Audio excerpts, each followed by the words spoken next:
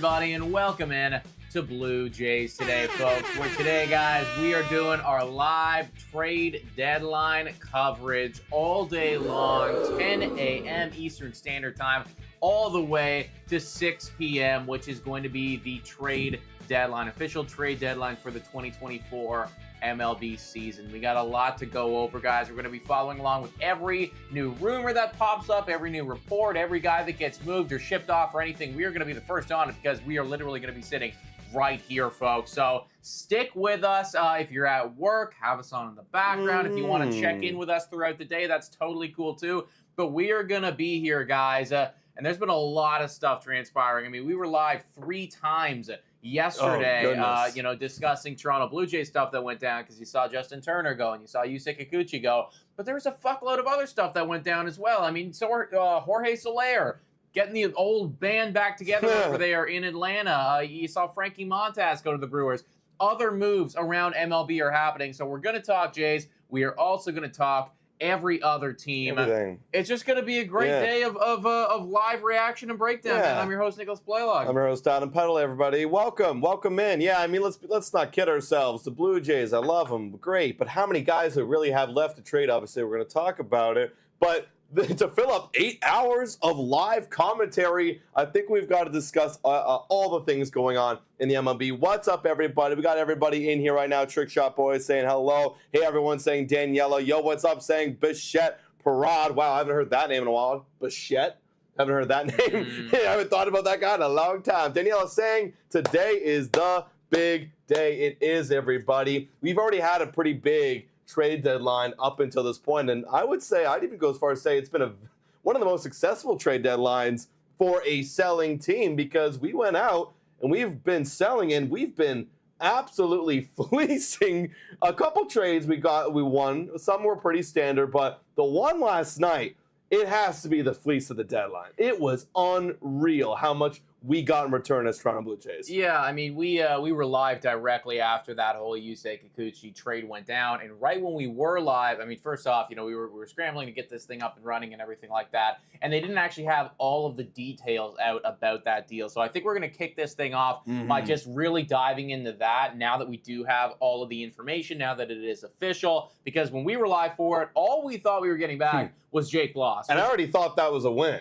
Exactly, which at that point felt like a massive W and still a fleece. But in fact, the Toronto Blue Jays actually got a lot more than that. They got Will Wagner in return. They got outfielder Joey Loperfido. And Joey Loperfido, I mean, in his small MLB career, hasn't been phenomenal. Right. But the fact that he even has an MLB career is a win in its own right, because this is somebody that could, enter into, for instance, this audition period that we're about to have for the next 2 months and maybe earn himself a job for next year. So just a absolutely ridiculous fleece job by the Toronto Blue Jays. It was, man. Let's spend a little bit of time on the Joey Loperfido, man, because, I mean, a lot of Houston Astros fans, there was a lot of mock trades out there that people were putting together. Well, maybe we could package Joey Loperfido and one of our other young guys for Vladimir Guerrero Jr. No, instead, why don't you package Joey Loperfido, one of your top pitching prospects, and another guy who was ranked 13th in your system, Will Wagner, for a Mr. Yusei Kikuchi. Like, that's how ridiculous this looks like to a Houston Astros fan. And if you're a Houston Astros fan, I'm sorry, but like GG, we absolutely wrecked you. Kind of feels like, honestly, like a fan-made trade. Like it does. Toronto Blue Jays standpoint. It does. Like, it really doesn't feel just level or fair at all. I'll be honest, if someone in the chat was saying like, hey, what do you guys think of my mock trade for Kikuchi? We get these guys, I'd be like, okay, like, let's cool it here, guys. Like, that's never gonna happen. And it fucking happened. See, I had some theories about this where I'm like, what if this is the revenge tour of James Click being like, you let me go, Astros? I'm going to take everything you have. Well, if so, I mean, like, I'm here for it, man. Like, if he had any role to play in this, then, like, good on you. Like, for now, I'm going to give the credit to Ross Atkins, and again, like, we've been pretty few and far between calling out the Ross Atkins W's because there hasn't been that many recently. So, you know what? When they do happen, you got to acknowledge them. Now, I want to be very clear. Like, there's been some conversations being like, oh, like, do we let Ross Atkins get another year because of these great trades?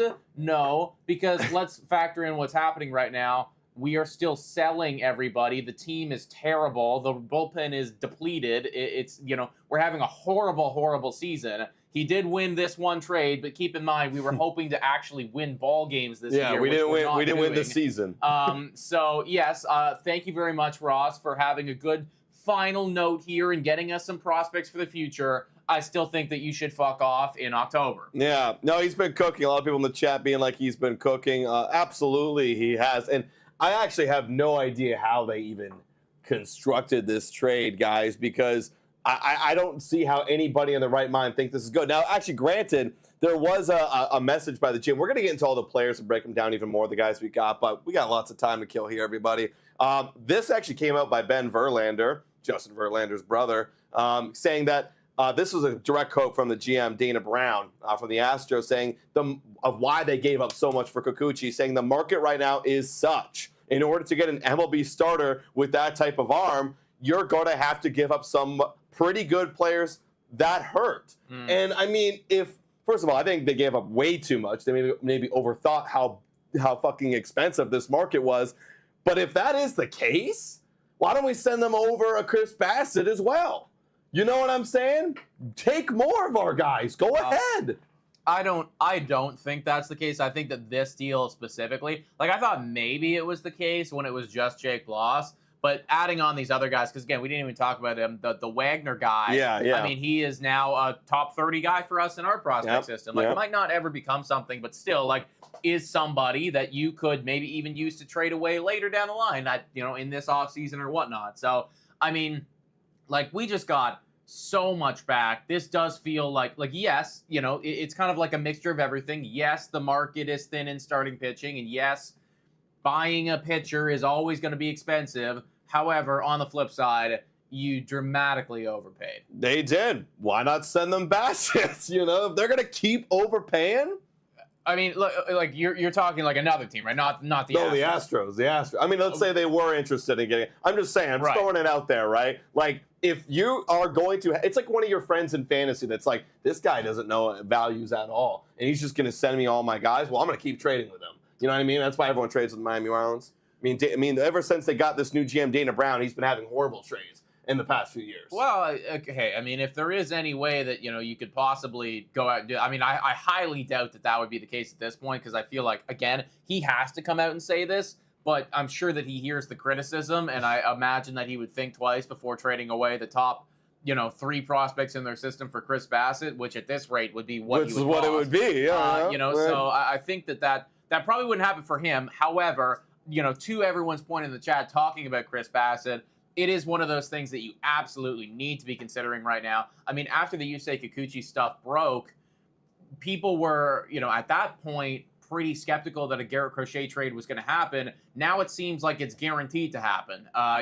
People have been talking like, the White Sox expect him to go, maybe because they're getting such great offers right now. Maybe the Yusei Kikuchi deal had to factor into that. I don't know. I'm speculating, but like, yes, you obviously need to be thinking about Chris Bassett potentially going when you're talking about getting back an MLB-ready player, a top 5 prospect in your system now, and then another kind of just throw-in prospect guy. You definitely need to be thinking about it. Yeah, well, let's break it down here, guys. Let's look at the Joey Loperfido, the guy who is MLB ready. And again, a lot of Houston Astros fans were really praising this guy. Remember that one catch we saw in the MLB Top 100 where it was like off the top of the wall, and then it was a Houston Astros guy. I don't know if you remember. And then he like bobbled it, but then he caught it like out in front on the wall, and it was like a top play. It was like, wow, like you've messed up. But I think I do. It was in his glove. It popped out. In his bare hand. That was this guy. Okay. So like, and he's actually not that bad defensively. The metrics aren't there because he doesn't have a lot of sample size, but people are saying his glove is very good. But again, we're looking for offense in this team. And in AAA, before getting called up this year, he had a 272 batting average. The on base pretty decent at 365. Pretty good slugging at 568 with an OPS of 933. 13 home runs, 7 doubles, 1 triple. I mean, again, this is a dude. I mean, I kind of look at him like one of our Buffalo boys, where it's like, okay, you've done enough in the AAA level. You're 25 years old. Time to get called up, and let's see what you got, kid. And sorry, so he wasn't a top prospect. Not this year, but last year he was ranked 18th. In their system. Yeah, so I really do see him like he is just a Buffalo boy. I think he was drafted, in the 7th round he was drafted. So not really expected to be too much, but he's kind of bursting a little bit, kind of showing his potential. Let's see what we got from him. We don't have a lot of outfield depth, as we know in our system. We've gotten a lot in this trade deadline. Let's go audition, kid. Kind of like an Ernie Clement type. It looks like, could be strong defensively, like solid down there. I mean, I'm with it, man. I'm absolutely with it. And again, like we've seen the success that some of those Buffalo guys have been having for the Toronto Blue Jays right now, like Spencer Horwitz especially, he just continues to put up big numbers, and this does feel like a big part of the future of this team is relying on some of those guys. Now, I have also been saying that you need to have more established star players. Like that is something. Right. Jake Bloss, for instance, is one of those guys that could develop into an actual elite talent one day. I'm not going to say that he's going to, turn into a Cy Young caliber player or anything, but I think the word on the street now being ranked as our 3rd prospect in all of baseball is, this is hopefully going to be a starter for you one day. He will be a rotational piece, and they're hard to come by. As you can see, that the Houston Astros just paid a fucking arm and a leg for 2 months of a rotational piece who's actually not even playing very good right now. So this is a very exciting young prospect right here. I believe he's 23 years old. 23. So, I mean, I wouldn't even be super shocked to see him, potentially come up with the team sooner rather than later. Hey, shout out to the person who just subscribed here. It's Ali Human. Guys, if you haven't already, make sure to hit that like button and subscribe to Blue Jays Today. We're going to be live all day long, up until that 6 p.m. deadline. So every subscription, every like, it means the world, man. And we will be following along with the chat as well, everybody. Yeah. We're kind of going through this. Going through it. Yusei Kikuchi deal, but you guys hit us with your questions. We'll come back to them. Obviously, we're going to be here for a very long period of time today, so we'll need some stuff to talk about as the news breaks, guys. Yeah, absolutely. Yeah, look at this. Look at these numbers right here from Mr. Jake Bloss, and a 164 ERA, a 0.788 WHIP at 23 years old, just dominating across the minor league level. I mean, this guy right here. If I'm looking at the rotation next year. Obviously, if assuming nobody else gets traded like Chris Bassett, Barrios, and Gosman, you're looking at Yariel Rodriguez. Yes, he's going to audition for a role because we signed him and he could absolutely do it. And he's probably going to get a job because we're paying him to be that guy. But then who else you got? Ricky T is not going to be pitching at all next year. So who is going to be? It's going to be Jake Bloss, literally the next man up. Alek Manoah. Anybody else? Bowden Francis? You really think that guy's going to compete with Jake Bloss or Alek Manoah? I mean, he'll be there in the mix, and maybe Chad Dallas. Like, that's our depth at this point right now. So it's like this guy's a shoo-in to maybe get a rotation start next year, and I'm for it. You think we keep him in the MLB for the remainder of this season? Because I believe he is he was with the Astros. Let me take a. I didn't think he was on our roster. Is he not still up? I know that he played. I think he had like 11 innings with Houston. I don't know if that was like extremely recently. I think that was. Yeah, he's not on the big league roster right now. So I think I don't even know if he's on our 40-man unless he didn't get added yet. They probably haven't made the roster transaction yet. I'm not even. Someone let us know in the chat right now. Okay, he pitched on June 21st, June 11th, on July, and then July 11th, and then July 23rd. So that was actually pretty recent. His last pitching outing against the Athletics, July 23rd, about a week ago. So I'm not sure what's happening with him now, but he was with the team a week ago. Right. Yeah, I'm not really too sure. I don't think he comes up and plays. Maybe at some point. I mean, we look at our rotation really right now.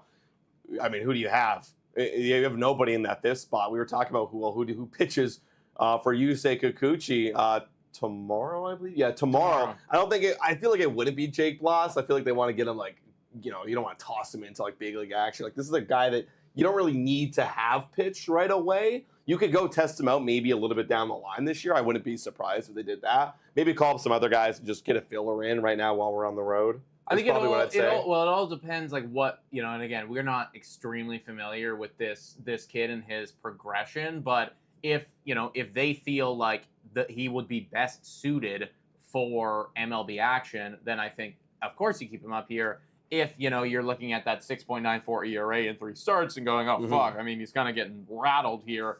Maybe you send him back down. But I will say, in the minors this year, like, holy crap, dude. In the minors I this know. year, I know. you know, he had a 1.64 ERA in 66 innings pitched. So he was, you know, well, like heads and tails better than anyone that he was dealing with in the minors. So he might be in that weird spot where it's like, you know, you're kind of too good for the minors, but you know, maybe we don't want to have you up with the team yet. Well, we'll see what they do with him. I wouldn't be surprised at all, though, to see him make some MLB starts for the Toronto Blue Jays at some point this season. Right. Yeah, I wouldn't be surprised if it was sometimes down the line. Who knows? I mean, I just saw something by New Brunswick, Canada. I couldn't find it, but he's saying Shai just said to Blake, Loperfido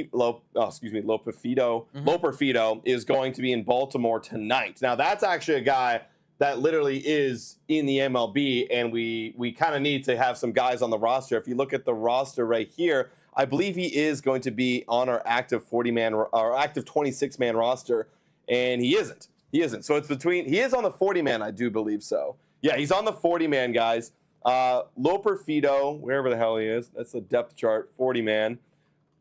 Yeah, Loperfido is right here on the 40-man roster, added to the team. Jonathan Clase also on the 40-man roster, and I believe our boy is also going to be here. I thought I saw him. There he is. Jake Bloss is on the 40-man. So, hey, and they don't have a minors next to him.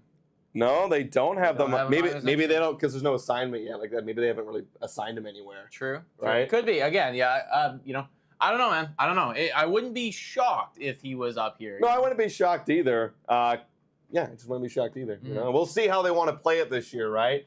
But we'll see. We'll see. Let's talk about the other guy, Will Wagner, the one guy that really hasn't got too much attention, kind of being overshadowed by everybody. But Will Wagner's a pretty interesting piece. Second baseman, third baseman, and first baseman. He's 26 years old.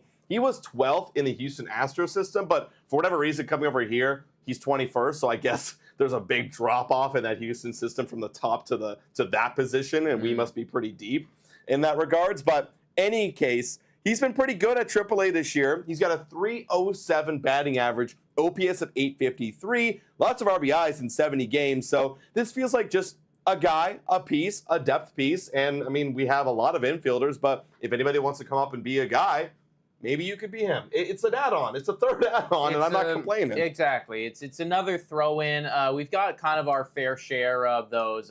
You know, could be, what's this guy's positioning? Second, third, first. Right? Yeah, so, literally. I mean, we've got kind of our fair share of those, like, fourth, fifth outfielders, utility, bench, infield, you know, somebody gets hurt, somebody needs a day off, maybe come in. Like, that feels like the ceiling of this guy, you know, Will Wagner. Maybe he comes up to the show when somebody's hurt and kind of plays the, you know, old Santiago Espinal role and, you know, fills in here, fills in there, you know, but you're not expecting a whole lot.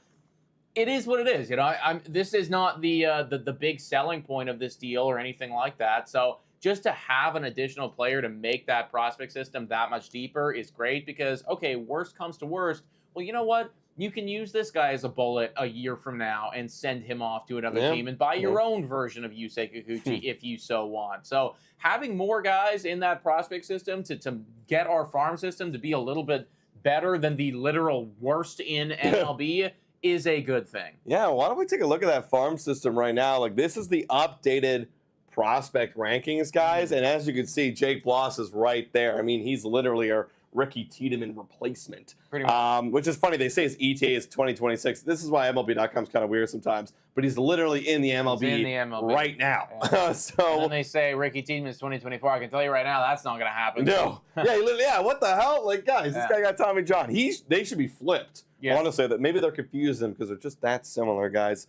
Jake Bloss, a little bit different pitcher, obviously. You know, he's more of a pitch arsenal guy. He's got 5 pitches, and he has a lower velocity, whereas Ricky Tiedemann's, I'm going to gun, throw up my upper 90s fastball and get you. Which one of them's getting Tommy John? Which one of them's getting Tommy John? That's why I actually have a lot more faith in Jake Bloss because he throws around that like mid to low 40s, you know, or excuse me, 90s. Play the Chris Bassett role. Chris Bassett came out and spoke about that earlier this season and was talking about how he's like, guys, like, we're just throwing way too fucking hard, And I know. I mean, he's like, all right, like fair enough, man. I mean, like, correct me if I'm wrong, but I can't remember a time where Chris Bassett's been significantly injured for a long period of time. So, I don't.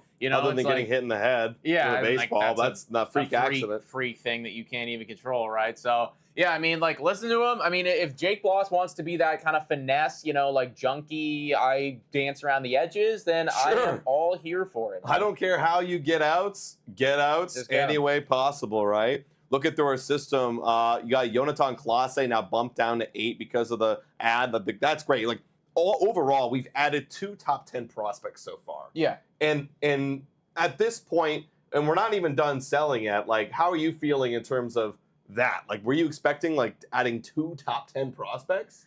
Well, I think so. I mean, I think that's probably, like, again, it was all about figuring out what the market was. I mean, the Yusei Kikuchi deal absolutely surprised me. Like, I didn't expect that level of return. Right. The Jimmy Garcia one felt around, a good level. Right. So, yes, I think I did expect 2 top 10 prospects. Maybe not somebody of the caliber of a Jake Bloss. Right. Top 3. Exactly. Like, that for me is such a big win. But again, like, I think that Ross has been doing a very good job at restocking the farm system as best as he can, making it as deep as possible. And I would, again, encourage him and encourage the Toronto Blue Jays management to really start to think about and explore that Chris Bassett trade, right? Like, think about how fucking deep we could make this thing if we traded that guy away. Yeah. You're talking about, like, holding on to Chris Bassett for the remainder of these 2 months, which doesn't matter. So really, you would only be trading away his age 36 season where you're paying him $21 million. I mean, for me, like, if you could end up with another, Orelvis Martinez, then yes, please. Like, that to me is more valuable for that. Again, I don't call the shots around here. I just, like, get angry at the people that do call the shots. So that's what I would do, but it is what it is. I want to get to a couple of questions before we look at the rest of the prospects. So we got lots of time here, folks. I did see Leanna say this a couple of times, saying who do you think will pitch tomorrow? At this rate, I mean, maybe it's a Jake Bloss. It is kind of quick to throw a guy in, like, you just got here, now you're pitching for our team tomorrow. Like, that's pretty fast, especially for a 23-year-old. Like, I feel like you want to be more cautious around that kind of guy. But I could imagine just like Espino kind of call-up guy. Who knows? Maybe they do pitch Jake Bloss. Maybe there's something wrong. Literally, there's no depth, so it's just whoever's available. Well, whoever's available. If the actual game plan is we are going to keep him up in MLB and we're going to ride with him, then of course you pitch him, because then it's like at that point it's been like 7 days and you're like, okay, well we just got to get you in there. Right. So yeah, of course you do it. If the game plan is, we're not going to do that, then you send him down the minors, and it is going to be a Paulo Espino or a Chad Dallas, right? Whatever situation, whoever gets called up, there's going to be a shitload of roster moves that happen in the next 24 hours. I know. Because again, other people could get traded. You could see Isaiah Kiner-Falefa go. You could see a Chad Green go. I see people saying right now Chad Green will go to New York Yankees, which absolutely could happen. And frankly, I'm 100% down for. If they really go fucking crazy, you could see a Chris Bassett go. So there's going to be an immense amount of roster moves. I think it's almost impossible to predict who the hell is going to be pitching because, I mean, fuck it. We might get another Jake Bloss in, some type of deal. And then it's that guy's turn. So I have no idea. Like, ask me tomorrow morning. Yeah. I mean, hey, you got Sheep saying here Bloss was set to pitch yesterday. So maybe, 2 days of rest. Maybe he goes out there. That's true, actually. He was taken out of his start. He was taken out of his start. So, I mean, he was going to play and then, didn't play because obviously he wanted to be traded. So it, could be Jake Bloss tomorrow, I did want to take a look at something to note because, again, he's 23 years old. You want to manage young guys' arms as best as possible. I mean, that's a big conversation happening with Garrett Crochet right now of why he wants that extension. We'll get into that a little bit later.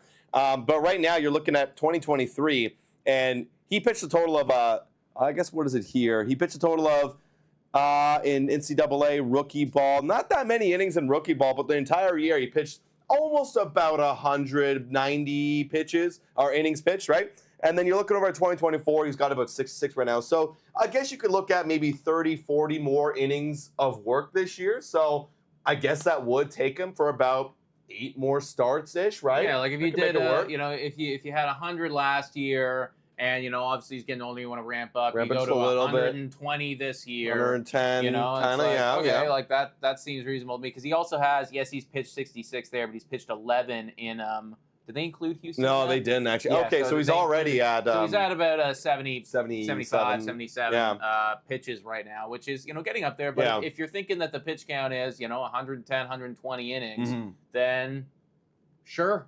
Keep him up here, let him ride. And again, if you do actually want him to be a starter for you next year, like if that's a real conversation that you're having, it's audition then season. We kind of need to see if you can do it, right? Yeah. We'll need you to hold up for the season if we're trying to be quote unquote competitive in 2025. That's what's so crazy to me about this whole Yusei Kikuchi deal. I keep coming back to this, but it's like I said it to Nick off camera. You're literally trading what could be. Yusei Kikuchi is always supposed to be a mid-rotation to back-end starter. I mean, Jake Bloss's potential is literally being a mid-rotation guy. So you're literally trading away 11 or 10 starts of Yusei Kikuchi for a guy who's going to give you 6 years of back-end to middle rotation. Like that's, and then all the other guys, Loperfido and Wagner, is just absurd. And also too, just from just looking at numbers on a page right now, this guy had a 6.94 ERA in 3 starts with the Astros. Yeah, that's actually not that far off from what Yusei Kikuchi has been doing. Yeah, Blue Jays in the last little bit. So again, I mean, final thoughts on this deal. It was an absolute fleece by the Blue Jays on the Houston Astros. I've seen so many memes going on right now from Astros fans, just like raging on Twitter. At their GM for like being like, what the fuck are you doing right now? And all I can say to them is, you better go on and win the World Series, and Yusei Kikuchi better be a part of it, because if that happens, and obviously, I mean, that's a massive W for you guys. But just looking at what the return was, it feels great. It does. It absolutely does. Yeah, I mean, I want to read a couple here questions. Got Ari Pie saying, do you think someone is going to take Seabass contract? I mean, yeah. Of course. I think somebody who's got the payroll for Dodgers would easily take Seabass. Yankees would easily take Seabass if we're looking that way. Padres have no problem taking a Seabass contract. So, yeah. Also, we're talking about prospects. I saw this one a while ago from Varen Jane saying, what are your thoughts on Arjun's development so far? Half expected him to be in double A by now. Now, I will say, Varen, we got to remember, we drafted Arjun out of high school as a 17-year-old. He's 18 years old now. It's only been 1 year. So expecting a guy like that to reach AA where you're going to be facing guys 6-7 years older than you on average that's a lot to put on a guy in his first year, unless he's absolutely dominating right now.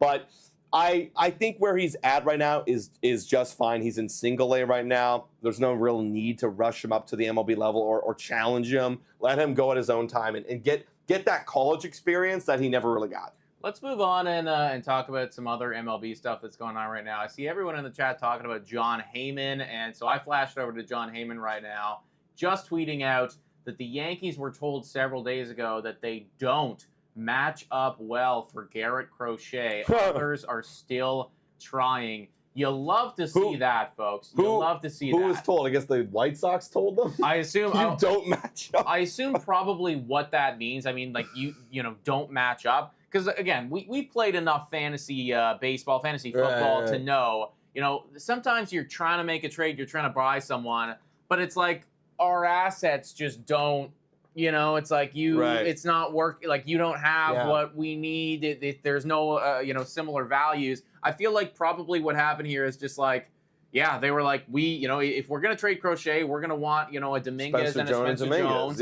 And Yankees were like, well, we can't do that. And then they were probably like, well, you don't have anyone else that we're interested in. Dude, I have this, shout out to Ryan Eastoff, have this conversation with all the time in fantasy. Like, literally, we're always butting heads. We don't want to trade our top guys, but if you're going to trade them, you need to give up top guys. And that's how it goes. I mean, literally right here, Mets event saying prospect huggers. They are prospect huggers. When are you going to call them up, guys? Let's go. Let's get it going. I mean, come on. I mean, I know Dominguez was dealing with some stuff, but what about Spencer Jones? Why is he not up at the big league level already? I don't know. I do wonder what that means for the Yankees as a whole, though, at this deadline. Because, again, they absolutely need to they need to go out and they need to get starters, right? They need to get people in general, right? They need to get starters. They need to get, hitters. So if Garrett Crochet's out, like, who the hell are the remaining, options at this point, starting pitching? You got Flaherty. Flaherty, Skubal. I guess they're not going to give. They're going to if Skubal's going to be worth the same, if not more, than a Crochet, then they're not going to go get that guy. Well, would you? Here's the thing. Guys. I mean, would you, if you were the New York Yankees? Because I feel like for me, and maybe this is just some bias involved. Mm-hmm. I look at Tariq Skubal as being a lot more of a sure thing than a Garrett Crochet. Right. Yeah. Like I would be willing to give up the top prospects for him. I don't know. Maybe they feel differently. Well, if they're willing, that's the thing. If they're willing, and I feel like the Yankees over the past few years have realized that we barely develop any good guys, and we're scared to give up our good guys. Especially look at the roster right now. I mean, they're trying to get a little bit younger, and if you trade away your young youth that have talent, then you're punting that right now, and you have to ask yourself, Yankees, is this the season to go for it? I mean, kinda, yeah. But I mean, you're having a lot of problems so far this year, so maybe you could argue no. But you got to give up something to get something, and I don't know if they're willing to do it. And I feel like looking at the rotation right now, I mean, you got Garrett Cole, you got Luis Gil, Carlos Rodon. I know Gil and Rodon have been struggling. Stroman's been okay. Cortez has been okay. Yeah, maybe they need to add one more impact guy because Cole hasn't been him either. But you know, you got to give up something to get something. It comes down to that. And if you're not willing to do it, then sucks to suck. Then you're not going to be improving your team. I imagine that they'll do something at some point. I mean, again, it's the New York Yankees. Maybe they didn't match up well with the White Sox. Maybe the Tigers feel differently, right? Maybe the Tigers value some of the prospects that they were offering up to the White Sox. And, you know, potentially a Jack Flaherty. Like a Jack Flaherty would be a great buy for the New York Yankees. And I mean, Flaherty is somebody that is great. I mean, he is getting, like, if Yusei Kikuchi got that, you are rock hard if you are the Detroit Tigers GM right now. I've seen so many tweets about that, talking how we just raised, and they're thanking the Blue Jays, that we just raised his price tag through the roof. Yeah. Through the roof. And I mean, he should be gone. I would actually be shocked if he wasn't gone already. By 6 p.m. if he's not gone. I'd be shocked. Oh, and Flaherty? Flaherty needs to go. Flaherty needs to go. Yeah, I mean, if I had to someone's bet willing money to pay on that price, though, you know, what if everyone's going like, oh shit, like, but you know, like, even if you got the exact return that the Blue Jays got, you're still happy. I was still thinking about, like, I was just thinking if we got that return for Bassett, I'd be like, okay.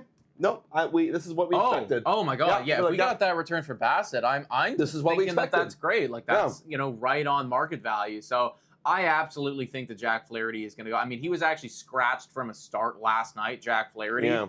I mean, which is, I think, the biggest indicator that it's abundantly clear someone is going to trade for him. Obviously, they did that because they didn't want him to get hurt. They didn't want him to have any, you know, does anything happen to him where it's like, okay, now his value's gone completely. If I had to put money on it, I think that the Dodgers are going to get Jack Flaherty. The Dodgers going to get Jack Flaherty? I think so. If I had to put money on it, man. Right. I mean, there's going to be a lot of teams. And you know what? I think the fact that it is coming down on the wire and it feels like Jack Flaherty is going to be like the sole team or the sole guy that's kind of the last impact arm that's not going to cost you an arm and a leg and lots of control, the only rental guy.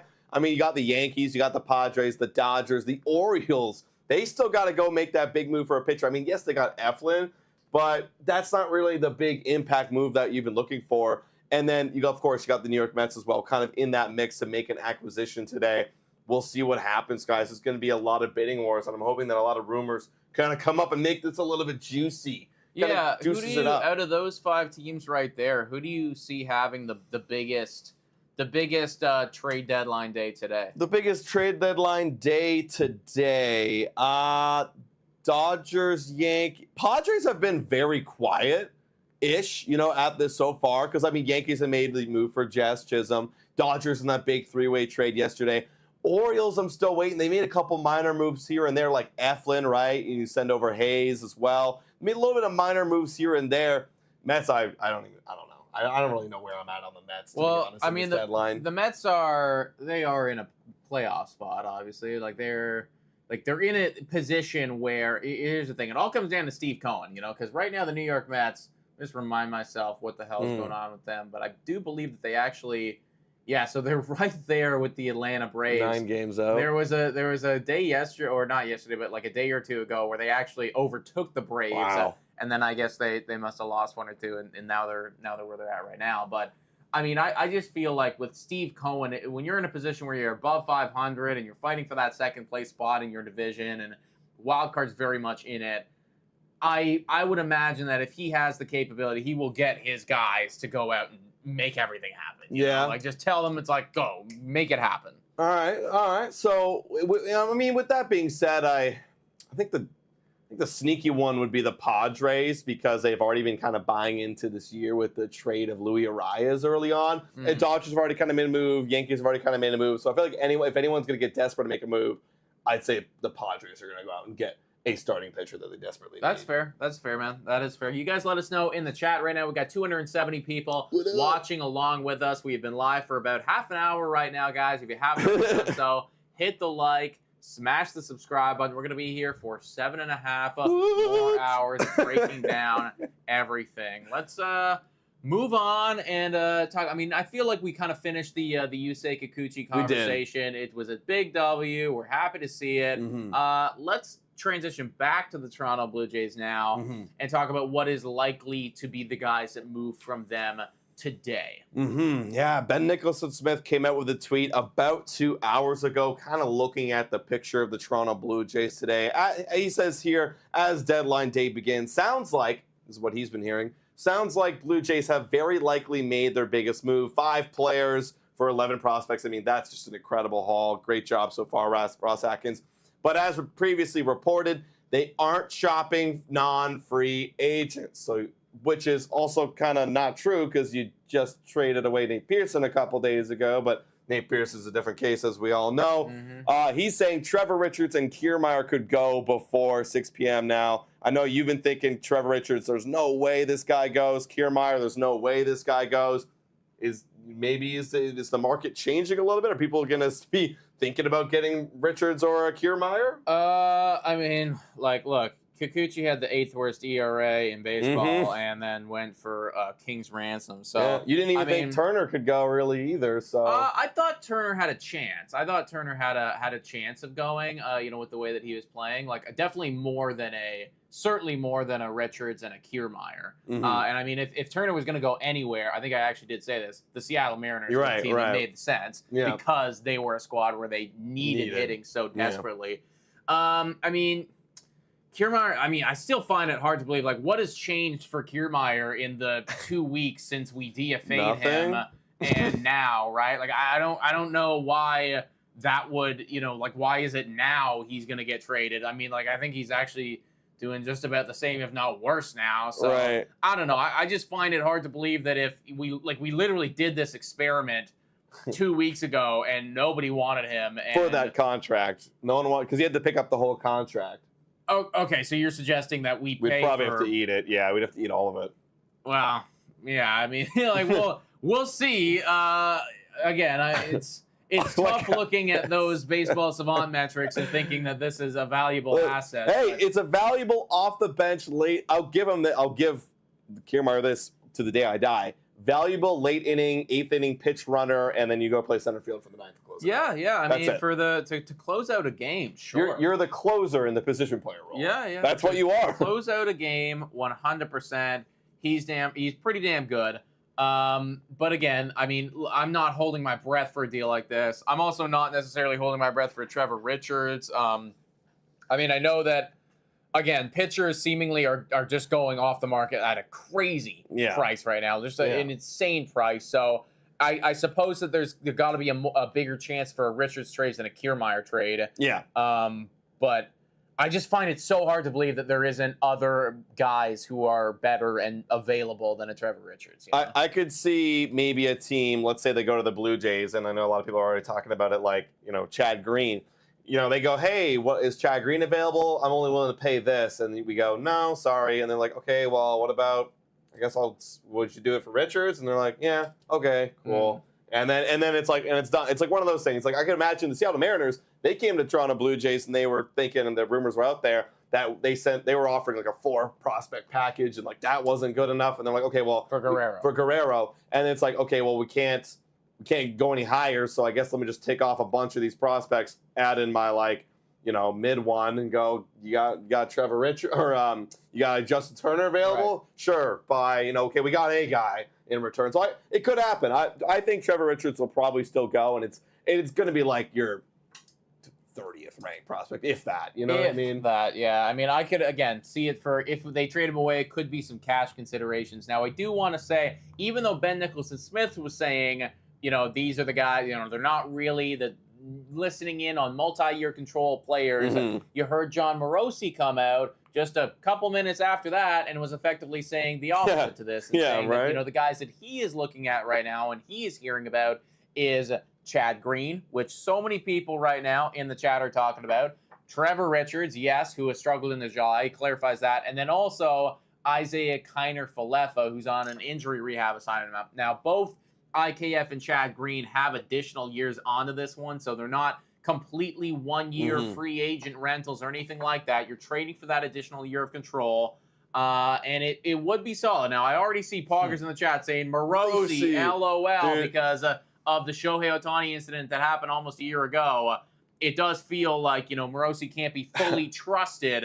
But again, I still think Chad Green and IKF are reasonable shouts right now. Yeah, no, I mean, I absolutely hear you. I mean, I think Morosi is probably. I mean, some people get on us for clickbait. Morosi is probably the clickbaitiest kind of journalist out there right now. Yeah, and I look, to finish off the conversation, I see a lot of you guys talking about Heyman in the chat regarding the Marlins. It looks like, but or maybe it could be the Padres. No, it's the Marlins. Yeah. Look, I mean, I think that there's going to be listens for sure. I think we'd be ignorant to say that they wouldn't be listening, but they got to get the deal worth that is a steal. Like, we need to see this reliever market, which is heating up currently. We need to see the reliever market go crazy and someone offer us a deal we can't refuse. Because what's the point of keeping a Chad Green on a depleted bullpen in 2025 if it's going to be one of the worst again? You might as well trade him at his highest value. So let's go to Heyman. Let's go to Heyman. John Heyman right now, everybody's saying that Trevor Rogers' market is heating up. They continues to be real sellers, makers. What the hell is he talking about? Sellers, continues to be a real sellers market. He must have made a typo right there. Continues to be a real sellers market as anticipated. That's interesting. Trevor Rogers. Do you remember when Trevor Rogers broke onto the scene and he was looking like one of the most exciting young pitchers in baseball? He was 2021. I remember this. Wasn't he rookie, up for rookie of the year? He was rookie of the year 2 that year. Rookie of the year 2, and I remember this because in fantasy, somebody had him or whatever, and I was like, what the fuck? You just picked him up off free agency. And he ended up being incredible.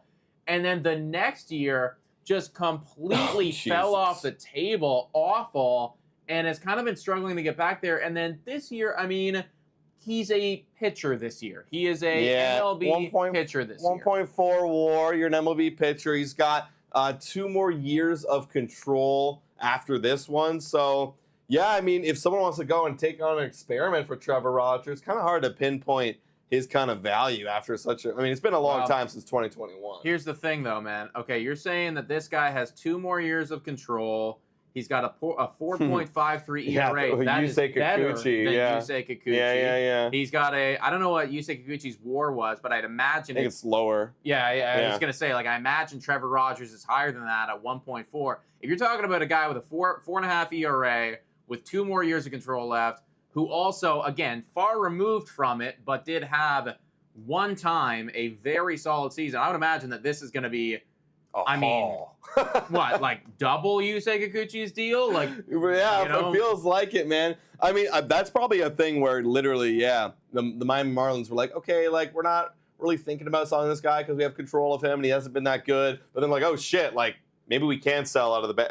That's the thing. It's like the seller's dream where you're thinking, okay, well, this guy's been struggling, and we can wait for him to turn it around, or we can just trade him right now and get an amazing return, or reset the clock and get the same Trevor Rogers but younger. You know, it's that's what literally Yusei Kikuchi was. Yeah, I mean, hell yeah, I'd be excited to see this guy go. If you're I could see, for instance, Dodgers maybe, because Dodgers are so good at developing strong pitchers and everything like that, and they usually like trading for guys with nice juicy control on it. like absolutely going in on a guy like that and going after him. But again, looking at if Yusei Kikuchi set the market for what the baseline of a rental pitcher who is frankly not playing good baseball right now, if that's the market there, then this could absolutely be a blockbuster if Trevor Rogers gets moved. Wow. Yusei Kikuchi changed MLB this year, truly, in ways that he probably didn't anticipate. Yeah. I got a question right here in the chat, and I haven't even thought about this question in a long time. Jack, for one, saying, do you think that we would trade Bo to the Dodgers? I mean, that's like kind of been the staple team that would want to be interested in a Bo Bichette. I mean, this trade deadline, no one's trading for Bo Bichette. Maybe you could argue that they do it in the offseason. They did just trade for Ahmed Rosario. I'm not familiar with how long his contract is right now. But, yeah, I mean, it could happen. It's hard to pinpoint Bo Bichette's value because unlike the pitchers, the position players aren't really going for a crazy overpay. They're kind of going, honestly, they've kind of been low.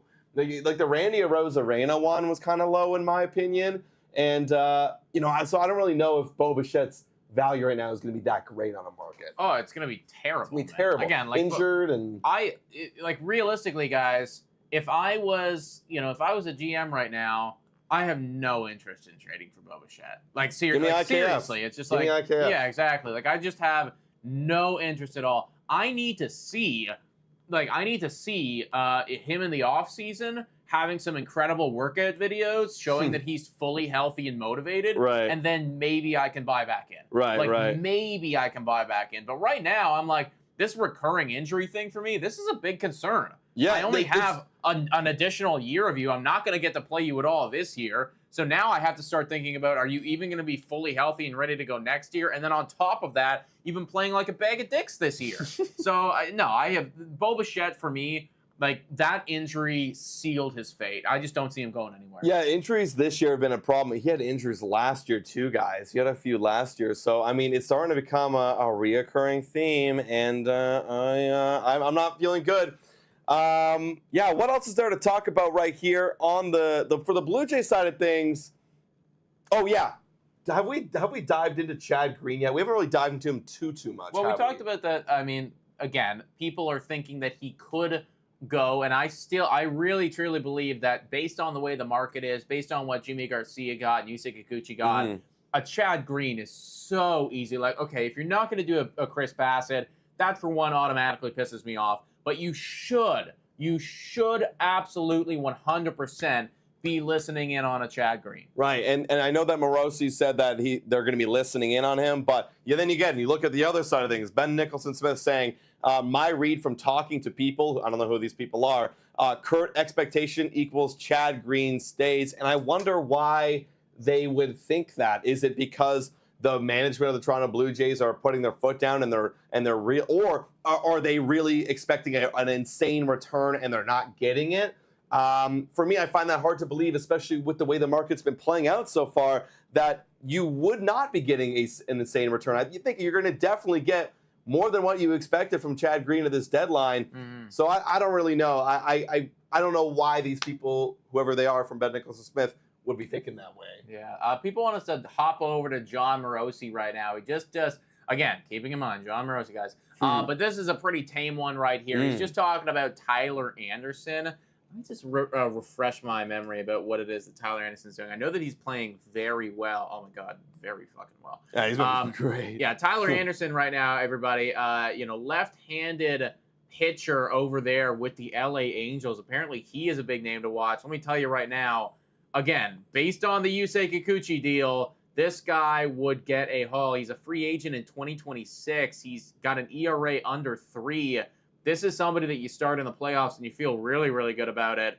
Oh, yeah. I mean, if this is an actual name that's out there, like, again, this would be another blockbuster. I think some of these teams right now saw what Yusei Kikuchi went for, and they're going like, what the fuck? Like, take our guy. Yeah. You know? Do you think that these teams, I mean, of course they would be going in and, asking for a lot for these guys, but do you think that other teams around the league are going, well, just because they did it doesn't mean I'm going to be an idiot and, like, pay up for it? Yes, of course. I mean, again, like, people don't make that same mistake twice. Yeah. You hope, you think, right? However, again, if Tyler Anderson is the only pitcher available and you really want to win the World Series this year and you're the LA Dodgers and you've been dealing with injuries all season long, or you're the Padres and, like, Blake Snell's not Blake Snell, but, some of your pitchers aren't meeting their expectations. Hell, Blake Snell maybe could get traded. Blake Snell could literally get traded, right?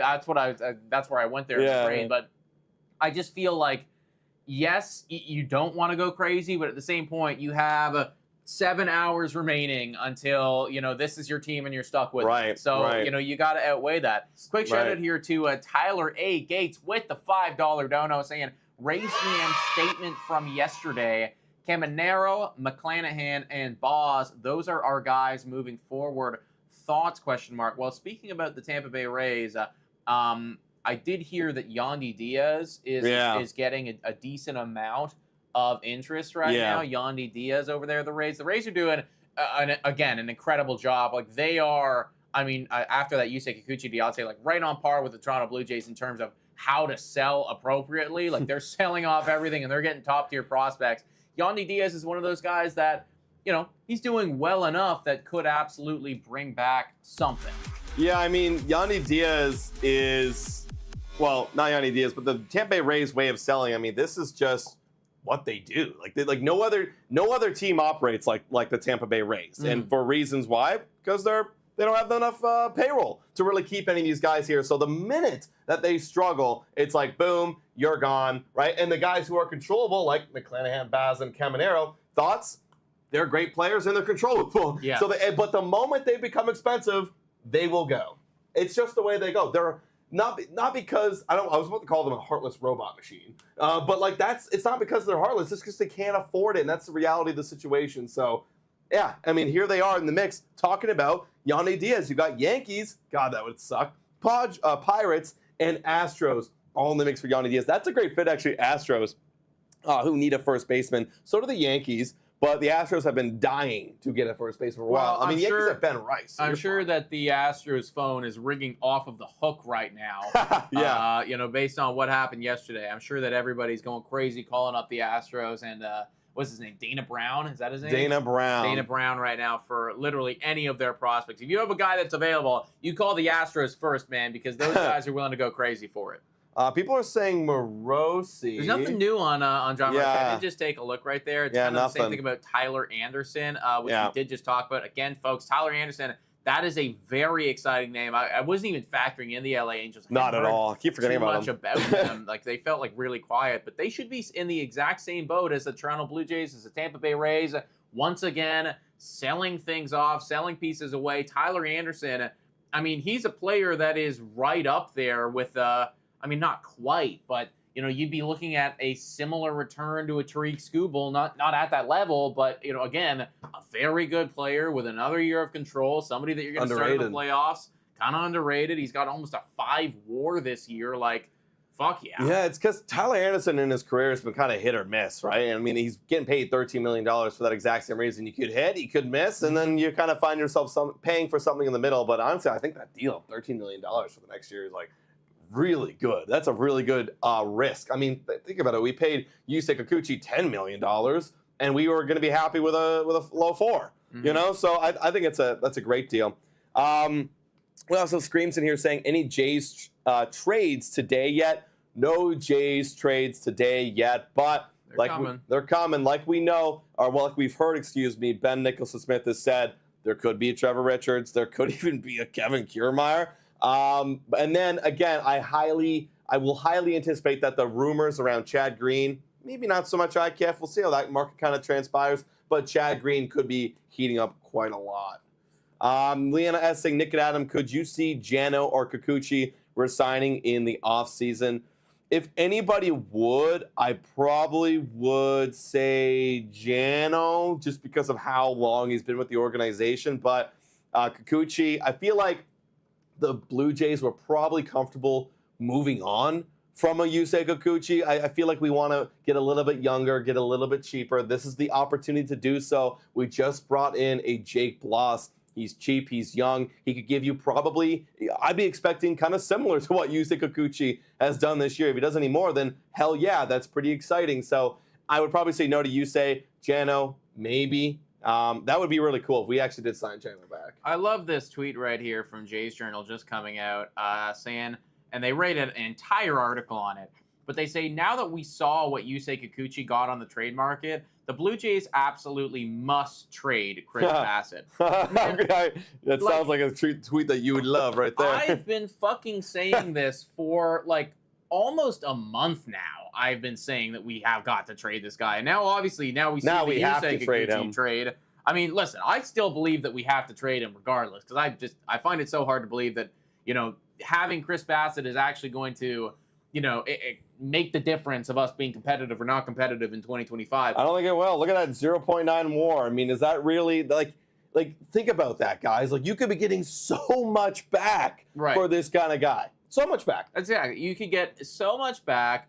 He's going to be 36, so that's the thing. You got to hope that he's going to have at least this level of value here. And then the question is, okay, so it comes down to this. You save $21 million if you trade him away. You save $21 million if you trade him away. He's got effectively, we'll call it a 1 WAR. He's got a 1 WAR right now. Can you find a 1 WAR pitcher on the market for $21 million?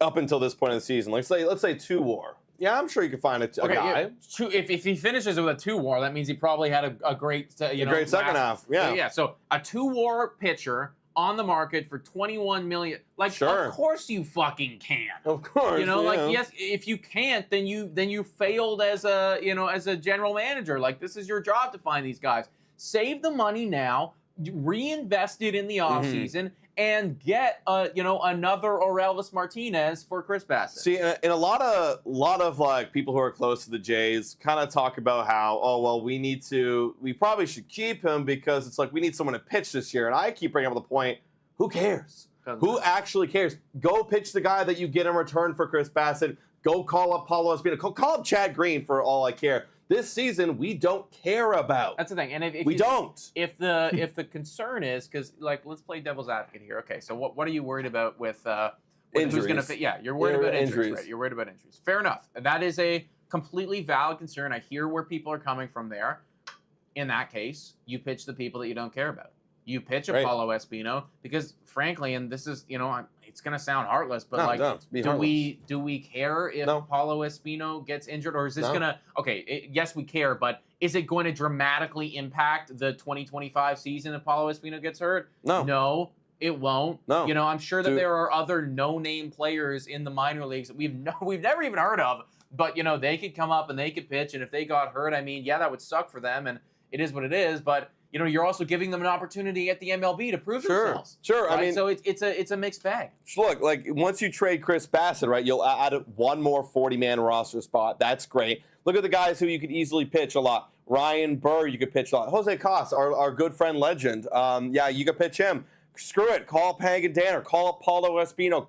Pitch Brandon Eisert for innings. Like, if anything, these guys are going to be so happy to be at the big league level in pitching. Correct. They'll be so happy. You're giving them a chance. Good for you. If they get hurt, then they get hurt. Okay. Do we really think that a competitive team is going to include a Paulo Espino, a Hagedana, or a Jose Cos, a Ryan Burr? No. So pitch them. Look at this. A Yuri Rodriguez. Like, literally, Yariel Rodriguez's long-lost twin. Like, do you care if he gets hurt? No. Pitch him. He's going to love to pitch at the MLB level. Do it. Yeah, that should be the strategy, man. And I think, again, like now that everybody's seen the return, it is just so abundantly clear that Chris Bassett should get moved because of the amount that you're going to get back. It's going to be ridiculous. Also, people are saying Bloss can pitch now. You're right. Yeah, exactly. Great. Bloss could pitch right now. So it's like, but that's the thing. That's the thing, right? If you're going to get that kind of return for Yusei Kikuchi, a guy who's ready to go effectively as soon as possible, as soon as he's ready to go, he's going, then you'll probably get something very similar for Chris Bassett. And now you've got your new rotation. Congratulations, guys. Like, you're literally not worried about it at all. So what else would they be holding on to? Is it the hope? Is it the pipe dream that Chris Bassett's going to somehow lead this rotation at age 36 and have a renaissance year and be great? Like, I don't know. You know what I mean? It might, again, I don't know if it has anything to do with Ross Atkins trying to keep his job because he made such a big investment there, and that feels like, more of a big time investment than a Yusei Kikuchi was or whatever. I don't know. I really don't. I don't understand the logic or the thinking behind it, because it does just feel like that is the right thing to do. The writing is on the wall to trade them away, but they don't want to do it, everybody. Let's take I mean, we've kind of talked a bit about the Garrett Crochet stuff. That the word on the street is that he will get moved.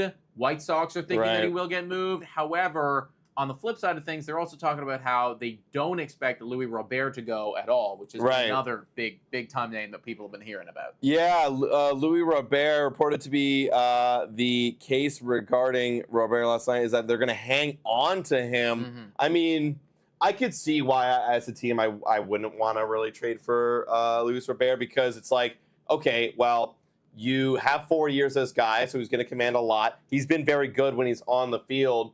And he's been off and on injured for the last few years. So it's like, okay, well, if I want to pay for this guy, I want him to play on the field. And he just really hasn't put up a full, complete season. Other than 2023, he played 145 games. That's the thing. 2023, he was phenomenal. If you could guarantee that you get 2023 production from Louis Robert Jr., like, you are fucking laughing, right? I mean, MVP 12, he got MVP votes, he was a Silver Slugger, he was an All-Star, across the board, phenomenal. Like, I mean, if we got this year from Vladdy every single year, we're happy about it, right? So anyone would be loving this. But then this season, he's not playing at that same level that he was last year. He's only played in 54 games, so I don't know exactly what his injury history was, but clearly something happened to him, because he's only played half the season. So, yeah, I don't know, man. It doesn't feel like the type of guy that right now you'd want to invest everything in. Maybe in the off season when you can bring him in and you can have time to like integrate him into your, into your system and into your team and everything like that. But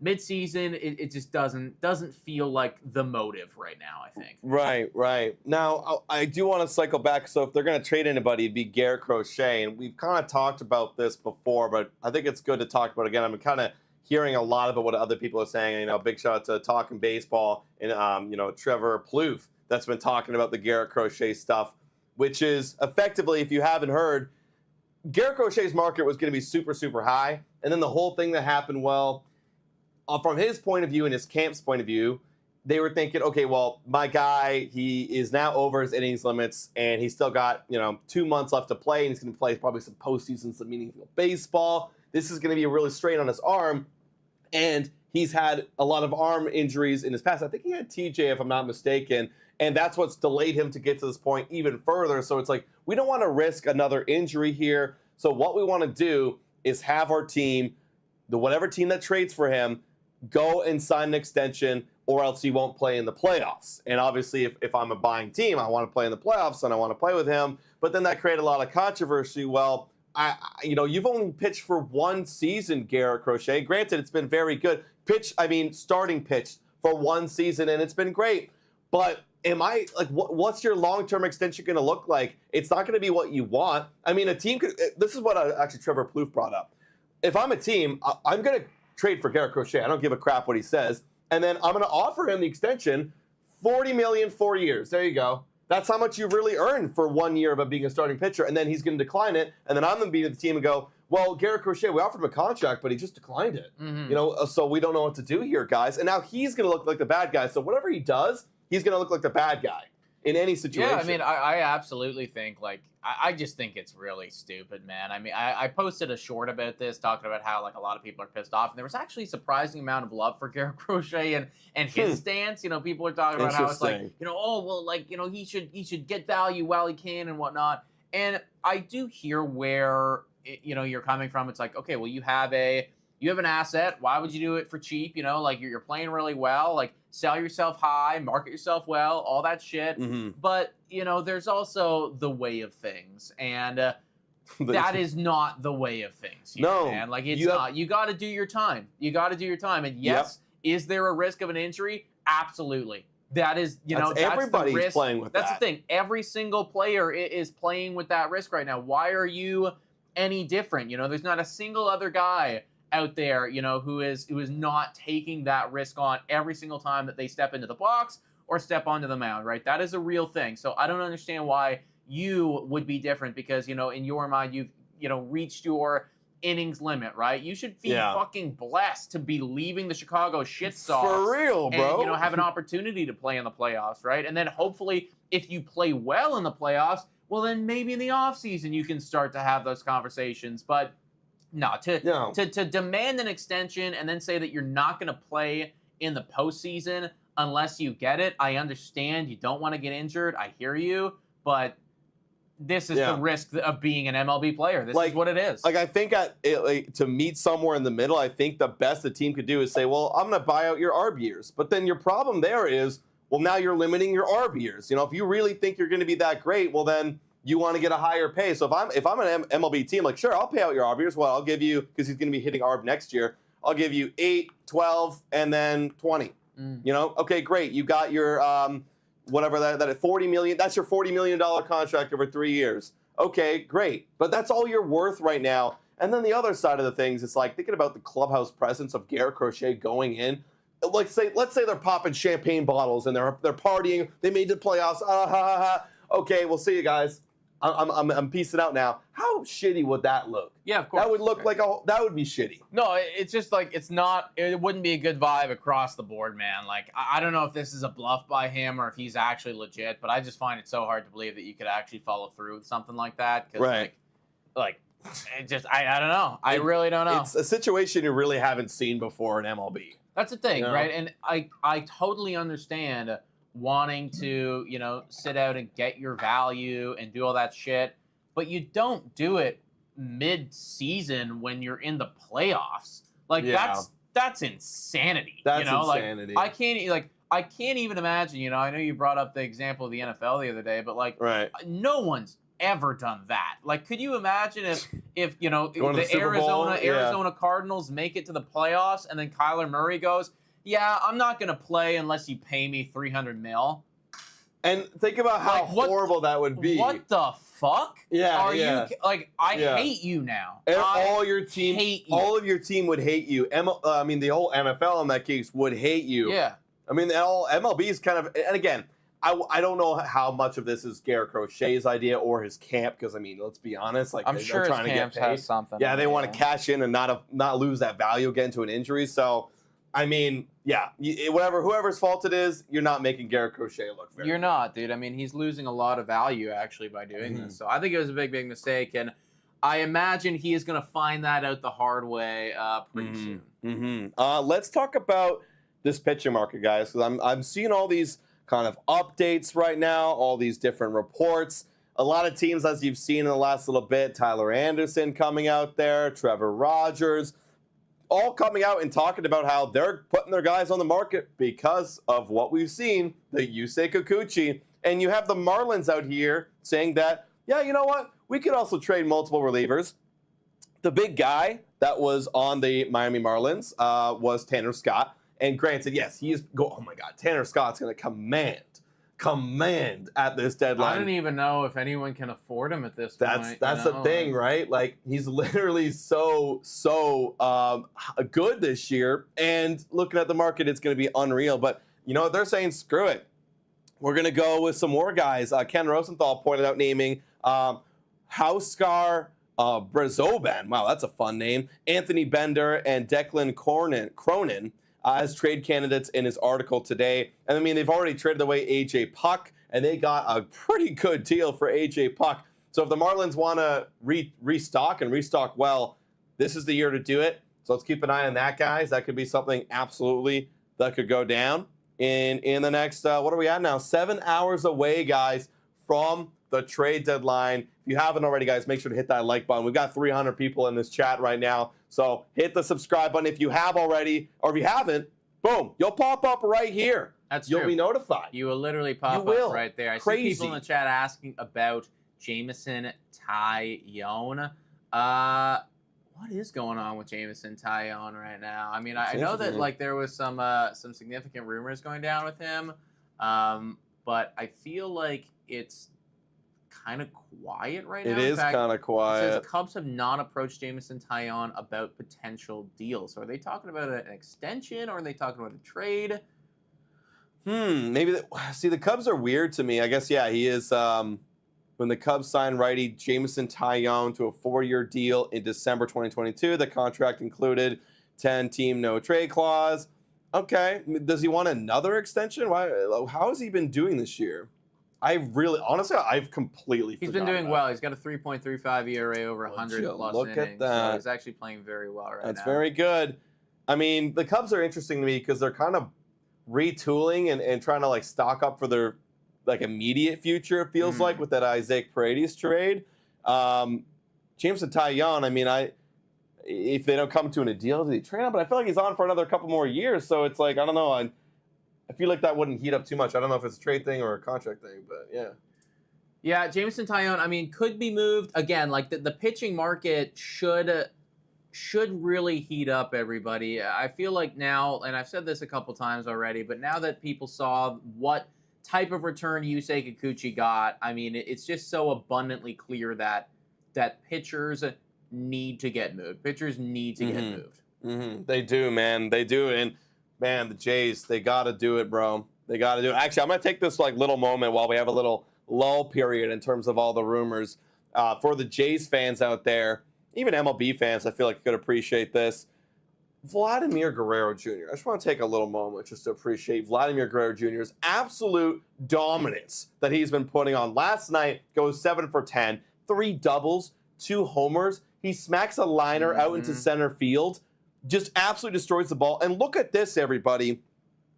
Is this not the MVP caliber player that we saw in 2021? Granted, the base running and fielding. Don't look at that.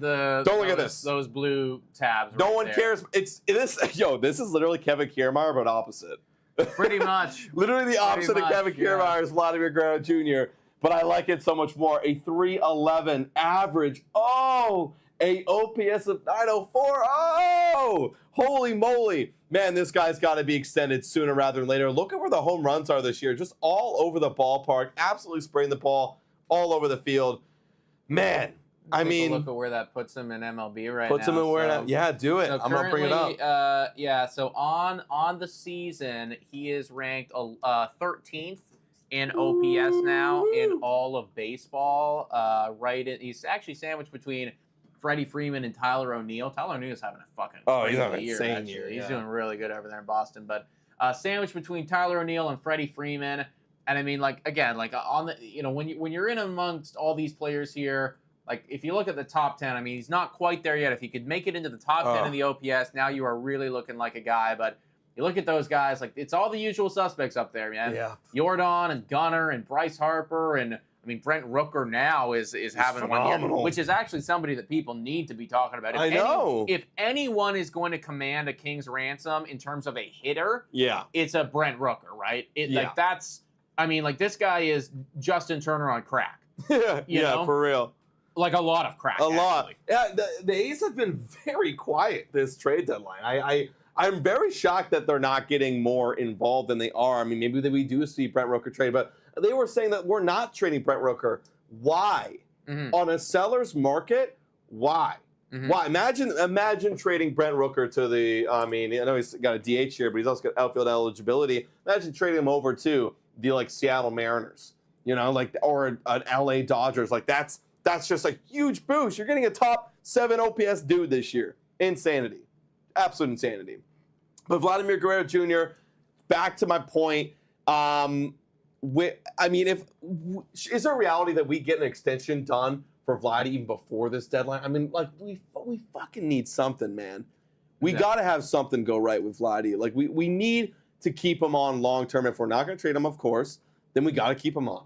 We must keep him on. Yeah, of course. I mean, Guerrero has got to be extended this offseason. That's just something that needs to happen. And like, it's always going to be one or the other, right? You either trade or, you extend. You trade or you extend. You cannot let walk in any capacity. It has got to be a full-on trade or a full-on extension. And at this point, I mean, if you're not willing to trade Chris Bassett, we haven't heard any rumors going on. I mean, we're 7 hours away right now to the deadline. Vlad's not getting traded. Like, I would at this point be extremely shocked if Guerrero got traded. That'd need to be such a last-minute spur of the moment, like, oh my God, like Houston's just offered us Kyle Tucker and Yordan Alvarez, and then like, because Dana Brown's a fucking moron. Dude, that'd be insane. Like, Holy all right, crap. like I guess we gotta now. Yeah. But no, it's not gonna happen, folks. I see someone who is in the chat saying, did the A's trade Miller? The kid is crazy. Miller actually broke his finger. He fractured it. Is that what happened to him? Yeah. So he's probably off the market. And also, if they're not going to trade Rooker, like I feel like they wouldn't trade that guy because it's his first year. Or maybe you do. Who knows? But it's his first year being a reliever, and he is insane. But you still got to see him for a little bit longer. Yeah, literally right here, Mason Miller, one of the few relievers in baseball who throws harder, fractured his left pinky a few days ago. And yeah, so it feels like he might be kind of off the market. But they've also got a guy named Scott Alexander that could go. According to Rostal, A's have also exchanged names with teams on Alexander. Who's Alexander? I feel like the A's, I don't know unless you're like a superstar. I literally don't know your team. Scott Alexander, A's pitcher. Oh, he's got a 2.82 ERA and a whip of 1.075. Yeah, where are the trades here, A's? I feel like you can get something for this guy. He's a rental piece, but you could definitely get something for this guy. Let's get it going. Interesting. I'm taking a look at this article right here. Very recent. Red Sox could add some right-handed middle infielders. I know a guy that comes to mind. And they're actually bringing him up. There's a lot of players right here that you could look at if you're the Red Sox. Red Sox are having a good season so far, and I think that they are going to try to be as active as possible this deadline. Like I know that they got a couple hours left, but I'd imagine that they should buy in as much as possible if I'm the Red Sox. Take an IKF.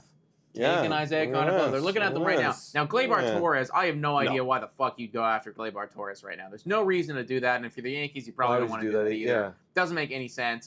Jonathan India could absolutely make sense. He's heard his name pop up a bunch, and, I mean, he is a Rookie of the Year winner. I don't know what he's doing this year. I think he's doing okay. Not incredible. Okay. IKF, though, he's doing pretty damn good. If you want Isaiah Kikuchi for Red Sox, we can make something happen. Yeah, and also they're looking at the highlighted guy right here, Louis Rengifo. He's a name that everyone was talking about early, and then like it kind of quieted down. I mean, he's got a 300 batting average, OPS of 769. He's controllable for one more year after this. It feels like this is a guy looking like an IKF, but maybe even a little bit better. Guy that you'd want to trade. Second base, third base, shortstop. Literally an IKF right here. Yeah. But on the Angel side of things. Yeah, exactly. I mean, you could even argue, it's exactly an Isaiah Kikuchi. Maybe even a little bit better. Yeah. A bit better right there. Louis Rengifo makes a lot of sense for the Red Sox if they wanted to go after somebody like that. And again, Isaiah Kikuchi for me feels like somebody that absolutely should get traded.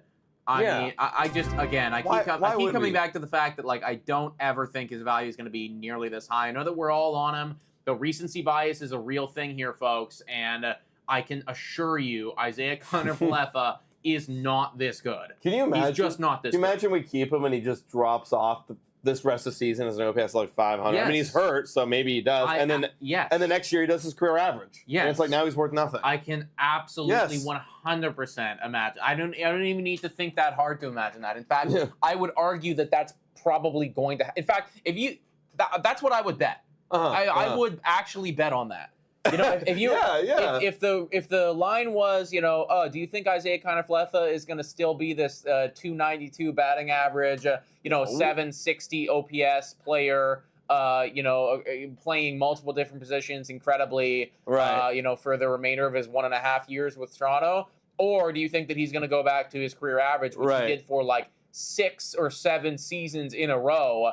I think I'll take the 6 or 7 seasons in a row, because that's just what makes the sense. Right. No, absolutely. I also, a quick shout out to, we've got Dave Popes in here, 4-month member, saying, 4-month member, trade IKF, sign Vladdy for the next 100 years. Yes, we are talking about that, and I completely agree. Sign Vladdy until he's a ghost. Looking at IKF's number, so trying to find, like, if there's a common theme here, whether he gets hot in the first half or doesn't. I mean, last year he didn't really get that hot in the first half. I mean, because this has been a year that we've literally never seen before. Yeah, I mean, he's actually been very consistent his whole career until now. Yeah. And I I mean, you could be like, is this because of the Blue Jays? Is this just like I find blip? that hard to believe, man. I mean, I agree. I find it hard to believe that based on the way that the rest of our players have been playing, So I think we trade him.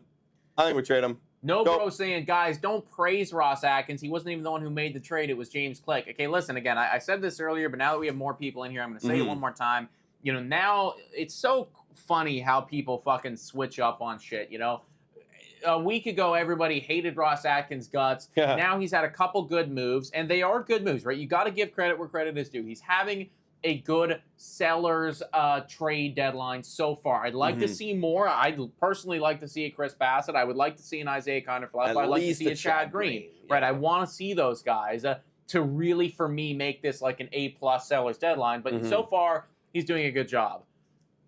This is not a win overall, though. If you really think about the whole season as a whole here, we should be buying.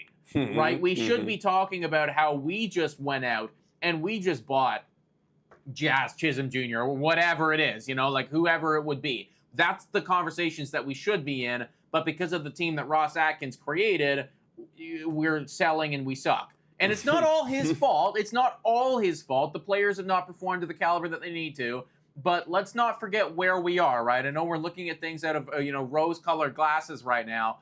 But we are still a terrible abomination of a baseball team that can't buy in out sometimes with our bullpen. So let's not forget the season has been terrible and depressing. Yeah. However, we can still feel good about these moves, and we can, bid adieu to Ross Atkins in the offseason and feel fine about it. Yeah, I mean, I feel like more than not, I've been looking at Houston Astros fans' side of things.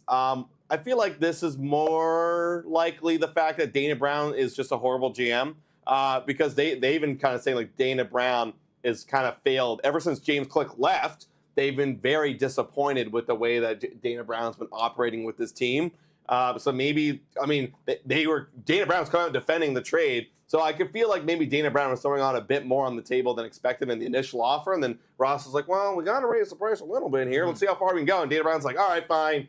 You got me. Here's all the great prospects.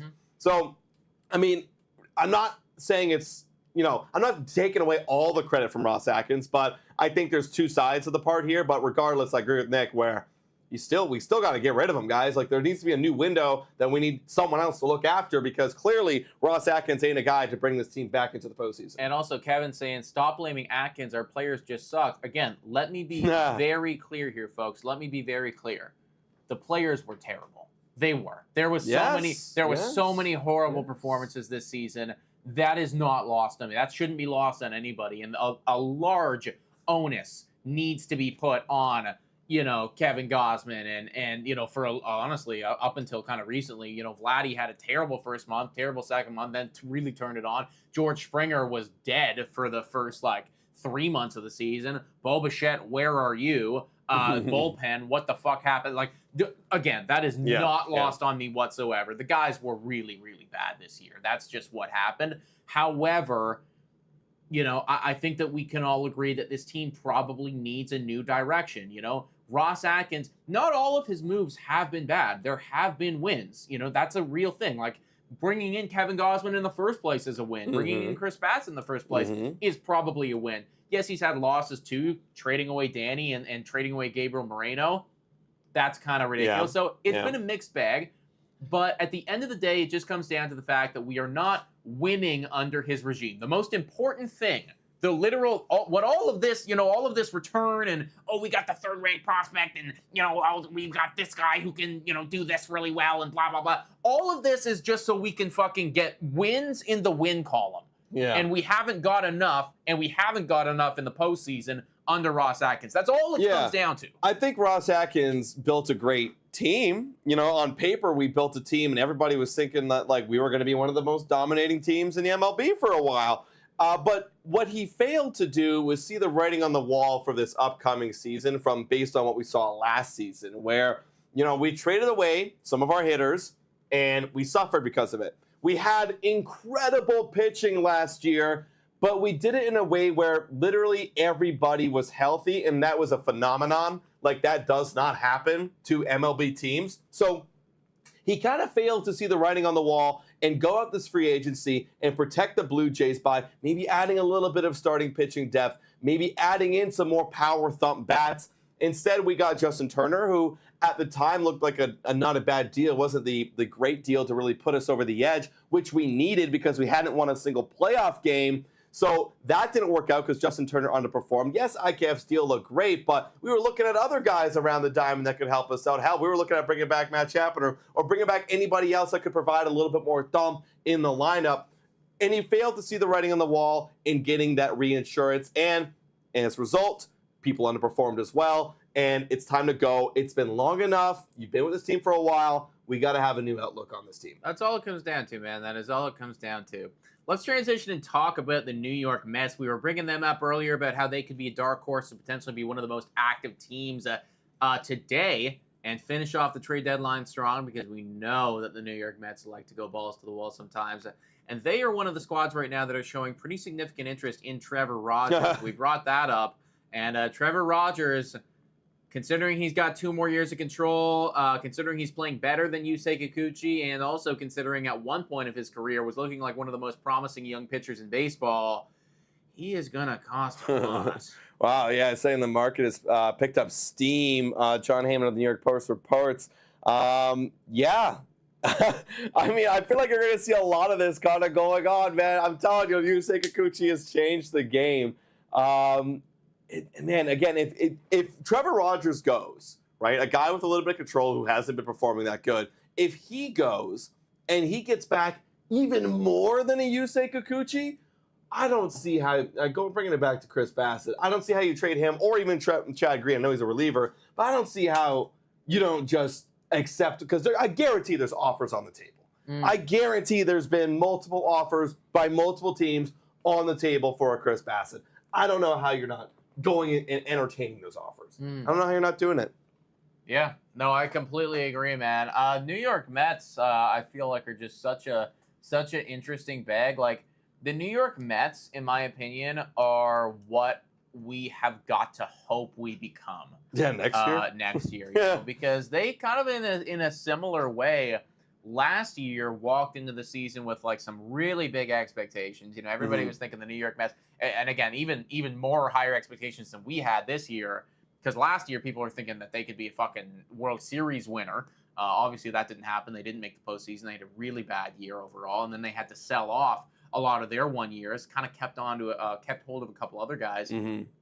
We have to hope that we do what they did, which is just, you know, hold some of the guys with an additional year, like their version of Pete Alonso. That's kind of like our Vlad, honestly. Yeah. We just gotta hold and pray, and then, you know, maybe we get a little grimace magic going on or some shit like that, because they're kind of like the blueprint right now of what we are trying to become. Yeah, last year was a complete fall off. Yeah, but we need to get our way back in. Now, who did they buy in this offseason? I'm trying to remember. I don't think they had a very splashy offseason. I don't think that they weren't nearly as busy as they used to be, man, because again, they already bought it all. They bought it all. They were already investing so much money, and it was just one of those ones where, hey, guys, like, we kind of sucked last year, so, like, let's not go insane mode. It didn't work. It didn't work, right? Which is, again, why I personally think I don't think the Toronto Blue Jays are going to go insane mode this offseason, because it's like, you know, a sinking ship. You don't want to invest so much into that, but that's the blueprint. The New York Mets are the blueprint. That's the thing. The only reason why, and we talked about this before, I think that there is a realm of possibility they invest money is because they already invested so much money into the renovations, into this team, and they're not getting any return on their ticket sales for their season ticket holders next year. So it's like, okay, well, we got to do something to bring back the fans. So maybe they don't go balls to the wall like the Mets did. Like, that's obviously an insane case they did a couple of years ago. But maybe they go and they actually go get that big name guy, whoever that might be. I'm sure that, again, I think the Toronto Blue Jays in this offseason will get someone. I personally don't think it's going to be like an insane, monster whatever. Again, if the Mets are the blueprint, and we know what the Mets, like, you're talking about investing money. I mean, the Mets invested like $350 million into their fucking team, and it didn't work. If they're the blueprint, then yeah, it could be a, kind of a tactful off season. You get one or two guys, and you just hope And that's what it is. We just got to hope that it comes around, man. We got a few people here saying Morosi, and I did see this little tweet right here by Morosi coming out talking about the Angels, and we just brought up this guy. The Angels could move Luis Rengifo and or Taylor Ward today, another infielder on the Angels. The Yankees, Red Sox, Pirates have inquired on the Angels' available bats. Now, that's kind of like our IKF thing, and look, it sucks to say. I feel like the more that things go on, I mean, things can obviously change. The more that times go on, I have a feeling like IKF might stay, because if like the teams that need that middle infield super utility guy, like Rengifo, like Ward, and some other guys that were named on that MLB article or MLB Trade Rumors article, I feel like if we're not out there actively shopping him, then the other teams are going to go and pick up their guys elsewhere. Yeah, I completely agree, man. I also saw from John Morosi, and this is an exciting one right here, just a minute ago. Oh, yeah. Mariners aren't done dealing yet because Jerry Dipoto never is. They'd like to add one more leverage reliever. Chad Green. I know who we have available. Chad Green, Genesis Cabrera. We didn't bring up that name. Dude, let's do it, guys. I mean, we've already made 2 trades over to the Mariners. Let's go get more of your prospects that clearly work out all the time. Exactly, right? I mean, like, we obviously have such a good trade relationship with the Seattle Mariners. I mean, Hernandez and Jimmy, and, so many different guys that we've gone back to work with the Mariners on. This feels like a no-brainer to me. Yes. This feels like a team that you got to call. And again, their prospect system is juicy. It is nice. You want Chad Green?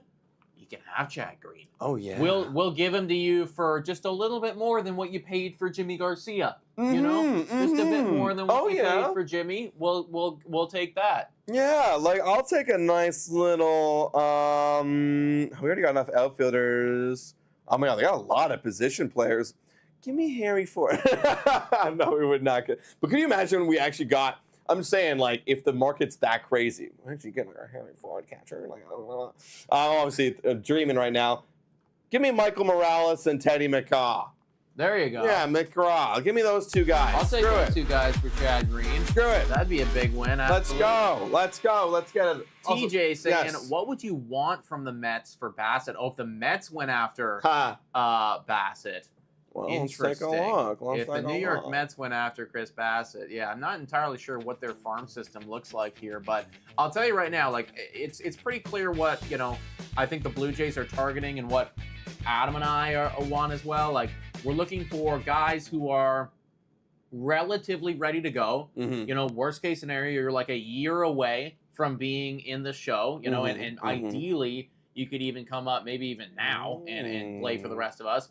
And from a positional side of things, pitchers are very important right now. A catcher would obviously be crazy if you could get one of those. So that's probably what I'd be looking at. A nice little Brandon Sproat. That's our top right-handed pitcher right now, 23 years old. He's got a really insane fastball. He throws 101, 94 to 98 range typically. Sure, I'll take that guy. I mean, if we're thinking about what the Yusei Kikuchi got, then we're getting like a top 5 prospect at least. I would take, if we could, even if it's, if they don't want to give up their top pitcher, because we might want to do that. Give me a Kevin Pareda, the catcher, and then pair that up with a Blake Tidwell or a Mike Vasil. One of those 2 guys who are both 2024 apparently. Ready to go, and the catcher is 1 year away from going. And then you can throw in somebody later down the line. You get a nice catcher, to be named. You get a nice pitcher, and then, some other guy. And for Chris Bassett, honestly, I'd be perfectly fine with that. Oh, hell yeah. I mean, that's kind of, again, I brought this up earlier, but I was saying the Yusei Kikuchi trade is kind of what I was expecting Chris Bassett to get if on the upside. And so now it's like, what are we supposed to get? I mean, we're going to see these other trades kind of go down with other MLB teams. If the market's still there, then go do it. Yeah. Go 100%. Do it. 323 people watching right now, guys. If you haven't already done so, hit the like, smash the subscribe button. I'm just going to go and get myself a little bit more water here, folks. We'll be back. Yeah, I feel like there's going to be a lot of bathroom breaks. I'm already starting to get hungry again. So, wow, it's already 11:30, thinking about lunch coming up. But, we're going to be here all day long, guys. Let's read off some questions here. Chris saying the fact that we need a catcher shows how poor Atkins has been, less than 2 years removed from having a surplus. Bro, I ranted about that when we did the Danny Jansen trade. I literally, also, I was like quite a few beers deep, and I was just so cheesed. So I was thinking about how we fumbled the bag on the Danny Jansen extension. And I think that, we should have at least made an offer or signed him before the season or done something of that caliber to get that done. Because, yeah, you're right. Now that's one of our weaker positions in our system. Like, we literally don't have a single catching prospect, if I'm not mistaken. Do we have I think we traded for one. Let me flash it over here. Yeah, we don't have a single catching prospect in the top 30. That's kind of scary. So, yeah, trading for a catching prospect is absolutely massive, guys. Absolutely massive. Adam, do you think we could possibly trade KK and IKF in a bundle deal? I mean, maybe. It's not impossible, but again, it's kind of hard to find a team that has two available bench spots and is that weak, right? Like a contending team that has two bench spots that is like so bad that you're willing to replace them with a Kevin Kiermaier. IKF is definitely an upgrade, but like, yeah, I mean, I find it hard to believe you're going to package two guys to kind of be in that role, right? That feels like what the Raptors doing, retooling and finessing for insane prospects. I mean, yeah, dude, essentially the Toronto Blue Jays are not too far away removed from a Toronto Raptors kind of deal. Jordan Keith saying, imagine if Atkins has the stream open and deals based on what you're doing. Okay, well, you see what we're saying, Atkins? Okay, listen, Atkins.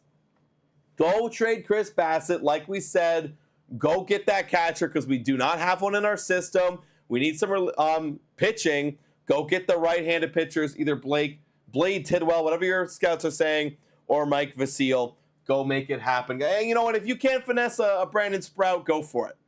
I'd be down for it. I'm also going to go and get some more water and use the bathroom as well. Be right back, everybody.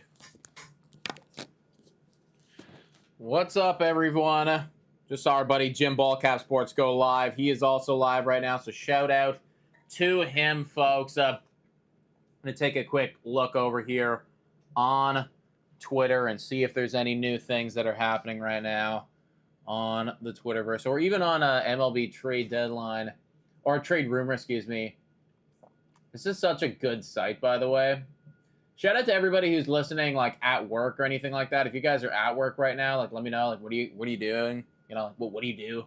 What's going on? Scott Harris and the Tigers must be foaming at the mouth and asking for an entire farm system for Jack Flaherty right now after seeing the Kikuchi return.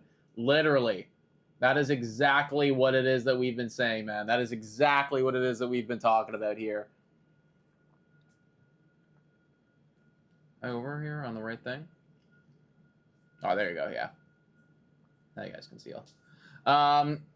Yeah, like that is, again, like that deal for me just changed. It should have just changed the entire trade market, honestly. And I really do anticipate that we're going to be seeing like so many more pitchers moving very soon. Prices for even depth pitching continues to be extremely high. The huge return for Kikuchi further complicates Mets and Yankees goals for today. Sucks to suck. Sucks to fucking suck, everyone. You gotta trade Dominguez. You gotta trade Jason Dominguez. You gotta trade Spencer Jones. You gotta trade them. And yeah, we heard that very recently. Is that Taylor Ward and Louis Rengifo have been inquired about. I want to hear the IKF stuff though. That's what I like. If this player, if Louis Rengifo is somebody that people are seriously interested in, I mean, I just don't understand how you can not be interested in an Isaiah Kiner-Falefa either. I'm not sure what Louis Rengifo gets paid, but I imagine it can't be like horribly far off from what an Isaiah Kiner-Falefa gets paid either. So I don't know. It just feels like that should absolutely be something that goes down. Also, quick shout out here to everybody that responded to me. People saying sorting files, at work on break. I'm at work. I make maps for a city in Kansas. Wild.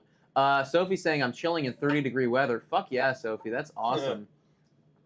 This guy's running whilst he's on a run in the UK. Wow, that's awesome. Were you in your headphones? He took the day off, decorating a cake, says Leah. You guys are so wild. What an incredible community we have doing a bunch of cool shit right now.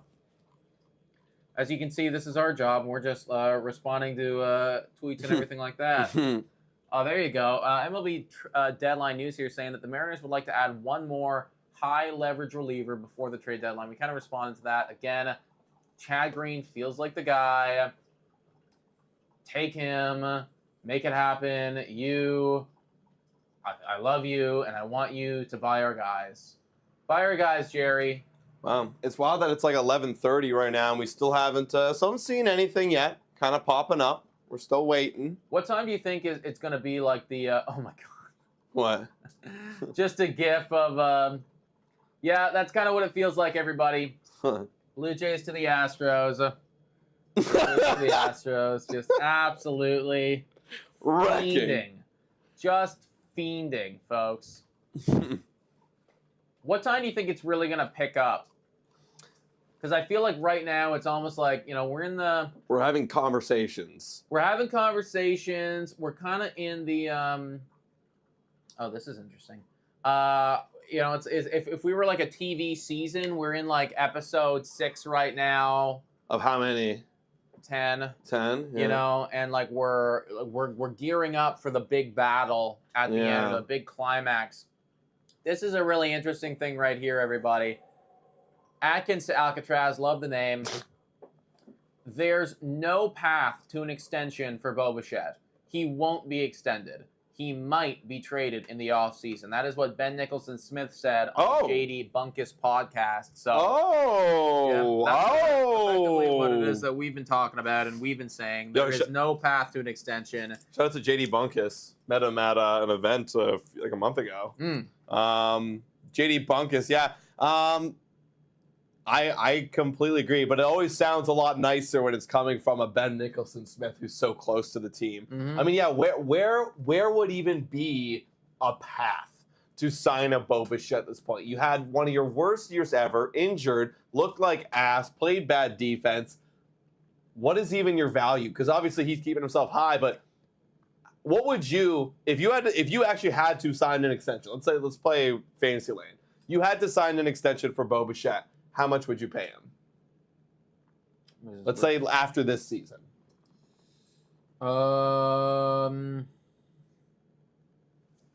Fuck. Okay, you have to sign this guy no matter what. And you got to pay him you got to pay him what you think he's worth. You guys let us know in the chat too. It wouldn't. That's the thing. It'd never happen because I'm thinking to myself because there is no path.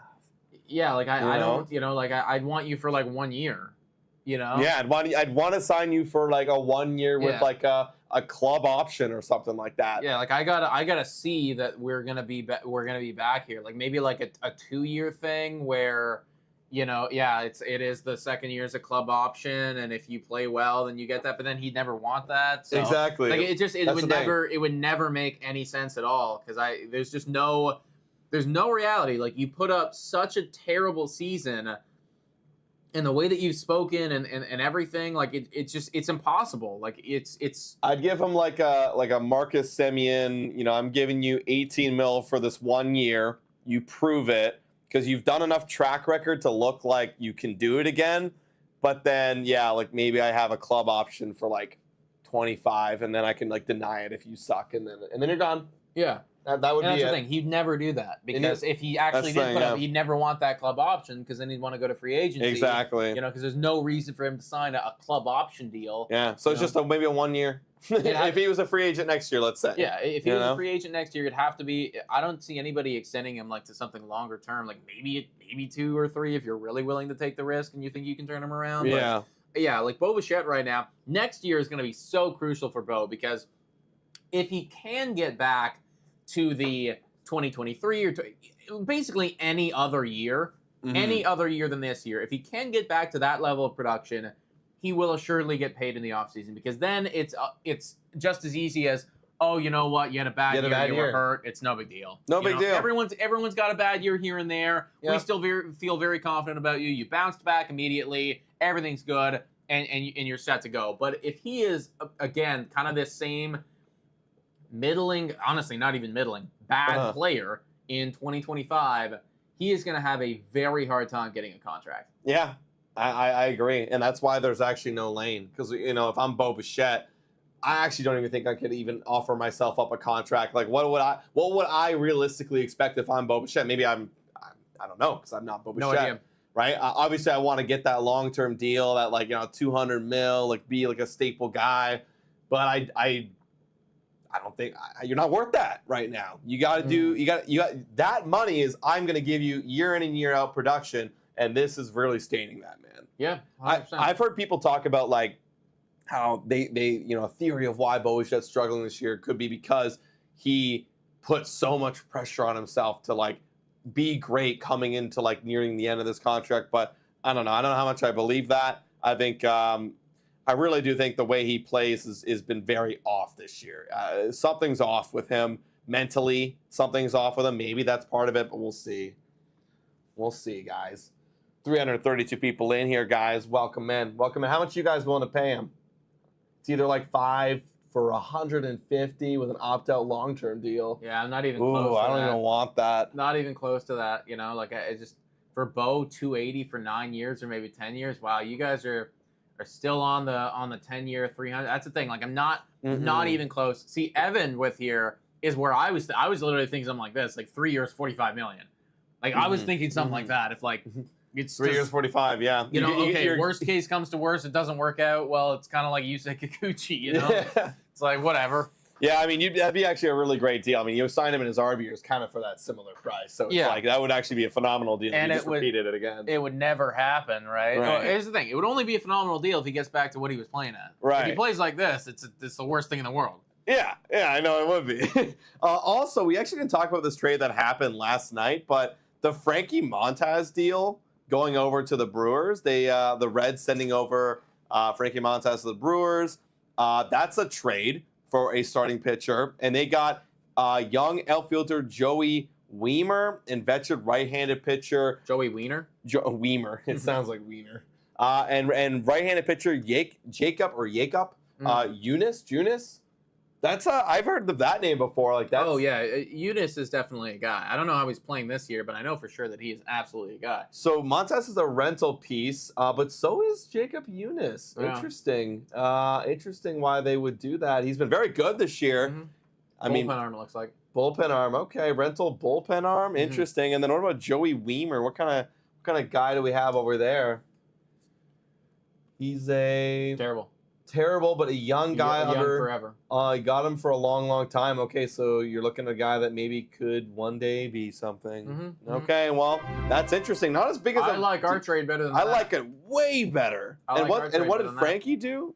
Frankie is doing slightly better than Yusei, but not by much. He's got a 5.01 ERA. Shout out to who just subscribed right there. I just missed it, but W's in the chat for our new subscriber. Welcome in. Yeah, feel free to let us know if you guys have any questions or anything like that, everybody. Yeah, and like we said, when you subscribe to the channel, your name will pop up literally right here. You guys are legends. How the hell did we get that trade? I think Dana Brown's got to be so dumb.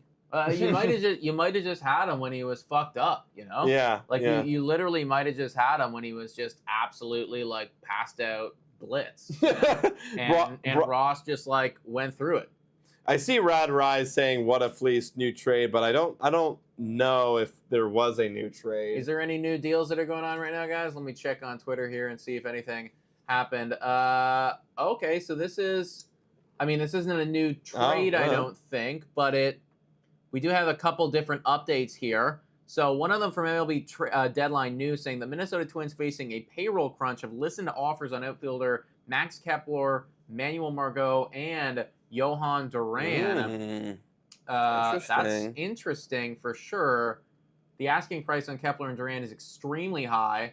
Minnesota front office has insinuated Minnesota would like to keep or would like MLB talent in return. Isn't Minnesota in the fucking mix right now? Yeah, they are. But they're on a payroll crunch. Shout out to Dan. Shout out to Dan for sure. Shout out to Dan. W's in the chat, Dan. I mean, you're 58 and 47. This is what baseball needs to fix, man. This is what baseball needs to fix, okay? It's like this whole payroll crunch and everything. Like, we need a fucking salary cap. We need a salary cap. Yeah, and the thing is, we got to all play in the same playing field, but that will never happen. It will never happen. It's because like CBT will never. The players don't want it. Players don't want it, but it's so shit. Like, can you imagine if you're the Minnesota Twins right now, hearing like you're in this mix, you're second year division, you're in a wild card spot, you're playing good baseball, and you have to trade away guys because your payroll. Like, it's fucking dumb. It's just dumb. I guess that TV deal ain't helping them. I know obviously, that. the TV deal. It's not helping them. But, like, it's just so dumb. This guy's going to be a free agent so they literally just want someone to pay for the rest of half of his contract. Like, that's how much of a crunch you are. He's an average bat. He's helping up your team. Duran, like, what's Johan Duran has been phenomenal for you guys. He's going to be a free agent in a long, long time. Don't do it. We're talking about, like, poverty here. Like, actual poverty. Like, when people say poverty franchise, I mean, they're talking about stuff like this, where it's like, legitimately, you have these good players and you can't pay because you are poor. Like, it's ridiculous. That is ridiculous. I hope to God, I'm not even a Twins fan, but I just hope to God they don't do that. Manuel Margot too. Like, don't trade him, man. What has he been doing this year? Unless he's like Dookie, and then you're, oh yeah, he's been kind of Dookie, but still a guy. Again, like somebody who is playing for you this year. Yeah. Why would you do that? I don't know, man. Quick shout out here to John Heyman. People are talking about him taking a look over there. Snell trade chances seem more remote now after San Francisco pared payroll elsewhere. Team has great starting pitching. Snell batting average against the last 4 starts have been very, very good. And a shot, as Bob Nightingale and Joel Sherman suggest. So hold it. Snell trade chances seem much more remote. Okay, so he's saying that probably will not get traded anymore after they dump some contract. Yeah, because again, the Jorge Soler trade, we didn't really bring too much of that up. We actually didn't talk about that, yeah. But Jorge Soler got moved yesterday. They dumped his contract. The Atlanta Braves trying to run this thing back. Mm-hmm. You know what? If it ain't broke, don't fix it. You win a World Series without Ronald Acuna Jr. And you win it with a World Series MVP and Jorge Soler. Might as well try it one more time. Yeah, dude. Actually, I would love to talk about that right now. Take it in. That's funny as hell, eh? And they picked up Eddie Rosario too. They signed him in the free agency like during the season, and then you go and you add Soler in the same year that Ronald Acuna Jr. is also out for the entire year. Like, that for me is just hilarious. I really think it's one of those things where, it worked before. We might as well try it again. I know. It's hilarious. I just love it. And look, World Series MVP, Soler. That's awesome, man. That's awesome. I think you got to do it again. And run it back. I think, who was the last? Oh, yeah. They signed Adam Duvall as well. And he was part of that mix as well. That's hilarious. I love it. You have Mark Feinstein right here saying that the chances of a Snell deal at this point is around 25%, or at least one executive put it at a 1 in 4 chance right there for Snell to get moved. So, I mean, not completely ruled out, but unlikely at this point. Unlikely. Again, I found it really hard to see that a Snell deal was getting moved either, just because, like, Snell's not playing great right now. He's got so much money on his contract. Yeah, that's the big thing for me is the contract. Just too much money. It's too much money for a guy. And the big thing is he has a player option next year. So, and it's $38.5 million. Like, if I'm a team buying off Snell, part of that is I need you to pay for like a large portion, like if not half of it minimum of next year if he picks it up. Like, I need some sort of deal like that going on because I can't be doing that, man. Also, we did miss a couple donors here. Dan actually joined the starter membership, so shout out to Dan. Thank you so much, Dan. And then a quick shout out here to Daniela Castro with a $10 dono saying prediction on the first trade of the day and which teams are involved. Great question. Yeah, because it has been pretty quiet so far here. Prediction, the most active trades in my opinion, I think the Mets are going to be in there. I think that the Dodgers are, you know what, I feel like the Dodgers are going to do something. I feel like the Dodgers are going to do something just because it's the fucking Dodgers and there's so much stuff going on. I do think the Dodgers are going to buy Jack Flaherty. I don't know if that's going to be the first steal, though. Yeah, it's my big prediction. I don't think it's going to be a pitcher because I think everyone saw what Kikuchi did, and everyone's got to reevaluate right now. Like, holy shit, like how much are we actually willing to give up? And now you got all the sellers like commanding more. But the one market that hasn't changed is a position player. So I'm going to say like a Taylor Ward from the Angels gets moved right here. And it's going to be a small one. And it's going to go to who needs middle infield? I know the Pirates did. The Yankees did. The Red Sox did. I'm going to say Taylor Ward to the Red Sox. He feels like a Red Sox to me. That's the move. I'm going to predict it right here. If it happens, I'd be nuts. All right, understandably so. And another tweet here from John Heyman actually saying, Yanks are interested in, wow, fucking hell, Jesus Christ, Yankees. Yankees are interested in Yandy, Rengifo, Scott, Fairbanks, Finnegan, Urseg. Everybody? I've never even heard of Urseg before. That's the guy I think on the A's. Sounds like a fucking caveman. Urseg, many others, but it's an extreme seller's market at the moment. Pen and infield versatility seem to be the focus. Okay, there you go. Rule out starters, but prices are very high. Literally what we just said right there, right? I think everybody is trying to reassess this like starting pitching market right now, and it looks like maybe it's the Yankees that go get a Rengifo or something like that from the Angels. That would be interesting. Okay, that is quite a lot of pieces right there. Rengifo, Fairbanks, Yandy. I want to take a look at the Yankees actually and see like who, because I know they added Jazz, but like what? I know they needed a middle infielder, but like if they go and they add these guys, does that kind of bring them back out of the dumps? You know, does this change their ways? Oh, also, totally other note, Steelers rookie wide receiver Roman Wilson was carted off the field today. Ooh, not good. Shout out to the NFL fans out there. Hey, quick shout out to Hot Take Hockey, man. What is up? What's up, dude? What's going on, John? Welcome into the trade deadline. We're going to be here for the next 6 hours watching along with everything right now, folks. Quiet on the trade front. Nothing yet. Right now. No big trades so far this morning, but they are going to come. They are going to come. So I am looking at the Yankees right now, just getting everybody familiar with them. I mean, yeah, they do need middle infield. Torres ain't the guy cutting it. I mean, they were thinking about playing on third base. They even played Jazz Chisholm over at third base, which is wild. His first time there. You can't be playing DJ LeMahieu anymore. Volpe is going to be your shortstop. He's a good glove out there. It feels like really they got to go. Where the heck is Jazz here? Oh, yeah. Third base. They have him like in the depth charts. They don't have him like leading and starting at all, which I think is kind of weird. It's weird. I think they have him at third and at second. Third and second. So no one really knows what position he's playing right now. Both whenever he wants to do it. I feel like he's going to take over a starting role. Whether someone was saying like they're going to have him play, like at second, maybe third base, which he played the other day, which is great, but you still need to add a little bit more. Like maybe you had Jazz play second, you have someone play third base for you, like a Rengifo, and then you have Volpe at short, and then you have Brandon Rice over there at first base. That feels like a lot more complete to me if I'm the Yankees. And then if you need to, have them go out play some outfield. So I mean, it would help the team a little bit. Maybe that does help, but I think they need another starting pitcher as well for sure. Feinstein just tweeted out talking about All-Star Kyle Finnegan being considered one of the best relievers available, even after giving up 5 runs on I do like Monday. Finnegan.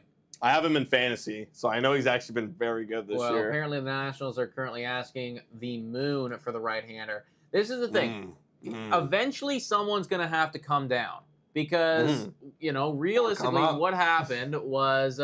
everybody saw the Yusei Kikuchi deal, and now everyone's asking for ridiculous shit. Yeah. So I'm glad that I felt like we got that nice fleece in fantasy, and now everyone's on guard. Now everyone's like, on guard. We gotta chill, we gotta chill. I'm glad that we got the benefit though. Like, damn, that's the thing, right? Like, it doesn't happen. I feel like like shit like that just does not happen at this level. So yeah, I mean, I think. People are very anxious right now. Everybody's anxious. Yeah. Everybody's waiting. Kyle Finnegan will cost a king's ransom, as would a Tariq Skubal, as would a Jack Flaherty, as would so many other guys. So, yeah, Kyle Finnegan kind of snuck up on the scene. He wasn't really that good in the past, and then this year has been pretty good. He's been saving games, 28 saves, 3.48 ERA. That's solid player. oh, you know what? Screw me. He's actually been very good out of the bullpen for the Nationals for quite a while here. Hey, quick shout out to Luca right here with a $5 dono. Let's go, man. Do you see the Jays making any more moves before the deadline? If so, who do you see being traded? Absolutely. There is 100% going to be moves for the Toronto Blue Jays, man. I mean, I think that the one... Yeah, let's revisit it. Like, I find it so hard to believe that you don't trade away Chad Green, seeing what the writing on the wall right now, seeing what is happening. Like, it's got to be a Chad Green and it's got to be an Isaiah Kiner for me. Like, those ones are easy. Those ones really are just easy. I would love you to trade Chris Bassett, even though I don't think it's going to happen. And, again, I would love you to trade Kevin Kiermaier and Trevor Richards, but we'll see if anyone's even interested there. So, yeah. Yeah, I mean, I definitely think there's going to be a couple more moves. One or two maybe. I mean, you had Ben Nicholson-Smith coming out saying that that's all they're going to do is do a Kevin Kiermaier and Trevor Richards. And then you had John Morosi coming out. We know he likes his clicks. They're saying that, no, they're actually listening on everybody. Expect Chad Green in the mix. Expect, IKF in the mix. But, I mean, looking over here at what we got right now, that's kind of the four guys left. And I'm really not expecting anybody on the right side to get moved. I mean, Bobichet's gone. Vladdy will not be moved. Chris Bassett's the one guy that we've been talking about a lot on this channel. Kevin Gausman, not so much. But, yeah, this is kind of the dudes. We've already made 5 trades, and we've made a lot of returns for these trades. And we're going to break down the entire return package for the Toronto Blue Jays at this deadline tomorrow. We're going to come out with a podcast talking about it. But there's a lot, man, and I'm excited. I'm excited to break it all down. But shout out to Money Dude 32 saying Jason Adam got a haul. You can get more for Green. It's possible. It is honestly possible. That's why we need to highly consider it, man. Exactly, right? Like a Chad Green should go. He just should go, And if the Phillies want or the Yankees, I don't care who wants him. I don't really give a shit. I really don't care. Like, as long as you're willing to give us one of your top prospects, you can have a Chad freaking Green, guys. That's where I'm at this point. Yeah, me too. Let's take a look over at Twitter and see if we can see anything kind of popping up, guys. So far, it's kind of the same stuff right now. Everybody's just saying, like, everyone's kind of feeling everyone out. Everyone's kind of feeling everyone out right now. There are 6 hours until the deadline, everybody. 6 hours until the trade deadline, and literally nothing has happened yet today. I feel like it's gonna be one of those things where it all happens at once. It all is gonna go crazy. It'll be like a solid 2 hours there where everything goes crazy. Yeah, we're just like, oh my god, we're gonna be like Morosi, Heyman, Passan, oh my god. And it's gonna be nuts. It's gonna be nuts. But guys, if you haven't already, make sure to hit that like button, subscribe, and we appreciate all the donations in this stream today, everybody. We're gonna keep taking a look. Feel free to ask questions, guys, too, in the chat while we're kind of waiting in this lull period. Let me see if anybody has the chat. Passan asleep right now. Dude, Passan only tweets when it's 100%. Have you guys ever noticed that? Like, it's only when it's 100% true is when Passan tweets it out. He's kind of like the benchmark for me of, like, you're official. Yeah. I know you. Like, whenever Passan tweets anything out, like, it is locked in. It's locked in. It's locked in, Would you do Nestor Cortez for Green? That's not too bad, actually. How many years does Cortez have on the deal? Let me take a look. Nestor Cortez. He's a free agent. Oh, okay, he's free agent in 2026, so he's got 1 more year after this. So you're essentially just trading Green for Cortez. I mean, he's actually been kind of bad since 2020. Well, not bad, but like not so great and dominant. I don't know.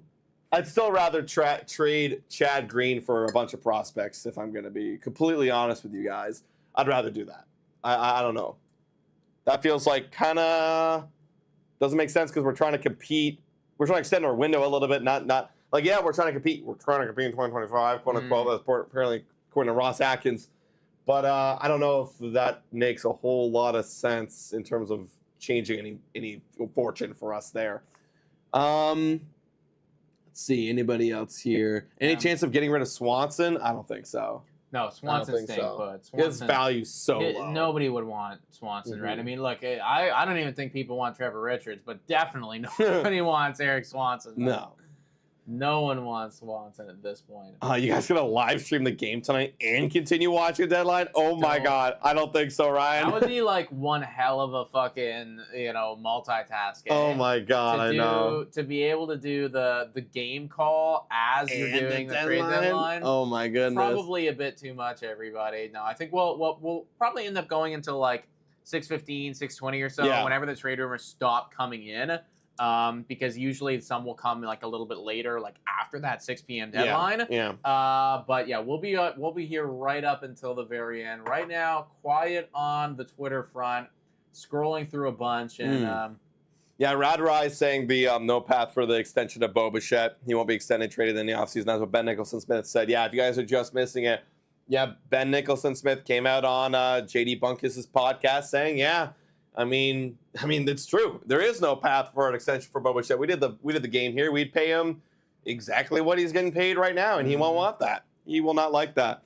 Vladdy, 11 years for $315. Do you do it? So that would be a little less. I guess that would be how many years or how much per average annual value? Around $30 million, of course. A little bit less than $30 million. I think that's probably around what he'd be worth at this point. His value is getting higher every single day. The thing. It's literally getting higher every single day, and you're looking at what he did this year. I mean, I'd obviously prefer it to be a bit less. Shout out to Spider. Yeah, but he's finally proved it, and he is worth. He's touching that $300 million now, and I'd give him a Rafi Devers deal, to be honest. Give him that $300 million or $315, whatever it was, for 10 years, and forget about it and be happy with it. Yeah, be happy with it. Agree. Blue Jays Today, new subscriber Spider, shout out, asking a question. Let's go. Saying, Blue Jays Today, have you guys consumed any Houston media today?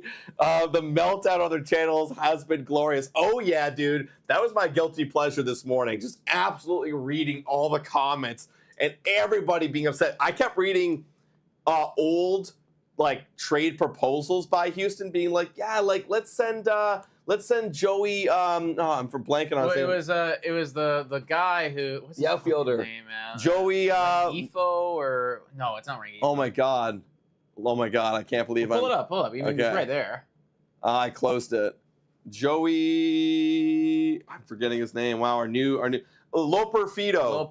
Joey Loperfido. It's a very weird name. I haven't heard of. But Joey Loperfido, someone who brought up a mock trade, be like, yeah, maybe we could trade Joey Loperfido and our 20th ranked prospect for Vladimir Guerrero Jr. Mm-hmm. And then you trade Joey Loperfido, your soon-to-be number 2 ranked pitching prospect, and your number 12 ranked prospect for Yusei Kikuchi. Yeah. Which is just hilarious. Hilarious, man.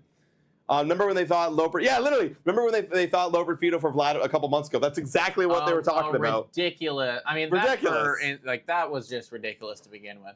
I mean, again, it's like, but we do this shit all the time, man. It's like, legitimately, whenever a fan makes a trade proposal, you're so locked into your team alone. It's like, for them, Loperfido was probably, up here. Mm-hmm. For us, it's like, he could, maybe be Spencer Horwitz if we're really lucky, maybe, That's the thing, right? So, but for them, it's like, oh, fuck, this guy is incredible.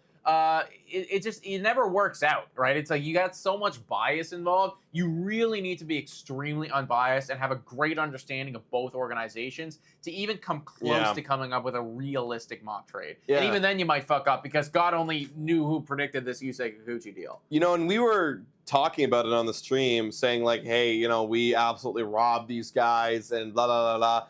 But a lot of people not a lot of people actually, there's a few comments out there that were saying like, well, guys, don't go as far as say you robbed them because we really don't know who these guys are. And yes, that's true, but you got to consider you're trading 10 or 11 starts of Yusei Kikuchi during a year where we're not going to win. So it's not like the value matters to us really at all for literally now a top 3 prospect. Mm-hmm. And I will take the dart throw on all of 3 of those prospects for nothing. I really value the 10 or 11 starts with Yusei Kikuchi that we would have got if we kept him as nothing. Once he's gone, it's not like we got anything for the future. It's literally nothing. Yeah. So, if anything, he helps us not get a top prospect or the number 1 draft pick lottery. So it's like, goodbye. It makes sense. It's a robbery. Interesting development right here. Just saying, more information has come out about the Yankees and the Garrett Crochet deal that didn't happen and is not going to happen because the Yankees were unwilling to offer up Clint Frazier and Miguel Andujar as part of their package. I don't even know, like... Clint Frazier? Yeah, like... I thought he was gone. You were unwilling... He's on the White Sox. Is that a joke? That's got to be a joke of Yankees some kind. are willing to offer... Yeah, I know. No, that's a joke. That's a joke. Must be a joke. Because those are guys not even on the team anymore. Yeah, I was going to say, like, wait a second. That doesn't make any sense. Wow. Cool. Well, nothing right now, guys. If you haven't already, make sure to hit that like button. Ridiculous Crochet is unreal. Yeah, I mean, you're trading away guys like your garbage for a Garrett Crochet. I mean, that's going to be the big one to see what he can do, or what he can get in return. I want to see a blockbuster, Oh, we didn't even talk about this, but did you see the Lane Thomas deal that happened yesterday? Oh, yes, I did. I want to talk about that. I always liked Lane Thomas. Me too. I always liked Lane Thomas. I would have liked it if the Jays could have got... Again, this isn't the season for us to do that or anything like that. Right. But last year we were talking about it. Yeah, we were talking about it quite a bit last year. Solid player, again, like not playing at the level that he played last year, but still a 253 batting average, a 738 OPS, like 28 stolen bases. So I mean, like stealing like a motherfucker out there. Dude, this guy's a Guardian, man. And Guardians are looking really good. Yeah, he's looking really good, That's the man. thing. Like he is absolutely a Guardian for sure. Yeah, and look, from the Washington's perspective, they get a 3-player package for a nice return for Ian. He's only got 2 months of Thomas's services is the Guardians, Nationals have added 1 MLB-ready player in Tena, who has already gotten some time in the show, and 2 longer-term assets, and noteworthy pitching prospect for Clemmy. Yeah, I mean, the Washington Nationals, they're very close to being that team that's going to break through and be a competitive team, but they're continuing to add, and they're doing the right thing to keep that window going. And they got an MLB-ready player, so hell yeah, good for you guys. Good for you guys. I would have liked to get Lane Thomas back in the day. But while we had him. I know, man. I do miss being a buyer, guys. That's one thing. I do miss being a buyer. It's been very exciting seeing, being on the other side of things, selling and like seeing what we get in return. Like my favorite part has been seeing the prospects and like how high are they ranked and whatnot. But yeah, it's definitely not as good when we have to wait another year to see maybe if we can compete, Stradivita just saying that our new guy, outfielder Joey Loperfido, is scheduled to arrive in Baltimore later this afternoon. Oh, yeah. Unclear if he's going to be active or anything like that.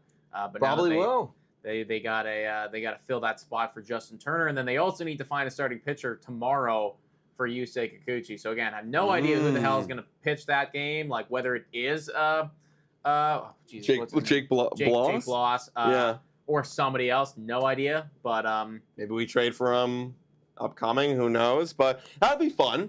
Joey Loperfido, let's familiarize ourselves. I know we were looking at him a little bit earlier today, but that was right off the top of the stream. I mean, if he comes in, he places Justin Turner on the roster immediately. He's already had some at-bats at the big league level. He's got a 0.3 WAR. That's exciting. And yeah, like, let's see what you got, kid. Like, go bat in the bottom part of the lineup. That's exciting for me, man. See, this is what I'm talking about. In these last 2 months, it's audition season, and we get to see guys like this competing. What do you have? And then September comes around. Are we going to call up anybody else? What do you guys got? Let's see, man. Barsh hit his first career home run the other day. Let's see some more. Why not? Why not, guys? I'm going to take a look and refresh the MLB trade rumors. Yeah, there's nothing new right now. No. Just everybody's speculating on the same stuff about Giants moving Snell. Will the Sox trade Crochet? I do wonder, like, again, the White Sox feel confident that they are going to move on from Garrett Crochet, but, like, where are they actually going to send him, And what is that price tag going to look like? I feel like that's, like, uncharted territory because, again, it's like, we've never seen a guy come out before and say, I'm not going to pitch in the postseason unless you pay me money. So what is that price tag going to look like? Granted, when you do look at his baseball savant, you do look at his actual numbers. He is playing some fucking incredible balls. So it's just a really tough one to figure out. Yeah. You know what? I'm kind of down. I know earlier I was kind of skeptical of pitching Bloss. So screw it. Let's pitch Bloss. Let's pitch Bloss tomorrow, guys.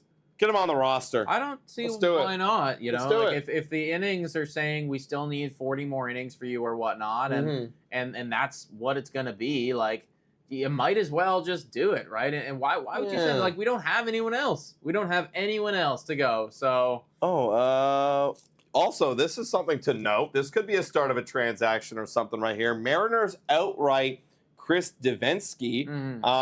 So they literally just cut a guy off his 40-man roster. Now, and presumably have other uses in mind for that roster spot, so they bumped Devenski off. They have already been aggressive in upgrading their offense and bullpen. Yes, as we know. Yeah, they made a lot of great ads. But they've been connected to guys like Tanner Scott and Yandy Diaz. So maybe there's something. Maybe they feel pretty confident that they are about to make a move, and maybe they are about to overpay. That's something to note. Also, I didn't even maybe this was lost on me, but I didn't even realize that Yariel Rodriguez got sent to AAA yesterday. Yeah, he did. Wow. So now we need somebody to start for him too. Yeah. Like, I wonder why did they send him down because he was struggling, but it's also like, what else are we gonna do? How else are we gonna pitch? Like, was it really that bad? Like, I know it was horrible, played horrendously, but like, we're gonna send him down after that? I find that really weird. That's insane. That's actually kind of fucked. Yeah, it happened. I cut a post on it. I didn't even think twice about it because everything was happening. But now that doesn't make any sense. Yeah, why'd you do that? Now we have 3 starters. Who are we going to play? You just traded Kikuchi, so now we're going to rock with... Now I think fucking Bloss needs to play. Yeah. Why did we do that? Like, there's legitimately no one else to play. Wow. Hey, look, Toronto Blue Jays came out with a little tweet. Yeah, that's weird. What are we doing here, guys? Unless we're literally, like, adding more to come up and play for us, but weird. Blue Jays made a tweet. I guess I got a little highlight reel of our new guy. This guy with this catch right here. This was the catch. About, yeah, this was the catch we brought up before. But then recovery. Look at this. Off the glove, boink. Yes, defense wins championships. Yeah, that's our guy. Joey Loperfido. Yeah. Wow. And look at this. Thomas Hall saying Jake Bloss has yet to receive an assignment, as has Joey Loperfido, even though Will Wagner has been assigned to AAA. Oh, there you go. So they've already made the decision on him. Yo. Bloss pitching tomorrow, guys. Afternoon game? Seems like a could be a vibe. Okay. I like it. I mean, look, it's even more clear now. If there's no Yariel Rodriguez, who's gonna pitch for this epic team? No one. I'm down for the audition season. Let's get it going. It's audition season, baby. It's audition season. What a catch. Holy shit, says Poggers. Oh, I know. That was actually quite an insane catch. Like, obviously, he kind of, like, made a mistake off the top, but also he got there. It wasn't even like a mistake because he had to get there. He had to get there, so and then yeah, he got a glove on it, and then he was able to recover. So honestly, like pretty still good. Very good. Still very because if it goes off his glove off the wall, no one talks about it ever. Like they're like, oh, good attempt, that was a good hit by that guy or whatever, you know. But now he made it all about him. Yeah, no, that's true. I mean, he did have a very good play. Yeah, the Mavs saying I miss Ryu. Yeah. Me too, man. Yep. Me too. It's been a while since I've even thought about that name. I remember 2 years ago when the Jays got Merrifield, happened in 607. Yeah, literally, I remember that stream, and I think I was live I think you might have been at work that day, and I was working from home for whatever reason. And and like we got Merrifield right after, and I remember being like, oh, like weird, but he actually ended up being a pretty decent ad for the team competing.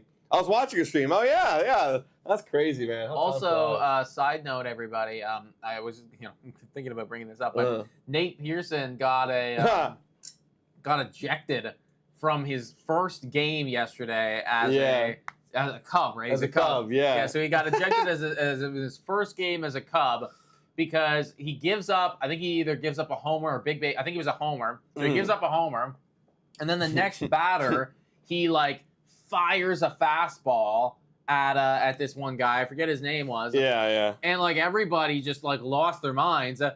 And it's hilarious because all the comment section was like, guys, it's that's just Nate Pearson. Yeah. They're like, what's this guy? You thought he was getting mad at no, Nate Pearson doesn't have a mean bone It's like, him, that's you know? like just what he does, you know? There's no intent behind this at all. He's just bad. Like, this is what you traded for. Right. This is what you bought. Right. Nate Pearson. Yeah. Congrats, Cubs. You paid for a guy who was a failed prospect. I mean, I get it. Like, they I want understand to why try you did it. I Yeah. understand. It's just so fucking hilarious that it's like, He didn't do it on purpose, says Pengu. He just sucks. Yeah, that's facts. That's facts, guys. We've got how many people in the chat right now? I think we got just about over 300 people listening along during their work days, during afternoons. Anyone not working right now? Let us know what you guys are up to. I love this tweet right here from Nick Ashburn. Can we pull this one up? Can we pull this up? What is it here? Just look up Nick Ashburn. It'll be the most recent tweet that he has just tweeted out. So I think that this is great. I think that this is phenomenal. He says, you can think that the Blue Jays should both try to compete in 2025 and trade Chris Bassett and Chad Green in this hot market. If they move that pair, they'd have $32.5 million to come off the books in 2025 that they could reinvest into their replacements on the MLB roster. Yeah, so this 32. Is what I'm saying. $32.5 million added on to the $40 million that is already coming off the books. So you got 72.5, and then if you want to increase that budget by $30 more million if you really want to. You already spent so much gosh darn money. Then you got your $100 million to go and spend. You know what I mean? Go do it. I don't think it's nearly as black and white as some people have made it. It's like, if you don't have, if you trade Chris Bassett, you're not competing, or if you keep Chris Bassett, you're competing. I don't think so. I think you can, as Nick Ashburn's been saying, and like what I've been saying for time now, is that there's a way to do both. There is a way to do both, and especially with the market this hot, there's even more of a reason to do both. Yeah, so. I mean, and also I want to highlight, he's not saying compete in 2025, he's saying try to compete. Because we don't know. You could try. We don't know. You could definitely try to compete. More likely than not. I mean, a lot of things still got to go right, and we still got to see who we're bringing into this team. But yeah, I agree. And based on the way the starting pitching market is going on right now, I feel like it's taking a bit of a standstill, and the teams that do want to trade their starting pitchers will probably get that out first rather than going to the Jays. So that might be kind of hindering if there is any Chris Bassett thing. Like if the market was going right now and then Chris Bassett was the last guy left, that would give a lot more teams a lot more time to then convince Ross Atkins to trade away a Bassett. I'm curious. I'd love to sit in the room of Ross Atkins and these Blue Jay front office guys and seeing, like, is there any reality that they got to plan for something? You got to imagine. Yeah. If they didn't, then there'd be a poor management. I really think it. And again, like, I don't have any reservations thinking that we're absolutely going to be a competitive ball team in 2025. In fact, I really think regardless of what you do, unless you go and you get fucking Juan Soto this offseason, we're probably still going to be bad. But that's why I like Nick Ashburn's tweet saying try to compete in 2025. You can still try to do it and trade away Chris Bassett and trade away Chad Green and get as much return as possible, because then you're doing the best of both worlds. You are, pleasing the fan base that wants to plan for the future, which is probably the camp that I'm in, which is go out and get as many prospects as possible. But you're also, keeping a core together enough so that you can go out in this free agency and buy some pieces to help you compete next year. And then you can do both and you can see what works. And if you do compete, fucking great. Now, next trade deadline, you'd have so many prospects to buy pieces if you so wanted to. Like, think about it that way, right? It's like, okay, well, you trade away Chris Bassett, you get 3 top-tier prospects. Magic happens in the first 2 or 3 months of baseball next year in 2025, and somehow you find yourself 5, 6, 7 games above 500 in a competitive place fighting for a wild card. Now you can buy pieces, and now you have one of the better farm systems in all of baseball rather than the 30th ranked farm system, because you traded away Chris Bassett, you traded away these guys, and you can just take those pieces and reinvest them in the Chris Bassett of that year. I mean, think about the 11 prospects we got. Are all 11 so far going to be playing at the MLB level? No. I mean, you're lucky if 3 go up and play at the MLB level and are competitive, right? So yeah, I'm with you. Just go stock it up. Try it again next year. People are saying MLB trade rumors, and we got Cardinals still hoping to add bullpen. I know who you need. I know who you need. I feel like this whole live stream is going to be us being like, I know who you need. Yeah. You need a Chad Green. You need Genesis Cabrera. You need Trevor Richards. Go add. Did they mention any of those guys? They I'd do be not. such a frickin' salute when it comes to like a trading people away, man. I'd be on the phone with everyone. Oh, yeah. I'd be like, oh, yeah. I know who you want. I And know. I'd get off the phone immediately and I'd call someone else and I'd be Yeah, like, I I know got who the you need. guy for you. Like, I'd be talking to everyone, man. But I wonder if, like, I have thought about this quite a lot. I wonder, if, and I think it is like a bit of a plan B strategy for Ross Atkins to say, I'm not going to be trading anybody, and then have people call me and try to convince me by offering a little bit more. You know, I'm sure that's part of it, but I do believe just by the way that people are like Ben Nicholson Smith and everyone's talking about it. I mean, it feels like they're pretty dead set on keeping their guys. I hate that. Like that's the that. way that things are being reported right now. Again, we could be wrong, and I really do hope that things change. We still have 5.5 hours, to go until things are finalized and in there, and we still have not seen a move yet. We That's still wild. haven't even seen a move yet today for the MLB trade deadline. Like, what the hell, guys? That's actually kind of insane. Where are we're hearing all of these rumors. Where are the actual fucking moves? It's gonna be all of a sudden. Mhm. It's gonna be all coming all at once, and then we're gonna be like, oh God, like we can't keep up. There's so many moves going Probably on because right there's now. got to be a couple dominoes that need to fall. Yeah, like we know? need to see we need to like honestly have someone pay for a starting pitcher again, because we saw, I forget who it was, saying that like the whole starting pitching market is being held up right now. We need to see like one more of those moves happen for the rest of the moves to happen, I feel like. What are your thoughts on Joey Loperfido, and do you think he's going to be in the MLB right away? Well, apparently he's going to Baltimore right now, so he might be playing. Maybe not today. If he's playing today, then hell yeah. But probably tomorrow, I'd say more likely than not. Maybe he goes and gets called up to the J, or gets in the lineup a little bit. So yeah, that'd be dope. Seems as if they won't trade Green. I mean, that is what Ben's saying. Again, it's got to happen, man. I don't see how you don't trade him. Because I see it this way. Okay, like you're going to have to do so much to fix this bullpen anyways next season. Just go fix it in the offseason. Go take the money that you had Chad Green and buy another Chad Green. Go literally take his money. Because, okay, you don't trade him. Okay, you have Chad Green. Great. But then you can just take the exact same money, go buy a Chad Green, and then you also have a prospect. Or maybe multiple. It's a no-brain decision. Yeah. No big braining needed. It really should be. Also, exciting news right here, guys. But Harry Potter is going to be releasing a Quidditch game that's kind of like a sports game where you got your career mode and you NCAA. yeah, like all that shit. That's actually really sick, man. That's cool. Crazy. A career mode in Quidditch? A career Quidditch mode where you can play through the ranks and play as iconic players. Yeah, I guess you can play as these guys if you want. Fuck that. I want to make my own character and I want to get paid. I want to get paid. How would you get paid? You can create your own champion. Yeah. Wow, that's sick. Wow, completely off topic there, guys. Just got lost on Twitter for a second. Yeah. I mean, as we do during these trade deadlines, we're bringing up Joey Loperfido again. I mean, Nick Ashburn, the guy talking about trading Chris Bassin and Chad Green. Yeah, he's bound for a defensive superstardom. Man, our outfield defense stays great. I mean, who needs Kiermaier? Who? This guy could be great. Let's go add a bat to our lineup. Yo, on a side note, who do you think wins MVP in the American League? I know. I see what you're looking at right there. It's between Witt and Judge, because Witt, I think, actually has the best WAR.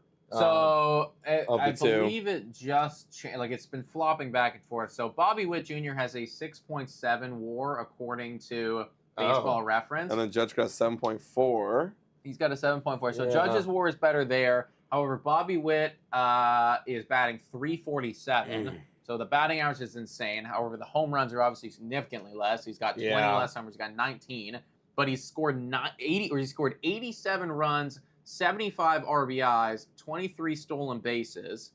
I feel like I still got to give it to Judge, Like, yeah, a little bit less batting average, but the OPS is significantly higher. Way more home runs, like 39 home runs. My God, 99 RBIs? The same number on the back of your jersey before the trade deadline? Like, damn, dude. I feel like I got to give it to Judge.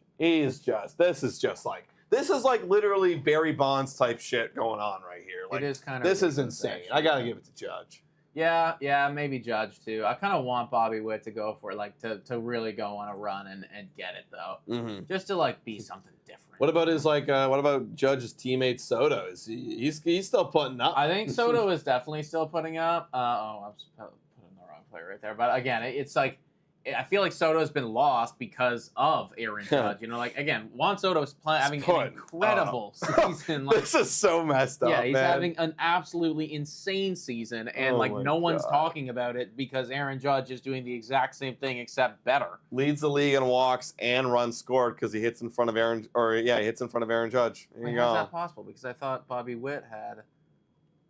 Oh no, Bobby Witt's got 87. One off. He's got one more. You're right, exactly. He bats in front of fucking Aaron Judge, so he's got 88 score runs. more. Damn. Wow, yeah. Juan Soto's going to end up with like 120, 130 runs this year, which is just absolutely insane. Jesus. And will lead the league in walks and potentially on base percentage. I see some people saying Shy. Shy to BDA. What do we got over here?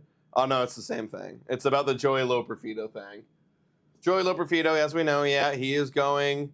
Multiple people are saying Shy. It can't be a new thing. I'm on his Twitter right now. Refresh. No, still kind of same thing, guys. Still the Joey Loperfido thing. He could be coming up and playing for the Blue Jays. Possibly today. Right now. What else is going on? Yeah, we're 2.5 hours into this stream, and not a single thing has broke yet, everybody. But it's gonna be a storm. It's gonna be a storm. Yeah, I'm getting frustrated. Like, where's my news? Where's my stuff that's supposed to happen here? The rumors have been pretty quiet. Like, we had the Tyler Anderson thing. So if you're just tuning in, Tyler Anderson, Luis Rengifo, all the LA Angels guys are kind of in conversations right now. And those have kind of been the talks. You've got Trevor Rogers over on the Miami Marlins being in talks with like New York Yankees. Yankees are looking to buy in a lot. So maybe there could be some sort of matchup there. Maybe. Oh, and you got the Cardinals looking at some bullpen help as well. So yeah, we're low right now. Evan asking, do you think that sorry, chat's moving pretty quick. I just missed it. Do you think Juan Soto will get the $500 million? Who from? I do think he'll get $500 million. Yeah. I do think that he will absolutely get $500 million, probably even more than that, man. I mean, the guy is just so damn good at baseball. We're talking about. Again, he's getting overshadowed by Aaron Judge, which is crazy, but he has never had a season, not once in MLB, that is lower than an 853 OPS. Wow. He's led the league in walks 3 times, and he's currently leading it for the 4th time, so you know exactly that you're going to get ridiculousn's. He has the highest walk rate, or the on-base rate of 423. That is ever. Or amongst active players. Amongst active players, excuse me, yes. Amongst active players in MLB. Like, he getting paid. And he's gonna be 26. So that's freaked up, dude. Yeah, that's absolutely fucked up that you've already effectively had a Hall of Fame career because this is his 7th season. Wow. And he's not even paid yet. Insane. He's going to be 26. Someone was asking in the chat, Shane Turner saying, think Atlanta would be interested in Springer if we paid half of his remaining contract? Oh, yeah, Sophie saying no, George isn't going anywhere. No chance. It's fine. It's just like George Springer. I don't know, man. I can see maybe some of the appeal of why the Jays might want to do it, but again, if they're not going to be interested in trading Chris Bassett, isn't it kind of the same shit? Like, you know? Yeah, you have a lot more depth in your position players now. Whereas I guess your one argument is we have no pitchers. Right. So I don't with George Springer's contract the way that it is, and I just don't see it going. Veteran. Yeah.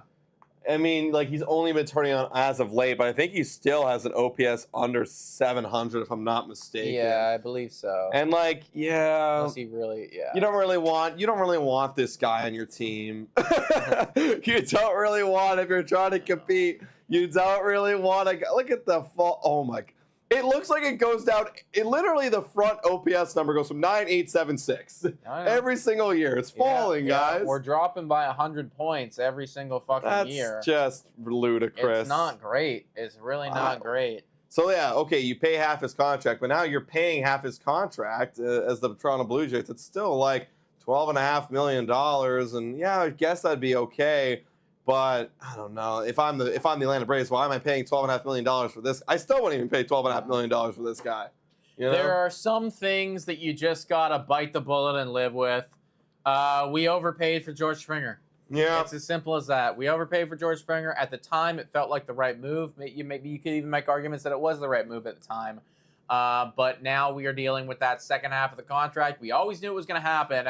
I think everybody just hoped that we would have got a bit more, just a bit more, you know? Yeah, we done it. Like the good years would have been even better and healthier. And, you know, I remember like when he got signed, everyone was thinking, okay, this is going to be the guy that gets the big hit in the playoffs. Right.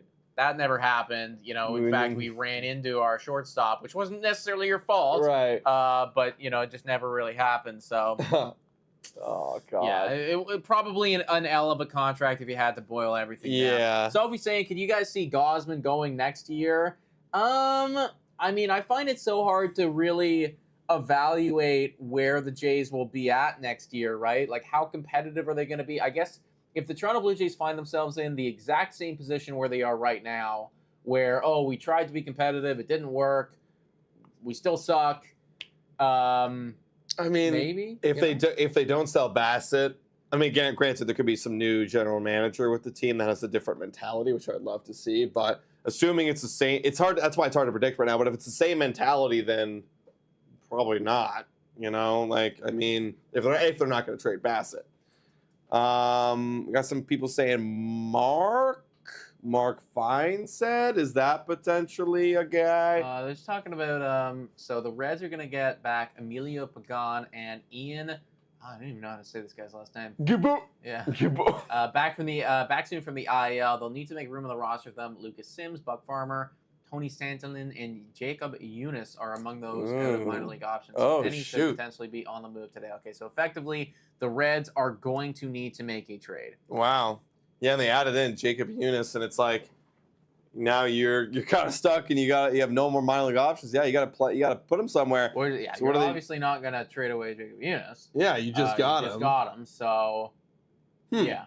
The Reds are definitely going to be making trades as well. When is it going to happen, though? That's what I want to know. You also have a John Morosi tweet coming out here. Just trying to put some fuel on the fire, as John Morosi likes to do. He just says, he even did eyeball emojis. That's literally what I do. Yeah, Jack Flaherty and Mike Schmidt have a good relationship when Flaherty was a Cardinal. Schiltz Padres are looking to add a starter. Flaherty's available. Eyeball emojis. Bro, I know what you're doing, John. I know what you're doing. This is literally out of thin air. He's just but thank you. We'll take it. Yeah. We'll take anything. There's nothing going on. Honestly, man. John Morosi's the only thing keeping us afloat right now. No one's saying anything. Thank you, John. Yeah, thank you for pulling us out of nowhere and saying that Flaherty to the Padres seems likely because he had a great relationship with, I guess, and this is the pitching coach? I don't even know. I mean, look, that's a real thing, right? He could go to the Padres. I mean, I could see it happening. Yeah. Also, someone was saying lunch break. I might actually order something, guys. What should I order? Should I order something? If so, what should I order? Let you guys let yourselves know in the chat. What are the Blue Jays today, boys, getting for lunch? What are we eating for lunch here, guys? What are we eating for lunch? Let's do a little, I guess, brainstorm. KFC. KFC. What else? Order a burrito, wings. Maybe a little bit too messy for wings. I'm touching a lot of tech here. Shawarma. God, I love shawarma. PG Clucks. Jesus. Starbucks, pizza, Subway, Chipotle. Lots of stuff here. Water. I mean, I got water. Lots of Chipotle going on. I think Pogger's just hammering the Chipotle. Subway, Hawaiian pizza, McDonald's, a burger. Morosi, am I going to eat Morosi? Unless Morosi actually came out with something. Oh no, actually a lot of people are saying Morosi. I'm falling down a rabbit hole of these Houston Astros people on Twitter, like this one guy who's like got a lot of followers says what hurts the most from the Kikuchi trade, the fact he's a rental or the specific players lost. My understanding, and then he goes on to say about a bunch of fucking shit. Let's pull it up. This is the same guy I was looking at. What's his name? Michael. Yep, Schwab. Still feels like a bad deal for a rental. Where is it here? He's just always going on about it. Yeah, I've seen a lot of this guy. My understanding is that Jacob Melton has been highly anticipated outfielder for the team, but I don't want to think about Tucker leaving, though I heard he wants to stay, but maybe the front office sees Melton. Oh, whatever, yeah. That sucks, Michael. Yeah, he's just like deep in the tank, man. Yeah. I'm sorry, Michael. Just deep in the tank, buddy. Sucks to suck. Yeah. Now, if Kikuchi shoves, then maybe it all works out. Exactly. If Kikuchi shoves, then it's all good. And granted, there's some underlying numbers that says he was. Someone was trying to, maybe it was him that was trying to say it. I don't know. But maybe somebody else was like, well, it's not that bad because Kikuchi's expected ERA is supposed to be like 390 something. So maybe it's better than expected. Yeah, sure, man. But he has been getting blown up recently. Now the conversation is going to Timmy's and Taco Bell. Well, let's look at the Uber Eats, not sponsored by them, and see what they got going on. Osmos. I love Osmos. I do love Osmos. Impact Kitchen, but they're overpriced. It's a buy one, get one free at Impact Kitchen. What's Impact Kitchen again? Remember we got it one time coming back from the cottage? It's like it's healthy food. Chicken and veggies, all that kind of stuff. Oh no, they only have buy one get one free chocolate sea salt cookies. Oh, I hate it when they do that, man. They literally suck you in. And then you bastards. They get you like that, man. They get you like that. Shelby shawarma. Everybody's lost their Firehouse subs. Never had Firehouse subs. Oh, it's so good. It's unbelievable. The meats are unbelievably good. I've always wanted to try. Best sandwiches. Interesting. Best sandwiches. Yeah, I'm gonna get something ordered. I can feel my stomach starting to grumble. Are you gonna hop in on this? Potentially. You let me know what you're getting, and then I'll think about it. I'm just following along right now. There's nothing else. There's nothing. There's legitimately it's all quiet. That's why I'm ordering lunch right now, y'all. That's why I'm ordering lunch. It's all quiet on the trade front right now, folks. Craig Mish trade? Are you guys trolling? Craig Mish? Craig Mish? You got only two people saying it. Craig, I don't even see I feel like that two people guy. are trolling us right now. What is this? I've never even seen this guy before. Marlins appear to be maybe it is. Okay, maybe Marlins appear to be closing in on a trade for Trevor Rogers, with several teams still pushing for him. The club will then turn its attention to their relief pitching. All right, so it looks like Trevor Rogers could be the first domino here that might fall today, everybody. And it's good. It's good because that's a starting pitcher, and we really needed that, man. We really needed a starting pitcher. Yeah, I'm very interested to see what Trevor Rogers goes for, man. Because, again, if you're just comparing it to the Yusei Kikuchi deal, then you're looking at minimum double, I think. Yes. But I think minimum. That would be ridiculous. Let's pull up his little numbers right here. Yeah, that's be disrespect to Trevor Rogers. They're not little numbers. They're numbers. But, yeah, very similar to Yusei Kikuchi, but he's got control for at least 2 more years. And he's still got his history. Maybe it could be something good of the past, but we will see. I'm just going to put this order in real quick. What are you getting? I'm getting a chicken shawarma Oz box, which is half salad, half rice, and some meat. So I'm going to get that. I love me some Osmos. Let's get lettuce, tomatoes, and feta. Actually, tomato is going to be, yeah, let's do that. Boom.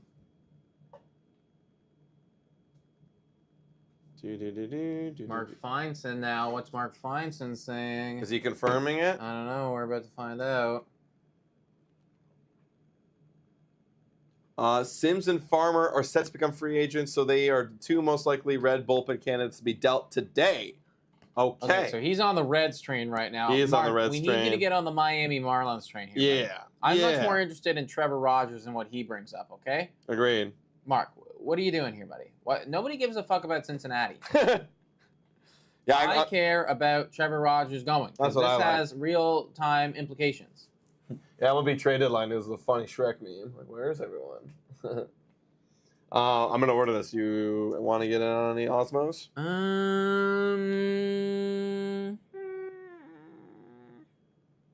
I'll be okay. All right. I'm ordering Osmos, everybody. No one said it, but I saw it in there, and I was like, hell yeah, let's go. Great, that's my lunch. All right, yeah, let's go. Trevor Rogers. Several teams are still pushing for him, but they're closing in on a deal. But who's it going to be? Mm-hmm. Who's it going to be? Who are some of the guys that were supposed to be in on Trevor Rogers? I think this came out on an MLB Trade Rumors. Trevor Rogers. I think the Mets were interested in him, weren't they? Mets were looking pretty close. Oh, yeah. Oh, yeah, look, you got it right here. Marlins closing in. Yeah, the Mets. This was an SNY. Yeah, Mets because they lost Kodai Senga. Yeah. 335 people watching right now, guys. If you haven't already done so, hit the like, smash the subscribe button. People are saying, Chris Cotillo, does he know something that we don't? Does Chris Cotillo know something that we do not? I've never even heard of this guy before. Chris Cotillo. Who the fuck is this? Oh, 66. I mean, he's a Red Sox beat writer. What do you got for me? What? What? Oh, you're talking about the Red Sox. I'm talking about the Red Sox right now. I don't know. Nothing really like breaking right now. 40 on the list of priorities, but the Red Sox should do right by Bobby Dahlbeck and send. Okay, he's saying that they should trade Bobby Dahlbeck. And yeah, he kind of busted, eh? Yeah, he did kind of bust. I mean, he started out very promising, and then like just never really hit that lightning in a bottle that he had that one year, you know? Yeah, exactly. I'm gonna scroll through some Twitter right now. Oh no, our guy. Okay, yeah, no, Michael, I'm not saying too much. It's so funny. I see people like still reacted to the Kikuchi trade. This was again yesterday. That's reckless by the Astros. Kikuchi's a good rental arm, but if they don't win it all this year, that trade has a serious chance to come back and haunting them. For real. Oh, the Astros, yeah. It could. Like, I mean, absolutely. I really, again, it's a bad trade, man. It's a bad trade. We'll see what happens. Maybe the guys that we got back are gonna fucking suck. Maybe they will. Right? It's like, and then like it's no big deal. But Murray said LA Dodgers are interested in KK on Blake Murphy. No way. Really? The LA Dodgers are interested in Kevin Kiermaier. You know what? Kevin Kiermaier feels like a LA Dodger because it's like they have so much depth. They're like, screw it. Let's play good baseball. And this is, like I said, he's our 8th inning, 9th inning closer for the position player side of things. Interesting. So did he say that on? Yeah, he must have said it on 590 The Fan. I mean, if you have the luxury of, I guess, bringing in just a defense, like you never, ever, ever play him. Yeah. Like, you never play him. No, he just comes in the late innings. Just shuts it down. That would be, okay, fuck it, take it. Yeah, take him. Give me whatever you want. Take him. Guys, Kevin Kiermaier has a 540 OP. Like, we are talking about somebody who's not good at baseball. Really not. You know? He's just a glove and legs. Yes. That's all you are. If you use him to what he actually is, you're right. He could end up being a decent player. That's what I'm saying. Like, we've used him as an everyday player. He is not that. But he's not an everyday player. He can't swing a baseball bat. If they go to extras, as soon as his spot comes back in the lineup, he's gone. He's out of the lineup. Yeah. He should be. So in that regards, if you play him that way, there's actually a value. There's value to that because he is one of the best defenders in baseball, and he's got great legs.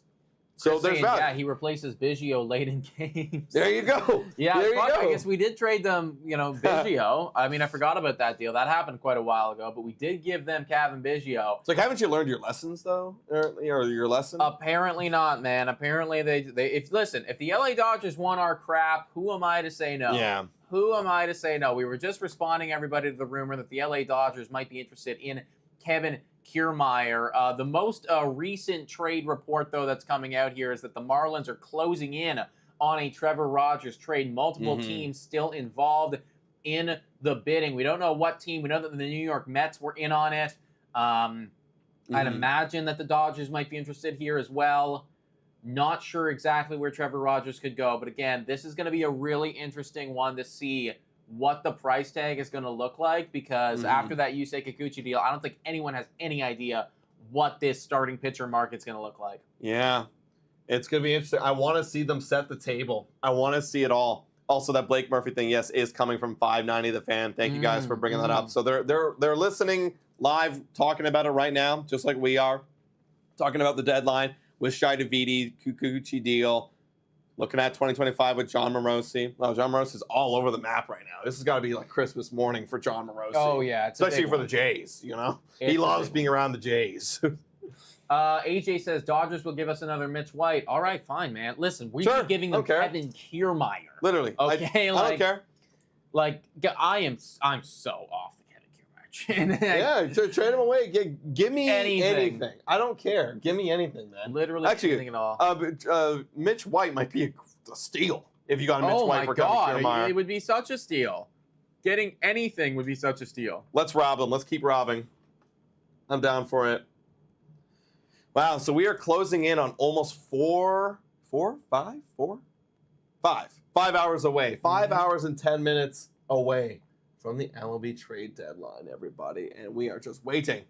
We're just waiting. Can you guys do a breakdown after the trade deadline on the Blue Jays farm system rankings? Would be interested to see how they would jump up. Yeah, we're actually going to be doing a breakdown, recording it after this live stream, but it will come out tomorrow morning, guys. Just taking a look at the entire Blue Jays trade deadline, taking a look at who we got back in return. I guess we can grade it a little bit if you want.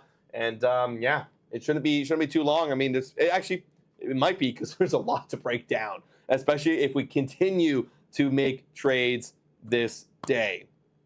Where is Mitch White now, saying Danielle? That's a great question. I don't even know. Where is Mitch White? Mitch White is currently with the Brewers in the minors. Wow. You're with the Brewers. He was released from the Brewers, yeah. Oh, God. Oh, God, Mitch White. I don't even want to say mighty have fallen. How you have fallen. Also, if you're just joining us, everybody, we brought this up a bit earlier, but the Yankees are interested in Louis Rengifo, Kyle Finnegan, and Lucas Urseg. So the Yankees, right now, just to kind of recap everything, because we've been live for about 2.5 hours now. We've gone through so much stuff. Right now, from a Blue Jays standpoint, we are still anxiously awaiting a Chad Green and an Isaiah Kiner-Falefa trade, and then maybe a Kevin Kiermaier and a Trevor Richards deal. That's what we're looking at right now from a Blue Jays standpoint. Yankees right now, they're looking to get some middle infield help and some bullpen arms. They've been linked to pretty much anyone that has a bullpen arm or alternatively a middle infielder. So, I mean, if you guys want Isaiah Kiner-Falefa back, you can have him. Similarly, the Red Sox, they are looking for middle infield help. They've been linked to a Louis Rengifo and an IKF and all that stuff as well. Marlins, as you heard, Trevor Rogers, he could get moved at any moment now, which is kind of an interesting one. And then once the Marlins start moving him, you also got to imagine Tanner Scott could be on the way after that. So they are going to be a busy team today for certain. Baltimore Orioles have been quiet, surprisingly quiet, because they should be making some more moves than they are right now. And I do think that they will before time runs out. But yeah, this is the year for them to do it. there's no more reason. I mean, last year I thought you were going to make moves. This year, come on, guys. You have guys overflowing in your farm system. You have to trade them away. I mean, you traded away Austin Hayes because, again, you're overflowing. Like, you have so much asset, you got to make a move, especially for a big pitcher, man. Mm-hmm. It feels like we brought it up on our Bad for Baseball show. They'd be big guys in for a Scooble or a Crochet or someone of that caliber. Hell, even the Jack Flaherty, go add him on for this year. Feels like they imagine they go get Jack Flaherty again. They had him on last year. The Braves did it, and they got their Jorge Soler back. I mean, the Orioles, I think, are even a better team maybe this year, a more prepared team for the playoffs than they were last year. Yeah. Bring back Jack Flaherty. He's playing better than he was last year too. So fuck it. I think that's a great idea. 350 people watching, guys. If you haven't already done so, hit that like button. We're closing in on 200 likes. Can we get there? That'd feel really good for the boys. And if you haven't already done so, please subscribe to the channel. Your name will literally pop up right here, and we will give you a big time shout out. Rad Rising and Blake Snell of the Orioles for Mountcastle and 2 prospects. That feels goodness, unlikely. I feel like a lot. Yeah, I wouldn't even want to do that if I'm the Orioles. No, I would not. I would not want to pay. First of all, I already don't pay a lot of guys a lot of money. Why am I paying Blake Snell, who's going to be one of my worst pitchers, and give you prospects? I don't think so. Yeah, no. Again, if you're the Baltimore Orioles right now, like, your sights are set high. You are looking at Tariq Skubal. You are looking at Jack Flaherty. You maybe are looking at a Trevor Rogers. I don't know if that's where you want to go, but you could. He's got years of control, which would work for your team.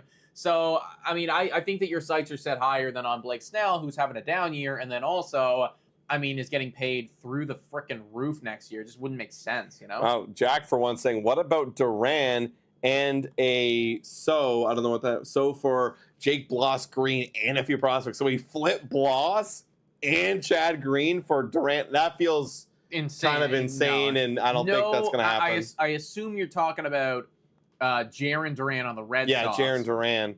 There's no way they're trading him. That doesn't really make much sense. No, I don't think that's going to happen. Let's check Twitter again, everybody. See if there is anything else coming out. Hey. Waiting for stuff to transpire here. John Morosi was saying earlier that the Padres could be in on Jack Flaherty, so that is a real thing that is happening right now. Or maybe, I don't know. We'll see. But we're all waiting for that first big move. Right now, it feels like the Marlins are the closest to getting it done for Trevor Rogers. I don't know if that is going to happen soon, though. We are just waiting at the behest of the Twitter baseball gods, really.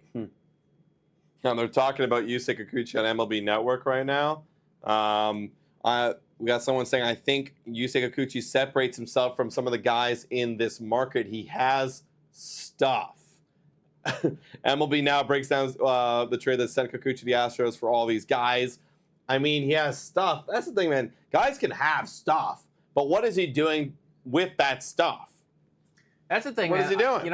I love, like, baseball's kind of so hypocritical in this way where, like, we have all these fucking deep and ridiculous numbers about some shit that probably doesn't even matter, and then you'll get analysts coming out and be like, he's got stuff. And his stuff looks good. And I'm like, all right, yeah, like, sure, I guess. But, like, what does that even fucking mean, dude? Like, his stuff is getting hit at a very high rate right now. Yeah, like, so his stuff can look good, but it doesn't mean that he's going to pitch at a high level. Like, look at all these. I like looking at Baseball Reference, which takes all these super deep analytics and kind of pairs them into one. Pitching values at 28th percentile. Oh, he's got great stuff. Well, then why is he hurting an MLB team right now? It doesn't really make any fucking sense for me. That's the thing, right? It's like, and what type of analysts are we going to be? Are we going to be the one that looks at all of these, like, deep numbers? Or are we going to be the one that says, he's got stuff? Look, like, all I need to know is his stuff has a 4.75 ERA. Sure. Does he have great fastball velocity? Yes. Does he create a lot of whiffs and Ks? Sure. Kikuchi's been great at that. Does he prevent walks? Yes. But when his stuff is in the zone, it does get hit hard. He doesn't get a lot of chases. He gets barreled up, and he gets hit hard. That's the thing. I mean, I feel like stuff And I kind of like what SB here Yeah. said. SB says stuff is the intangibles. I mean, I feel like stuff is just like make-believe shit. You know, it's like we're just like, Well, it's like we think it looks good, so the stuff looks good. Well, yeah, it's like he has high velocity. He has a high, rotations per minute on his braking stuff. He's got great horizontal or vertical brake, all that kind of stuff. But does it work? Nope. Does it work? No. That's what we got to do. His stuff. His stuff is good, but Robert Murray apparently just said something, and we do have the first trade of the deadline. Let's of the go! deadline day. Not what we predicted at all. Wasn't even aware that this was a guy here. But the Pirates are actually acquiring pitcher Josh Walker from the New York Mets. Walker had recently been designated for assignment, okay. not the big blockbuster that it was that we were looking at here, guys. Literally just on we needed to trade this guy away kind of trade. Okay. Josh Walker, you got DFA'd and you have not been very good. 12 innings this guy's played. Young guy. This year. Well, not young guy, young service time guy. I mean, he's a free agent in 2030. Yeah. He's a left-handed pitcher, drafted in the 37th round, lefty, 29 years old. Kind of surprised that they did DFA'd him. Did they run out of options? Maybe either way. I mean, he has okay year, 12 innings. Yeah, maybe they just, I don't know. I mean, he was drafted in the 37th round, so maybe he's just they said fuck it. Yeah.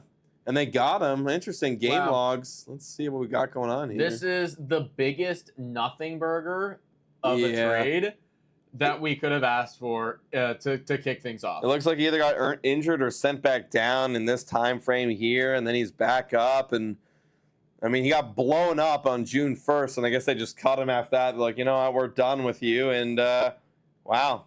Okay, yeah, that's it. Great. A trade. We'll see what they get. Probably not a lot. If James Paxton didn't get a lot in return, this guy's probably not going to get a lot in return. Dude, nothing at all. Probably going to be a lot. I like that term. Big nothing burger. Also, this is ridiculous, man. Pull this up. Blue Jays Bat Boy. Blue Jays Bat Boy. Have some fucking shame, MLB. Have some shame.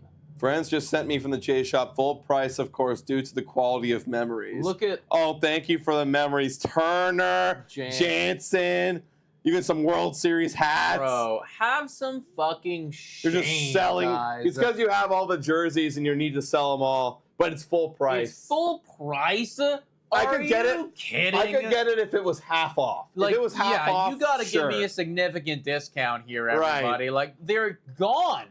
Why would I ever? Gone. And it's like, Turner, really? Thank you for the memories. Thank you for 2.5 months of mid. What? Also, big shout out to the dono that just happened right there, Marcus. Thank you, Marcus. Shout out to Marcus, man. Appreciate you. Thank you so much for everyone who has donated, liked, subscribed to the channel.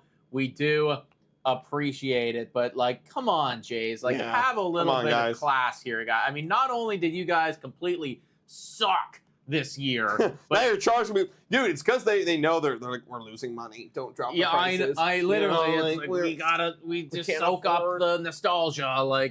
Oh my god! Thanks for the memories. What a terrible, terrible, terrible thing. Yeah, everybody's talking right now about how the Pirates just acquired Josh Walker from the Mets. Really a small deal here, though, everybody. I mean, Pirates they're not buying, are they? Are they, where are they in the standings? I think they're in a pretty good spot. They're in a pretty good spot right now. They were kind of right around that 500 mark. Am I lying about that? MLB standing. Hold up, I got it here. They are 54 and 52, so right around the 500 mark, just above it. And if you look at the wild card, they're 2 games out. They're there. Okay. They're right there in the mix. One big buy and one surge, and boom, you're in the playoff spot. It is very tight down there in the NL. There's so many teams that are right in there. Yeah, the teams that feels like are going to be dropping out soon are the Giants downwards. We're really starting to see who are the guys. St. Louis, they've been falling off a little bit. Pirates on a 6-4 stretch. Diamondbacks have been surging back. That's why all these guys are desperate to go add. Except the Pirates. I've been saying it for a little bit too. This is the first year in a long time where the Pirates have something exciting going on. Go buy. You need to buy because you don't have enough guys, but you got to go buy. Go buy, make it happen. So I guess you're getting depth. We'll see if you guys add any more. They need to go add like a Luis Rengifo or something like that. That was kind of the conversation. It was either the Yankees or the Pirates and the Boston Red Sox. They need to go add one of them. There's a ton of guys out there. Go add. Come take Isaiah Kiner. Come take Isaiah Kiner. Come do it. Guys. That's what I say. Yeah. Anyone need a bat? IKF. Anyone need a pitcher? Chris Bassett. Anyone need a reliever? Chad Green. Yeah. That's what I think. All right, guys, that's our first trade of the trade deadline day on this Tuesday. What do you guys think? Is this? I almost wanted to be like, is this a W trade? But we don't even. I mean, I guess depth can't hurt you, so that's a thing. Matt Needham saying Heyman. Let's go take a peek. Anything happen? No, I mean, I guess it's the same thing. Mets send Josh Walker to the Pirates. Robert Murray was the first one on it. So just more confirmed. We'll see what they actually sent away. I can't imagine it's going to be that much. I'm going to quickly use the washroom, guys. I've been draining the water and coffee. I'll be right back. Leave that right there. Yeah, taking a look over at the Twitter, everybody. So far, nothing new. Same stuff. Josh Walker. Oh, Chris Black. Interesting. Chris Black. Let me pull this up, guys. Are we on the computer screen? Yes, we are. All right, hold up. Chris Black. This could be something to note, folks. For Kevin Kiermaier. Shout out to Chris Black. We actually met him the other day. Really cool guy. So 2 teams that I'm looking at as the likeliest landing spots for Kevin Kiermaier. Cleveland is his #1 spot. They currently have an infielder playing center field. Their other center fielder is a right-handed batter with a .313 on base, and he's been bad defensively. Okay, so that's an option right there. Clearly, defensively speaking, these guys are not going to... We know that Cleveland definitely likes to prioritize pitching and defense. I imagine he's going to follow this tweet up with his second landing spot. He hasn't done it yet, but... He always likes to make his Twitter feeds, long threads. Yeah. But that actually does make sense. You know, I actually didn't know about this situation that they were... if anybody is going to prioritize defense, it's going to be the Cleveland Guardians. Okay, sure, take them. Take them, Guardians. I'm cool with it. You want to do it? Go ahead. We like it. What do you think we'll get for Kevin Kiermaier? A minor leaguer. Oh, dude. A minor leaguer. Kevin Kiermaier is... a low A-ball guy. You know what? I take cash and I feel good about it. Yeah. Give me $500,000. Again, like obviously this would be nothing for me as a fan. I don't really care about the money, but if I was the owner or with the GM and Ross Atkins, right, I take cash and I feel good about it. Yeah, it's one of those things where you just take literally anything you want. Or like if you just want to take him, like just pay the rest of his contract. Pay the rest of the guy. You don't even need to pay us to have him. Right. Because again, I just keep thinking about the DFA. It's like that could have been that. And no one wanted it. Yeah, I'm looking at all these highlight reels, and this isn't Kevin Kiermaier. No, Kevin Kiermaier, that's the thing. Kevin Kiermaier will catch those balls, and then God, that was a horrible route. Yeah. My goodness. I'm just taking a look here. Let's see, another bad play. Oh, he's going. Oh, Jesus Lord. Yeah, I would want a Kevin Kiermaier at that point. If, we're not going to get any, big center fielder, I'd be like, screw it. Oh, Jesus Lord. What is I'm so used to elite outfield defense. I'm looking at this. I'm like, this is horrible. The one thing that we have is incredible outfield defense, folks. I will also be right back and use the bathroom. But that's crazy. Any trades after the Kikuchi trade just got back? No. Well, I guess the one trade as we have right now, and I'll throw it up, is the right here. Going back a little bit. The Mets send Josh Walker to the Pirates, but nothing for your Toronto Blue Jays, unfortunately. But we are looking at Kevin Kiermaier. Kevin Kiermaier wants to go. Go ahead. Hey, have you guys talked about Luis de Los Santos yet? No, we haven't. And I did see he did just get the call to the show. He's been grinding it out in the minors for a long, long time. It's one of those things where I was like, I don't really, no offense, like I don't really think he's gonna be, that great. What's his let me just check here. Luis de los Santos. I'm just getting the right spelling. Luis de los. See, he's not even on Baseball Reference. Santos, minor leaguer. Where is he? Toronto. There we go. Yeah, this is the guy that's being called up to the big leagues. I think so, right? Yeah, he's getting called up today. What has he done in the minor leagues? Let's see. He is in AAA. He's been okay. Yeah, I mean, I'm not like, I don't really feel anyways when I look at Luis de los Santos. I mean, where is he ranked in our farm system? He's not even ranked as anything. So yeah, I mean, point blank, guys. I mean, this is another nothing burger. It's the same as this trade. The Luis de los Santos getting called. Oh, let me show you guys. Luis de los Santos getting called up is the same. It's the same as this trade. Because if you look at the numbers, he's not really that great. Wow. A minor league career of a 693 OPS. Woof. Yeah, that's meh. No show of second most homers on the team doesn't mean he's a good hitter. Flawed logic. What are you responding to in that? I mean, yeah, Dylan Varshaw's not really a great hitter, guys. Just because he has homers doesn't really mean much. How old is De Los Santos? He's 26. He's been grinding out for a while. He's been with this team for a long, long time, with this organization since 2016. Jesus Lord. Yeah, it looks like he was a young guy signed out of the Dominican, and here he is, a 26-year-old coming back up. Cool. What about Pablo Lopez and Duran and I don't know what SO means for Jake Bloss. Jesus, Jack is just wanting to flip Jake Bloss right now. I don't think actually that would ever go through. Yeah, I don't think that would ever go through. Duran and Pablo Lopez is just way too much value. I mean, looking at the market right now, they would want way more. Way more. And also, I don't even know if we would really. I mean, Duran's on for a little bit longer. I guess maybe, but I don't know. I just think that's really too complicated. That'd be one I'd have to break down for a long time, and I'd be like really kind of confused of like how I'd even feel. Oh, he meant how old is Joey Loperfido? He's 23, if I'm not mistaken. I think so.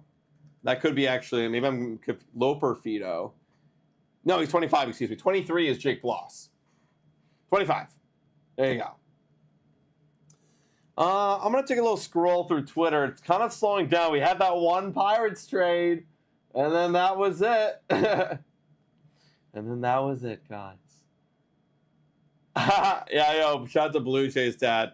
He's reacting to this too. Translate post. I wonder what it says. Oh, it's the same thing. Yeah, that's a joke. That's a big joke, man. Really not much going on here, everybody. I'm hoping my food's gonna get here soon. I'm getting the grumbles. We're at 1:12 right now, so less than 5 hours away from the trade deadline. My guy's driving in the rain. Uber Eats saying you should consider tipping him more. No, I'm not. No, I'm already tipping him 15%. Yeah, it is all quiet over here on the trade front. And we're still looking around. You guys got any questions in the chat? I like answering some of these crazy, wild trade proposals you guys got going on.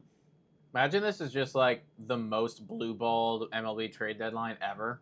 Yeah. Like everybody's live for it and like nothing happens at all. Literally nobody goes. The extent of it is like Taylor Ward to the Pirates. Adam got all dressed up for one trade. That's right. I'm going to make it a tradition. Last year I wore like a tie and a dress shirt, and I think every trade deadline I'm going to do something. Bring back Teo.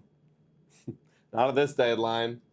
I thought about it for the offseason. I mean, that'd be interesting if we got like maybe a 2-year deal for Teo. That'd be cool. 2-year deal for Teo. I just don't see it happening, but it would be cool. It would be fun, but How come you don't see it happening? Like, he wants more, you think?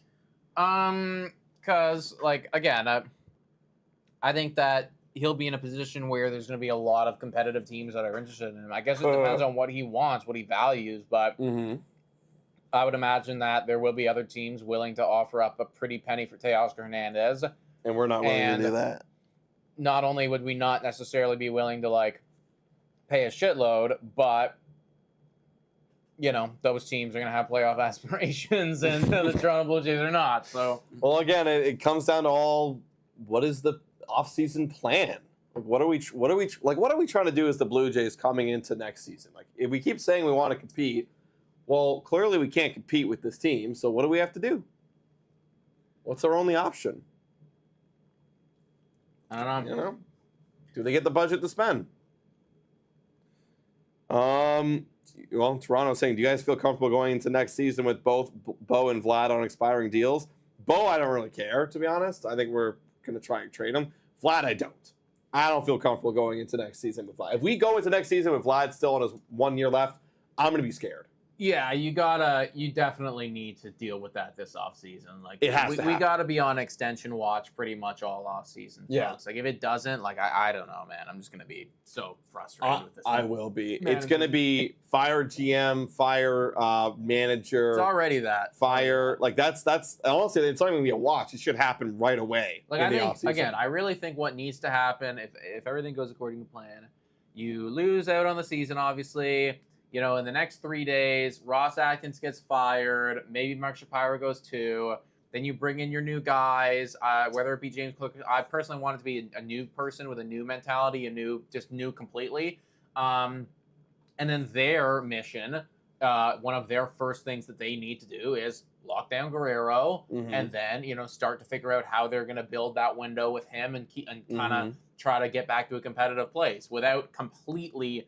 Either mortgaging the future or also too like spending like fucking crazy, because it's great to go out and spend a bunch of shit, but then eventually you're gonna have to fit the bill, and you're gonna be in a position where you have George Springer playing and you can't get rid of him because you're paying so much money for him, and you have all these guys. So I want to do it in a way where like a lot of it is core base. I want to make some good, smart decisions. I don't want to be spending, and getting big contracts for Teoscar Hernandez. I think 2 years for Teoscar Hernandez would be in the realm, right? Like, you want to go make guys. See, because now we have to go back in our window a little bit where you're trying to get back to competing. So you got to bring in guys on shorter term deals, like that could maybe get me there, and then we can prove that like we can kind of compete a little bit. Then we can start making longer term plans later down the line.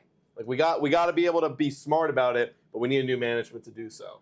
Yeah, we'll see, man. I would also, if I was Teoscar Hernandez, I wouldn't want to come back to Toronto. Not even just for the reasons that I brought up, but also, too, like the fact that I specifically came out and said, I like it here, all that stuff. Then you get traded. Then, you have the you wanted to come back. Then, exactly. Then in that offseason, he's saying, well, I wanted to come back. And then the Blue Jays are like, oh, that's too much money. And then he gets paid $23.5 for 1 year. Yeah. So think about that, right? Deal. It's like, legitimately, we weren't willing to pay Teoscar Hernandez $23.5 for 1 year. With our, budget last year. Because I think they didn't have the budget last year. I think they had their Ohtani budget, and then they had their contingency plan budget, which was what we saw with Kiermaier, Turner, IKF. So, you had Teoscar Hernandez commanding a lot of that money. And he's like, well, if we get you, then we can't make our other moves, Yeah, I hear you.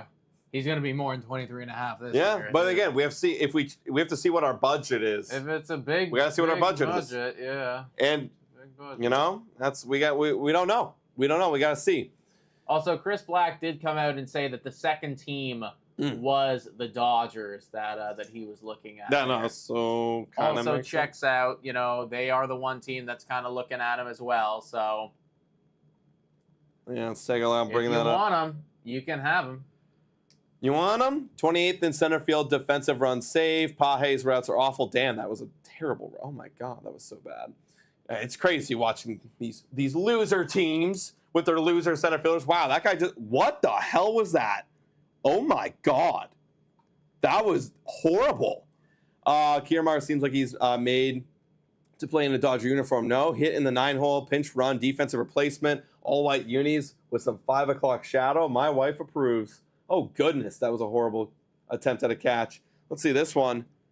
Oh, Jesus, wow. Lord. Yeah. It's insane watching guys who have horrible defense. Yeah. What the hell? That literally looks like me out there, man. I'd be running all over the place. I have no idea what I'm doing. A pop-up. What are you doing? Well, if they want Kevin Kiermaier, they can have him, everybody. They can have him. All you got to do is pay for him, LA. I don't care. You got money to pay for him. Go ahead. Just send us over some prospects. Send us over anything. Colin saying it's Class A September call-up? Potentially. I mean, maybe actually. I mean, if we trade away Kiermaier, that's another spot right there opened up. And then plus the September call-ups. But we will have a good amount of outfielders. I mean, we already got, Loper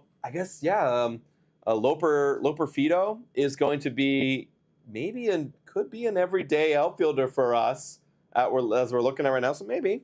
That'd be really nice. I would love to see, as many prospects and as many young guys as you can get up for audition season, get them up, right? This is another player who actually did play this year a little bit, Jonathan Clase. So, it's honestly, you're going to get to the point where you got to just prioritize which guys you want to see, which guys you don't, right? Because, again, I would love to see Addison Barger play out the rest of the season here if he can. Obviously, Horwitz and Ernie, they are not going anywhere. Yeah. So, who are you going to get rid of? That's kind of why we also do really want to get rid of Kevin Kiermaier, because you're not doing anything for us. Let's give this guy a chance. Let's give, Alan Roden a chance. Let's get, whoever. Sure. I don't care, but, as long as it's someone, there's no future with Kiermaier, so.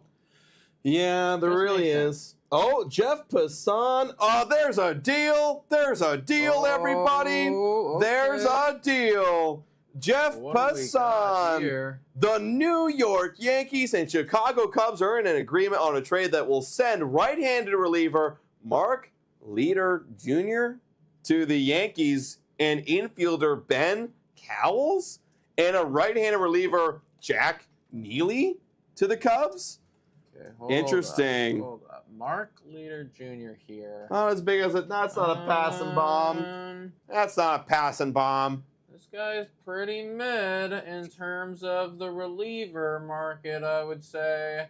He's got a negative .2 WAR. He's got a 4.21 ERA, 36 innings. I mean, I guess this could give you hope that Richards goes. If this guy is going to be considered a quote-unquote buy, what's the other guy? Oh, God, yeah. Mark Leiter, negative WAR. Infielder Ben Cowles. Ben Cowles. Oh, Jesus Lord. Is this just are you, oh God, I think he's a minor leaguer. Is he a prospect? Oh. Drafted in the 10th round. He's a prospect. I mean, he's pretty good. Let's take a look at the Cubs system right now. Cubs prospects. Is he a top prospect? We're finding out, everybody, right here, right now. Feels like Mark Leiter is kind of the big one here. Yeah, Ben Cowles, not seeing him anywhere in here. And then you've got right-handed reliever Jack Neely's. So he's going to the Cubs. Well, you got Mark Leiter to the Yankees, yeah, and then an infielder Cowles and right-hander Jack. Oh, okay, to the Cubs. So those are. These are Yankees. These are Yankee guys. Correct. So that's, my bad, guys. I kind of misread that. Okay. Yeah. Prospect. So we'll see, maybe if this is a top prospect for the Yankees. So what did they buy? So yeah, how much did it cost? Ben Cowell. Are you up here? No. Oh, he is right at the bottom. Right at the bottom. Oh, Benjamin Cowles. Okay, there you go. And then you got Jack Neely. Are you going to be a guy? I kind of doubt it. Oh, 22. Oh, okay. So a 20. Oh, excuse me, guys. 1 second. Hello, you can please come in now. Thank you. Interesting. That's my food, everybody. So Yankees go out and they acquire a bullpen arm in Mark Leiter Jr. He'll be a free agent in 2027. So he's got a couple years of control. I mean, he played well last year. He's playing meh this year. This feels like kind of what a Trevor Richards deal would look like, everybody. Except I think this is less. I think we'd get less for Richards because he's got more control. More control. He is playing a bit better. He has done a bit better in the past, too.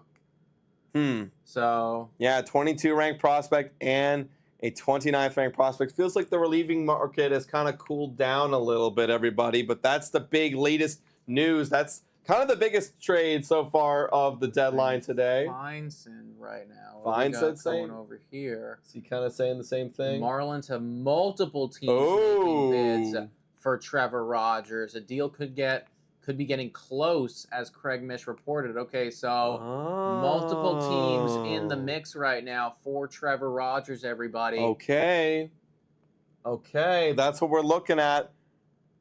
Well, I wonder who these teams are. Mark Leiter. Excuse us, everybody. Mark Leiter. Thank you for that correction right there, chat. We appreciate that.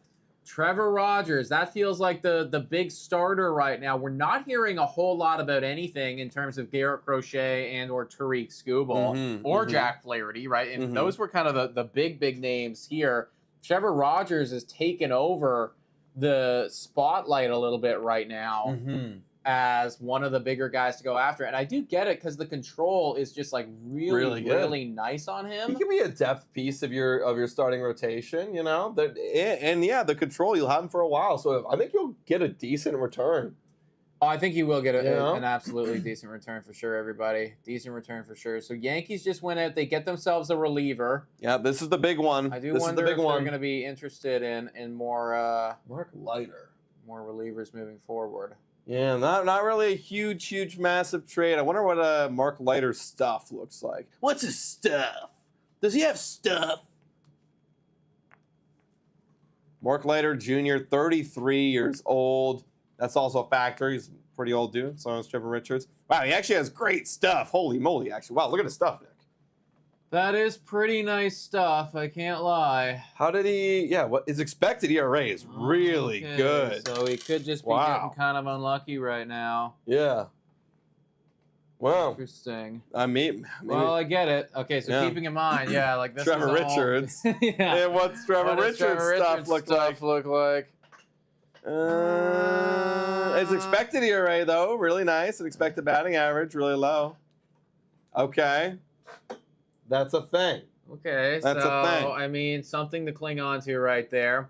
369 people watching. Nice. If you haven't already done so, hit the like, smash the subscribe button. Let's see if we can get up to 269 likes, everybody. That'd be really good. And if you do subscribe, your name will pop up right here, folks. Right here. Let me go over to Twitter once again. Gonna take over the computer for a bit here and see what is transpiring. Let's see, can you guys see that? Yes, you can. Oh, wait, no, you can't. Why can't you see that? Sometimes you have to, like, press it. Yeah, I just did right there. Oh, this is interesting. Adam Rank gives the Bears prediction right here. What a loser. He just has the Chicago Bears at a 12-5 record like an idiot. This guy is like such a homer too, by the way, for the Chicago Bears. Really? Yeah, such a homer. He's like the biggest like Bears like analyst there is. You want to take like 15-20 minutes and just eat that? I can kind of run it for a bit. Yeah. All right, everybody. Mark Leiter, excuse me, to the Yankees. Also, Hazel May came out and said Guerrero was talking about Turner and Kikuchi, how they were traded to the Mariners Nationals. What do you say? They trade Kikuchi, you know, and to us it's hard, but we have to understand, you know, and I hope that they can do it whatever they've been doing with us and do it with the other team. If you can. All right, pretty standard stuff right there, everybody. Pretty standard stuff. Guerrero misses them. It's tough, but it is what it is. MLB trade rumors is what Sophie's calling for right now. Let me give it a refresh. Oh, the Padres have now discussed multiple Marlins relievers. Okay, so the Padres, they already paid a hefty price for Jason Adam, by the way. And Jason Adam, this is another reason, guys, why Chad Green should go. Jason Adam out here, I mean, him and Chad Green are very comparable. He does have an additional year of control. He's a free agent in 2027. But Chad Green's free agent in 2026. But the numbers on the season are like very comparable, very solid veteran guys. They paid a king's ransom to get Jason Adam. Apparently, they're not done. They're looking at some of the other Marlins relievers right now.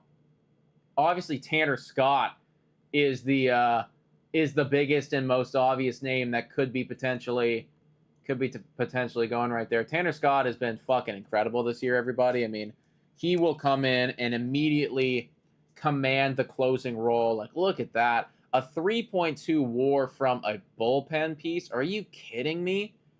He's a free agent this offseason. He is going to get paid. 1.18 ERA. Now people are calling for Heyman. Let me get Heyman up here, everyone. We are starting to get a little bit of movement here, folks. You love to see it. We're starting to get a bit of movement. Oh, the Nats. Okay, so the Nationals, they are interested in Dylan Carlson from the Cardinals. Really? Dylan Carlson from the Cardinals. He was a top prospect for a while, was he not? Then he kind of like didn't super pan out, I think. Oh my God, Dylan Carlson is sucking right now. Jesus. Yeah, he was drafted in the first round. He is not playing good baseball right now, folks.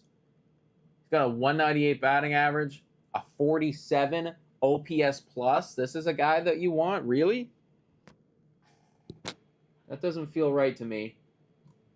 I mean, I guess if the Nationals really feel like they can, turn him around, maybe. But that feels wrong. I'm also seeing Romero, Francis Romero. Eh? What's he talking about? Okay. New York Yankees just signed Brett Phillips.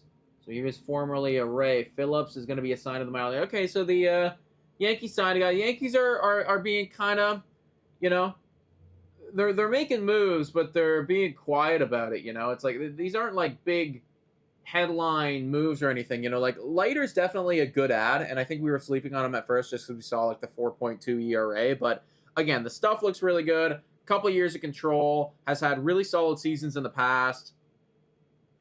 So pretty good deal. Yeah, I mean, pretty good deal, honestly, to just get a guy that can come in, be like your middle relief infielder. Middle relief infielder. Yeah. Later. Oh, and they also got Javier Assad, so they're both heading over there. Interesting. Okay. Taking a look right now. Oh, Quentin Johnson's making catches. That's exciting. Oh, wait, no, did he drop it? I think he dropped it. Never mind. He dropped it. He's got big drop problems, everybody. The guy kind of sucks when it comes to drops. Anything else going on the MLB trade rumors side of things? No. Just the lighter news right now, everybody. The lighter news. I'm really excited for this Trevor Rogers deal. That's what I'm waiting for. I'm excited for the Trevor Rogers deal right now. Because this one might, again, it's looking increasingly unlikely that Chris Bassett actually goes, but this would be the closest thing that we could see to what a Chris Bassett deal might look like. And there's still obviously, like, it's not an apples-to-apples comparison. There's quite a bit of a difference there. But this is the closest thing that would kind of indicate a Chris Bassett deal, folks. Almost 400 people in here, guys. If you haven't already done so, hit the like, smash the subscribe button, join the community. Your name will pop up literally right in the middle of the screen if you do.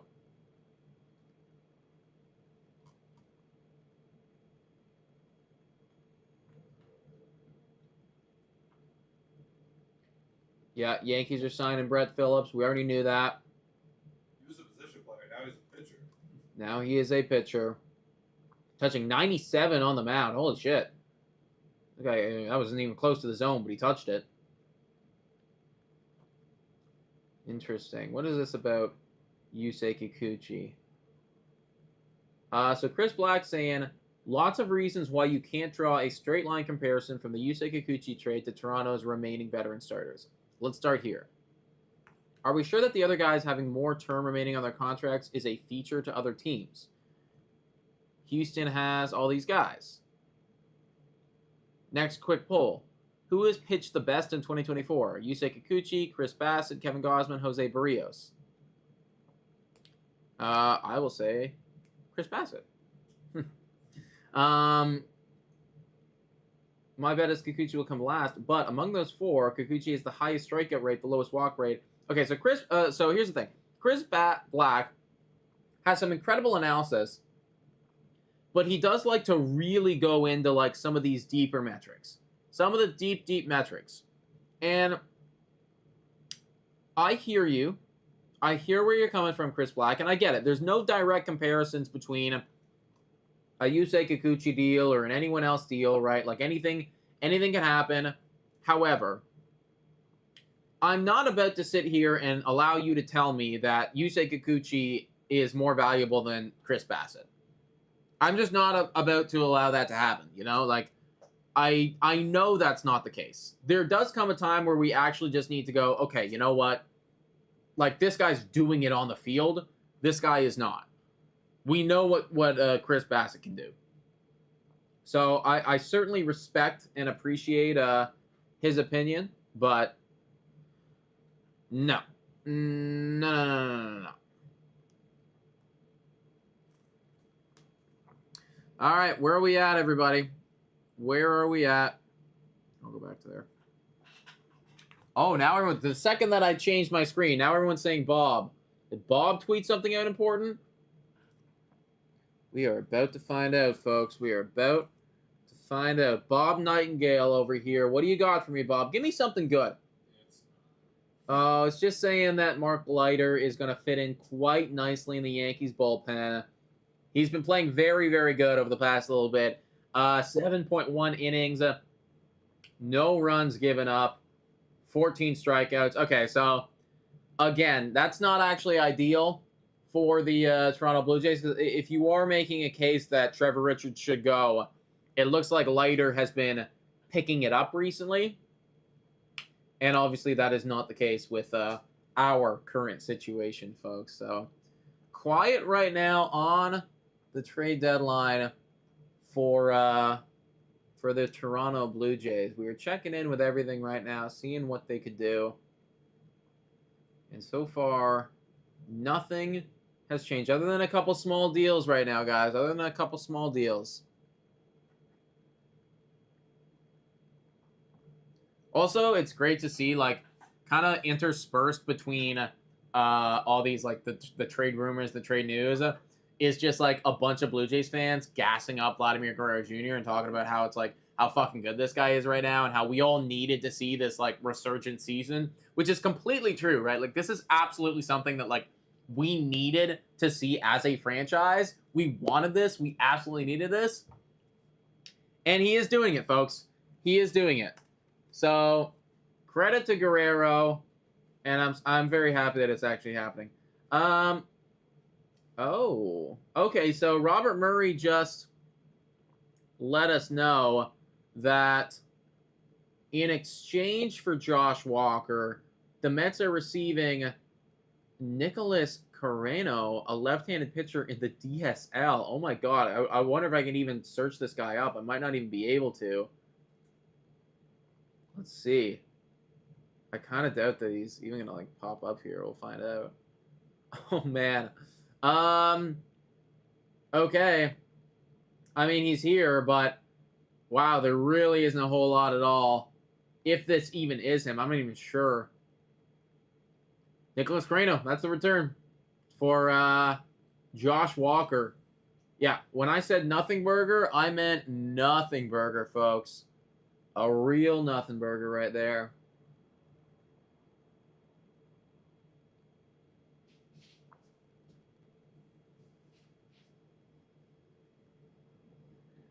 Mets have been a little active. Yankees have been a little active. But it is still freaking quiet. Really quiet. Yeah, nothing. Going back in? Yep. Nothing. That Osmos was great. Who else? Who's saying something? John Rosu? Just Mark Kana has said that Mark Canha is not in the Tigers lineup for today against the Guardians, and he's a trade candidate. So that is something to know. Oh. Okay. Yeah, I was listening to a bunch of the rumors. Nat's interested in Carlson. Interesting, because what is how many more years does Carlson have? I think he's a free agent 2027. I could be lying with that. I think so though, but he's not playing good baseball at all. Yeah, you're. Oh my God, it's just a hope and a prayer. Jesus, you haven't played good baseball in 4 years. In a while. That's tough. He was starting to look like he could become something, and then it just never really panned out. Canha to the Mets? Oh, is that a real thing? Did that just happen? Did we just get Mark Canha going? We got one trade by Robert Murray saying the Boston Red Sox are acquiring reliever Lucas Sims from the Cincinnati Reds. So that was one of the relievers that was supposed to go so they can make room for the new guys coming in.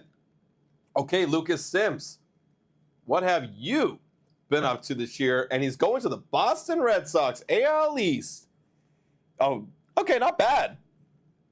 And he's a free agent after this year. And I mean the WHIP is really high. The ERA is not bad. How about all your other numbers? All your stuff. Okay, so that's the first Reds guy that's getting moved then. Because we knew that they were going to move a couple guys today. So they're shipping off some pieces. Exactly. Yep, and you got the Jeff Passan stamp of approval, so we know it's legit. Yeah. We know it's legit. Thanks, Jeff. Okay, there you go. There's that's move. A solid player, right? That's a 3.57 ERA right there going over to the Red Sox. That's a decent guy. The WHIP is pretty high, but he does have some no one gets really that hard. That's weird. This is what always trips me out. His average exit velocity is very good, so it's very low, but yet for whatever reason it gets barreled up a lot. So that always is kind of it's how does that happen? How's that happen? But I mean, not bad. You're a guy. If they needed bullpen depth, I mean, he could definitely provide some good bullpen depth on the team. That's for sure.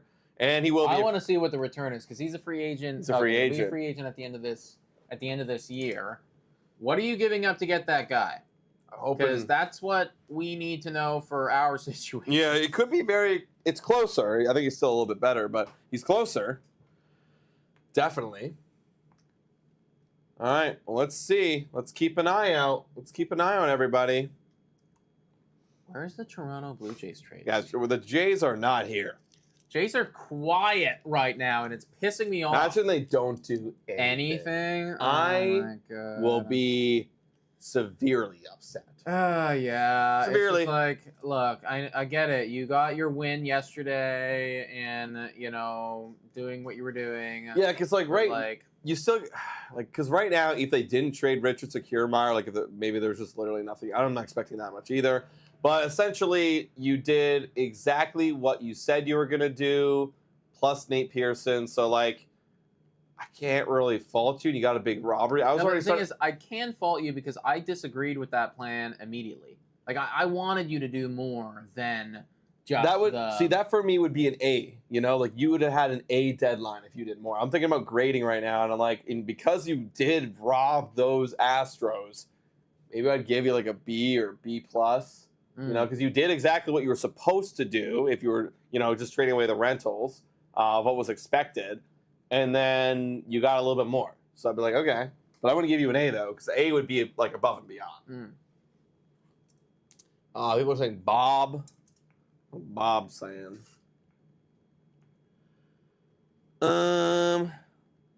Reds have a surplus of relievers and informed teams they have plenty of arms available. Oh, so they're going to flood the market. Great. Thanks, Reds. Thanks, guys. I want to do that. Thank you, Bob, says Matt. Thank you, Bob. Thank you, Bob. I mean, honestly, Bob. I'm saying thanks, Reds, because the more relievers are out there, I know, exactly. The less people are going to pay. At the end of the day, though, just get anything you can, man. Get anything you can. That's what I want. Anything you can. That's what the trade deadline's all about. That's all we got to do. Acquire the assets, Toronto. Acquire the assets. That's all we got to do. Side news, questions, any news on Votto? Oh, Jesus. Oh, my God. I haven't even thought about Joey Votto in time, man. Richard Sherman, the This is like NFL, NFL player? guy. No, that can't be him. Someone keeps saying Sherman. Is there an MLB Sherman? Joel Sherman? Sherman? Joel Sherman right here. Joel Sherman. Okay, so we just found out the return. Red Sox are trading Ovis Fortes to Reds for Lucas Sim. Don't know who that is. Let's look him up. Let's look him up. What do you got in your system? You are the Boston Red Sox. Whoa. What's this guy's name? This is Ovis. Ovis Fortes. Yeah, check out Ovis. their system right here. Ovis, young player. Whoa. Not in their top 30, Wow. guys. Not in their top 30. So that looks like people were being pretty stiff and being like, I am not going to pay out of my ass. I am not going to pay out of my ass. You got to get rid of him. You're going to take anything. Ovis Portis. Also, though, you do have to consider Reds are in a bad position where they have to make a trade, like because of their roster configuration. They have to make a trade, so they're just going to take anything. Oh goodness, he's a 19-year-old. Yeah, like he's a I wonder. Maybe one day you could maybe be something. Probably international international signing. Yeah. So I wonder what. I wish they would tell me because, you know how they always say, this guy was drafted here. I want to know what their international signing bonus was because that would give me an idea of, how they were valued when they first were picked. Right. You know? So, I don't really know. Was he a high pick? Or was he a low pay? Okay, so interesting. So on Bob Nightingale says here, he was ranked 29th best according to Baseball America. Okay. So they have sometimes a different ranking system, Baseball America and MLB. So I guess he's kind of like, if we take that in and we factor MLB, it's like a fringe top 30 prospect. Right. You know? Wow. Okay. Well, that's what we're kind of looking at, I guess. A fringe top 30 prospect. That's kind of what I expected, though. Jaron Durant saying, fleece! Honestly, that kind of is a fleece, right? It's Kinda you're is. not giving up a whole lot for a reliever who's got a good strikeout rate and, can actually he can pitch for you. He can help you win ball games in the remainder of the season here. I mean, when you look at, the Reds, again, going back to their needing to, I guess I'm going to have it up here in the search bar, but their need to get rid of guys because of their roster, they're over the limit right now, and they made trades to bring in some people, then they're kind of forced to do it. It's kind of like when you DFA a guy, you're going to lose him anyway, so you might as well get anything possible. Interesting move. Interesting move. Weird. I did not see the Reds coming out of nowhere and trading dudes away. Did not see that. I feel like the Reds have been. I haven't even been paying any attention to the Reds this year, other This than year, Ellie De La Cruz's steal campaign. Literally. Pittsburgh Pirates are interested in acquiring Dominican outfielder Brian De La Cruz. That's Francie. Okay, or Frankie's. Interesting. Brian De La Cruz, eh? Frankie. Miami Marlins. This was by Romero. Interesting.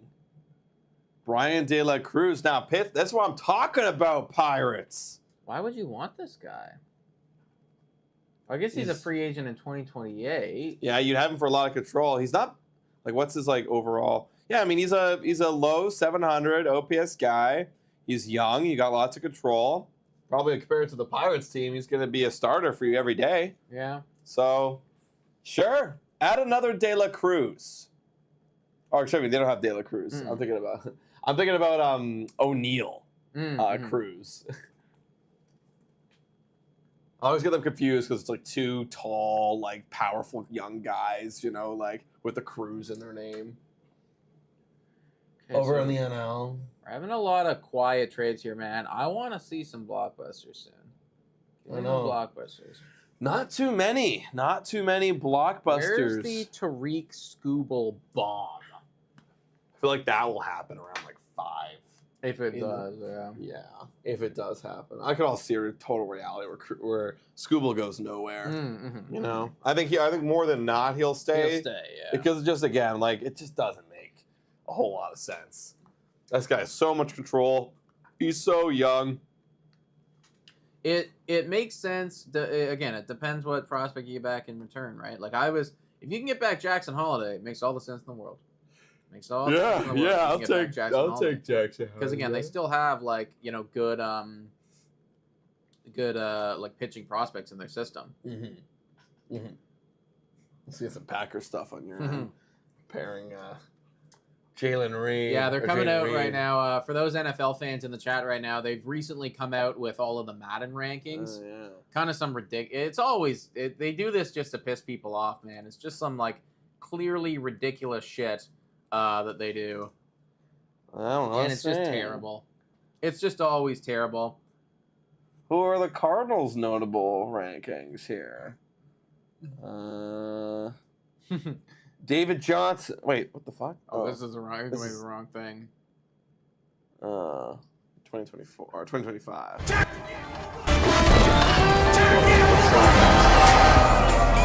Now my cue is go back. I press 5, and then it goes to the it goes to the live play-by-play. Everybody.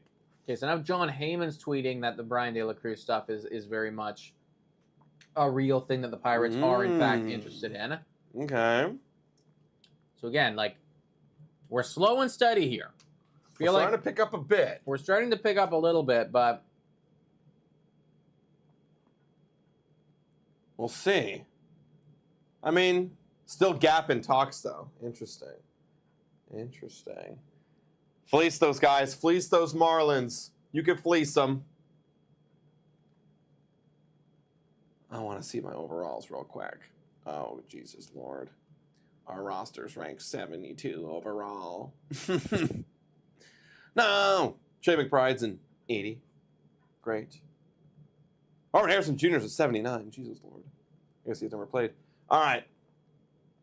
Keep looking. We're keep looking. Ken. We see a lot of Ken.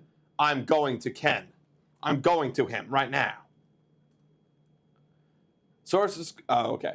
It's just. Oh! No. Orioles acquiring Trevor Rogers. Oh! Thing that's happening. Oh! Orioles are acquiring Trevor Rogers from the Miami Marlins. Interesting. Oh, boy. First initial reactions, I thought they'd be saving out for some of the bigger guys, but maybe they just weren't wanting it. Wow, okay. So Trevor Rogers, everybody. This is going to be a really interesting return here. Trevor Rogers, he's got a 4.5 ERA on this season. Let's see, what has he been doing recently? Like, are the splits looking good? Maybe, I think I saw something that he's getting hot. Is that a real thing? In the last 28 days, he's got a 3.38 ERA. Okay. So he is playing a lot better as the season's been going on. Okay. Got multiple years of control left on him. I mean, you know, to the Orioles' credit, I do like this for the Orioles because it gives you a rotational piece. Like, again, this guy will be a rotational piece. I don't know if he's going to be an ace, but he will be a, you know, pitcher for several years for you. Yeah. I like it. Orioles roster right now, taking a look at some of the guys they have in that rotation. You look at saying Robert Murray. I'll go over. You keep looking at that. So Corbin Burns, as we know, elite, 2.45 ERA, going to be leading the charge. Then you got Grayson Rodriguez, still pretty good.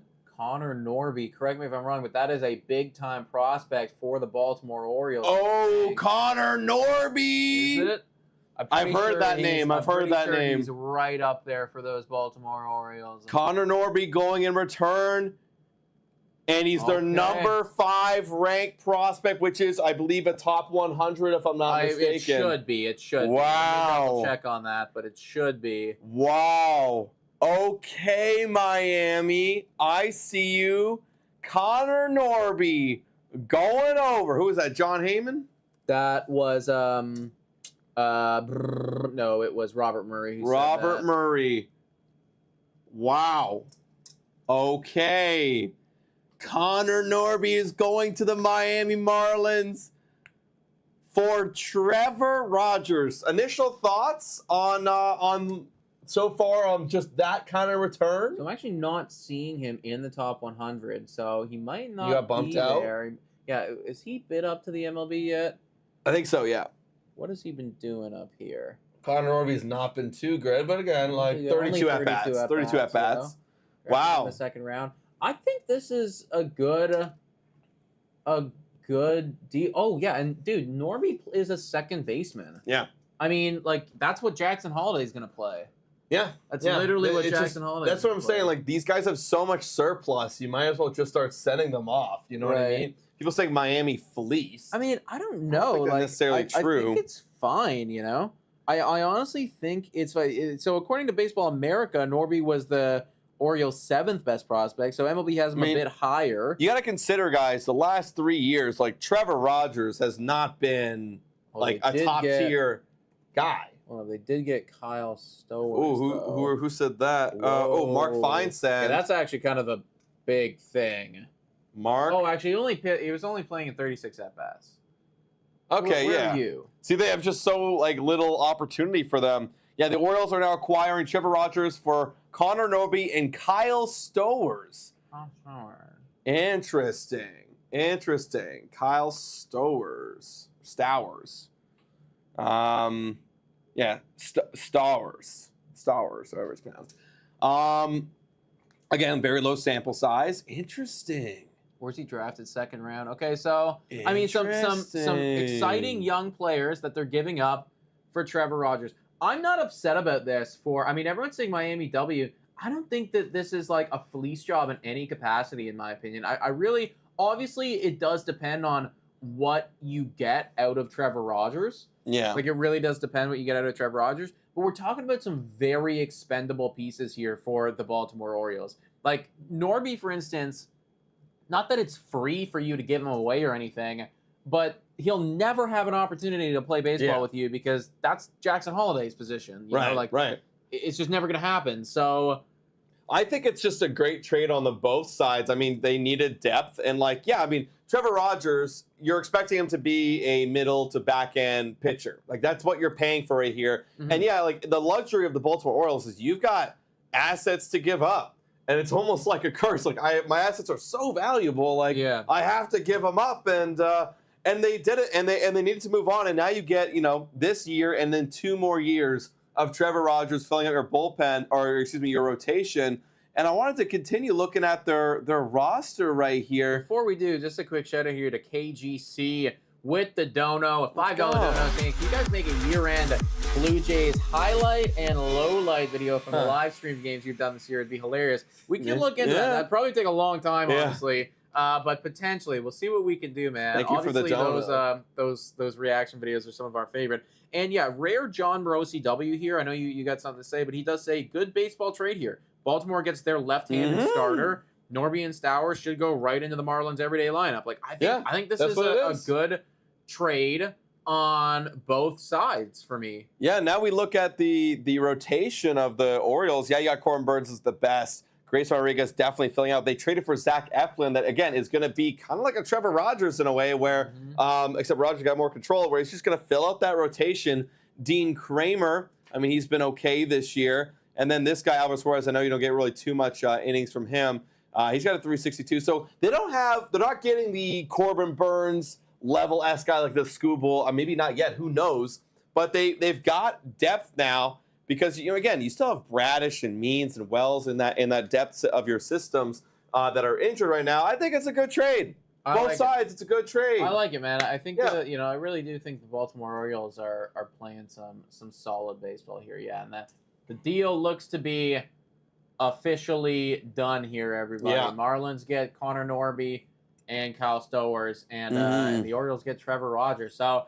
And again, if you can get Trevor Rogers to get even close back to what he was when he was Rookie of the Year, like I wonder what his Baseball Savant page looks like right now. Like, is the stuff looking good right now for Trevor Rogers?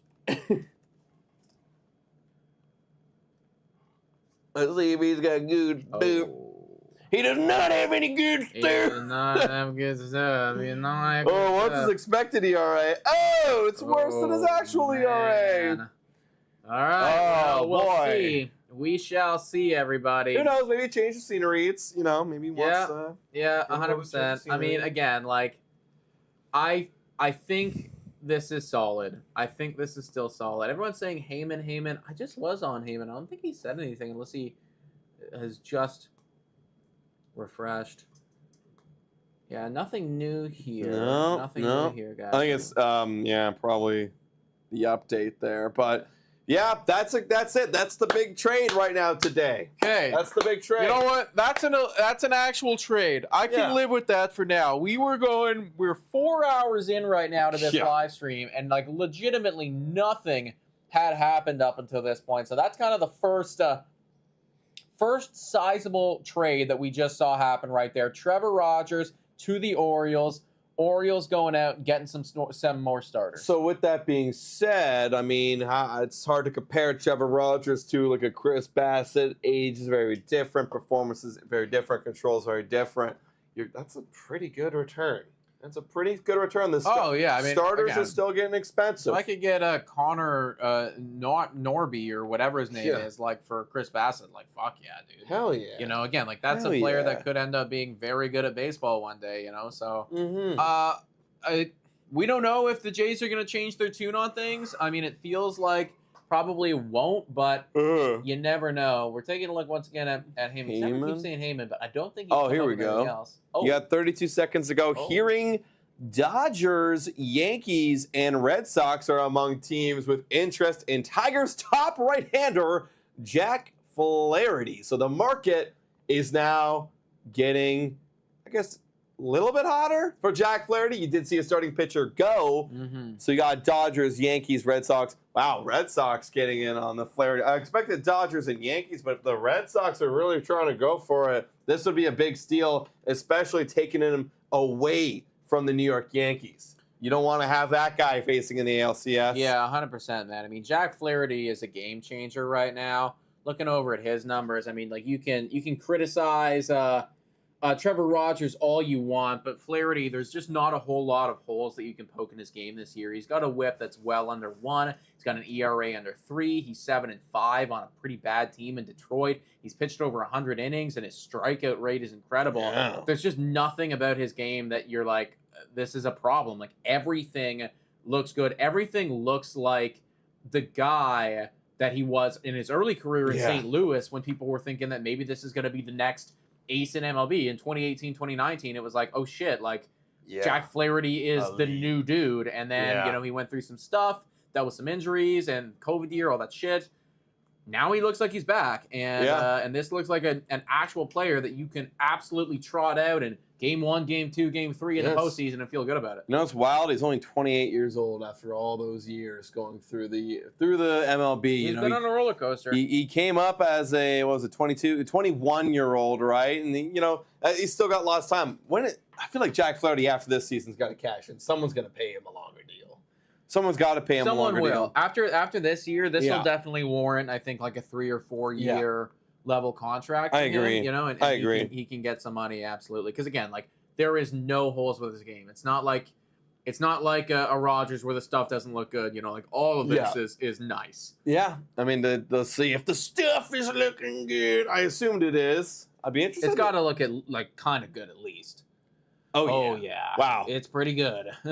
Wow, that's insane. What happened? Well, what actually changed for him? He had a cutter. Looks like he dropped that completely and said, here's a sinker. He doesn't even throw it that much.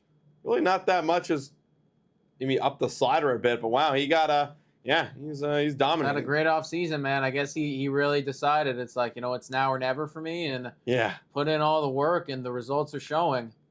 Yeah, wow. I guess he left the slider a little bit too up there because now he's starting to locate it. Oh, yeah. Now he's really locating his slider perfectly. Okay, good job. Good job, Flaherty. Good job in getting it back in there. Now you could be a Red Sox, Yankee, or Dodger. Which one do you want to be? Which one do you want to be? I would want to be a Dodger. Yeah, that'd be awesome. I'd want to be an That'd LA be Dodger. so awesome, man. Yeah. That'd be So pretty awesome. sweet. I have no pressure if I'm a Dodger. Zero pressure. Oh man, I miss Teo saying screams. Yeah, I've seen so many like I missed this, I missed that. I've seen people say I missed a AA. Like wow, like we were really thinking about the past. You know what I mean? We need a starting pitcher for tomorrow's game because Kikuchi was supposed to be start, but we got no one, so we should get Flaherty. Yeah, good point. Think we should get Flaherty for tomorrow's game, Nick? What do you think? Sorry, I missed that. Blasman's like, we have no starting pitcher for tomorrow, so we should go get Flaherty. Yeah, can you imagine? The Blue Jays go out and get Jack fucking Flaherty. They trade away Jake Bloss. It was our plan the whole time. We're actually competing. That would actually be somebody that I'd be interested in seeing a signing for in the offseason. Mm-hmm. Jack Flaherty. We're gonna need starting pitchers. He's not too old. Again, maybe the price tag is gonna be too much for the Toronto Blue Jays, but that'd be pretty good. No, I think that'd be great. Adding Jack Flaherty as rotation would be actually kind of good. I'd be very excited about that. Exactly. I think that's the type of impact player that you're gonna need to see all over the diamond for the Toronto Blue Jays. But more realistically, Jay Fig's saying we're probably gonna dumpster dive and get Adrian Hauser. Oh, we could. Yeah, we definitely could. Also, in other news, I'm seeing highlights of Caleb Williams throwing interceptions at training camp right now, so that's always exciting. Man, it's always so funny when NFL they clip these one play. Yeah. And then everyone's like, "Oh, he's a bust. He's horrible. He's horrible." But it's like this one practice, throws an interception. But it's like the reason why they're practicing is to see if they can do these, types of plays, and if we're gonna test it, if we're gonna make mistakes, we're gonna, it's like, of course he's gonna throw an interception. Every quarterback will throw an interception in their practice. Love looking at the comments. Yeah, that is what is transpiring right now. Okay, I don't know if you're being sarcastic, Mr. H. Going, what's a trade deadline? Well, clearly not what's happening today for the Blue Jays. Mm-hmm. Clearly our trade deadline was yesterday. Yeah, where are the moves, Jays? I want to see IKF go, and I want to see Chad Green go. I have heard literally nothing. Actually, you know what? I'm gonna turn Kiermaier's up because we're starting to hear some rumblings about a Kevin Kiermaier. Kiermaier is the hottest name right now for the Jays. And I'm actually gonna turn Isaiah Connor Falefa down. We're not hearing jack shit. And Chad Green's been down. I haven't heard a single word about him other than he's not going anywhere. Yeah. Right now, the only one with anything is Kevin Kiermaier, and that is a scary place to be. Oh boy. Mark Feinstein's hearing that the Nats and the Cardinals have discussed a trade. Mark, with Carlson and Floro. Interesting. Floro, 33, won a World Series in Dodgers, and 20 pitched for 6 teams. Okay. Carlson and Floro. So the Nats would send over Floro to the Cards that need pitching, and then they'd send back Carlson. What does Floro look like? Dylan Floro, a right-handed pitcher. He's good. Damn, those are good numbers. Okay. Career. Whoa. Wow. And he's having a phenomenal year as a 33-year-old. He's a free agent next year. Everybody's saying Morosi. Okay, I'll go to Morosi in a second. Morosi. But Dylan Carlson sucks, guys. Morosi I haven't got any update from Morosi, folks. What are you going on about? The last tweet that Morosi made was 11 minutes ago where he said, "Good baseball trade here." Cesium, there's no Morosi. Also, I did just see Toronto Blue Jays come out with a little roster move. Bloss to AAA. Jake Bloss is not, at least we know for right now, going to be pitching for the Toronto Blue Jays. Damn. And instead, why the fuck? They've done this way too many fucking times this year. Why did we just burn an option from Yariel? Why did we do that? They are so dumb when it comes to handling these things. And then they called Luis de los Santos. Nothing about our boy that we know of right now, our new guy. Why I hate it when they do that, man. Why did they do this? I hate it when they do that. That's so stupid. Why would you? I gotta look at the rosters. Hold on one second. Why?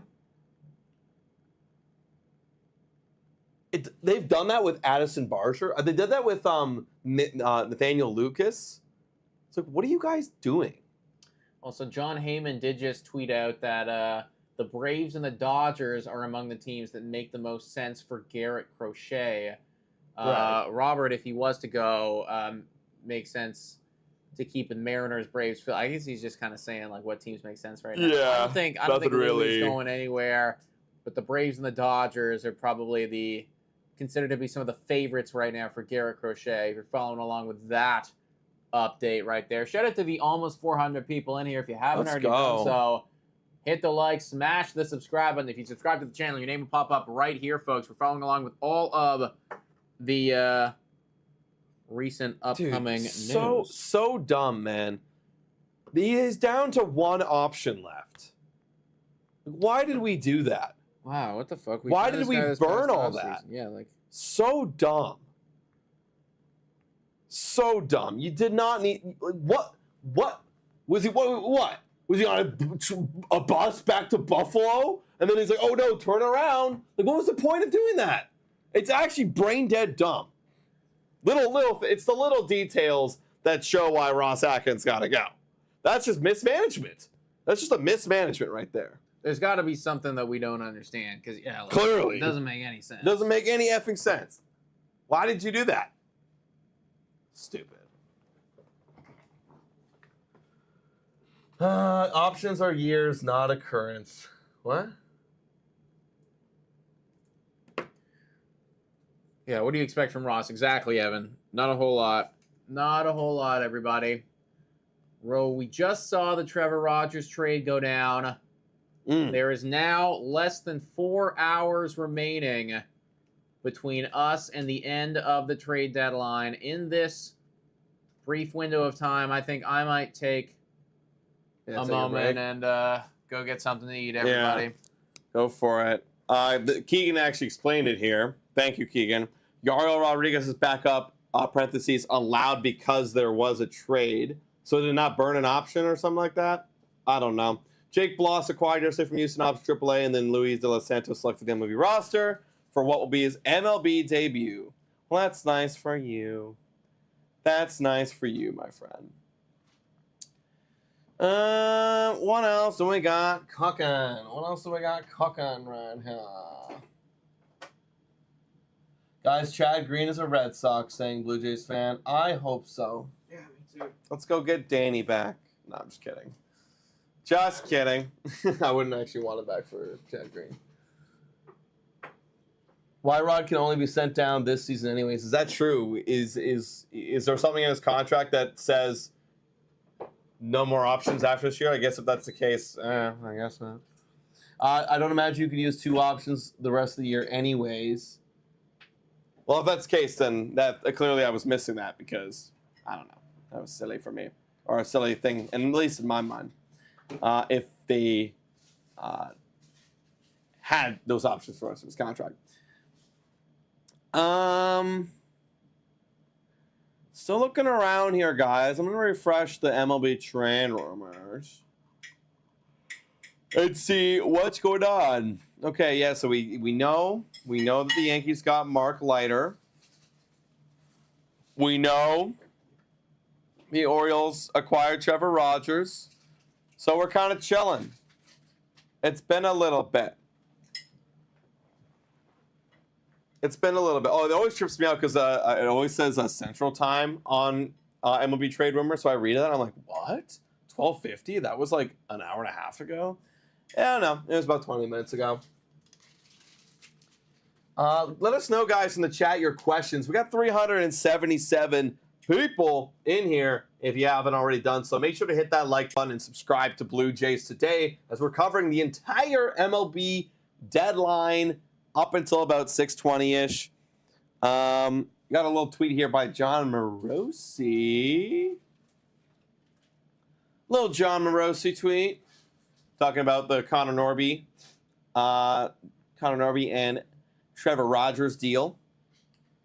He's saying, in Miami, Connor Norby could become the everyday second baseman or shift to third if Josh Bell is traded and Jake Burger moves across the diamond. Okay. Yeah, that Josh Bell DFA was kind of out of left field for me. I don't really understand why they did it. Was he? Yeah, this doesn't really make a whole lot of sense for me. Yeah, he's going to be a free agent at the end of the year, but like, don't you guys have guys worse than Josh Bell? Like, yeah, he's got a 699 OPS, but you know, that's almost 700, and like 700 to me is like, okay, like you could play. Kind of seems weird. Joey would be active in Baltimore. Yeah, I did see that he is on the current roster. He's in Baltimore right now. How much do Vladdy, Bo, and Springer DH the rest of the year? Well, that's true. I guess we don't have our DH. I'm gonna assume that Springer will DH more likely than not, especially if you are bringing in Joey Loper Fido into the mix. Maybe he plays a little bit of right, maybe plays a little bit of left. Maybe you give Addison Barger some more reps over there and right. And then Bo Bichette, I guess, like, if he's still coming back from injury and he's hurt, then, like, sure, you can, like, put him in the DH spot, but we'll see. I mean, we're just honestly at this point, folks, we're just trying to get through the end of the season, you know? Like, we're literally just trying to, like, get through it and fire Ross Atkins, fire John Schneider, and then go get a new GM and make a new plan. For what do you say, Miami? I'll swatch Vladdy though. What happened to Danny Burgers? Whoa, where have you been, my friend? We cut that guy like 2 months ago. I haven't heard about Danny Burgers in a long time. It's been a long time coming. Fucking memeable season, man. Danny Burgers was on this team at one point. I know. We had Danny Burgers as a Toronto Blue Jay. It's a real thing that happened. Marcus saying apparently Bloss is going to get called up tomorrow to start, but I could be wrong. Where'd you read that? Marcus? I'm going to go look at Twitter. Let me know. Because again, like, I don't know whether... If that's the case, then I don't understand. Why did we put him in the AAA? Yeah, because it's like... already in MLB. We have... Yeah, he's already in the MLB. What are we, just burning another option? That's what I mean. God like, damn. I don't know. Maybe because you need a guy today, but like that's... Yeah, I don't Who know. cares? Yeah, like, honestly, who cares if you need a guy today, you know? You're tanking. You decided to tank. You're tanking. Where'd you see that? I meant watch. What do you mean by watch? I'll watch Vladdy though. Oh, okay, yeah, I see what you mean. What do you think about putting Vladdy at third and getting Yanni Diaz? Oh, we are not gonna get Yanni Diaz, my friend. We are not gonna get Yanni Diaz. Plus, if we do get Yanni Diaz, like, he can also play third, so like maybe move him over there. I mean, Yanni Diaz has, yeah, he's a free agent in 2026. It just, I don't know. I think our window right now is we're looking beyond 2025. Like, we're getting guys who are going to be with us much, much longer. Hearing Classe might get called up today. I don't know where you're hearing that, my friend. I don't think Classe is getting called up anytime soon. Connor says, John Morosi, Freddie Freeman is on a plane to Toronto. Can we track his flight? They should call up Votto. I think, honestly, the dream of calling up Votto is kind of dead, everybody. Especially now that we're at this point in the season where it's like, okay, we have young and exciting guys. Why are we going to call up Votto? You know, unless they're literally not ready and there is a spot, sure. But, yeah. I don't think he's coming up. I mean, the latest news on him is he hurt his ankle again. And he got shut down again. After he got called up to... Literally, he was up in AAA. He got so close. He was up in AAA, about to make his first start, and then he hurts himself again, and then he gets shut down. It's like, does he know that he can just retire and it will be... Yeah. No, I actually felt so bad, man, especially the whole offseason when it was like, he's like taking the pictures of himself on the bench, and he's looking all sad, and it's like, aw, you know, like... We got to get this guy home. Get him to, and we were talking about, like, get him to Canada. And people were like, no. And then he came, and then he's not coming. Yeah, he's 40, guys. Not coming up. Yeah, no, I agree. I'm with you. He ain't coming. Are the Blue Jays due to sign a superstar in the offseason? It all comes down to the budget and the management. And what's the plan here? If our plan is to... take the team that we have right now and bring in some, we're going to try and win right now. We're going to try and win this year, and we're going to do anything it takes to win this year. Then they're going to try and do it. But if the new management goes, you know what, let's be realistic, which I think we can all be a little realistic. We're probably not going to win this year. Let's wait till some free agents get off the books, cut back a little bit on some money, and then when we develop our guys that we just got in this trade deadline a little more and they're looking promising, then we add on. We just do the whole retool, man. It all depends on what they want to do, what Rodgers wants to do, and all that kind of stuff. That's why it is a little silly that Ross Atkins is dealing with this trade deadline. Because he's not part of the future. If you guys heard that, Nick's saying it's really silly that Ross Atkins is dealing with the trade deadline because you should be making trades to be preparing for the next step. Yeah. What is your next step? Like right now, you're just kind of blindly going, well, I just need assets, but beyond that, it's nothing. By signing a superstar, you mean Vlad? I sure as hell hope so. I mean, if that is our signing, yes. Vladimir Guerrero Jr. needs to be a Blue Jay for long term, for his life. He needs to. If he's not a Blue Jay beyond 2025, we failed. Especially because the whole conversations have always been okay, what is Vladdy's value after 2021? We don't know. Well, now we do, guys. Oh, do we ever know what Vladimir Guerrero Jr.'s value is? He is a top elite player in the MLB. This is an elite. Look at what he's done, everybody. Look at the last 4 years after COVID. If it wants to show me it takes a little while sometimes. He is an elite player. And I think we know we got to pay him elite money. We got to pay him the close to $300 million.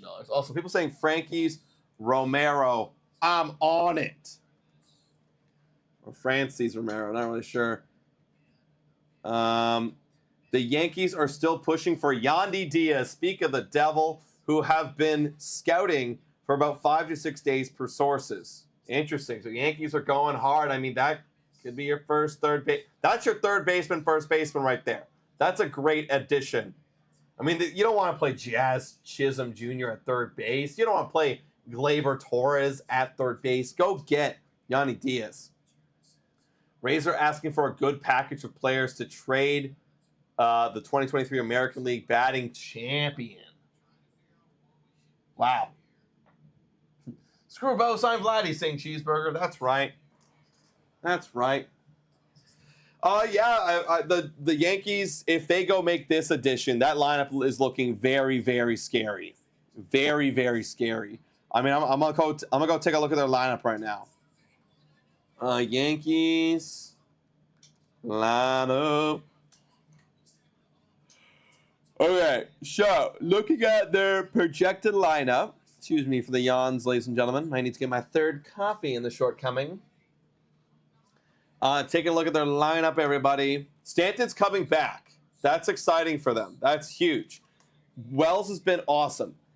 Right now, you got Verdugo, Soto, Judge, Wells, Stanton, Jazz Chisholm, Gleyber Torres, Ben Rice, and Volpe. If you move Jazz, I don't know. You could move out Ben Rice, Gleyber Torres on any given day.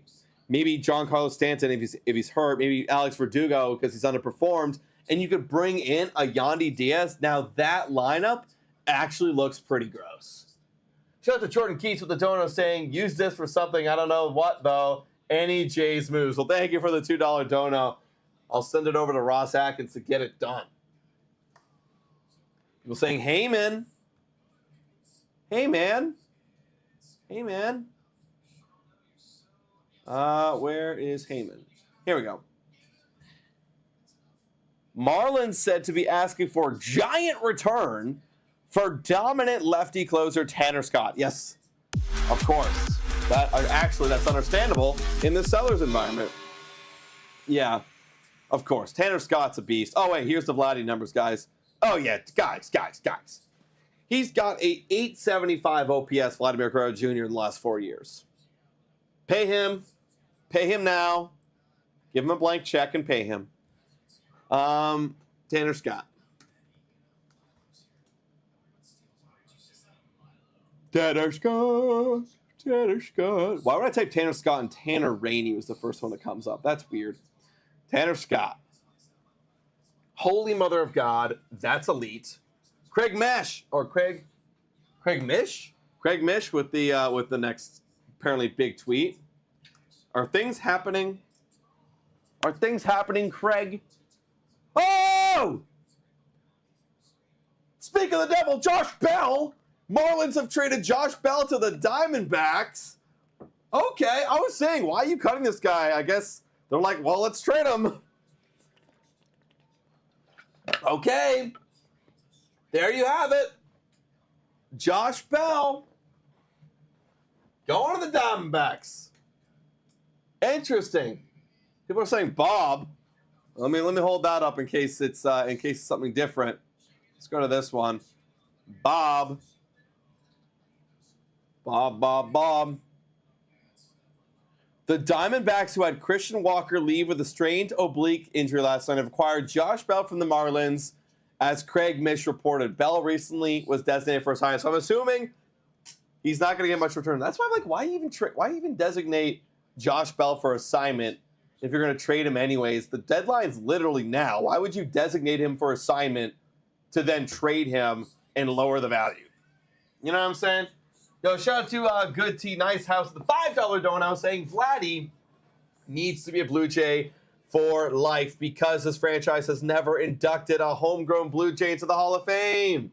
Rest in peace, Roy Halladay. Absolutely. Hey, I mean, also, just keep this up here. I don't want to get too sidetracked of this conversation that we're having of the trade deadline, but I mean, right now, Vladdy's numbers are looking solid. Hall of Fame's definitely out there. He's got to be continuing this for a long, long time and maybe doing a little bit better, but solid. Mark Fine. Okay. Wow, Josh Bell gone to the Diamondbacks. Okay, Diamondbacks, keep working. Keep getting those returns. Fine Sand. Sources say other clubs are interested in Dylan Carlson. Interesting. Because the Nationals wanted him. Okay, he's still 25. And under team control, finished third in NL Rookie of the Year in 2021, but is minimized at St. Louis in this recent seasons. I don't know why other clubs are interested in Dylan Carlson. This guy kind of sucks. Is he not getting the at-bats? I mean, he's got 59 games and 121 at-bats. Yeah, that looks like a defensive replacement kind of guy. Like spot starter. Oops. DD, double D, Dylan Carlson. You can't see it. It's in my search bar. Dylan Carlson. Yeah, his defense is good. Yeah, but wow, you suck. Base running's good. You're just a pinch runner. You're a pinch runner. Wow, you do suck.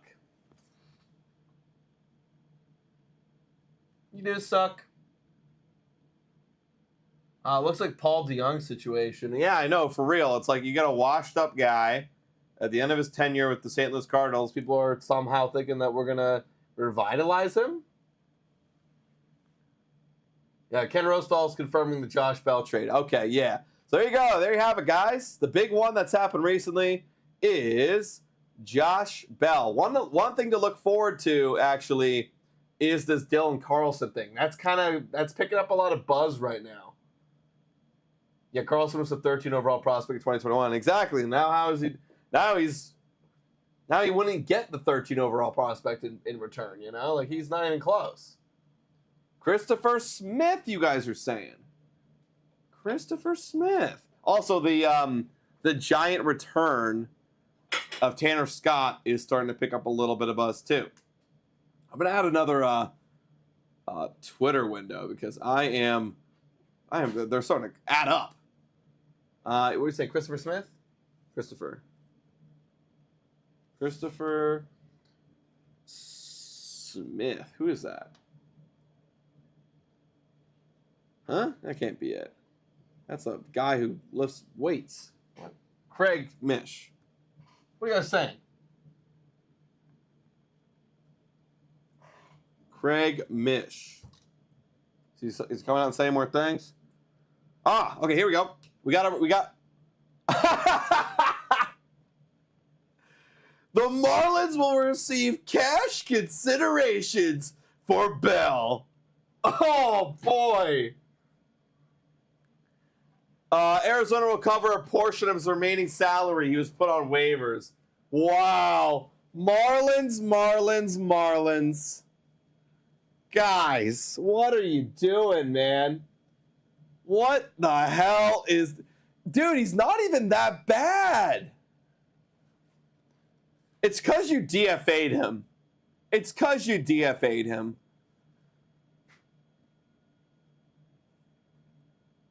He isn't going to be a free agent, but just cash? He's not even great, but he hasn't been horrible. Like if Josh Bell's getting cash considerations, then like what the fuck is Kiermaier going to get? Nothing. Like literally, we're going to pay you. You know, like. But I feel like it's because he was DFA'd. We already DFA'd Kiermaier though. No, we put him through waivers. That's different. Or retractable waiver, what the hell it was. I thought it was it not a DFA? No, we didn't DFA him, no. Wow. That's a fail. You suck. Daniela's saying Ben. That's so funny. Blue Jays select infielder Luis De Los Santos. Newcomer Jake Bloss's option to AAA. Okay, so just kind of repeating what the Blue Jays kind of said out there. Why are we calling up Luis De Los Santos? Like, he's not even like. He's just a filler guy. I don't even really understand.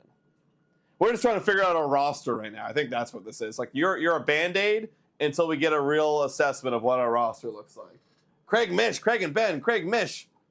Okay, guys. What's Craig Mish saying? Oh! Okay, Tanner Scott's picking up right now. Oh. Relief pitcher Tanner Scott expected to be moved before 6 p.m. And at this point, it looks like they're adding potential deals for outfielder Brian De La Cruz. So that is the hottest one right now, I would say. We heard about De La Cruz a little earlier.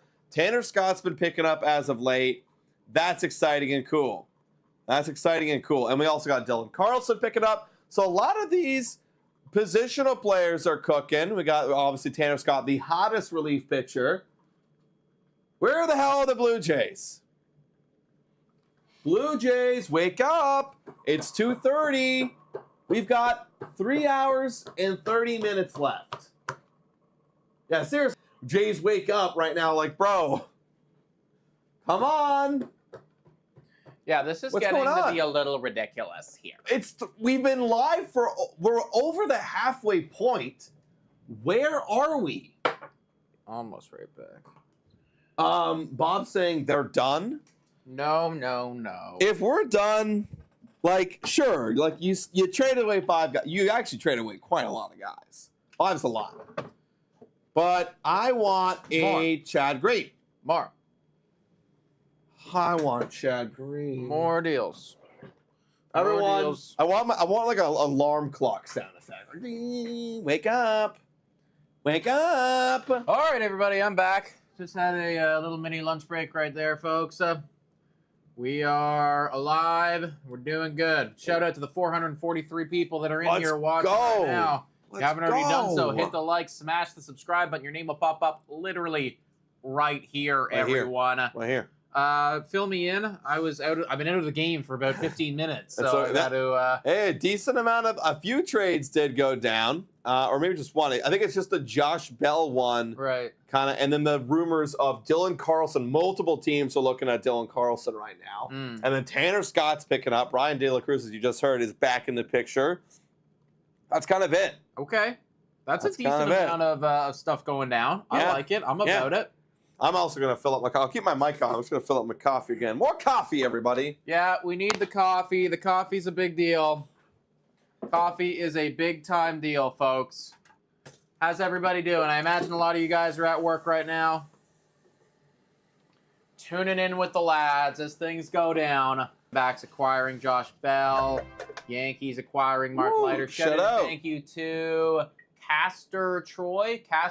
Yeah, shout out and thank you to Castor Troy right there for subscribing. W's in the chat for Castor Troy. All of our new subscribers, we appreciate you guys. Y'all are the frickin' best. Should've got some beers for this stream. Oh, I know. I was thinking about it, and then I forgot. Lunacy. I'm going to need beers if the Blue Jays don't make any more moves. Yeah, that's going to be really upsetting if the Jays don't make any more moves, everybody. 472 people in here right now. We are still waiting on some news to break. So what is the Dylan Carlson thing is what's really picking up steam, is that right? The Nationals are wanting him, but now there's word that other teams are in on him too. And Tanner Scott is looking like this is a real thing. Tanner Scott, I was bringing up earlier, guys. I can't get over how good some of these fucking closers are. Like, this should be illegal, you know? Like, how are you allowed to pitch to the tune of a 1.18 ERA? I just don't understand. That's just insane. With a 3.2 WAR. That's wild. Yeah, like, that's, as a reliever, like, what? You know? That's crazy. What a year to be a free agent going into next year for Tanner Scott. Tanner Scott is one. Dylan Carlson, as Mark Feinstein reported, is really getting looked at by a lot of people. Other clubs and the Nationals. Trade Chad Green. Bob, what did Bob say? Let me take a look at my computer first and then see if Bob said anything. Trade Chad Green to the Yankees. Oh, so Christian. Oh, this is actually a big thing. Christian Walker, the Diamondbacks Gold Glove first baseman, suffered a strained oblique last night. That's kind of big for them, you know. Like, Christian Walker's a really solid player. Like, if he happened to be out, like, that would be that'd be a lot, you know. Yeah, but he's like sneakily like a really underrated player this year. Absolutely. Also, Scream says drinking beer on my vacation in my backyard. Shout out. Oh, that sounds phenomenal. Dagger card saying relaxing at home before hitting the bike for more training for my Great Cycle Challenge for sick kids with cancer in August. Well, fuck me, man. These guys are heroes out here. I'm here. Making me just feel like a lesser human being. Honestly, well done, man. Well done. That's awesome. I don't know about that, but you're better than us, bro. You're better than us. Craig Mish now is getting the attention from the chat. Where are we at there? The Marlins Club in August will be a time... The Marlins Club in August will be a time for Miami to potentially have a completely new look. Bell's look, this was a significant turnover, but there will be players to watch for in 2025. This isn't really, it's kind of... Just talking about the organization as a whole, you know? Craig Mish is cooking. I don't know, he's not really doing much. Craig Mish, he's cooking. He looks like your dad's work buddy. You know? Your dad's work buddies. Oh, John Morosi with a little something. John Morosi doing a little something. Cooking a bit. Am I cooking, John? The Padres are increasingly likely to acquire starting pitcher by 6 p.m. Jack Flaherty is amongst the names in discuss. I think it also says somewhere in there, Chris Bassett is as well. They're gunning for hard. They're gunning for Bassett very hard, and Blue Jays are considering their offer. Yeah, I like all of those words quite a bit. Yeah, that's what I'm reading into that. Yeah, for sure. That sounds right to me, everyone. That sounds right to me. 310 people in here, guys. Someone asking where's Mason Miller going to end up. Well, if you haven't heard, Mason Miller fractured his finger. So I highly doubt. I mean, you can still trade for him realistically, but they already weren't considering trading. I think maybe a mic might be dying here. Oh, is it? Yeah, I see it like... mine's going to die soon. It's gonna die. Let me toss mine Look at him. Look at him.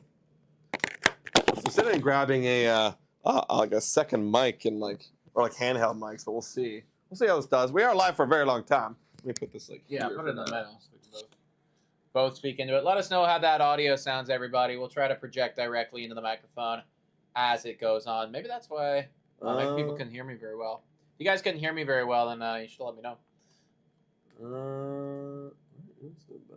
You guys to acquire Josh Bell. Yeah, we knew that already. All right, Ross needs to wake the hell up. That's what I'm saying, man. Ross has been quiet. Ross has been real quiet. Very quiet. Very quiet. It almost makes me a little bit concerned here. You know, a little concerned that we're not hearing more about the Toronto Blue Jays. We heard one thing about Kevin Kiermaier. That is the only thing that we've heard about this team. Literally. The only thing that we've heard about this team is that. Rad Rise saying, mark my words, Ross is making a move at 4 p.m. Also, I did see someone earlier saying, like, guys, you didn't think that we'd get a big return for Kikuchi. You didn't think we'd trade Cav Biggio. And I was right about it all. And I'm also saying that the Seattle Mariners are getting Guerrero. I mark my words. And I'm like, oh, God, I hope you're not right. I hope you're not right. I think Ross is done saying Sam. No. It can't be. No. I refuse to believe that you're done. I want something to come out.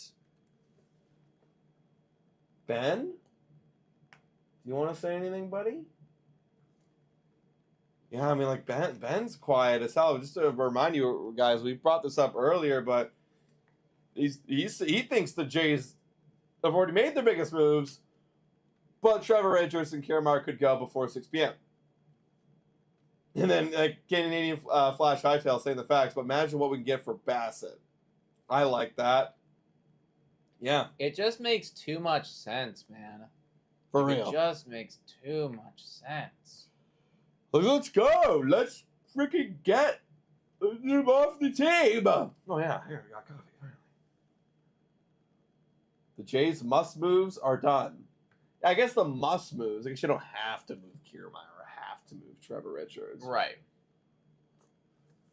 That's right, everyone. Have some faith, everybody. Have some faith. Who do you think the next big trade is going to be, everyone? Right now, Dylan Carlson's getting a lot of rumors. You're hearing stuff about Louis Rengifo earlier. Tanner Scott's getting some rumors picking up. The Rengifo thing kind of fell pretty silent. It was cooking, and then it kind of like went away for a bit. Mm-hmm. Mark Feinstein says the Nationals and Angels appear to be two teams most interested in Dylan Carlson per source. Excuse me. Nationals and Angels. Angels wanting That's Dylan new. Carlson. You said that, John? Mark Feinstein. Mark Feinstein said that. Mark. That's kind of a weird one. Shout out and thank you to the person that just subscribed right there, guys. W's in the chat for our new subscriber, Mark Feinstein. Yeah, there he is. Yeah. But the Nationals and the Angels are the squads to go out and to get those two guys. Interesting. Why Angels? Why add more crap to your team? Dude, I really hope that we don't become the fucking Angels, man. Like, can you imagine if we become the Angels? Yeah, I would hate myself. That'd be like such a terrible existence, you know? Depressing. Just such a terrible existence would be to become the Angels. Yeah. Why do people want Dylan Carlson? I genuinely don't know. I guess it's got to be like he was a highly touted prospect at a time. And now he's 25. He's still young. Maybe he came up a little bit too soon. I don't know. He's not getting the playing time, really. He looks like he was hurt last year. Yeah, I don't know. I don't tell you guys, honestly. I don't tell you guys about Dylan Carlson. Guys, do not trade for him. Like, seriously, like, this is such an Angels move to trade for him. Who's the other team that wanted it? It was the Nats. Nationals. You don't need to do this, Nationals. Please don't do this. You don't need to trade for Dylan Carlson. Okay, so Heyman just coming out and saying that uncertain if Tyon is still out there in trade talks, but in his 10-team no-trade list, it doesn't include the Yankees, Mets, Dodgers, Padres. Shout out to someone who just subscribed right there. W's in the chat, guys, for a new subscriber. Bubby! Or is it Bubble? Yankees, Mets, Dodgers. Yeah, okay, well, there you go. I mean, I guess I wouldn't not want to go to those guys. Those are some pretty big teams. Who do you think's on his no-trade list? The Blue Jays. Probably, man. Like, again, like... we're bad. You gotta think about it, though. I feel like it's like the Canadian element, you know? Like, I wouldn't want to have to move all the way to Canada. Change countries. Countries, different laws, different taxes. Yeah, honestly, I bet the Blue Jays are on a lot of people's no-trade lists. Yeah, probably, man. Because, like, I guess Angels, Rockies, Yeah, especially if I'm a pitcher. I'm not going to the Rockies. Are you kidding me? Oh, it's a that would one-way be ticket to terrible. death. Yeah, that's complete. Like your career's over after that. Yeah. You know. Yeah, But- honestly, you lose so much value if you go to the Rockies. I know. Why would anyone like? That's why the Rockies are like forever doomed. Like for the Rockies, it feels like they have to develop their own, like really elite pitching. Like they got to really develop some elite pitching, and then like their numbers are gonna be inflated, but it won't look as bad, I guess. I think if you're the Colorado Rockies, you have to have a specific type of pitcher that you develop and you target. A ground ball It's pitcher. all that's the thing. It's all ground ball and strikeout. Like it's Yeah. like the second the ball goes in the air, it's game over. It's gonna carry. So you have to be a ground ball pitcher. Mm-hmm. It's sinker all day, every day. Sinker, sinker, sinker. Love Sylvester. He always comes in here and yells. He says, "Trade Bo already. What the F?" Remember when like a month ago we were like, "Okay, we got to trade Bo at the deadline," and like I thought we were gonna have his face on the title or the face on the thumbnail. Excuse me, Dude, his injury saved him I know. from getting traded. I thought he Seriously. was gonna go. Yeah. Yeah, and there was a lot of conversations actually. Like the Blue Jays were reportedly looking at this. Like he wasn't completely off the table for them. So, I mean, that injury for him, like honestly, kept him in Toronto. Also, John Heyman just tweeted this out a few seconds ago, saying Bell deal is complete. D-back star Christian Walker suffered the strained oblique. Yeah, no, that is confirmed. I wonder how long Walker's gonna be gone. It's tough for a hitter. You got a strained oblique like that. Mm-hmm. That's gonna be tough to bounce back from. Interesting. Okay, guys. Right now we're waiting. We're almost at the 3-hour mark. Can you believe it, guys? We've been live for almost 5 hours. Yeah. Plasma says, "This is boring as fuck." Without the trades. Yeah, dude. Listen. We are waiting. We are waiting for the trades. This is boring, but I'll stay with you. Thank you, Miami. Look, we're all in this together. Right? We're like, especially when we're watching these Jays and they play. Like, It's we're all been in a it fucking together. shit season, guys. Dude, it's been so bad. Terrible season across the board. Yo, Rage Gamer says if Jay starts selling soon, chug a beer or 3. I actually don't would if have we any had beer. them. I don't have any we beer don't here. have any here, man. Although, Oh, dude, can you imagine? That makes me fun. Like, every guy... Man, if we actually had a lot of guys left, it'd be fun to do, like, every Blue Jay traded, you have to chug a beer. Like, literally. yeah, like it's all lined it's a up. drinking game. It's a you know? drinking You got game. like a different drink for every potential Jay, Right, you know. it's And a then you can have like a rando one too, like for somebody that you didn't protect. Mystery beer. beer. Yeah, the mystery, the mystery drink. You know. Fuck, that would have been so much more fun. Wow, this would have been depressing if, like, nothing happened. We have all these beers like lined out, getting warm on the table, Yeah. like no one's going anywhere. Oh, it'd be so ass. Can you guys believe that Vladdy has a 900 OPS? I know, man. Like that is exactly what we needed to see. I think that is that's it, man. Like Yeah. you've locked me in. You've convinced me. Obviously, I wish the defense was a bit better. Like, I but know, you know what? When it's you hit us. for a 900 OPS, Yeah. then I don't care. it's fine. It's forgivable, right? We have other guys on the diamond that can handle that shit. Yeah. So, yeah, you deserve a big time contract. You deserve a big time contract, and I'm good to make you a Toronto Blue Jay for as long as you're willing to be one. And he wants to be one for life. He also, I think this is really cool.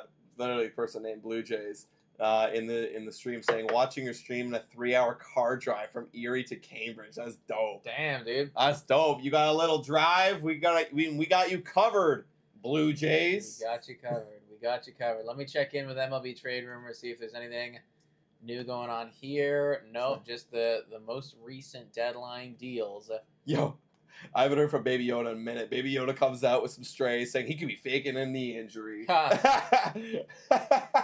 I think Bo wants to go, Baby Yoda, so I don't think he'd be... Yeah, he needs an excuse to when he goes to contract talks. Like, that year, I was hurt. I was hurt that year. You know, he's just faking it all. Wow, was this at this year's Olympics? Mm-hmm. That's terrible. Asher's gonna make a splash at the deadline. The splash. Oh, man. Can you imagine doing Listen, I don't know a whole lot about diving, but that's look, not he it. landed not That's toe not or it. feet first. You backflopped. You backflopped into that one. Jeez. I want to watch some more Olympics. I had it on in the background the other day, but I want to get more. It was interesting. Yeah, I like it. It is really cool. It's like seeing you're all the watching events. one event and then it like flashes over to another event. You're like, oh, Mhm. cool. Like, what's going on here? Brandon Tuck saying Robert Murray.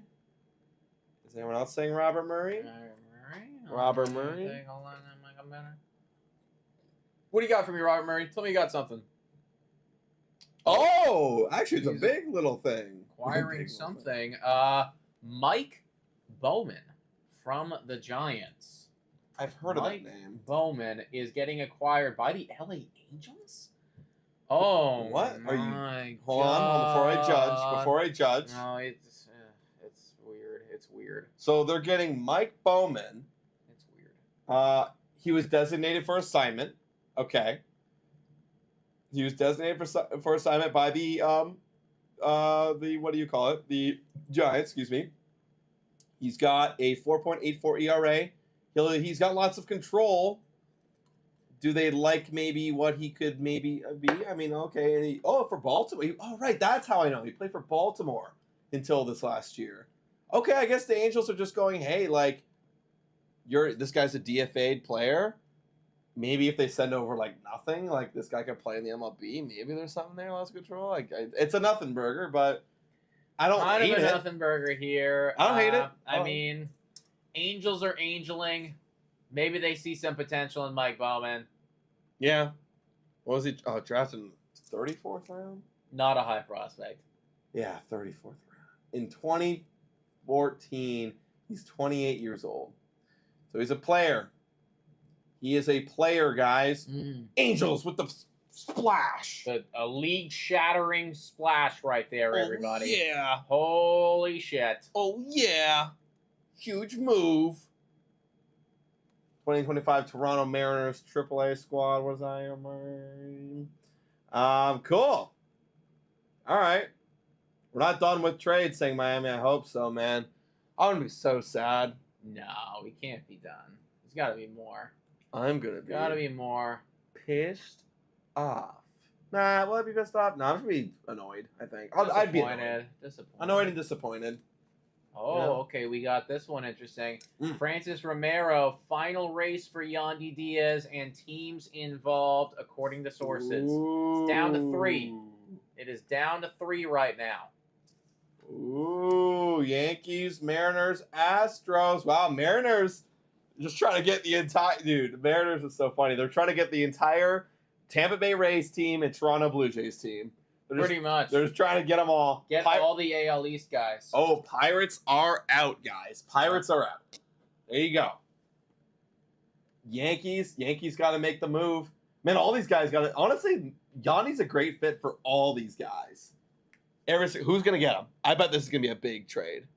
I bet this one's going to be a huge trade. What has Yanni been doing this year? Like, has he been even very good? I thought he was decent. Like, I don't think he's not being Yanni like a Yanni of past. Yeah, he's like above average. He's got not the home runs are not really there for him this year. Never really were, but batting average is good. On base not so much, but it never was. He needed the power to come back, but he's good. Player, how much control? Okay, he's got another year after this. Okay, just like a solid guy. Solid guy, and 32. Yeah, wow, that's an incredible year he had last year. MVP 6. Yeah, that is quite a bit. You know what? That's not bad. Maybe you buy him low. It's a nice buy low area, and even if he does that, it's like you're happy. Mm-hmm. Maybe he has a good second half. How's he been doing lately? Not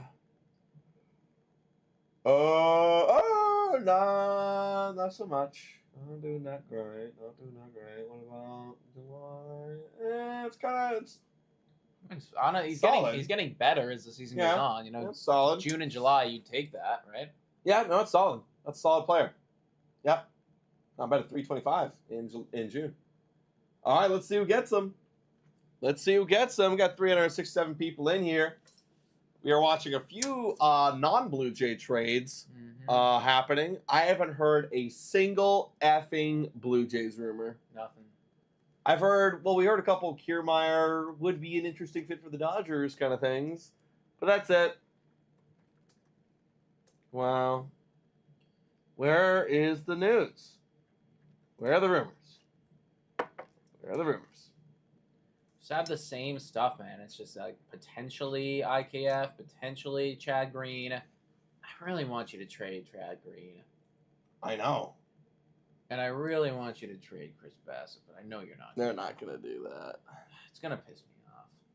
You should. You should at least trade Chad Green. There's At literally minimum. no reason you not to trade. What, you want to keep him for our 29th ranked bullpen next year?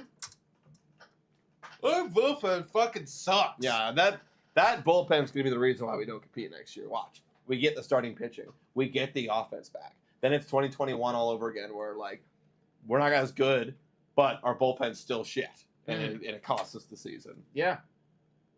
Does Ross even know what's happening here? Where's Ross? Ross. Probably got drunk last night after that trade. Like, I can't believe we did it. Yeah. I can't believe we fucking scammed It was like a rare. He saw all the positive comments on Twitter for once. He was like, "Oh my god, people love me." Got fucking blasted, and then forgot that there's another day of trade deadline. Facts. Come on, Ross, wake up. Dude, come on. Pop some Advil and get to work. Yeah, seriously, it's time to go. Got drunk and smashed his phone. It's like, oh shit, he's at Fido right now, fucking hungover. Yeah. We're like, guys, I need my phone. Like, well, I'm just trying to upsell him and shit. No, I just need a phone. Can you imagine if that's what it is right now? He's at like one of those like little stand-up booths in the middle of the mall. You know? Yeah. You just walk fucking- into the Eaton Center and just like Ross Atkins is like standing, with sunglasses Yeah. on, like leaning over the counter. trying to get his cell phone fixed so he can make some trades. Yeah, he's calling people like from an unknown number, you know? Yeah. Fuck. Oh man, come on, Ross, make some moves. Doesn't Rogers Center have payphones anymore? Oh, Oh, they yeah, probably what the do, hell? He yeah. works for Rogers. He's like, you don't understand. Like, I Yeah, if he work was for at- Rogers. If he was at Fido, he'd be really drunk, you know? yeah. This guy's at Fido trying to get a new phone. Yeah. Meanwhile, he Ross. works for Rogers. Ross, you can just go into the building and get a phone. Or contact anybody in the organization. No, they all got obliterated last night. Got into a bar fight. He's in jail right now. That would do it. That'd be why there's no deals. Then you have to fire him now, make James Click the GM, and then have deals be done. Ross trading KK for a new phone. Honestly, that would be a win, dude. That'd be hilarious. I would do it. But I don't know if I'd do it for Ross Atkins' new phone.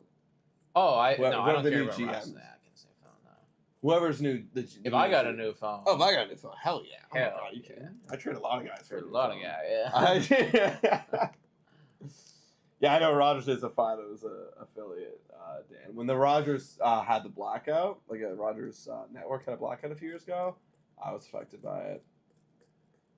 Well, where is everything, guys? I'm going to look at some MLB Trade romance. Right now I'm going through. It doesn't look like there's anything breaking right now.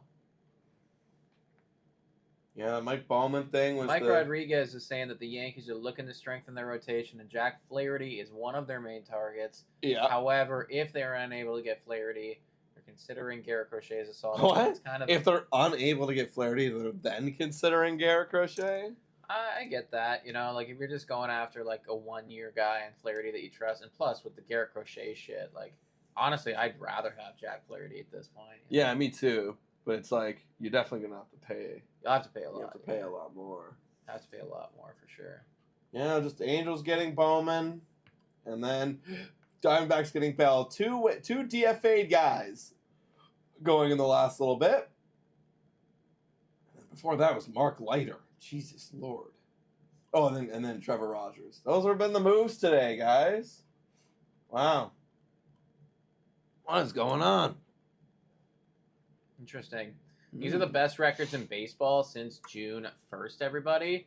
New York Mets and the Houston Astros lead the pack, both of them with over 30 wins. Wow. Arizona's picked it on recently. Whoa. Red Sox, Boston is still putting up a fight. Even the Pirates are doing good. Wow. You know, you got the Dodgers, the Twins, the Padres, the Brewers, the Rays, and then that's that. There you go, Pirates. Time to buy, buddy. Time to buy. I want to see Pirates. I'm like a fan of them this year. I want them to go crazy. Maybe it's the Paul Skeens effect. I want them to do it. Nothing so far, everybody. KK for a Schneider dog. Sure. Sylvester screaming into the comment section saying, build around Vlad, Horwitz, Varsho, Schneider, Barsho, Gosman, Brios. Trade everyone else. Get with the program already.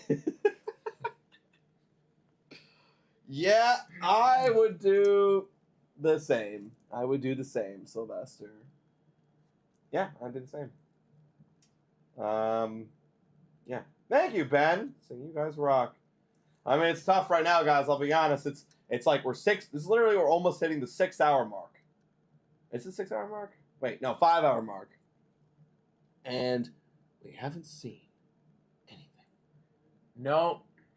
Anything of, like, there's been some trades, but for the Blue Jays, nothing. I believe the renovations and all the Jays only care about is having serviceable team for sales and don't give a shit about the playoffs. That is honestly probably true, Dominic. I mean, you have people, owners of other teams, who have come out and said, "Yeah, I'm a diehard, Mets fan, like Steve Cohen. I own this team and I care about them." Shout out to Connor Jones with the subscription. W's in the chat for Connor Jones, everybody. But then, yeah, and then Rogers. I mean, I couldn't even, we always say, like, Rogers owns the team, but I couldn't tell you, the Rogers family. But it's like, do they give a shit? I don't know. Probably not. Probably not. I don't know. Are they Jays fans? Like, I haven't heard anything from these guys, At least you have Steve Cohen in press conferences, I just watched some American girl at the Olympics on the rugby team just absolutely, like, bowl over a couple girls and, like, run it in to them. Is this like, what this is? The rugby? Yeah, this is what you saw. Yeah, it's because it's Kyle Brandt with his angry runs. You know what I mean? So it's like, I think she just, like, oh, wow. Gets through everyone. And huge. Yeah, and then the Australian girls cry. No way they cry. Yeah. Is that for the win? I don't know, but I think it ties it looks like it. It ties it up. It ties it up, and then I don't know if they get to kick anything in there. I forget how rugby works, but there she is crying. Crying? They're crying. Why are you crying? I don't know.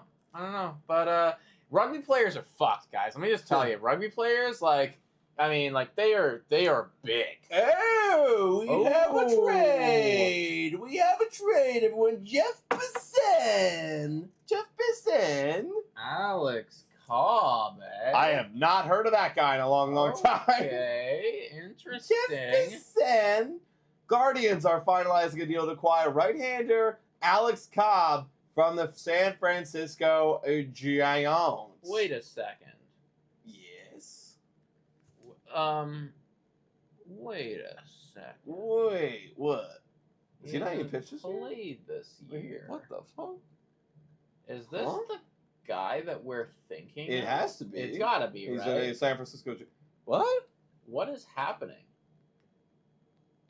Where is he? There's got to be some news on him, right? Like, is he coming back? Is he under a contract? What's up with Alex Cobb? We're looking at his contract right now. I'm paid $10 million. He's a free agent at the end of this year. So where the fuck are you? What's going on with him? Oh, he's coming back, but he got a blister a day ago, and he was pushed back a bit. So he's trying to come back at the end of this year. Wow. That's such a Guardians move. I know. They needed pitching badly, and, like, cool, you got it, but what the fuck are you going to get from Alex Cobb? You don't know. No idea. I mean, granted, great pitcher, not going to lie. Yeah, he's definitely had some good years in the past. And, I mean, I guess if anyone can figure it out, it'll be the Guardians, because, like, they just have their way with pitchers, but that definitely seems like quite the dart throw. Yeah, that doesn't feel like a... I mean, it's got to be cheap. It's got to be a cheap deal. Oh, the guy hasn't even played. Right? It's like he's getting paid a lot of money. He just got another, thing, like another setback. At how old are you now? Old. 36. Yeah, he's old up, man. Like, this could be the end of God. him. In fact, it probably is the end of him, unless he has an incredible 2 months or something. Guardians, I don't like this for you. I wanted you guys to get more of a sure thing. I wanted you guys to get Chris Bassett. Get Chris Bassett. Yeah, why did you guys get Chris Bassett? Oh, I know why. Ross Atkins. Ross Atkins is fucking hungover at the Fido thing right now. That's why. The Fido booth. Would you like to upgrade your plan to 50 gigs a month? No!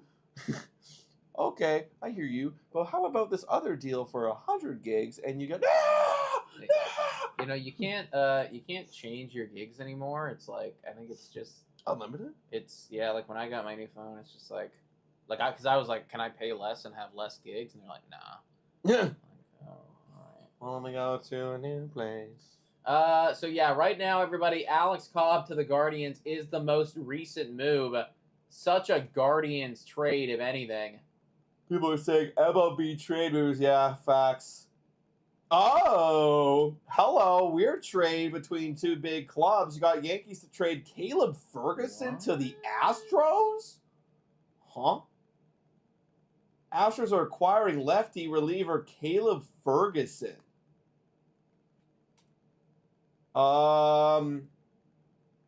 Free agent after this year.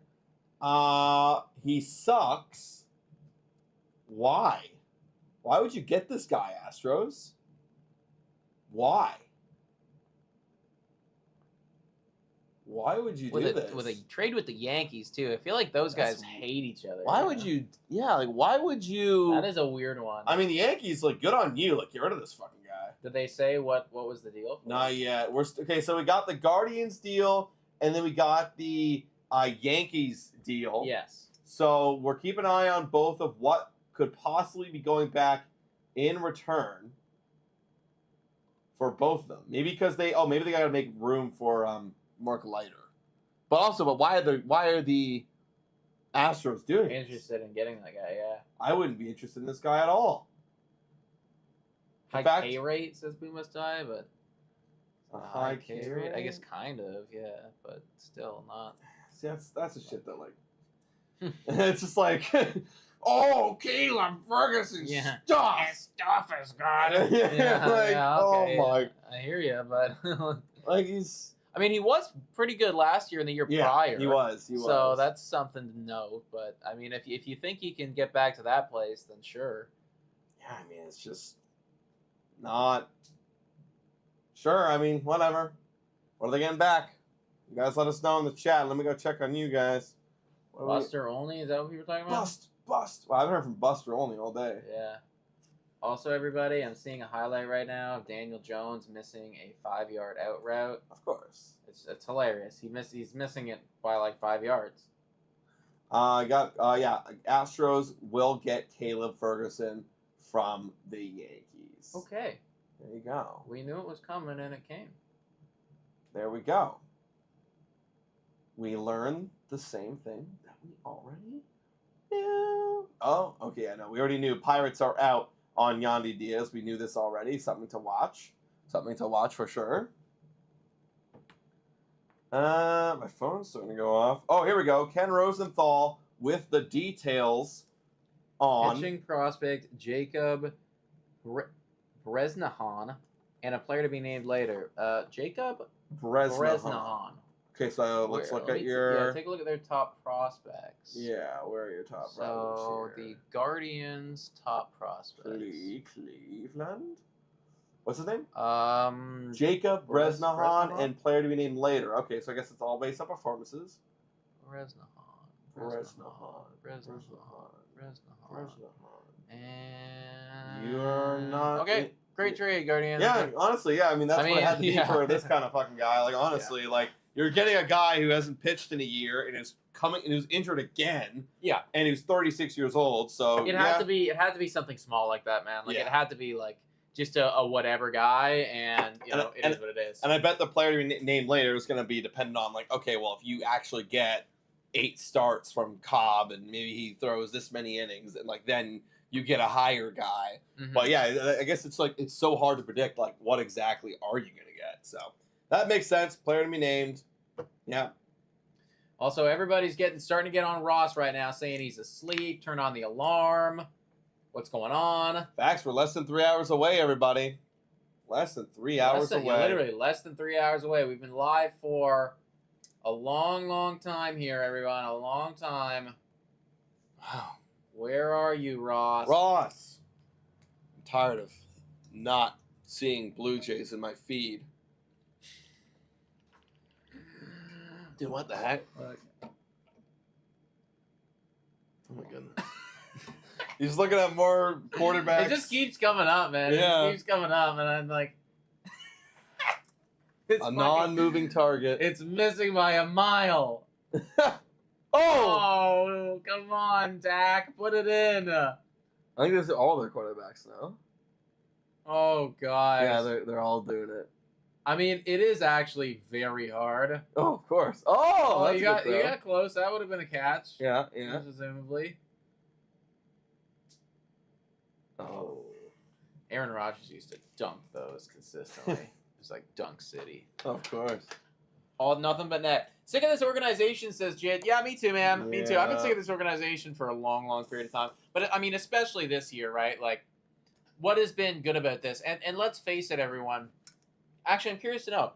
After this trade deadline, I imagine we have 344 people in here. I would guess. I would take a wager that 80% of you folks are probably Blue Jays fans. That'd be my guess.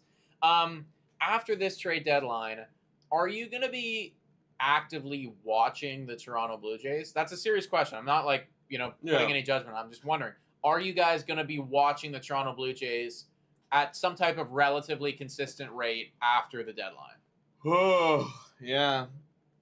I mean, if this wasn't my job, I would be keeping tabs, but I wouldn't be I'd be looking at people like I keep forgetting his name, Joey, his last name. Looks like most people are saying yes, they're gonna keep watching, keep tuning in. A couple people are saying absolutely not. Yeah.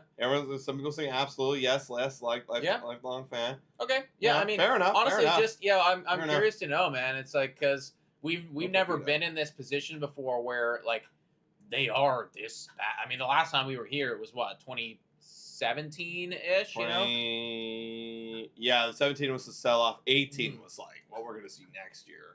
We can just fucking hope not, dude. If it's 18, then it's bad. It's over. It's rough sledding, man. Yeah, no, ride or die. I will be honest, though. In 2018, I was kind of tuned out. I was keeping tabs. Like, I'd watch...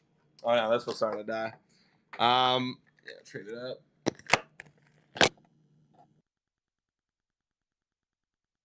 Keeping tabs. Like, I was watching, honestly, the big guy I was watching in 2018 was Vladimir Guerrero Jr. I was, watching this guy, when he was in the minors. Right, okay. I was more interested in what Vladdy was doing in the minors than what the Blue Jays were doing, which is kind of what, for the rest of this season, I'm more interested in what those individual players are going to do when we call them up to the big league level than the Blue Jays win-loss record. Yeah, absolutely. Yeah, that's really what it comes down to. How are we playing baseball? If we are losing games, which we probably will be doing, how are we losing them? Is it close, or are we getting absolutely thumped? That first game yesterday against the Orioles, what the fuck was that? Ariel Rodriguez was looking really good, and then that happened. So yeah. I don't know. Yeah, and it was funny because we thought we were gonna win that one and lose the other, but it's flipped. Vladdy just carried the team. Yeah, Justin Smoke was a J in 18. Dude, that was Smoke's year in 2018, man. That was like the best we've ever seen Justin Smoke. He was carrying the team. And Randall Grichuk coming over, Teoscar Hernandez. Wow, that was like the fun, who are we kind of team. We had no idea who we were. Danny Jansen, I think, got called up that year as well. Ah, the memories. The memories. Gotta love it.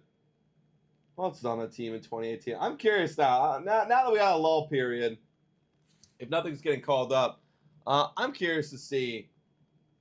I want to look at a little bit of flash from the past. Toronto Blue Jays. Taking a look at Twitter once again, everyone. 2018. Ah, the old logo too. Ross Atkins was the GM. John Gibbons was the manager. Oh my God, look at them all. Justin Smoke led the team with a 2.5 WAR. Randall Grichuk was tied for a 2.5 WAR. Jesus. Kevin Pillar. Oh yes, Aledmus Diaz. I completely forgot about you. Who are you? I don't even remember you. Senguan Baraki. Russell Jesus. Martin. Oh, Tyler Clippard. Wow, I remember that guy. Ryan Tapera. Yep. Jay Happ. Yep. Luke Maley. Oh my God. Kendrys Morales. What a shit show. Wow. That roster was terrible. Our Oh my God. lineup was Martin, Smoke, Devin Travis, Diaz. Oh yeah, Solarte, Teoscar Hernandez, Kevin Pillar, Randall Grichuk, and Kendrys Morales. My God. What a shit show. That's wild to me. And then we had Lourdes. He was starting to come up. Curtis Granderson. I forgot about Curtis Granderson. Oh my God. Wow. Granderson. Wait. Why is Josh Donaldson here? He wouldn't have been here. What's going on here? It's 2018. Donaldson on the team in 2018? Am I tripping? Did you trade him in 2018? Oh, he did. He was on the team Yeah. in 2018. I thought we traded him in 2017 for whatever reason. Wow. That's when we were starting to fall off. Steve Pierce, Danny Jansen. Good memories. Good memories. Good old times. Good old times. Nothing new yet, everyone. Nothing new. We got about 2 hours and 45 minutes till the MLB Trade Deadline, and your Toronto Blue Jays have done dick all. Brought to you live by Blue Jays today. We're looking at a block of Trevor Richards, where we've heard nothing. Kevin Kiermaier, where we've heard he might be looking good in Dodger blue. And then Isaiah Kiner-Falefa's silent as all holy hell. And Chad Green, silent as all holy hell. I don't understand why anyone would not want IKF. Seriously. Like, that's somebody that's got to go for me. I really hope that, I'm surprised that, 5:45, it's like, IKF and Chad Green are gone now. Whoa. Yeah, right now. I mean, people keep saying the Padres have been very active today. They haven't actually done anything. Maybe they're, active in, calling people. Yeah, but, you gotta... It's like, that's the same thing as being like, oh, the stuff looks good, you gotta... The numbers aren't the actual numbers on the page. You haven't done anything. Eventually, right? Nothing so far. Trade every rental, saying Sylvester. Yeah, I mean, honestly, all I need at this point is just get rid of... If you can just get rid of Richards and Kiermaier, make this at least something, I'll take it. We need to get rid of some guys, man. Ross's cooking watch. You watch him drop fucking monster blockbusters. We packaged Bo Bichette and Chris Bassett over to the Dodgers. We're like, oh, and then we'll all be like, wow, Ross just cooked. All day. I'm here for it, man. I would love Listen, that. Ross, this is your last opportunity To cook. Okay. To cook. It's now or never. There could be no more cooking ever again for you. I am Adam saying trading Green seems like the way. No, it should be the way. I mean, even Sportsnet, on their speaker, Caleb Joseph, and former big league catcher, said that the Jays should highly consider trading Green. And I think after last night, we should absolutely consider trading Green. Yeah, Green's got to go, man. It's just the amount of return is too good to pass up right now. Just simply too good. Someone say I want Kobe Mayo. Sure. Well, I'll get Kobe Mayo for Chris Bassett. Yeah. Mm-hmm. You ever seen Kobe Mayo's minor league stats? They're really nice. Are they? Oh yeah. I guess so. He's ranked, I think, 15 in all of MLB. Yeah. And he's just chilling in the minors. What? Almost a 1,000 OPS, guys. Wow. A 300 batting average, 990 OPS, 23 home runs. Yeah, across the board, just good at everything. Amazing. He's just not doing anything for them either. That's crazy. No. Wow. He played 4 games since plus single A and just murdered. And they're like, okay, this guy's like way too talented. I mean, like imagine seeing that. Single A, granted 4 games, but still. Yeah. You're like, okay, we've seen enough. Yeah. Plus, I think maybe he was rehabbing or something there. Nothing new right now, everybody. 350 people in here. If you haven't already done so, please hit the like, smash the subscribe button. I want this guy. I'll trade you Chris Bassett for Kiermaier. Oh, hell yeah. Hell yeah. No way they would do that. Dude, this would be our everyday third baseman. Yes. He would be our everyday third baseman. Oh, I want him. I'm convinced now I want him. Forever and ever and ever. I think we need to give up way more than Chris Bassett for Kiermaier. Yeah, I'll give you Chris Bassett and Chad Green. Go ahead.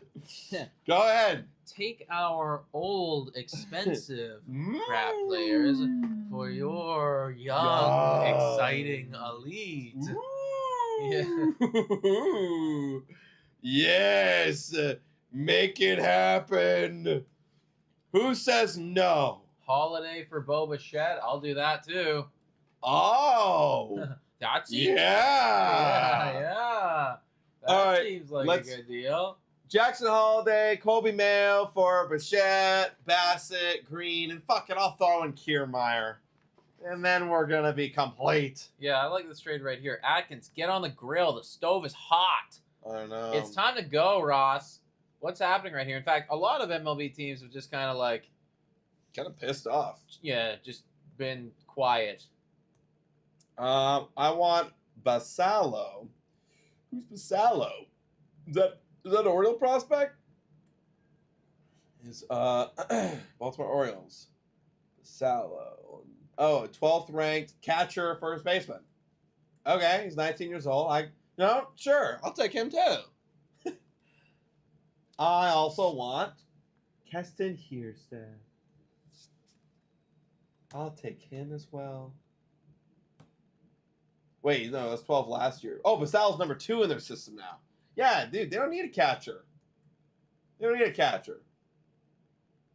Give him to us. Francis Romero saying, "Rad rise."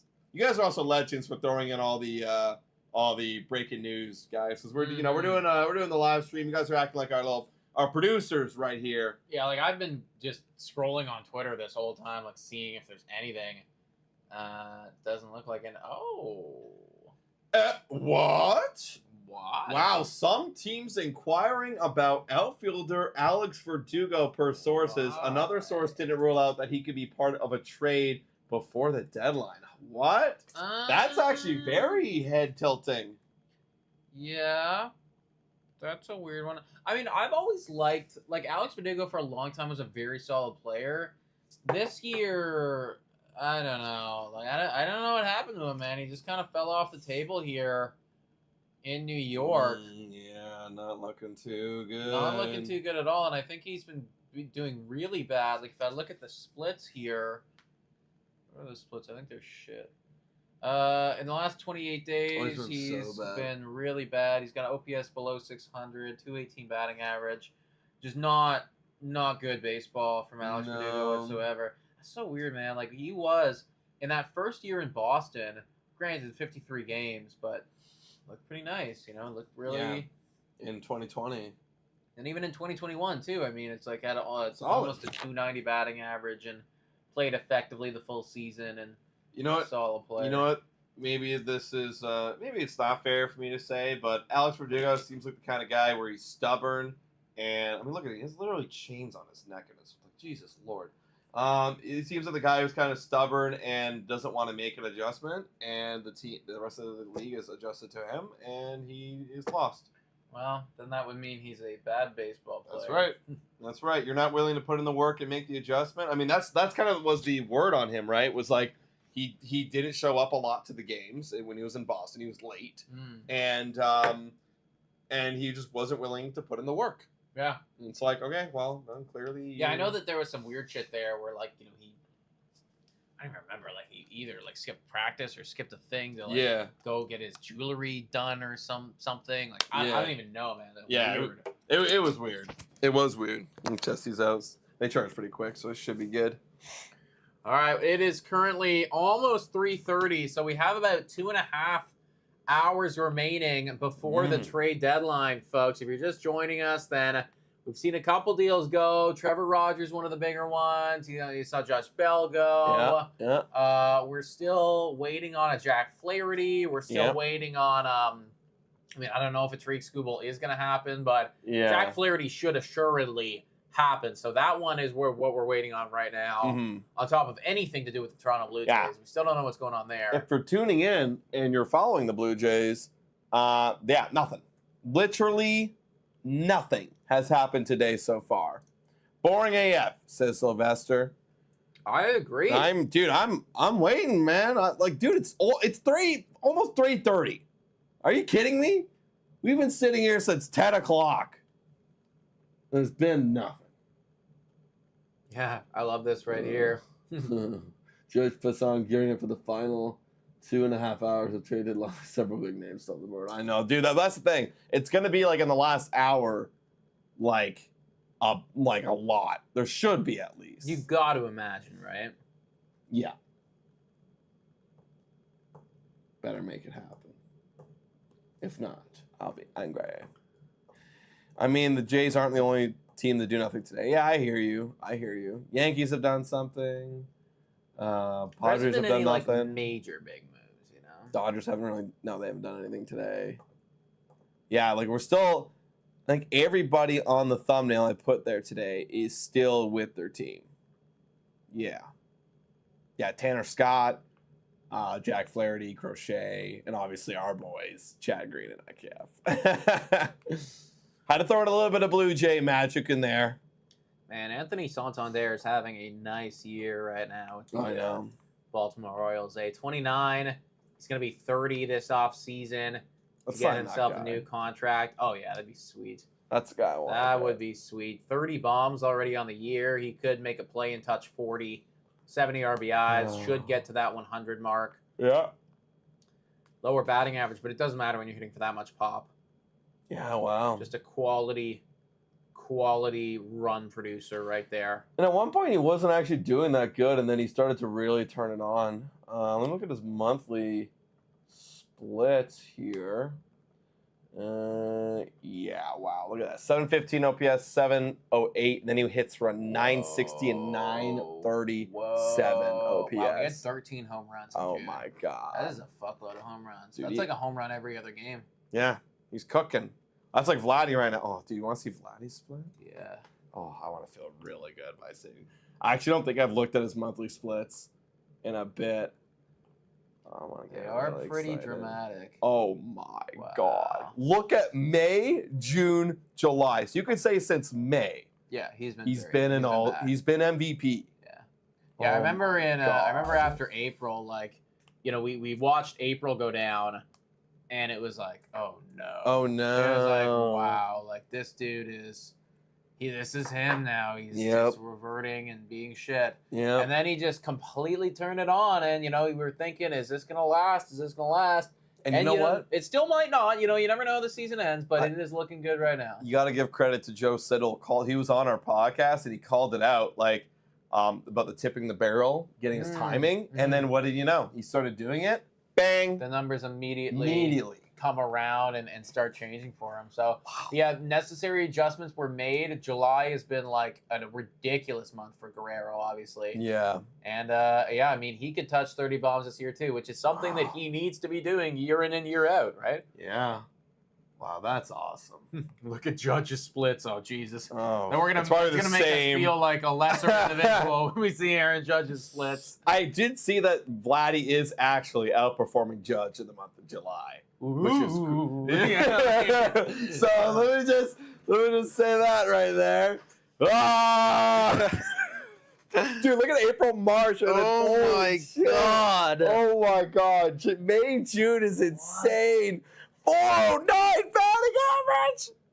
What the fuck? Yeah, but Vladdy's better than you in July. More He has the same homers, more RBIs, almost a little bit higher OPS. Yeah. Yeah. Yeah, Judge had the greatest May of all time. That is actually an insane month of May, too. God. 361, 14 bombs. Insane. In how many games? Yeah, so he literally had a home run every other game. Yeah. A home run That's every other crazy. game, an RBI almost every game. Wow. That's dumb. Just stupid, dude. How are you? Dude, it's the OPS for me. Like a 1.1. Dude, he's doing better than his MVP year. Yeah. That's insane. Yeah. Is he on pace to? No, I don't think he is on pace. No, I don't think he is. I think he's just got a bunch of other shit this year. Like, Could be on pace to break his RBIs. He actually has people in front of him. oh yeah, because look at him. So in 2022, he had 28 doubles. He's got 25 already. Oh. So he's hitting a lot more doubles this year and a bit less home runs. But it's still Wow. resulting in like even a higher slug. That's crazy. This So is the slug unreal. is getting higher, even though the homers are a bit down. Dude, he's got a 1,000 OPS in his career. I know. Oh my Yeah. god. I think that's better than Mike Trout now. I think Wow. that's Yeah, that is it's- the it is, highest it is. active. Yeah, MLB. yeah. It's the highest active slug, highest active OPS. Yeah, because Mike Trout used to have Wow. one over one, but then I think he Yeah. fell off the table. But I mean, it's extremely hard to have an OPS that high It is. over the course of your career. Like that's oh ridiculous. my god. Judge, you are so elite. Yeah. You are so elite. Oh my god. I can't believe that the Yankees just have this guy. Yeah. Just doing it. Oh my god. When's the fall off gonna be for you, man? He's need 32. Yeah. Let's go. It's time Come now. on. Yeah. Doesn't look like he's falling off anytime soon. What do you mean? He's only having the best OPS year ever, best batting average. Dude, this is his best slash line. I know, man. Oh my god. It's actually ridiculous how much better he is than like every other person. And that's what I'm saying. It's like Juan Soto is playing ridiculous baseball this year. And we can't even talk about him. We got Albert Pujols. Oh yeah, I did see something actually. So Albert Wow. Pujols in his first however many years or whatever Yeah. was right up. Yeah, so if you go from how many years is that? 9? I think 10. 10? Is that the same as Judge's played in? He's 10? played 9. Okay, let's go with first 9 years. Okay. If it wants to ever show up. If it'll show up. Yeah, I that's think, got to be. I think oh my Pujols was God. actually slightly better Yeah. than Judge in his first 9 Yeah, years. look at all those 1,000 OPS. My goodness. If it will load, yeah. Will ever Let me load. see if I can- I mean, he's on Hall of Fame path, Aaron Judge. Oh, yeah. I think he could retire today and it would still be a Hall of Famer, man. You can't hit 62 bombs and not be a Hall of Famer. Come on. Yeah, interesting. So in his first, is this Oh, 9 wow. seasons? 21 to, is Yeah. that, Yeah. are we sure? My brain's being stupid. 1, 2, 3, Yeah. 4, 5, 6, yeah, okay. Yeah, so he actually, in his first 9 years, Albert Pujols had a 1.055 OPS, batting average of 334. So he was actually significantly better than Aaron Judge in that time frame in his first 9 years. But then, of course, I mean, fell off the table right around. He started getting bad. When he went to LA. Pretty much, yeah. When he went to LA Angels, is when he started to fall off the table, Wow. which was right around 32, 33 years old. Oh, we got a deal. Oh, okay, yeah. Finally. We just entered fantasy land. Yeah, I right was there, just talking ball right there. It is going to be Jeff Passan. What do you got for us, Passan? Are you coming up clutch in the late hours of the trade deadline? Kansas City Royals are finalizing a deal to acquire right-handed reliever Lucas Erkind. Yeah. From the Oakland A's, their first trade. A's. Hell yeah. Good job, A's. Welcome into the trade deadline, A's. Ursag. That is a fucked up last name. Oh, and look at you. You look a little wonky. Okay, they got lots of team control over this guy, and he's got a good ERA and good decent whip. Lucas Ursag. Okay, you know what? Lots of control for this guy. Yeah, this is a top tier bullpen piece actually. Now I'm looking Not at him. bad. Very solid. Bullpen piece, 36.2 innings pitched this year. Decent You know, strikeouts. decent whip. Yeah. Okay. Yeah, lots of think control. this is a really solid deal for Kansas City. What do Wow. you have to give up to get him? Good job, Royals. Now people are saying, Mark. We're still waiting for the Marlins to trade closer Tanner Scott, but the team that intrigues me the most is the Angels.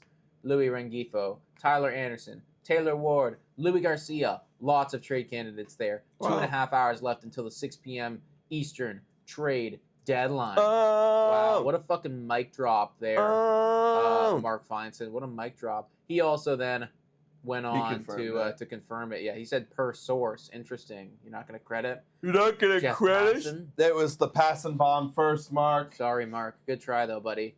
But yeah, it looks like they're getting Luke Ursig right there. Good trade. I'm seeing more relievers go off, and I'm not seeing Chad Green. Where's the Chad Green? Where's the Chad Green? Where are you, Ross Atkins? And where's like, also I wanted to see. 1 second, I lost my train of thought. Kansas City Royals. I feel like this one's got to be a decent return for a guy like Ursig. Let's look at their bullpen here, guys. Yeah, right. They traded for Hunter Harvey a little bit earlier this year, so they were really trying to get on that Hunter Harvey train early. They got a few injuries, so they're really trying to help out. Okay, I like it. A's, go trade Brent Rooker. Trade Brent Rooker. Now. Do it. And then everyone's still saying, yep, wake up, Ross, do something. If Ross trades Chad Green, I will move to Antarctica. Why would you? That's pretty dramatic, man. Dylan. Like, listen, I love sports too, but like Chad Green is not the player I would really take a big stand on. No. That would be like a lot, Dylan. I'd move to Antarctica if they traded away Vladdy. Dylan with the Green Bay Packers logo. You love to see it, man. Jordan Love, some pretty good highlights coming out of training camp right now. Exciting stuff. It's interesting how you're getting fed all the bad highlights from everybody else, but then only good ones from Jordan Love. There is only good ones. That's the thing, man. Maybe those were the bad ones. That's just how good they actually are. I've been fed a couple good ones too from other people. They're just not nearly as interesting. Yeah, I've seen a couple good ones from Kyler Murray, you know. Driving up to the cottage, have you guys in the background. Great stream as always. Thanks, sorry, Pi. Yo, you're going to the cottage on a Tuesday? That's dope. Exciting stuff, man. Exciting stuff. Ross traded. The Longman Podcast says, mark my words, IKF will go to the Orioles. Okay, man. Well, you have 2 hours and 25 minutes to prove it or not. Can you imagine Ross gets traded? Blue Jays have traded Ross Atkins to the Oakland Athletics. That would be wild. 2 hours and 25 minutes, everybody, for the trade deadline. For IKF to go, for Kevin Kiermaier to go. Adam and I have a beer on Trevor Richards to go. Oh yeah, that's right. I forgot about that. Marcus doing a little bit of a proposal here. Class A in center field, Horwitz second base, Guerrero DH, Loperfido left field, Kirk's catching, Barger right field, Clement third base, Wagner. We got Wagner in the big leagues now, eh? First base, Jimenez shortstop. Thoughts? I mean, Wagner probably no. I'd probably not play him just yet. I don't know. Is this like the future team? Like what? I don't know. What is this? I wouldn't be having Wagner in my future team. No, Wagner's not my future team. And also, too, I mean, like... Let's be real. Like, I kind of want to add a little more. That's the thing, right? Yeah. Like, all these guys seem good right now because we're looking at them as through a very biased opinion, you know? Exactly.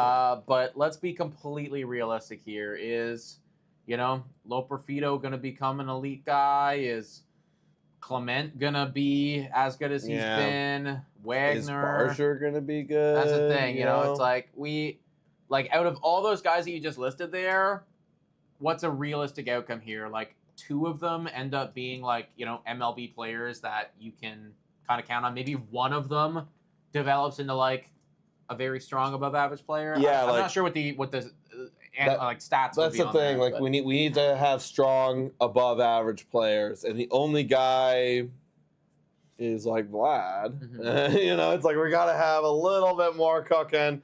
But again, that's what time. I mean, that's our guy. That will probably, other than Wagner, that's probably going to be our roster.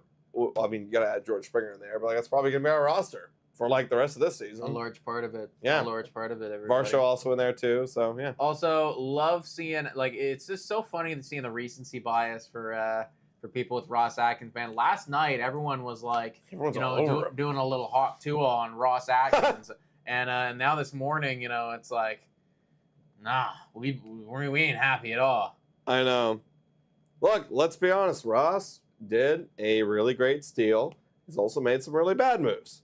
So that's it. I mean, yeah, where is all the Blue Jay rumors? That's what's just cheesing me. That is what is cheesing me as well. Yeah. Let's friggin' get it going. Is Green getting traded? I don't know, Poggers. I really don't know. The more time that ticks by, the more I'm thinking. And no, I mean, we're seeing all these other rumors of all these other guys, and I'm seeing nothing. That doesn't mean, though, that it won't happen, because there's been trades that happen that are like, oh, out of nowhere, you know, fucking Kansas City Royals get this guy, you know?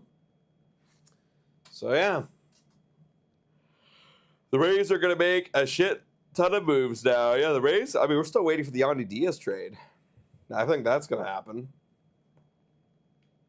Yeah, everybody's still talking about the Lucas Ursig thing right here. Okay. I mean, yeah, great move. So I know that we're gonna have like a whole podcast coming out, effectively discussing the you know, the deadline as a whole for the Toronto Blue Jays. But at this point right now, if there's no more moves, where do you kind of have it for them? Like a grading, you mean? Just like overall thoughts, you know. Yeah, you did what you had to do. That's kind of my thought. Like you know, you got a big steal in there. I mean, let's be honest, you got the biggest steal at the deadline. So I think that's kind of uplifting it for me. If they didn't get such a haul from Kikuchi, Right. I would have been like, you know, like we could have probably done a bit more. But because of that huge haul, it kind of makes up for it. You know, we got at the end of the day, we got 2 top 10 prospects in our system. A lot. We probably got like 4 or 5. We got to break it down even more. Like 4 to 6 prospects in the top 30. So you really did replenish the system. So I'm thinking, yeah, that's kind of what you needed to do. So I'd give it like I'm between a B and a B plus. Like you did it, and you kind of got a haul. But to get an A for me, you got to get a little bit more. You got to do a lot more. Yeah, I had I don't like again. We'll break it down together in our thing later. But I guess it's not bad what has happened. I think I just would have done. Yeah, you would have done stuff, you know? other stuff. But then, you know, you're thinking that the stuff that you would have done would have been an A an A deadline. Correct. You know, so it's not an A. I think we exactly. can say it's not an A. Not an A. Yeah. But it's also like I wouldn't say it's a C, because it's like you did what you said you were gonna do. Maybe I'm like You know? a B minus. Might be like a B minus. I'll probably go. I think I'm gonna settle at B. I was between B plus, but then I feel like B plus for me is you get rid of Kiermaier and Trevor Richards. Like, okay, you actually did get rid of all of the rental guys. B plus, and you did a little more. But it's by like fleecing. Yeah, I mean, like I hear what you're saying is like, yeah, they did what they said they were gonna do, but that doesn't mean that it's like that's the right thing. Yeah, and that's like obviously that's like your opinion of what they should. Their opinion is they did do the right thing. But again, being a seller and wanting to compete next year, it's like, okay, sell off all the rentals, and you did the job, you know. So, and they got a fleece in there. Yeah, I'll go B right now. A nice 75. You got a 75, Mark. You know, that one real good paragraph right there was solid, the Kikuchi trade. Yeah. And then we kind of filled up a bunch of nothing down here. But you did it. I see where you're trying to go.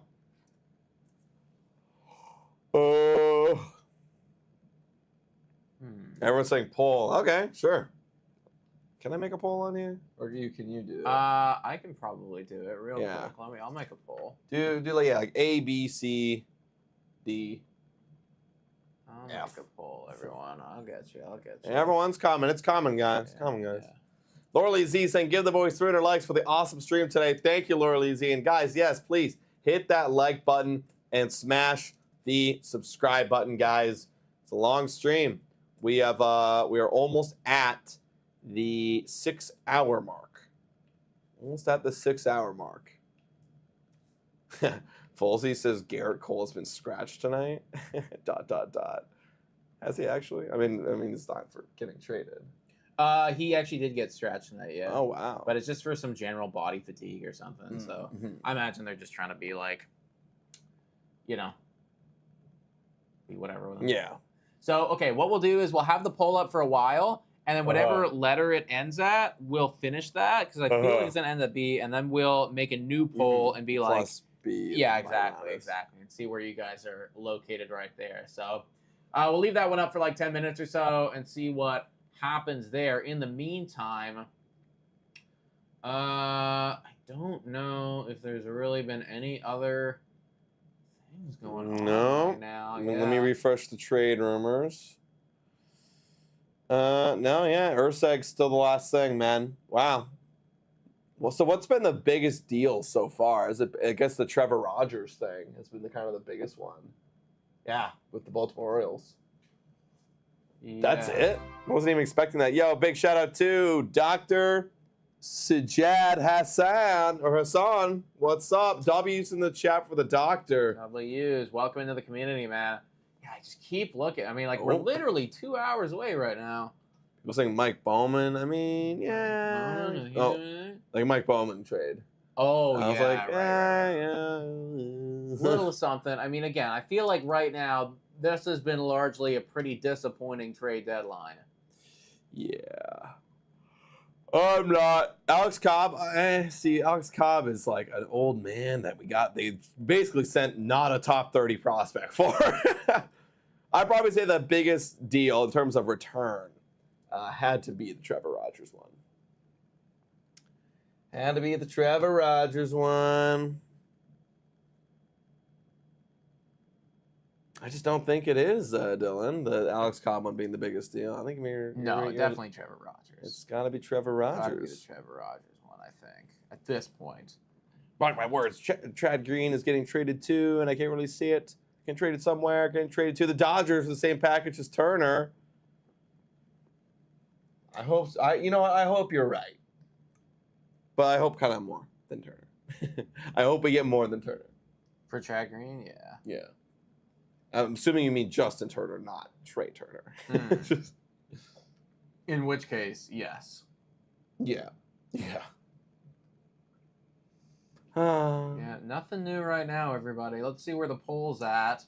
So it looks like we're 136 votes in here. I feel like I can call that pretty clearly that B will win. So we'll kill it off a B. We'll put a new poll in here. This one should be a little bit more contentious. What do you rate? The Blue Jays trade deadline.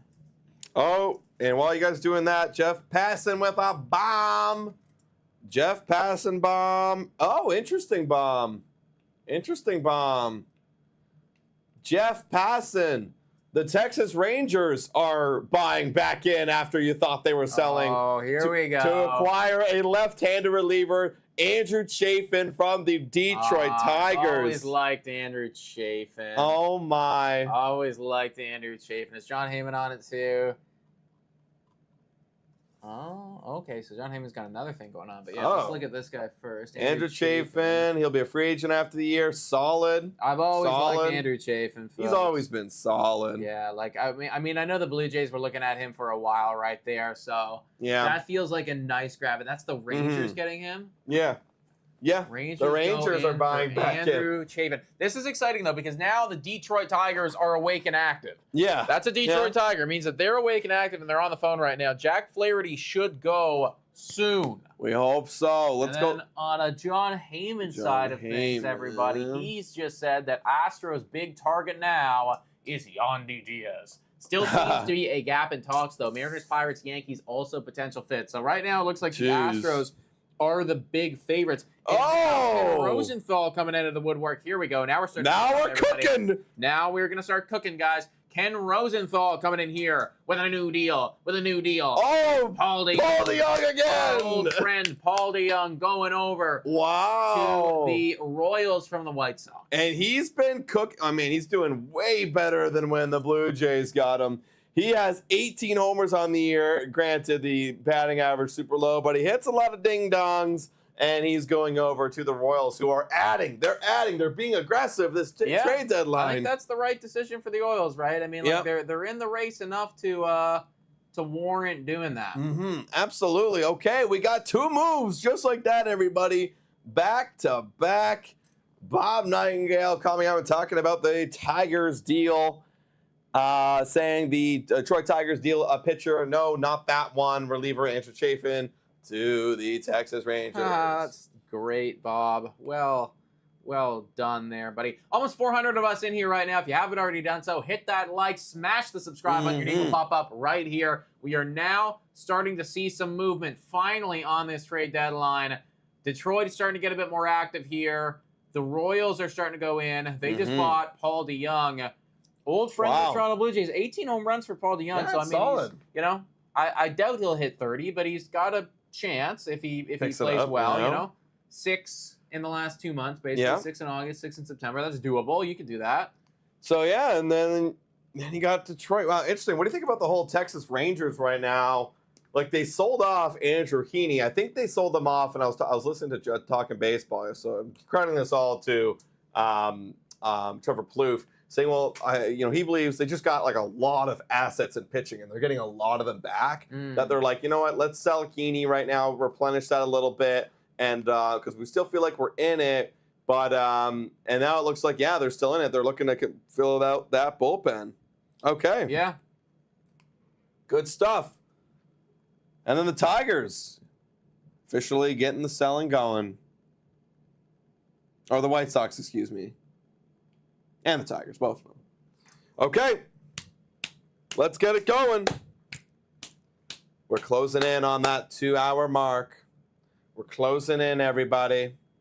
Yeah, so Andrew Chafin is going over. He's pending the medical review. We don't know what it is that's coming back for him, but we do not. We do not. Oh, where the fuck are the Jays, says everybody. God only knows. We have almost 400 people in here wanting some Jays moves. Where are they? Come on. We've been here for about 6 hours now. And the Toronto Blue Jays have done nothing. Make it happen, Ross. Make it happen. Still waiting on it, everyone. Yo, funny fact, Paul DeYoung is switching dugouts here at Guaranteed Rate Field, so he literally is just going wow, that's diamond. great. I always think that's really funny when that shit happens. Yeah. Wow, funny. I was thinking we could trade like Kikuchi to the Orioles, and then you just walk across. Just walk over and just start for them. And then start for them on Wednesday. Yeah. Why would you not want to use the start? Might as well. Oh my God, Ross, wake up. Does anyone want our trash? We have some trash for sale. Who wants a Kevin Kiermaier? That's how it feels like, man. Like, it really does sometimes, We got some garbage for sale, folks. It's like when I'm playing fantasy football and I've already traded away all my notable guys. And I'm like, okay, I got this waiver dude I picked up a few months ago. That's like, nah. He'll get you on average 8 fantasy points a week. Okay. Let's see what they get in return for these deals. We're still waiting on the details, everybody. Still waiting on the details. We're still waiting on the details for this one. Excuse me. Ross, wake up. Come on, Ross. You're putting me to sleep over here. For real. We need movement here, Ross Atkins. We need movement. I always love Atkins to Alcatraz. When he says, Isaiah kind of Fleffa feels like a natural fit for the Braves. And they've got a couple starting pitching prospects in single A ball that could move quickly and have upside. Sure. I hear you. I'd love for that to be an actual thing that we're looking at. Okay, looks like Morosi saying something. Is that accurate? Did we just get a little something from John Morosi here? Maybe a little confirmation. Give me a little John Morosi action here. Oh yeah, just saying that that it is confirmed. In fact, they're finalizing the deal. Lucas Erceg is going to KC from Oakland. All right. Yeah. I hear you. Where is my Blue Jays news? It's dead. Where is it? I don't think we've heard. No, we haven't. We haven't heard a single, creditable source saying anything about the Toronto Blue Jays today. Mm-hmm. And it's almost been 6 hours. Wow. What are the details? What are the details, everybody? What?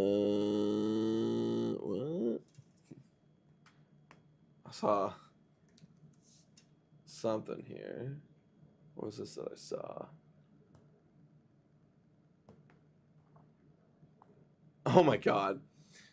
Thomas Hall comes out with a little quote. This is a little Manoa quote here saying, anybody that leaves the clubhouse, it would kind of suck. We're a pretty tight group. But we have joked with them like, hey, go get us a couple prospects and come back in free agency. Nice. Listen, Manoa, if you're not going to play for us on the field, we got to get some value for you. So at least use your character and be a lovable guy. Yeah, exactly. Bring some people back here, man. Honestly, though, like, you guys let us know. What do you think? Should Yusei Kikuchi come back to Toronto? I'm kind of off of it. Yeah, I don't know. I'm kind of off of it, honestly. Yeah. But you guys let us know. Yeah, it's like I want to kind of use those spots for other guys and maybe some new, younger free agent guys, 400 people in the chat, folks. If you haven't already done so, hit the like, smash the subscribe button. Your name will pop up right here. We got 2 hours to go until this trade deadline is complete. I've never refreshed more on Twitter in my life. Maybe other than Ohtani. Yeah, maybe the Ohtani stream I did actually. Because I'm like, let's go. Like there's something here. I'm just like, who are we gonna sell Kiermaier? Yeah. Wow. How long ago was that Ohtani thing? It was in it was December. at the beginning of December. Yeah, right at the beginning of December. So math 7. Yeah, like 8 months ago. How 8 months can really change everything. Are we gonna get Ohtani to? Are we gonna sell Kiermaier for scraps? I want Kiermaier for scraps. Give me those scraps, everyone. Give me those scraps. I want your scraps, dude. I would like your scraps. Even if it did happen, it's like, yeah, literally, it's like we're getting scraps. So this one account, MLB Rumors, is saying Mets labeled as inactive per MLB Network? Question mark. Why? Huh? Why are they doing that? Why are they inactive? What's that right there? Don't. Is that shy? Oh, that's 23 hours ago. Bring the Cooch back, saying Dylan. This is like the Ohtani watch, except says Leannex. It's like the Ohtani watch, except more depressing. This is like so much more depressing. So much more depressing. The Ohtani watch was actually, honestly, that's not true because the Ohtani watch was much more depressing. At the end. Shout out to Jay Jameson with the W, with the subscription. Let's go. Yeah, it was depressing at the end, but at least the Ohtani watch was exciting right up until the very end, and then it was the most depressing thing of literally ever. Okay, come on, guys. What do we get back? Ben made a little tweet for fun, I guess, because it's so dead out there right now. Talking about Jake Bloss. Just kidding. He didn't. Why did I get that update 4 minutes ago? Sometimes it does that. Yeah. Oh, it's on my other account. Yeah, it does that to me sometimes, and I kind of hate it. I don't know how to turn that off. Yeah. Anything else right now, folks? You let us know. Yeah, the Royals acquiring Paul DeYoung. Rangers getting Andrew Chafin. James says I lost $1,000 on Ohtani watch. How did you do that? Were you betting on Ohtani to betting? Toronto? That was a real thing. I think we both took a bet. I think we took a bit of it, yeah, A but bit, definitely not yeah. 1,000, that's for sure. Yeah, according to MLB Trade Rumors, Alex Verdugo is receiving interest. That is happening right now. Teams are interested. I mean, I feel like the Yankees would need to go out and acquire a significant amount of more talent. Like, why would you? Again, Verdugo's not playing great, so why would you want him? And then if you're the Yankees, like, don't you? Why just put him on your bench or something? Maybe he gets hot and no. I don't know. I don't have a incredible understanding of how the Yankees run their organization, honestly. So maybe they have a better idea. When's his contract up? I thought he was only a 1 year. Am I lying? Yeah, he's a free agent. Wow, he's a free agent next year. Yeah, this was a bad season for him to be putting up. With, not good for you, being Alex. a free agent. When's the deadline? Deadline's going to be at 6 p.m. Eastern Standard Time, everyone. So just legitimately, we are effectively 2 hours away now. 2 hours away from the deadline. Wow. That is wild. Atkins will bring back his favorite player, Bradley Zimmer. Yeah, Bradley Zimmer. that would blow me away. Ross is on Pacific time. It feels like that, man. Dude, Ross is on fucking island time right now. You know, just like chilling out, doing nothing. No beers on on trade day, singing screams. Yeah, we were talking about that a little earlier. It's just nothing going on. I mean, yeah. All right, 2 hour trade deadline show. It's officially here, guys. 2 more hours. 2 more hours left of MLB Trade Deadline watch, and then it's all. It's just dude, baseball. It's over. It's just baseball then. Guys, it's literally over after this. Yeah. And then we're just watching this team? Yeah.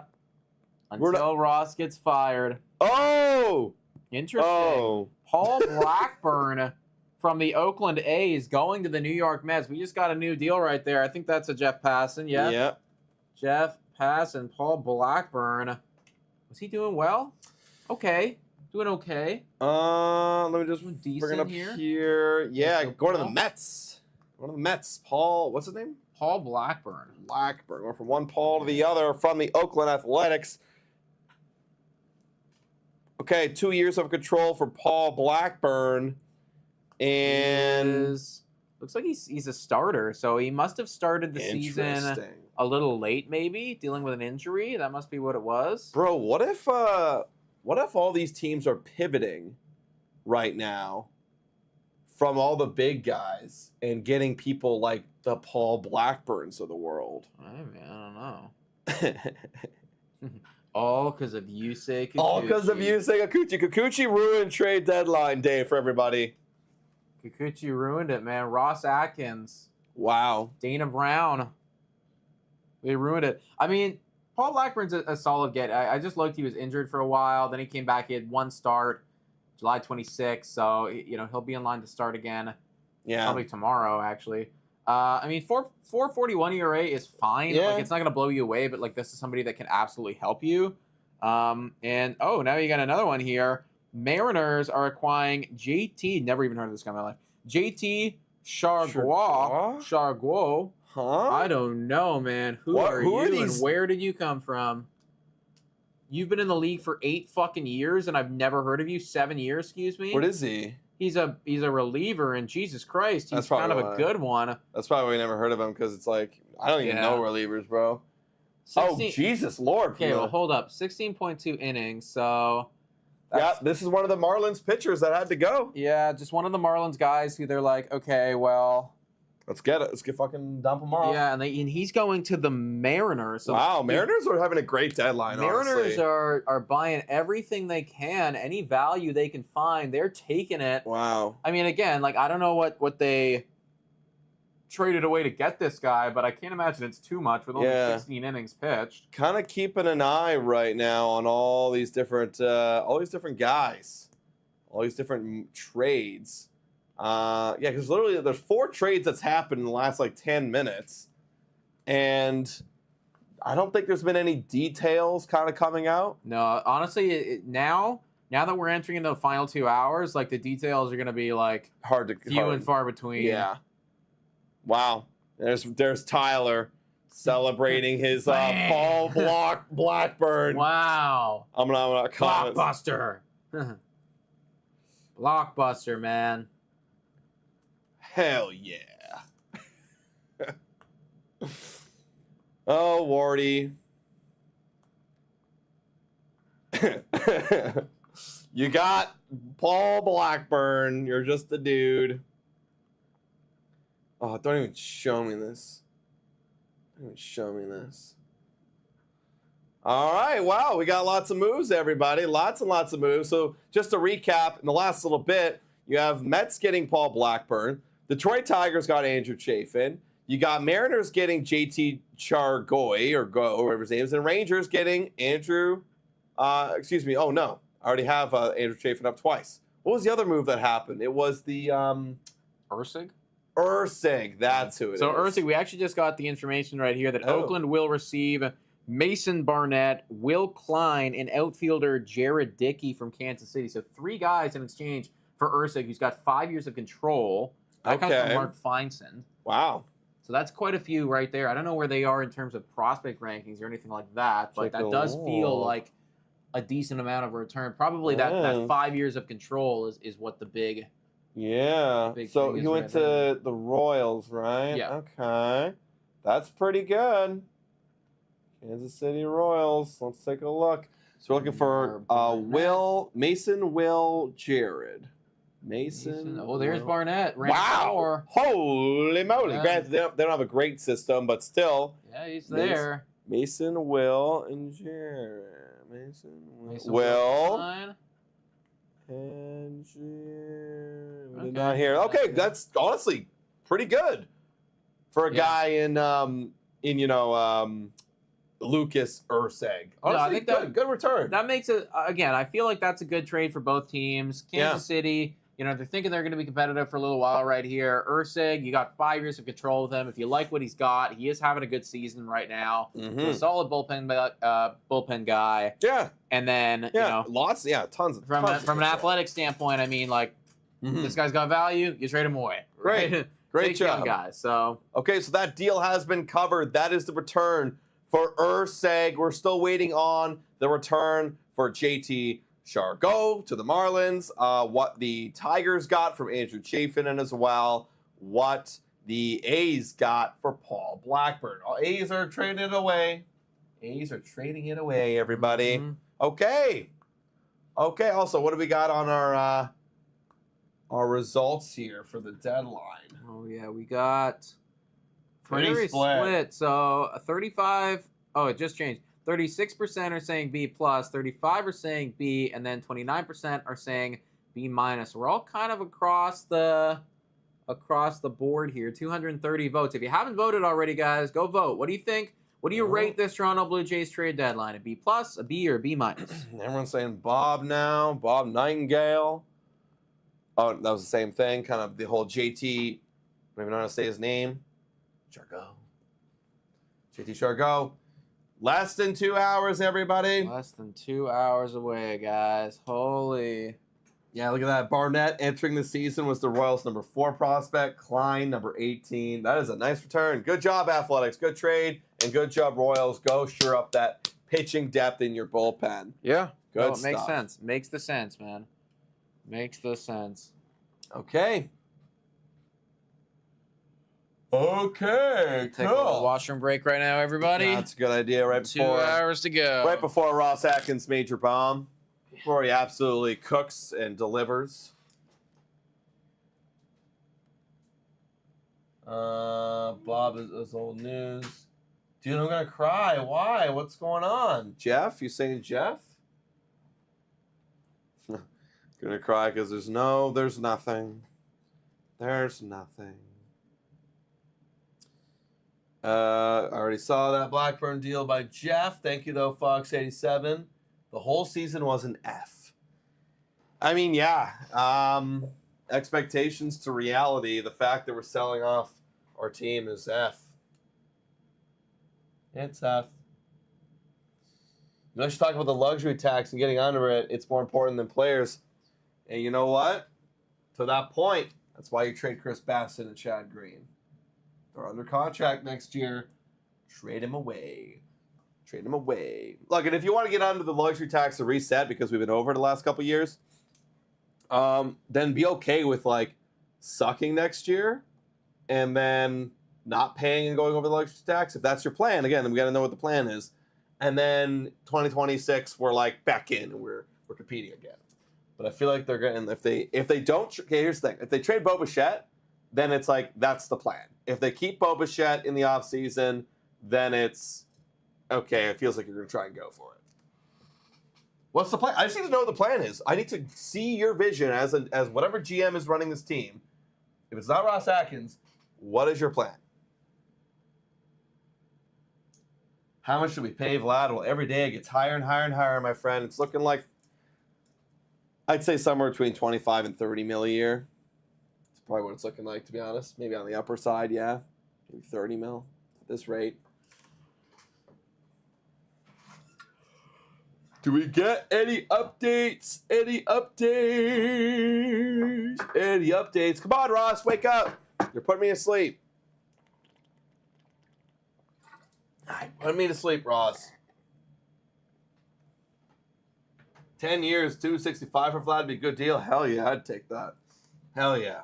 That's a great deal. That's like a little bit more than what you're paying Springer for a guy who's younger and more talented. Yes, please. I will take that. That's why I think it's going to be closer to 30, to be honest. Anything? Oh, trade Ross. Good idea, Poggers. I like it. I like it. Yeah, honestly, a clean 10, 300 mil is pretty good, but I'll take that. Can we talk about football instead, saying Dylan? What's the lineup tonight? I don't know if they announced it. Let me check. I'm not sure if they did. Let me see. I feel like I would have got that update.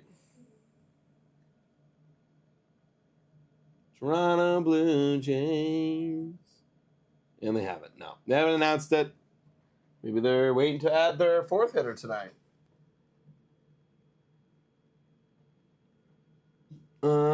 Atkins got to go, in my opinion.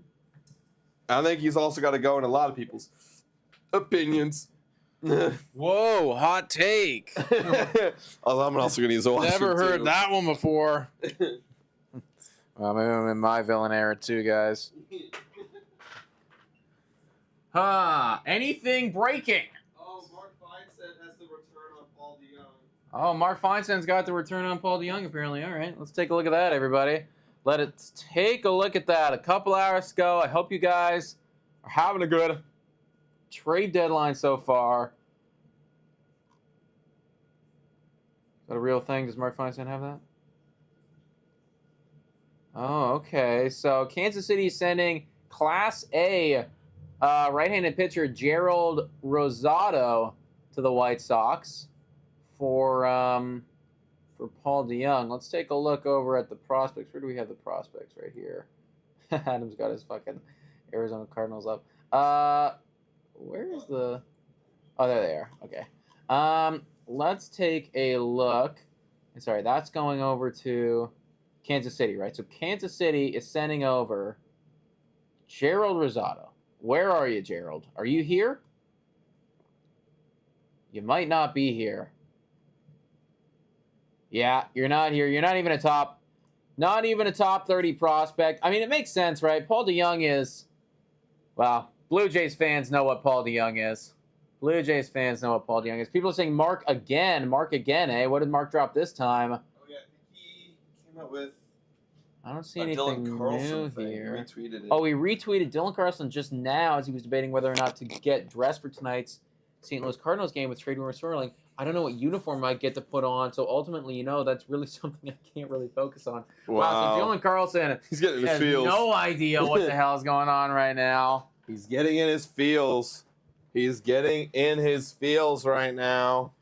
Yeah, and Bichette's prod saying Paul is trash. I mean, that's the thing, right? I mean, you don't expect some major return for Paul DeYoung here or anything. Like, we saw what happened there, and we got rid of him, like, pretty much almost immediately. We had Paul DeYoung for what, like 2 weeks or something, and he was gone? Yeah, then we cut him. Yeah. Because Bo came back because he was hurt. Wow. Okay.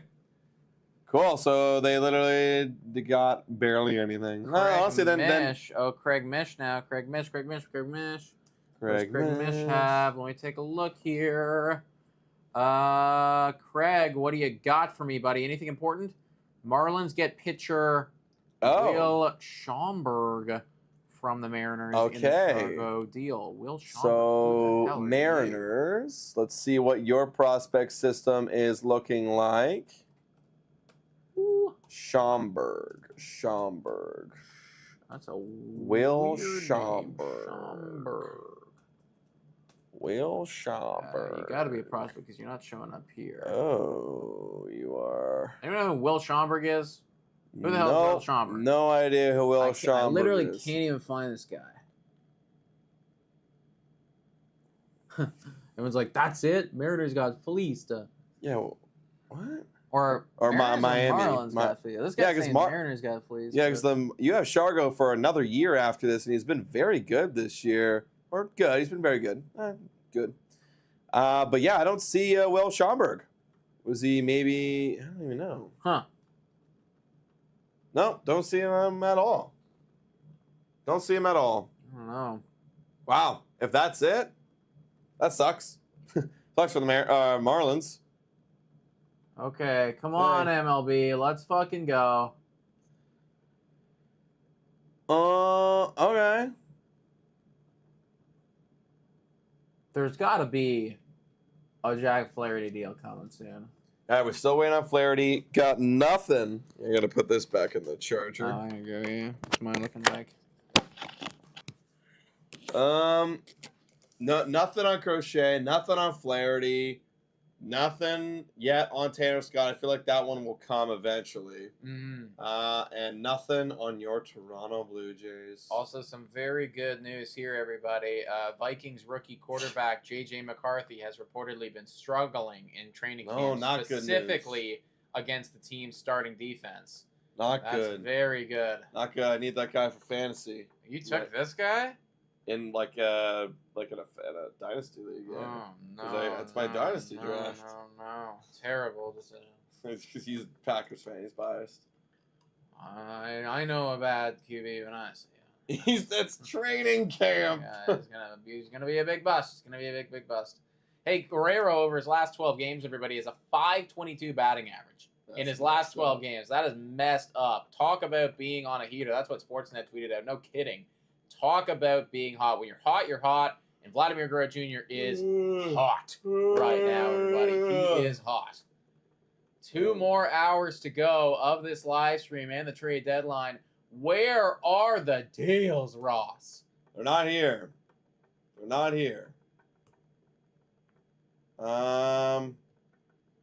Will Salmon, people are saying.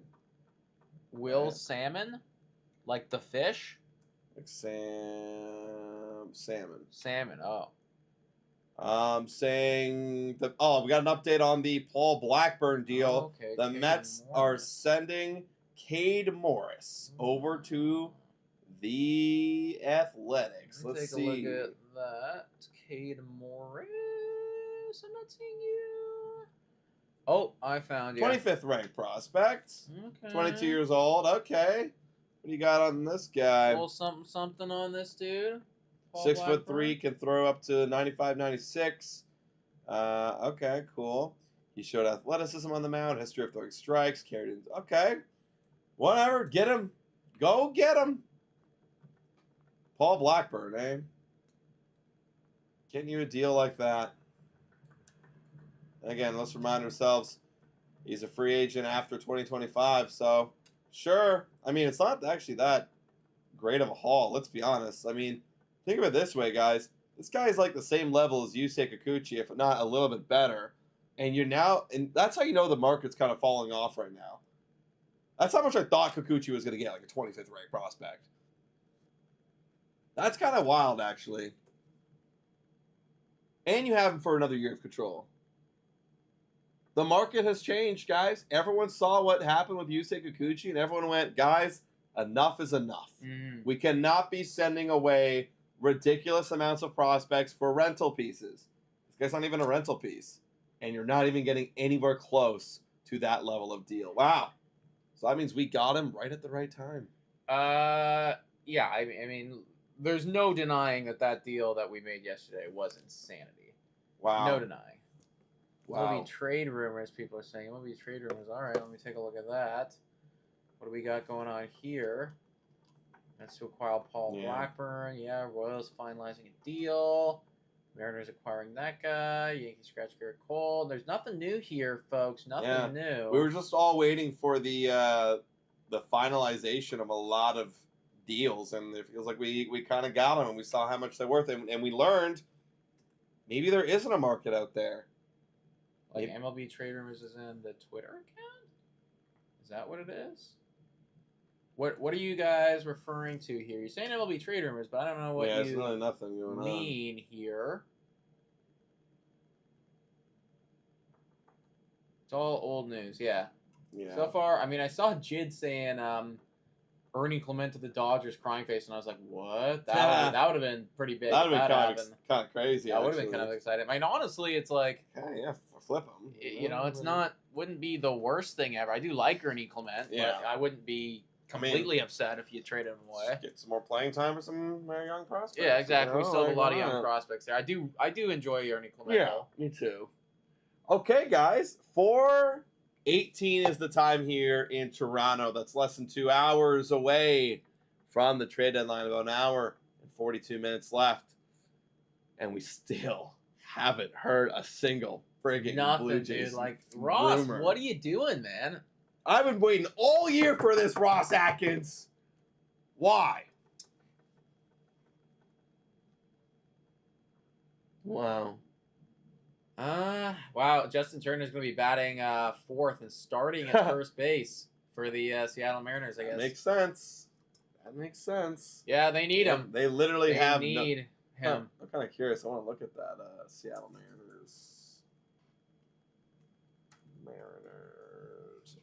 Lineup. There it is, guys.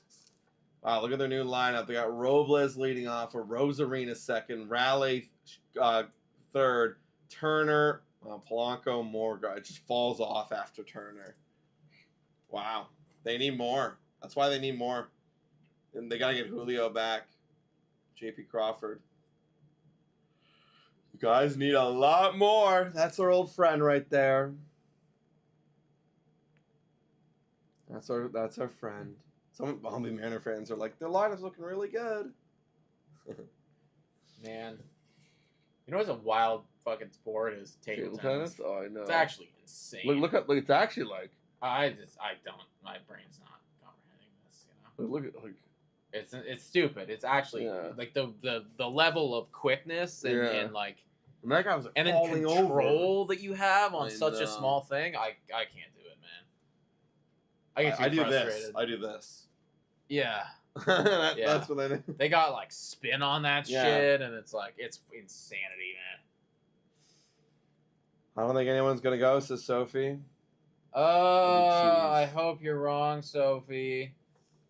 I want them to go.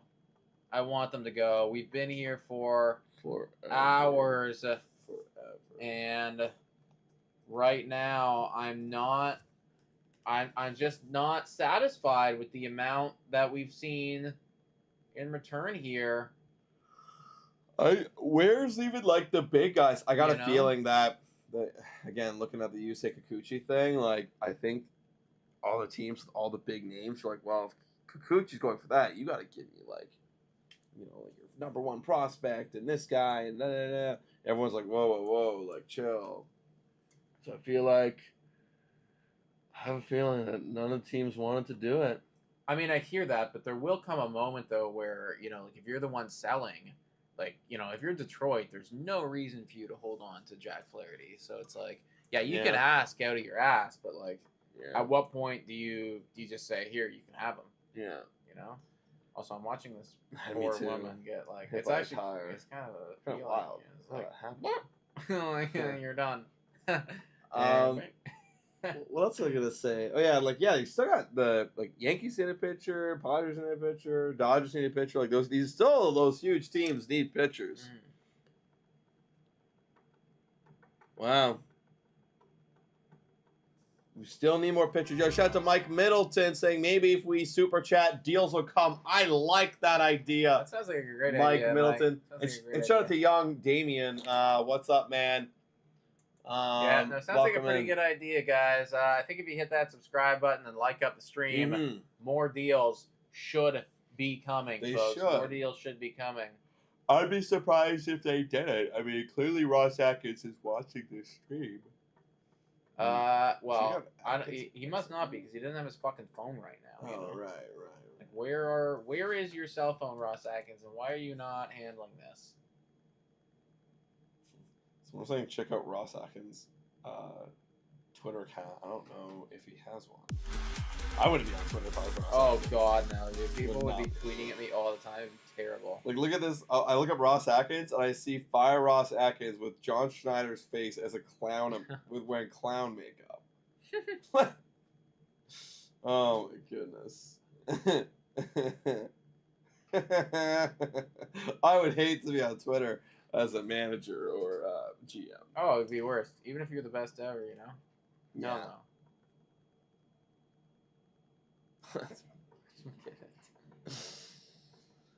No. Where are the moves? Where are the moves? Frost said his phone to do not disturb. That's a good one. Oh, man. Checking MLB trade rumors. Nothing yet. We already saw the Caleb Ferguson thing, the Astros. That's something that already happened. All these are smaller guys, too, you know? It's like, where is the blockbuster? The biggest one has been Trevor Rogers. Trevor Rogers. And that was a deal. That was like an actual... That's a good deal, yeah. You know, like, you traded away some top-tier prospects. You got a pitcher with several years of control. Respect. Yeah, that's about it. That's about it. You got freaking Paul DeYoung. Why? Yeah, Paul DeYoung for not a top 30 prospect.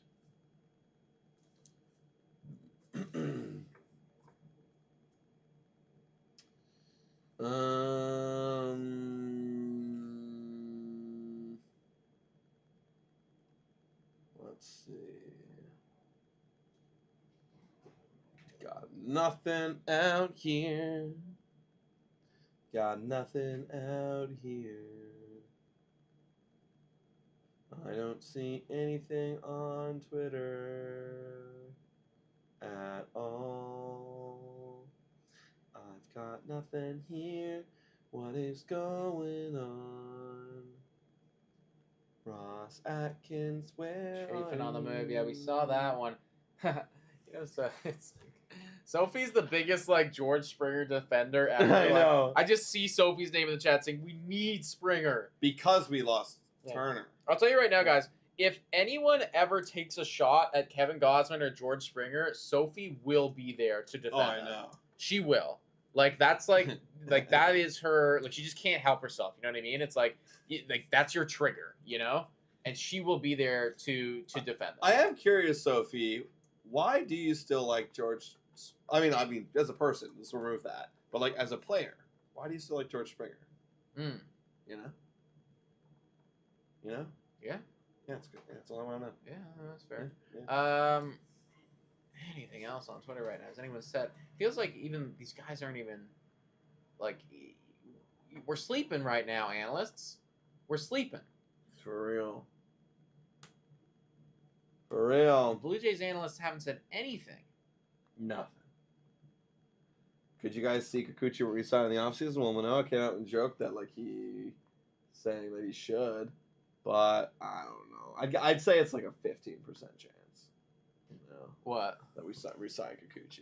Because I feel like we got to sign somebody. I don't want to re-sign Kikuchi, guys. I don't want to do that. Shout out to Danielle Casser for the $2 donut saying this is the most boring trade deadline ever. I agree with you. I know. We agree. You know, I trust us. We really wish that there was more stuff going down right now.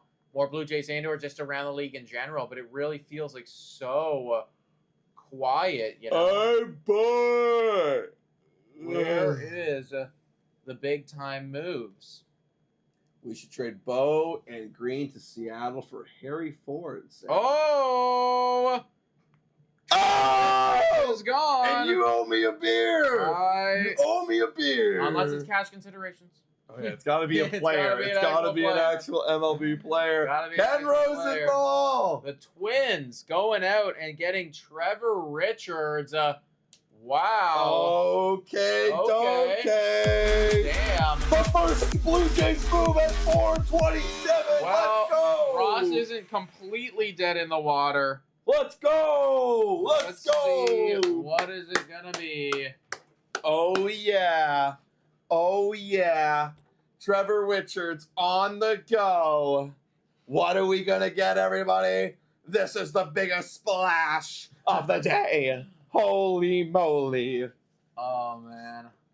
What do you guys think? What do you guys think we're gonna get? Jitsi, we got Royce Lewis. Oh, yeah. Man. Dude, can you imagine? They're like, okay, well, we got to get under the salary cap, so we're going to send you over Johan Duran. Yeah, we're going to. I was like, oh my god. Okay. Then that would be like a Ross fleece fest. Let's just, yeah, for real, dude. Then I'd give him an A. Trevor Richards, everybody. Let's remind ourselves of how he is this year. Negative 0.4 WAR, ERA of 4.64, a WHIP of 1.146. Will be a free agent after this year. So you got to imagine the return is going to be like, I'm expecting not a top 30 prospect. If it is a top 30 prospect, I will be satisfied. If it is, Oh yeah. if it is, I'm fully expecting it to be like an international free agent signing that is like 19 years old, and you spent $25,000 to get him. Yeah. It's kind of what I'm expecting right now. What are they giving up? Let me cut this a little bit here. Yeah, let me cut this. nobody has said yet what we're giving up to get him, but Trevor Richards is gone. Everybody, He's Bye. gone. Bye. What is it gonna be? Ken Rosenthal was the first on it. Yeah. Acquire reliever Trevor Richards. Trevor Richards in the last couple months of baseball, guys, has been really bad. Dookie poo. I was like so in the camp to trade this guy forever. Then he really fell off, but somebody wanted him. Wow, he's got a negative 0.4 WAR this year. Holy shit. Richards apparently is saying his goodbyes right now outside of the Blue Jays clubhouse. Okay. Wow. Bye, Richards. Passan. Everyone's saying Passan. Okay, we're going. We're on. Jeff Passan, what do you got for me? Oh, Padres finance deal. Acquire closer Tanner Scott. Whoa. Oh my God. Okay, so the Padres are going out and making a big time Huge get move. right here for a closer. Holy Huge. shit. Okay, so Tanner Scott is going right now to the San Diego Padres on top of Trevor Richards Wow. going to the Twins, everyone. Okay, wow. Now we have some movement. Oh yeah. Now we got a little movement. Just a reminder, Okay. by the way, guys, I was just looking up Trevor Richards and what he's done. And my God, in July, he's got a 13.06 ERA. Shout out to Ross for getting him off. I didn't think it was possible, but he did it. We'll see what the return is. But wow, Tanner Scott. Hell yeah. Tanner Scott That's huge. to the Padres. We got to see what kind of return that's going to look like. That's going to be massive. You know, Padres have been hungry to buy back in. That's going to be massive. Yeah, we're awake now, everybody. Welcome in. Over 400 people in here. If you haven't already done so, hit the like, smash the subscribe button, everybody. We just saw Tanner Scott go off the board, probably the biggest closer available. And then Trevor Richards just went over to the Minnesota Twins. We have yet to hear what the return is yet. Oh, but Ben Nicholson-Smith just said it, and it does look like I am going to owe you a beer, so it looks like it will be an actual player. Let's go. Jay Harry. Okay. Okay, I'm posting this right now on our socials, and then Jay Harry. What is... Okay. Oh, my God. He's not even in Baseball oh Reference. my God. Let me pull up... Jay Harry. Yeah, let me pull up this. This is going to be... I don't A know high if it's A a big job. infielder. A high, look at Shai Davidi. High A infielder. Yeah, he's not in their top 30. Wow. Yeah, okay. Jay Harry, not in their top 30. You can't even find him on Baseball Reference. Like he's legitimately not even here. Trade deadline, baby. Hell yeah. We got a literal no. You know what? All right. It is the closest thing to being a no one without actually being a no one. So I'll hold true. He is an actual player, I think. Yeah. You know, so I'll hold true, get you a beer. But there we go. But yeah, Jay Harry is about as no name as you could possibly find. He sounds like a computer generated player, Yeah. honestly. Jay Harry. The newest Blue Jay, Jay Harry. That's a lot. It's a lot of that is literally how fake player says Sylvester. You can't find him. He's actually not here. Like, let me try. Let me make sure that I looked him up properly. Yeah, you actually cannot find him. Harry. Nope. Oh my God! How old is Jay Harry? How old is this guy? I'm gonna try and look him just like Jay Harry. Baseball. Oh my God, I'm spelling it all wrong. Harry. Ordering my Jay Harry jersey now. Okay, I think I got him. Yeah, Twins organization, Jay Harry. He is a 22-year-old 6th round pick in 2023. Okay. Oh Lord. This year in Plus A, he's batting .214 with an OPS of 655. He spent 2 seasons in the minors. He's got a 722 OPS in both of them. And then when he got drafted in NCAA, he was a guy, but this is kind of what's expected. So literally, I think this is going to be Jay Harry's 15 minutes of fame, everybody. Remember him now. You will never hear from him. You're never going to hear from Jay Harry ever again. So everyone give Jay Harry all the attention right now. This is what he needs. Oh, okay. So we're hearing more news right now about this Tanner Scott deal going down. So the Marlins are also trading relief pitcher Brian Hoeing to the Padres. What is he doing? This is from Craig Mish. So Brian Hoeing is going over there. He's got a 2.7 ERA in 30 innings. And then he also got, 4 for sure. Big haul here, apparently. And Robbie Snelling is also going over in the trade. Okay, what's Brian? Okay, so Brian has a 2.7 ERA in 30 innings.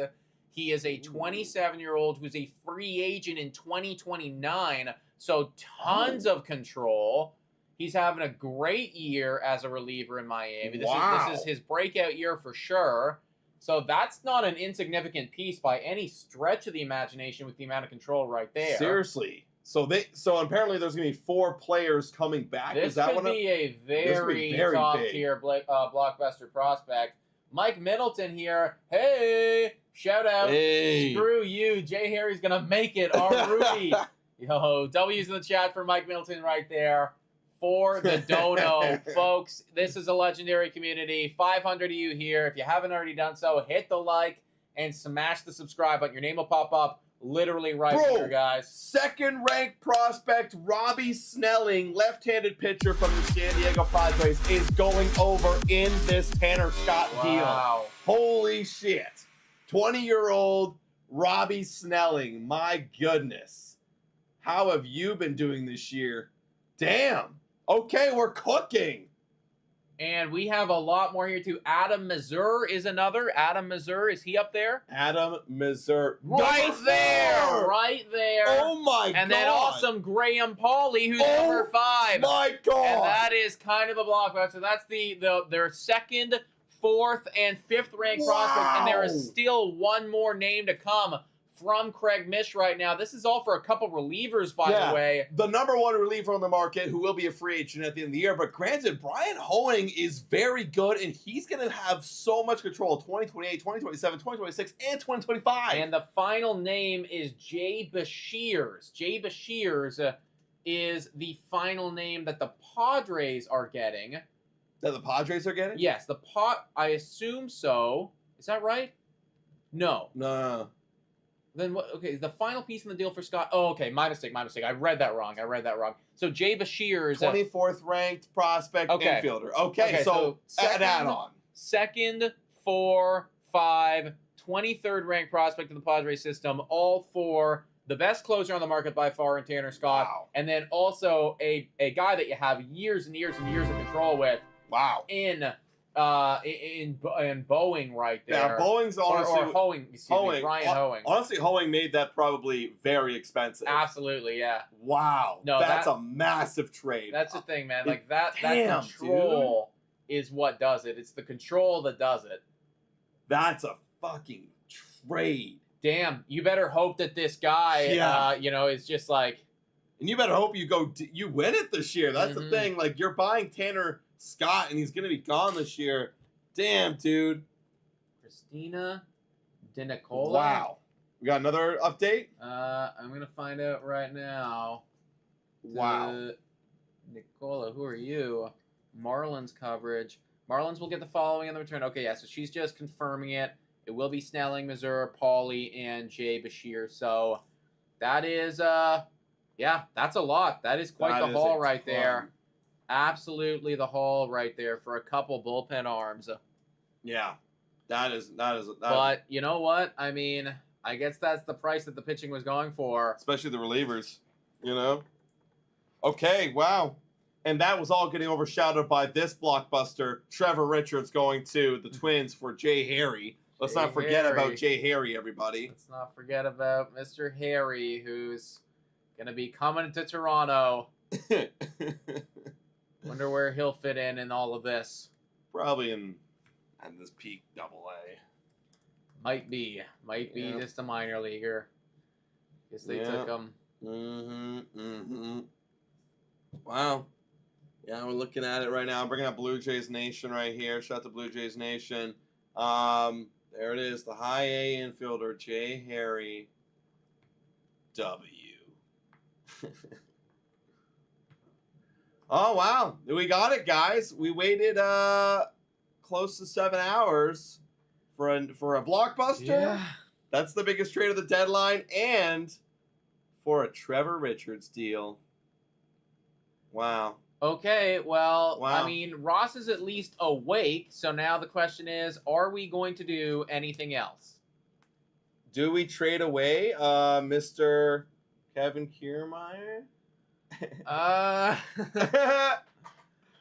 one I'm not so confident in. No, I'm not very confident in a KK trade at all, but you never know. Source, the Mets are also getting reliever Tyler Zuber from the Rays for Paul Gervais. Okay, we're Who's talking that? about a bunch of guys that I have no idea I about. don't even know who that is. Yeah, Mark Feinstein just reposted that the Nets are getting a couple guys right now. No idea. Can't tell you. Let me Tyler Zuber. Let me just look that up. look him up. Tyler Zuber. See if anybody have known, or are we just being mean? Like he's pitched 3.1 innings this year, so I mean, I feel like it's kind of fair of us not to know who this guy is. Yeah. So the Mets are gonna get that guy, and I mean, 2.7 ERA in 3.1 innings. So yeah, I mean, he let up like one run or something, but all right. Well, Okay. here's the updated Blue Jays trade block. Everybody, you've got 6 guys now gone from Toronto Blue Jays: Trevor Richards, Yusei Kikuchi, Justin Turner, Nate Pearson, Jimmy Garcia, Danny Jansen. Wow, it's a lot of moving pieces when you really think about it. That is a completely new team. Yeah, a lot of guys that are off, right? That's 6 spots that you're going to need to fill for the remainder of these 2 months. It's going to be a tough watch for the remaining 2 months. We're going to have lineups where we don't even know what's going on. Oh, We don't even know what's going on. Can we at least have a Chad Green trade, says Phil Martinez? That's what I'm hoping for right now. That's what I'm hoping for. Jared saying Green is gone now to the Mets. I mean, I hope you're right, but we haven't got any update on that yet. Nothing yet. Trevor Richards was the guy. Jay Harry was the return. Shout out to everybody in the chat, by the way, as we're closing in less than an hour and 20 minutes. What a nothing trade. Like the biggest nothing of nothings. I mean, that was the best we could have got. Oh, yeah. You know what? Thank you, Trevor. I mean, when our bullpen was bad, You came and gave us depth. You came and gave us some good moments. Like, I mean, there was times when Trevor Richards was the best bullpen guy on our entire team. And now you're gone. Yeah, no, I mean, Trevor Richards had stretches where he was phenomenal. And then stretches where he sucked balls. Mhm. And all evened out. It's that 4-year ERA. Wow. Wow, we did it. We did it, guys. Varsho might play catcher today, saying Jid. How do you know that? No. I would be shocked That'd if be he played crazy, catcher. dude. They're not gonna. They would never play him at catcher. He's the best outfielder in the game. Wow, that was the trade. So now that we finally have one of the guys off the thumbnails gone, the last guys are Tariq Skubal and Garrett Crochet. I haven't heard anything from Garrett Crochet. No, I mean, off the top of the morning, it was seeming like a Garrett Crochet thing was going to happen. Yeah, and everyone was setting the table. It isn't there right now. Isn't the deadline 6 p.m. or is that the waiver deadline? That is the trade deadline. I don't think there is a waiver deadline. I could be mistaken. I know that was in the past, but no, it's a trade deadline. Yeah, because it used to be a waiver deadline, and then there was like another trade deadline, but I didn't like that. Also, everybody, we're at 25.7K subscribers now. So if you haven't already done so, subscribe to the channel, join the community. Can we get up to 26K? That'd be crazy. Oh yeah, if we had, I mean, this is kind of it, right? Like this is the team. I mean, this is the year kind of right here until the off season. John Heyman, apparently. Heyman saying shit. What do you got for me? What do you got for me, John Heyman? You got anything cool? Tell me something's going on. Oh. Red Sox are among the teams interested in Louis Rengifo, but there's a gap in talking with them. Still so you better gaps. figure that shit out soon because you got an hour left. Shout out and thank you to the person that just subscribed Let's right there. go. W's in the chat for our new subscriber. You have exactly an hour and 16 minutes to figure out the gaps here, or else it's done. Don't worry. Come over to the Jays. We've got IKF. IKF is ready and willing to go. Don't suit up yet, IKF. You're heading to Boston. That's what I say. That's right. I'll take an IKF trade too. Join Danny Jansen. Join him. Join him. That's true, eh? Danny Jansen's over there. Yeah. And it's like you have Jimmy and Turner meeting up, and we're like, oh yeah, we were Jays at one point. Everyone's saying Heyman. Is that just from the I think one that's we just probably did? got to be right there. Yeah, I mean, he can't possibly have something else out, does he? No, nothing. No. Yeah. You want to close this a little because I can't even see like the. Oh first yeah, part of it. yeah. Actually, yeah. What did it end up being? B+ was where most people were at. Probably because after the Richards. Yeah. that Trevor Richards deal pushed it over the edge. That was a big swing right there. Danielle saying MLB trade rumors on Twitter. Okay, what are they saying? Is this the right That's one? the 'Cause Zuber. I feel like this is the right one. Yeah, we looked at that Zuber one. Yeah, we saw the Zuber. I mean, that's kind of again. That's like a a nothing. big nothing That's burger a right there, nothing. in my opinion. Honestly, if I was at Blue Jays today and I saw Trevor Richards trade, I'd be like, that's also a nothing burger. Kind of is, yeah. You kind know? of is. Yeah, the Mets get Tyler Zuber for Paul Gervais. Tyler Zuber is like honestly nothing. Paul Gervais, I don't know about him. Is he anything? Let's look him up. Can't even find him. Can't even find him here. Paul Gervais, New York Mets, minors, relief pitcher, 12th round draft pick. Not in their top 30. No, and his minors hasn't been great. So yeah, they didn't pay hardly anything to get him. Yeah, that's an easy. Hardly anything to get him, everybody.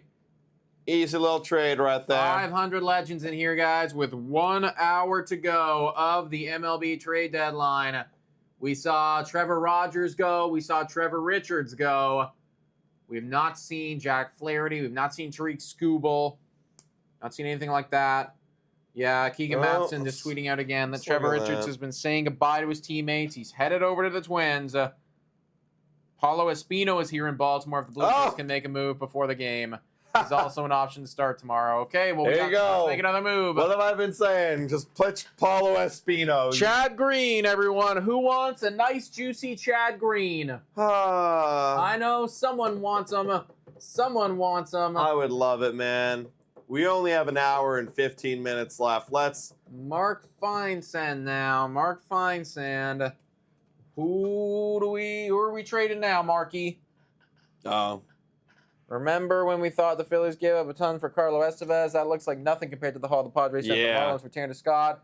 Relief pitching prices are insane this year. Can the Nats take advantage with Kyle Finnegan? Can the Blue Jays take advantage with Chad Green? I know. Dude, do a Chad Green and a Genesis Cabrera package. Oh, my God. Oh, dude, we could get Jackson Holiday for that. At this point, fuck, for real. Seriously, package those guys together, man. Those guys together, man. Who gives a crap? Like, actually, that's kind of, I mean, I don't know if you would have, because Tanner Scott's been so great. But, like, yeah. I mean, you could have gotten, like, maybe half of that. You probably get a top 5 prospect, yeah. From the Padres? Sure. 100%, Yeah. 100%. That's the thing, man. I don't know why we're not willing to get rid of these dudes. I know. Andy Martino now. Andy Martino? What is Andy Martino? Andy Martino. What do you got for me, Andy Martino? Are you going to do something? Tyler Zuber is not who we're talking about here. Pen arm is still a possibility. Bullpen arm still a possibility for Mets, but not a sure thing. Okay. Chad Green me. Yeah, it's Chad Green. The only rental piece left is Mr. Kevin Kiermaier. I wonder if you'd feel good or bad with the fact that nobody wanted to trade for you. I think you see the right. You better. You better. Obviously, like, that's got to be kind of shitty a realization, but at the same point, you know what? Like, do you want to get traded? That's like, true. I don't know. Like, do you want to have to uproot your whole? I mean, maybe if you could win a World Series, I guess. Maybe. But, like, let's face it, would you actually be helping in that? Probably not at all. Probably not a lot. Just maybe steal. Maybe he has like 3 stolen bags. Yeah, like a couple pinch runs. Maybe he scores couple like wall grabs. Yeah, a couple wall grabs, like right at the end. Like, that would be like the extent of your World Series run. Yeah. I wonder how you'd feel if you were somebody like that, where it's like you really, at the end of the day, like didn't play like that big of a role here. You know, it's like, would I contribute? Did I feel really like win? Like, did I feel like I did that? I don't know. Or guys who are injured and then still get the ring. It's like, I didn't deserve this. Yeah. I've always thought that's like not great. Britt, Giroli. Wow, Rad Rise, you're quick with this shit, man. You are. Yeah, he's on, or she. Britt, I don't know. Giroli. I hope I'm saying that properly. The Rangers are sending Chase Lee and Joseph Montalvo to the Tigers in return for Andrew Chafin. Oh, okay. there we go. We finally got that Andrew Chafin return. It's been a while since we've haven't heard anything about that one. Let's see who those guys are. So you got Chase and Joseph. Okay.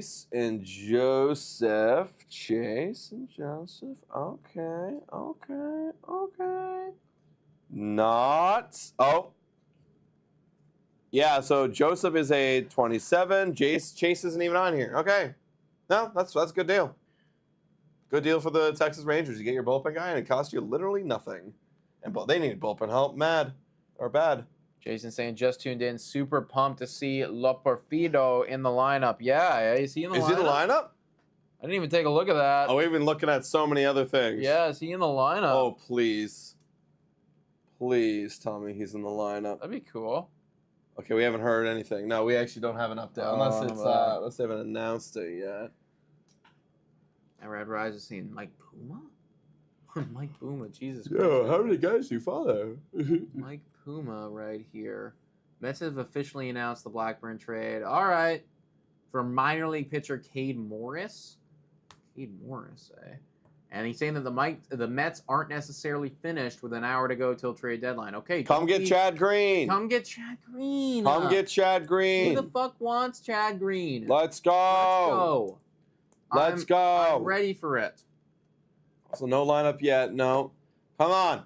Guys, are we... Riley Delaney with a great tweet here saying it's a shame for so many reasons that Romano is injured. Can you imagine if Romano was playing the way that Romano used to play? Oh, we traded him? Oh my god. That would I highly be doubt they good. do that, though. Isn't he on his They're not even trading... If they're not trading Chad Green, they're going to trade Romano. Because he's got 1 year left, right? Yeah, he's same length as Chad Green. Yeah, that's true. Come on. I want Richards. Chad Green is elite. Yeah, everyone keeps saying it. Chad Green is so elite, you want him. Anybody should want Chad Green. So elite. Yeah. So good. Thought on Richards deal? I literally... Okay, ready? Here's my thoughts. Literally. So ask me, Nick, what my thoughts are on Chad Green deal. Or the Trevor Richards deal. You don't want this guy to ask you? Just like say, I need to like hear it and like respond and like think about what my thoughts are. Like, what are your thoughts on the overall Trevor Richards deal?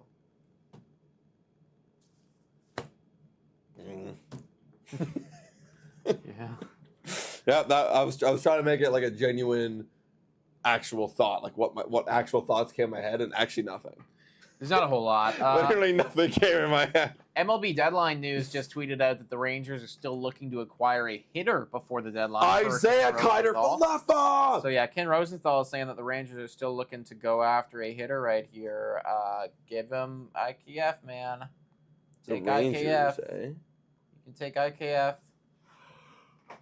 Ken did it, or you said it through someone else? I don't know. I'm not sure where MLB. it said. Yeah, just saying that they're still looking to get a hitter back. Is the Rangers? I got IKF. I got Kevin Kiermaier. It feels like, but I have no. It's felt like last year in Fantasy Dynasty, one of their Dynasty leagues, when I was like completely out of it.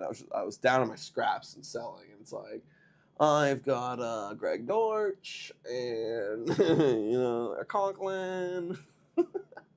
Does anyone want him?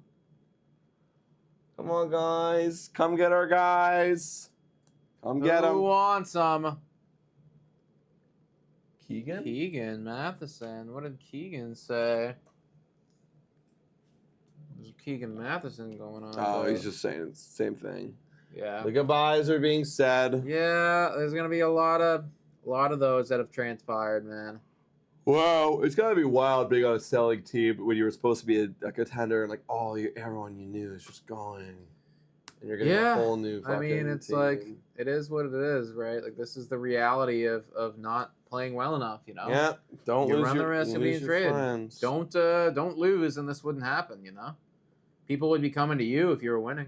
Yeah, Paulo Espino news. Yeah, no, we already talked about that, Poggers, where Paulo Espino's up and could play tomorrow. Yeah, that feels destined. Wow, who the hell is?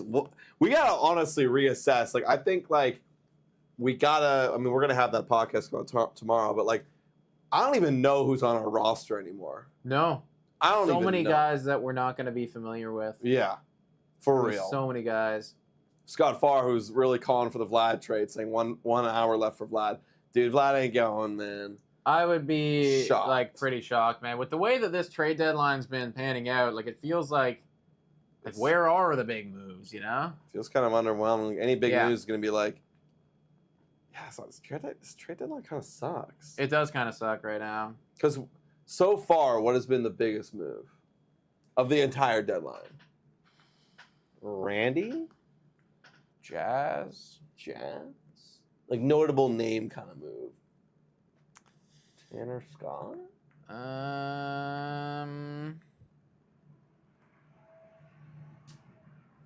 Yeah, Jake Wass was sent down to AAA. Maybe it's Scott, honestly. Like a top 5 prospects. Yeah, Scott, Jazz, and Randy. Those Yeah, are kind of like the biggest deals I could think of. and then you maybe know? like Rogers right there, and Rogers is there too. Like, yeah, I mean, it definitely hasn't Yeah. been like a crazy, you know, wild trade deadline or anything. Like, no big stars are going, I think. yeah. Yeah, it looks like everyone's thinking the same thing Yep. here. Randy, Jazz, and Oh, Scott. sorry, I forgot. Jay Harry too, right? Yeah, he Of course, couldn't leave that guy out. Yo, shout out to Bills and Jays talk. What's up? Yo, What's up? Football. I can't wait. I All I actually care. cannot wait. Like once the trade deadline's over, all we're doing is watching yeah, this really does honestly this entire season. I've seen the trade deadline as the hump. It's like when you're going up a hill. This is the top of the hill, and then it's like, okay, the rest. There's like something else on the other side. Yeah. I don't know what it is. The next big exciting thing for me is when Ross Atkins gets fired. Yep. It's Ross Atkins getting fired, maybe John Schneider, and then Vlad extension. That's what I need. Yeah, well, and that'll be all in the offseason. That's Yeah, all it's basically off-season. offseason. Yeah. The next Yep. most exciting thing is going to be the offseason and then seeing the direction of this team and what's happening. That's it, because that's all we got to be looking at, right? That's all we're thinking about is where are we going now? Because, yeah, the whole thing was leading up to this point is, okay, what are we doing at the deadline? We pretty much knew we're gonna conservatively sell. Conservatively sell, which is what is transpiring right now. But let's get out of our fucking comfort zone and trade away Chad Green already. Trade away Chad Green. Chad Green. One more. Give me one more. Give me one. Give me one more, man. We'll give you Kevin Kiermaier. You know, one more deal. Kiermaier. The Toronto Blue Jays. Kiermaier for a 19-year-old struggling rookie ball player. Kevin Kiermaier for, I don't know. Ah, man. Romero. All right. Okay. Heading over to Romero, folks. What does Romero have to say? Chad Green. Yankees and Astros are the teams making a final push for Yandy Diaz, per sources. Oh, yeah, right. Why does everyone want Yandy Diaz and not fucking Isaiah Connor-Flefa? Get your act together. Is no one buying our garbage? No. Yeah, I guess it's Yandy's been kind of all like him and Dylan Carlson have been like the conversation all day, but like nothing's been going on. Yandy Diaz, I mean, dude, Isaiah Connor-Flefa's having a better year than Yandy Diaz, I think. I know, it's just the fact that, like, if you had to bet your life, who's having a better year next year? Yeah. like 0.7 WAR, 3.1. 3.1, guys. 3.1. Better OPS plus. Come on. Get our guy. You know what? Whoever doesn't get him, come over to the Blue Jays. We got you. We got you guys. Don't worry. Yeah, Yankees or Astros. We don't care. Actually, Astros, come to us. Come, Astros. You're dumb. You're dumb. Yeah. Except they might actually get Yandy because of how dumb they are. Yeah, that's true. They're really dumb. You know what? Then Yankees know. You know what? Then Yankees know who IKF is, and maybe they pay up. I don't know, man. I think they know who IKF is. No, they don't. Yeah, I think they know, man. All right, we're almost at that 1 hour mark, everybody. 468 people in here for the trade deadline. And yeah, we're closing in on 5 o'clock Eastern Standard Time. Wow. Masterclass Baseball just screaming out, Kevin. Are you referring to Kevin Kiermaier getting traded? I mean, I hope he does, but we'll see.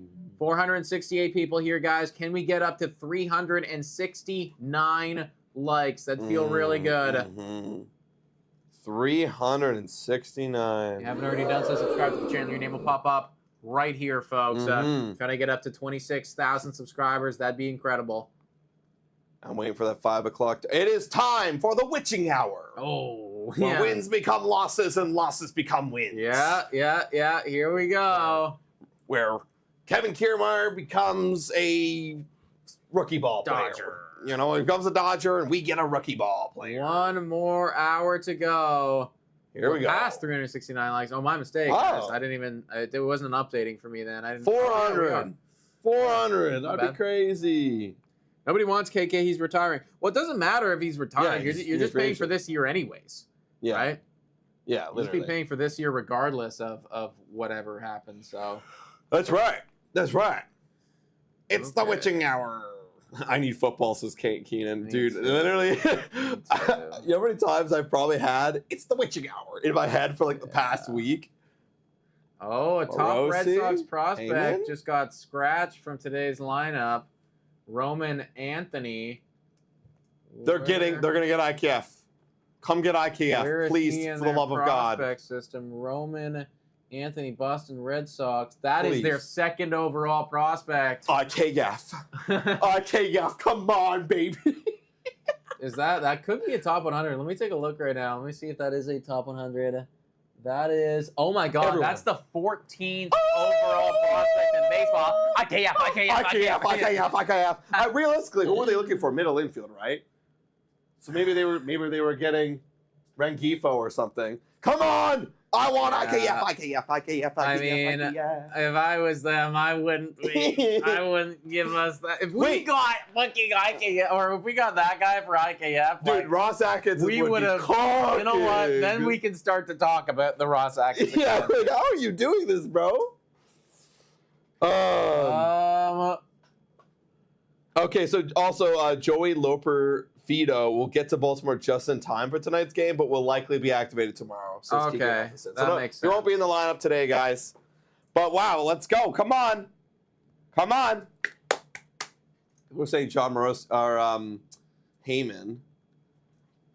Maybe it's the same thing. No, I'm tripping. Dodgers were another team in the end that wanted Tanner Scott that may have triggered the Padres to do more. Dodgers, come here. Come get Kevin Kiermaier and Chad Green.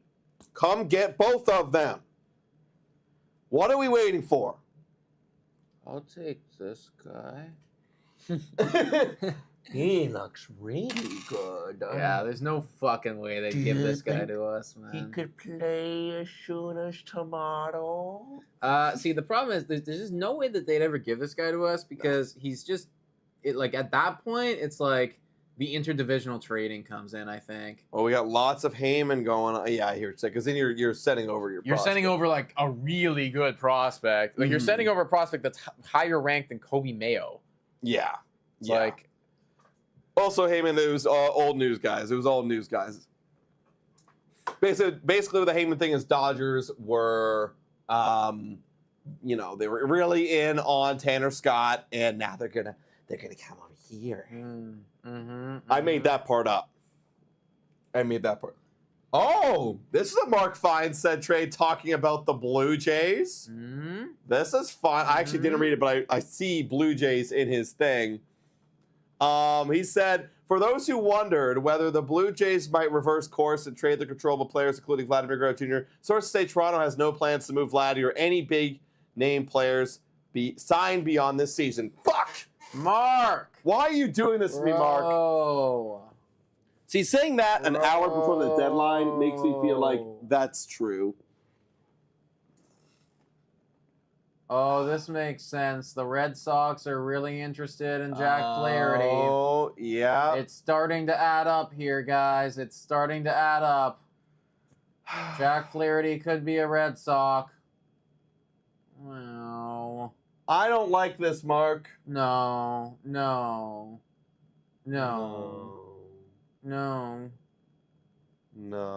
Why? Yeah, Chad Green. Come on. Let that guy. Give it that guy. Bob Nightingale with a tweet. Oh, God, why'd you have to do that to me, Mark? You're like, what a What a buzzkill. Bob Nightingale saying, whatever remains till the trade deadline with two of the game's biggest starters on the market, Garrett Crochet and Jack Flaherty. Of the Los Angeles Dodgers? Are you...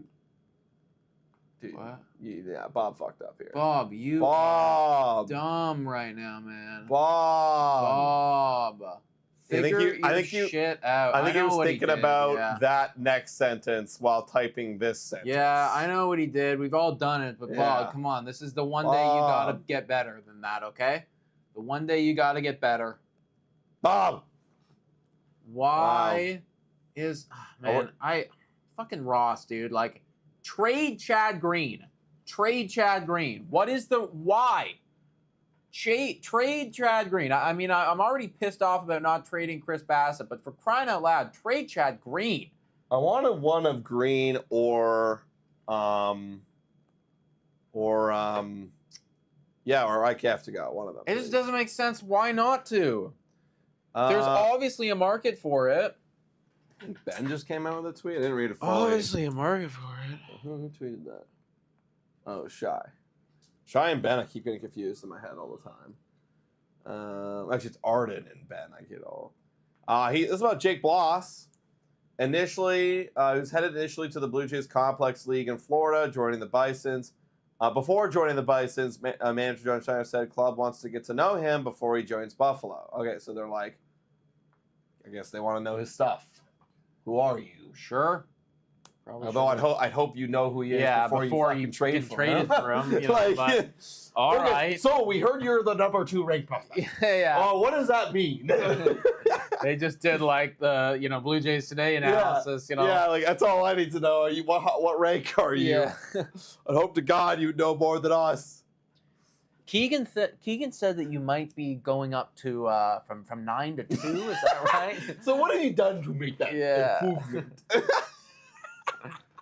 Uh, Are you a pitcher or a position player? Jesus. All right, guys, we got less than an hour to go Well, until the trade deadline. Where is the blockbusters? It's got to come. very sad.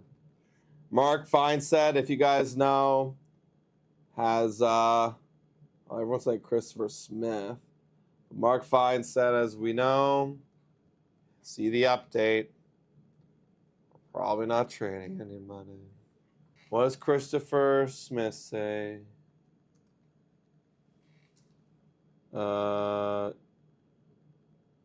Which Chris? That's not Christopher. What?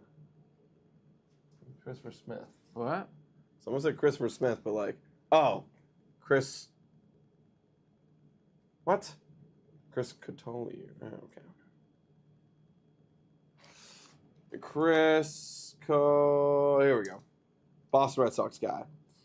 Blee. Oh, also Roman Anthony wasn't scratched. He was never in the lineup. Oh, okay. So that was all just for nothing. Wow. You know who did it again? It was John Morosi. Of course it was John Morosi. John Morosi once again doing Look at what this he guy. does. Causing drama. Causing us to think. Ugh. John Morosi. I'm going to tweet at this guy. What are you doing? What are you doing? Just causing chaos. You're causing chaos. Shout out to Mike McGon for the subscription. Everyone W's in chat for Mike. Wow. Guys, everybody go to John Morosi's most recent tweet and go like up my reply. Head over there. That's right.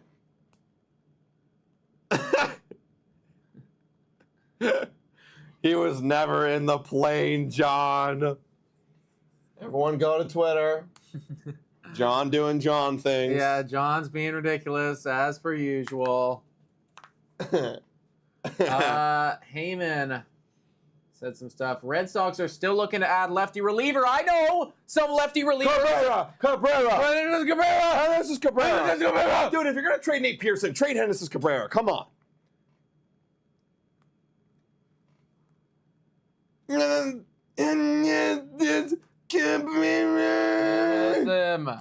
Give us him. Come on. Come on, take him. Give us the money. Do it. Give us the prospects. 500 people watching, folks. If you haven't already done so, hit that subscribe button. We're trying to get up to 26,000 subscribers. If every single one of you guys actually hit the subscribe button right now, we would literally hit it, folks. Yeah. That's a real thing that could happen this evening.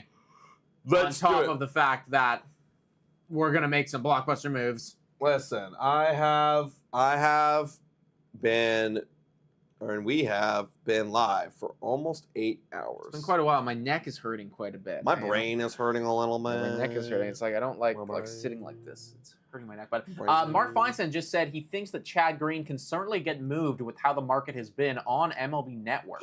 That's a real thing that just happened. That's something that Victor just said. Mark Feinstein? Yeah, but he didn't say. He said it on MLB Network. Somebody just tweeted it out and like Victor? Yes, yeah, Victor Loporfido said that. Okay. That he thinks that he can't get moved. I mean, we already knew that, though. It's like he can get moved.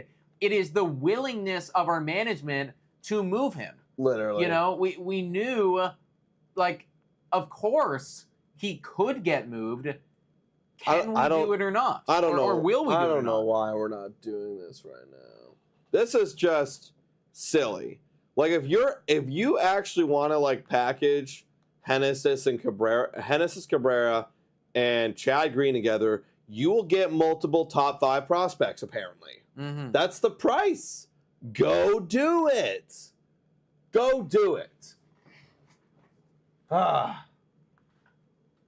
God, guys, we still need some good players. Geez, well, here's the thing, Laura Lee, Z. The team that we have next year won't even be competitive anyways. We have to get new people. This is our plan of getting new people. I'm already punting 2025, if I'm being honest, guys.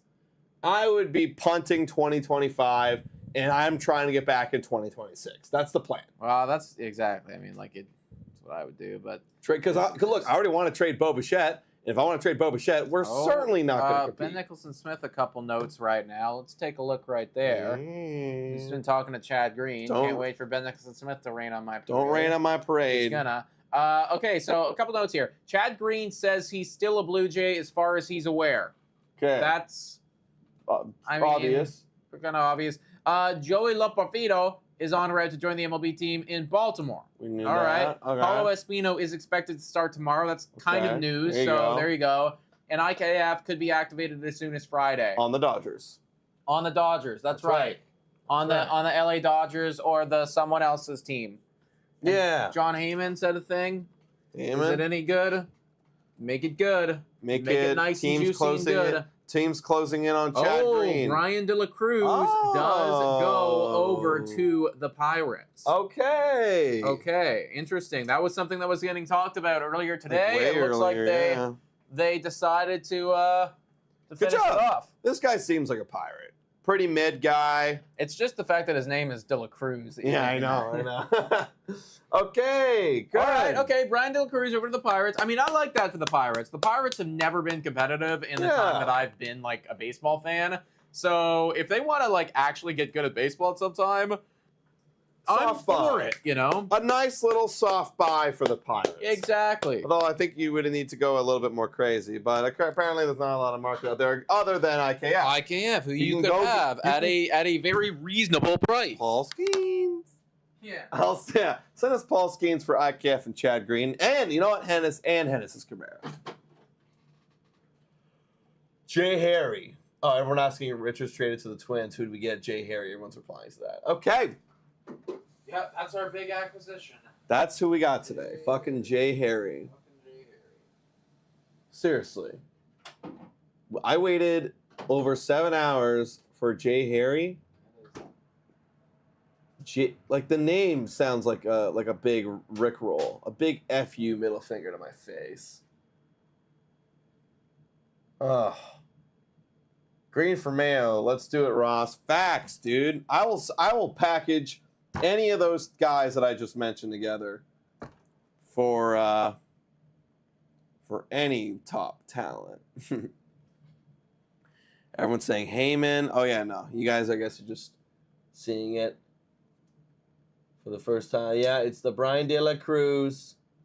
Jay Harry watching the stream crying. Bro, I'm sorry, Jay Harry, if you're watching this stream, bro. I apologize. Prove me wrong, man. I hope I'm like I hope I'm up on your dartboard in your bedroom with like fucking darts in between my face and my forehead. And you're like, I hate this guy. I'll prove you wrong. I'll be a big leaguer. Yeah. Take one of these. Yeah. You know? And then you become a big leaguer and prove me wrong. Fine said. All right.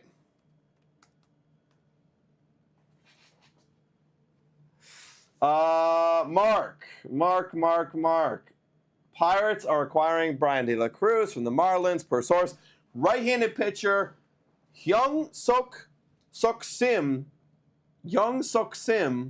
part of the return to Miami. Hyung Suk Sim. I hope I got that right. Let's see. Is this guy a prospect? Miami has been selling. Good for you, Marlins. Keep being losers. And this guy is not. He is not a prospect. Oh, you're literally a pirate. Oh, what am I doing? Why did I put you on? I'm so dumb. This is how I know my brain's getting tired. You're 20 years old? Wait, yeah, you'd be a pirate. My bad, everybody. A little bit of the dum-dum going on here. Oh, 17th rank, right-handed pitching prospect in rookie ball. All right. He's been here for 1 year. Wow, we got him when he was 19 years old, eh? Or we, as in as if I'm a Pirate. That's pretty good. For how many years of control? 1 more year. That's not bad. Keegan, everybody's saying, okay, are we cooking now? Are we starting to cook a little? Oh, wait. Keegan. Blue Jays are sending Jake Bloss down to their complex in Dunedin. Sounds like something they could look at him for a pitching lab, get some base. Oh no, they're gonna put analytics in him. Oh no. Here we Oh, go. no. Oh Here no. we go. Don't put analytics in him. Don't do it. I just care about the stuff. We don't really care about how you play if you Give me actually the can win stuff. games. Give me What's the your stuff. stuff look like? What's your stuff? Get him away from the analytics. Don't do it. Don't do it.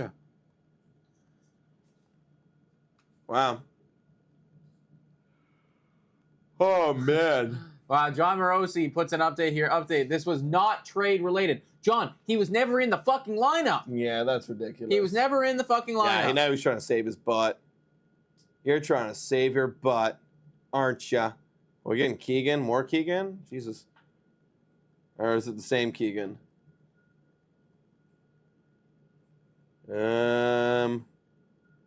Yeah, we're at same Keegan. Same Keegan.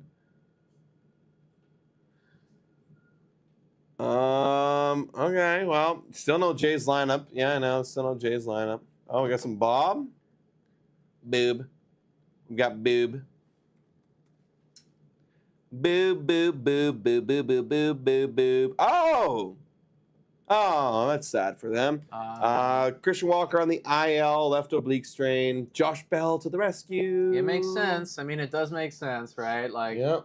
again, Christian Walker is a very underrated player. That is a pretty big blow for them. Mhm. But I mean, Josh Bell hopefully can like fill in the cracks while he's gone. Yeah, And exactly. then, you go from there, right? Yeah, exactly. Exactly. Right, guys? Wow, we have almost 40 minutes now, everybody. 40 minutes. Until the trade deadline is officially over. From a Toronto Blue Jays standpoint, we've traded Trevor Richards today, but that's it. That is it, Jesus. We've traded a decent amount of guys across the board, but that is the only guy that we've moved on from today. Now people are saying Craig Mish. Let me double check on that. Craig Mish, what do you got? Move my computer closer. Craig Mish. What do you got, buddy? Marlins will receive Garrett Forrester from the Pirates as part of the trade for De La Cruz. Also in the deal is pitcher Jun Sok Shim. Interesting. Garrett Forrester. I don't know who that is. Part of their prospect system. Wow. So they're really paying up for De La Cruz. Let's take a look. Garrett Young Forrester. Nope, he's not in the top 30. Forrester is. He's What? 18. Really? Wow, they must have spelled. Am I fucking up here? Yeah, you're fucking up. There's not 2 T's at the end of his name. Oh, Either way. then that means it's your fault, Craig Mish. You fucked up, Craig Mish. He is their 18th ranked prospect, though. So, they gave up. I mean, you got to give something up to get a De La Cruz who's got a couple years left to control. So, Okay, yeah. Honestly, not a bad return, I guess. I mean, for so a for guy. saying that IKF is in the Bison's lineup. Oh, come on. We're not trading him. Sam says racist. Who? Huh? Well, because I was trying to pronounce Hong Suk Kim. I don't know. Guys, IKF is in the Bison's lineup. I mean, I don't know if he's gone. that's probably as clear to say that he's staying put. Francis Romero now saying that the Pirates and Astros working on deal per sources. Nothing done so far. Okay, well, that's like the most fucking broad What shit is ever, that? Francis. For who? For who and for what? Okay, well, what would the Pirates? Yeah, what I thought the For Pirates who were and for buying what? in. What would the Astros want? What would the Pirates want? What's going on here, guys? KK announced retirement right now. Mr. Agent, he Well, he announced his did. retirement a while ago, man. Unless he like literally just is hanging them up. Yeah, he's like, all right, I didn't get traded. He's like, you I'm know done. what? Fuck I'm it. staying on I'm this out. team. I'm Goodbye. out, yeah. What if like KK just said, "I will retire unless traded"? It's like, well, okay, well, I might as well trade you now. Actually, it doesn't matter to me. Doesn't matter. Yeah, I don't I mean, I gotta try to get something. like. I wouldn't try. Yeah, I'd try, but don't try that hard. Yeah, shout out to Tom Dinder saying you're only talking a rebuild, so please tell us what we'll take to retool in 2025. Please don't just say it can be done. I mean, Tom, I'll be honest, like, I think the retool is going to have to be auditioning a lot of these young guys. Granted, there's going to be a lot of these young guys years away from even being competitive. So if your plan, like I said, like you got to go about this many ways. You could commit to the tank and suck in 2025 because right now this roster would suck ass. Let's all admit it. It would suck real big ass. But in 2025, if you wanted to retool, well, now you got to go out and you got to go sign free agents and you got to sign a lot of guys. So that would be the plan. Like there's really you've already committed to it. Like there's really no other way. If you commit to the roster you have right now, you're probably going to suck again.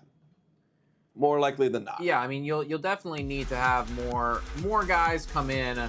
The question is, how much are you willing to spend? How much are you willing to do for it? Toronto Blue Jays did just make it official, by the way, everybody. Jay Harry from the Twins is coming for Trevor Richards, so that is a real thing that just happened. Jay Harry. Jay Harry, man. Blockbuster. Wow, look at this 15 minutes of fame for Jay Harry. Blockbuster. See, everyone else saying it too. Next Chad Green, trade Green now. You know, ICAF need to go. I mean, the fan base is very clear, I think, on what we want to do. You know? Mm-hmm. Like, everybody wants, Green to go and a lot of guys to go, honestly. I kind of finished that thought, Tom Dinder. If you want a legit plan, well, you got to sign a starter. You got to sign 4 to 5 relief pitchers, and you got to sign a corner outfield bat or even a corner infield bat. That's it. Like with power. Yeah. I mean, it's like realistically, okay, if I was to give you a legitimate plan on what I would do here, if I was Ross Atkins, frankly, I mean, again, it's looking increasingly likely like it won't happen, but I would trade Chris Bass and I would get some prospects back, hopefully guys that can potentially come up and play for me almost immediately. I would try to trade Green. I would try to trade Yusei Kikuchi, try to trade those guys. Then with all that money that I just saved, because every single one of those guys has additional years on there, I would have just saved, what is that money? Like $40 million or so with those 3 guys gone. I'm going to take that $40 million and then whatever the rest of the budget is, let's say it's another $40 million. So I have like $80 million to spend in this offseason. In the offseason, my number one priorities are to extend Vladimir Guerrero Jr. as best as I can, explore a Bo Bichette trade and see what the market is for that. Look at my internal positions right now, see which young players I'm ready to fully lock in at a starting position, and then with the remainder that I'm not ready to lock into a starting position, I'm going to take that $80 million and I'm going to buy as many pieces as I possibly can. And I'd probably buy probably 1 to 2 year guys because you don't really know exactly what the picture's going to look like. So until you see the big full picture, you're probably going to want to commit longer term deals in the superstars to another year, because if you look at if you're trading Bo Bichette, then effectively you're saying, okay, like we are for sure in the cell, in the tank, like we're done, like we're getting rid of this guy. That was supposed to be a big part of our retool and bounce back for next year. So if you're not going to do it, if you're going to sell them off, then you might as well kind of wait and see. And if you catch magic or lightning in a bottle or whatever, then you go and you make the necessary moves to trade away the prospects you got this year and you buy in. But if you got to wait for breakout guys to happen. Passing. IKF is gone! No! There it is! No way! Connor Flaherty is out of here! No! Yeah! No! That's Let's great! go! That's what we wanted to see, everybody! Let's go! Isaiah Kikuchi has been traded! Let's fucking go! Holy shit! Yes! Isaiah Yes! Kiner-Falefa Yes! is going to Yes! the Pittsburgh Pirates. Let's go. man. Give me some. Yeah. Let's go. Let's Goodbye. get scraps. That's some pure sell high shit you just saw right there. That's exactly You what just it is. sold this guy high. You bought low and you sold high. Let's go. What are we getting? Let's go. What are we getting? getting? Oh my God. Yes. Oh God, we gotta change the title. We gotta change the title. We gotta change the title. Follow, sell high. Oh my God. Oh my God, this just made my effing day. Yes. This just made my effing day. Thank you, Blue Jays. Let's go. Finally. Oh, Make thank you. a goddamn move. Thank you. Oh, hell yeah. Isaiah Kiner-Falefa. Oh, yes. Falefa traded. Oh my God. I love it, guys. my I fucking God. love it. Oh my God. Oh my God.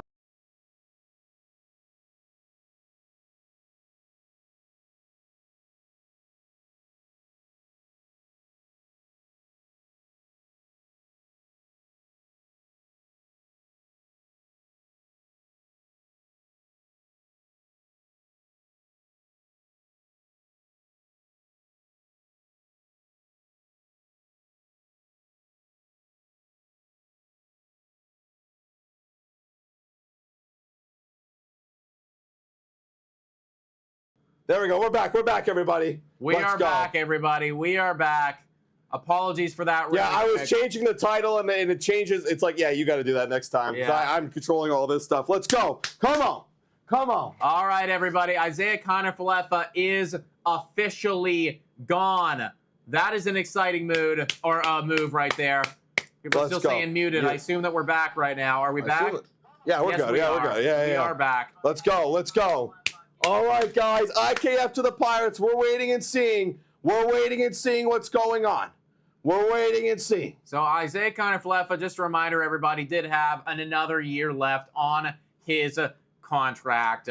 He was playing great this season. He was Yep, playing out of yep. his skin. Playing He had out of a his skin. 758 OPS. But as I've been saying forever now, this was the ceiling of ceilings when it came to IKF. Everybody's saying Skeens. We got Skeens. We got Skeens. Yeah, we got fucking full Skeens. Dude, oh my God, we are celebrating tonight. This is why you have to sell high. A 29-year-old, yes, this is maybe his peak right now. Yeah, sources confirm, Ken Rosenthal, that the Pirates are getting Isaiah Kiner-Falefa. But he has never played like this. No. Ever. No. Sell high. Sell high. Let's go. With 30 minutes left in the deadline. Hell yeah. Yeah, so sources confirm it is happening. What is the return? That's what we got to know. Let's go. That is what we have to know right now. What is the return? Okay. Come on. I want to know. I want to know. Who did we get? Let's take a look at. I'm going to take a look at their prospect system right now. Yeah, see who we can maybe get. Who is in their prospect system? The Pittsburgh Pirates rankings right now. Kiermaier Johnson? The elite. I got it doubted, everybody. 550 people watching. If you haven't already done so, hit the like. Yeah. Smash the subscribe button, everybody. Your name will pop up right here. Isaiah Kiner-Falefa just got shipped off. What is going to be the return, folks? I am beyond happy right now because we This is the just right sold idea. high. People He are was going to saying- fall off. Chad next. Chad. Ken. Feinstein news. Let me take a look at Feinstein. AA prospect is what it's going to be. Oh. And it's not that good, actually. It's not that good. Why is it It's not that good? Yeah, it's okay. Number 29. Okay. Oh, wow. Why did we do that? That's not the return you'd want. We got almost rather keep him actually. we got Charles McAdoo. Charles Okay. McAdoo? Well, McAdoo. I'm not as excited as I was. Yeah, I thought we were gonna get a lot I'm more. not as excited as I was. Charles McAdoo. Charles McAdoo. What have you been doing, McAdoo? What are you? Why did we do this? 22-year-old. Playing pretty good actually. Wow, he's actually at 315 batting average from a 932 OPS. Okay. Right. Double A's Shout been out to good. thank you, the person that just Let's subscribed. go. Okay. I mean, AI saying, did we get fleeced? It's possible. oh It's Jesus. possible. Oh Jesus. I mean, okay. I hope there's more to it. Here's what we're learning right now. If that's the extent of the deal, I hope that there's more to it, then I'd say that's kind of an L. Yeah. 'cause I again, gotta hope there's more. You're looking at somebody with another year of control. Now, I do think that we have to temper our expectations because, again, It is you know, IKF, this is the greatest that he's ever played in his entire life. So, like, Yeah. I'm sure the Pirates see the writing on a wall a little bit here Yeah. and understand that this is not going to be what it is. However, like, you know, you're going to get good defense, so... yeah, just that's kind of a... That's just kind of not great, It's kind of underwhelming so far. I mean, the numbers look good in double A, single A. Yeah, I mean, like, he looks fine in the minors. It's just like, what are they? He's likely... Those numbers. I mean, he's mostly a second baseman, good hands, likely better suited for a corner outfield spot, though. Okay. I mean, he's projected to come up in 2026. Like, Someone actually just mentioned in one of our group chats that the Jays got to be under the CBT now. Like, I guess they're trying to get really under the CBT. Like, this could be one of those again, moves. like, you're giving away money, right? You're giving away money, which I don't care. Yeah. Jonathan Mayo, what? Jonathan Mayo what? Just posting this real quick. Jonathan Mayo? Yeah. What did this guy say? Jonathan Mayo just said... Okay. So he was going to jump up to number 15. Okay. Like into the top 15 in the Pirate system. So, Okay. you know, just from a value standpoint right there, it's like, you know, like that's a bit better for sure. Yeah, I don't know where he was going to, you know, jump up to or anything like that, but like that's obviously, you know, a lot better, right? Yeah. Oh, yeah. You know, he was going to jump up to, you know, a top 15 guy, so in re-rank. Yeah, that's pretty good, actually. You know, 15th ranked prospect in their system. You know, that's kind of what we're expecting from an IKF. Yeah, actually, yeah. You know, like, I guess maybe they were looking at the numbers, the way he was playing down there in the minors, and was like, oh, shit, like, he's actually raking right now. You know, he's playing such good ball that, you know, on the re-rank, he was gonna skyrocket. Okay, you know what? I mean, if you got a top 15 prospect for Isaiah Kiner-Falefa, I cannot be upset about that. I really cannot be upset about that. Honestly, like, Jonathan Mayo's tweets kind of changed my opinion. 29th is I do like the numbers, though. The numbers look really promising. He's got okay speed, RBIs, pretty good. Yeah, 14 homers this year so far. That's pretty good for a young kid. You know what? I'm pretty happy. Yeah. And again, like... This makes me feel a little bit better. Exactly, Daniel. This makes me definitely feel a bit better, for sure. You shaved some money off the books. You sold high, because let's be realistic. You weren't going to be able to sell IKF once he did eventually fall off the table. Yeah. And you know what? Good for the Pirates, actually. Good job. Maybe you guys will have a... Maybe I hope he stays good for you. Yeah. Solid. Good stuff. Good stuff. Yeah, I'm about it, man. This guy's been playing out of his skin right now, so yeah, I like it. Okay, what do we think, guys? Kiner-Falefa gone. Wow. Charles McAdoo coming in, batting out of his skin, playing incredible, going to skyrocket up the MLB pipeline standings in the Pirate system. Love it. Could be a top 15 prospect for us now too. We have really been filling out the prospect system. We have, man. We really have. This is obviously the big one of the day right here. Damn, I can't believe we've sold so many friggin' guys. We've sold a lot of players. This is our 7th guy sold. We sold a lot of players. Looking over here, yeah, literally Danny, Jimmy, Nate, Justin, Yusei, Trevor, and Isaiah Kiner-Falefa. 7 players gone. The last players left are Chad Green and Kevin Kiermaier, folks. Are we going to get another last-minute trade?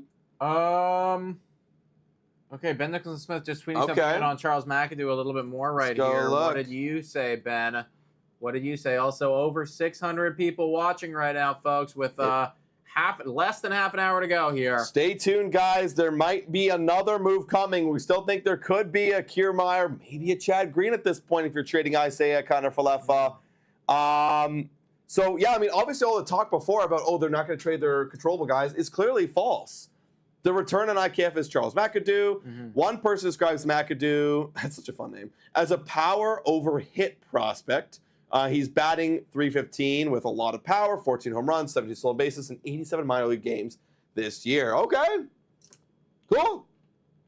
No, I think it's a good trade. I'm thinking it's a good trade. Yeah. Sell high. We sold high. That's the thing. We sold high, right? Like, and keeping in mind, we got to factor in, like, it's IKF, you know? It's like, IKF, yeah, like, let's be real. You know, a couple months ago, we looked at IKF as being, like, the bottom of the barrel of the bottom of the barrel, you know? And yeah, and like now in the winter, right? Yeah, so, you know, he played a couple good months of baseball. It wasn't obviously enough for us to make playoffs with it or anything, but it was enough for us to trade and get a prospect, and like that's good enough for me. You know, and Ben Nicholson-Smith saying it right here. Yeah, that's now 7 trades and 13 prospects back for the Blue Jays. Oddly enough, 11 of 13 prospects have been position players. That is a lot of. That is quite a lot of position players. I would like to see a little bit more in the pitching realm. In the pitching realm of things, if you could do that for us. Yeah, I agree. Ross, maybe a little bit more. OMG, more trades coming. This is wild, says Craig Mish. Okay, more trades coming. I'm seeing a shy thing right now. I just see.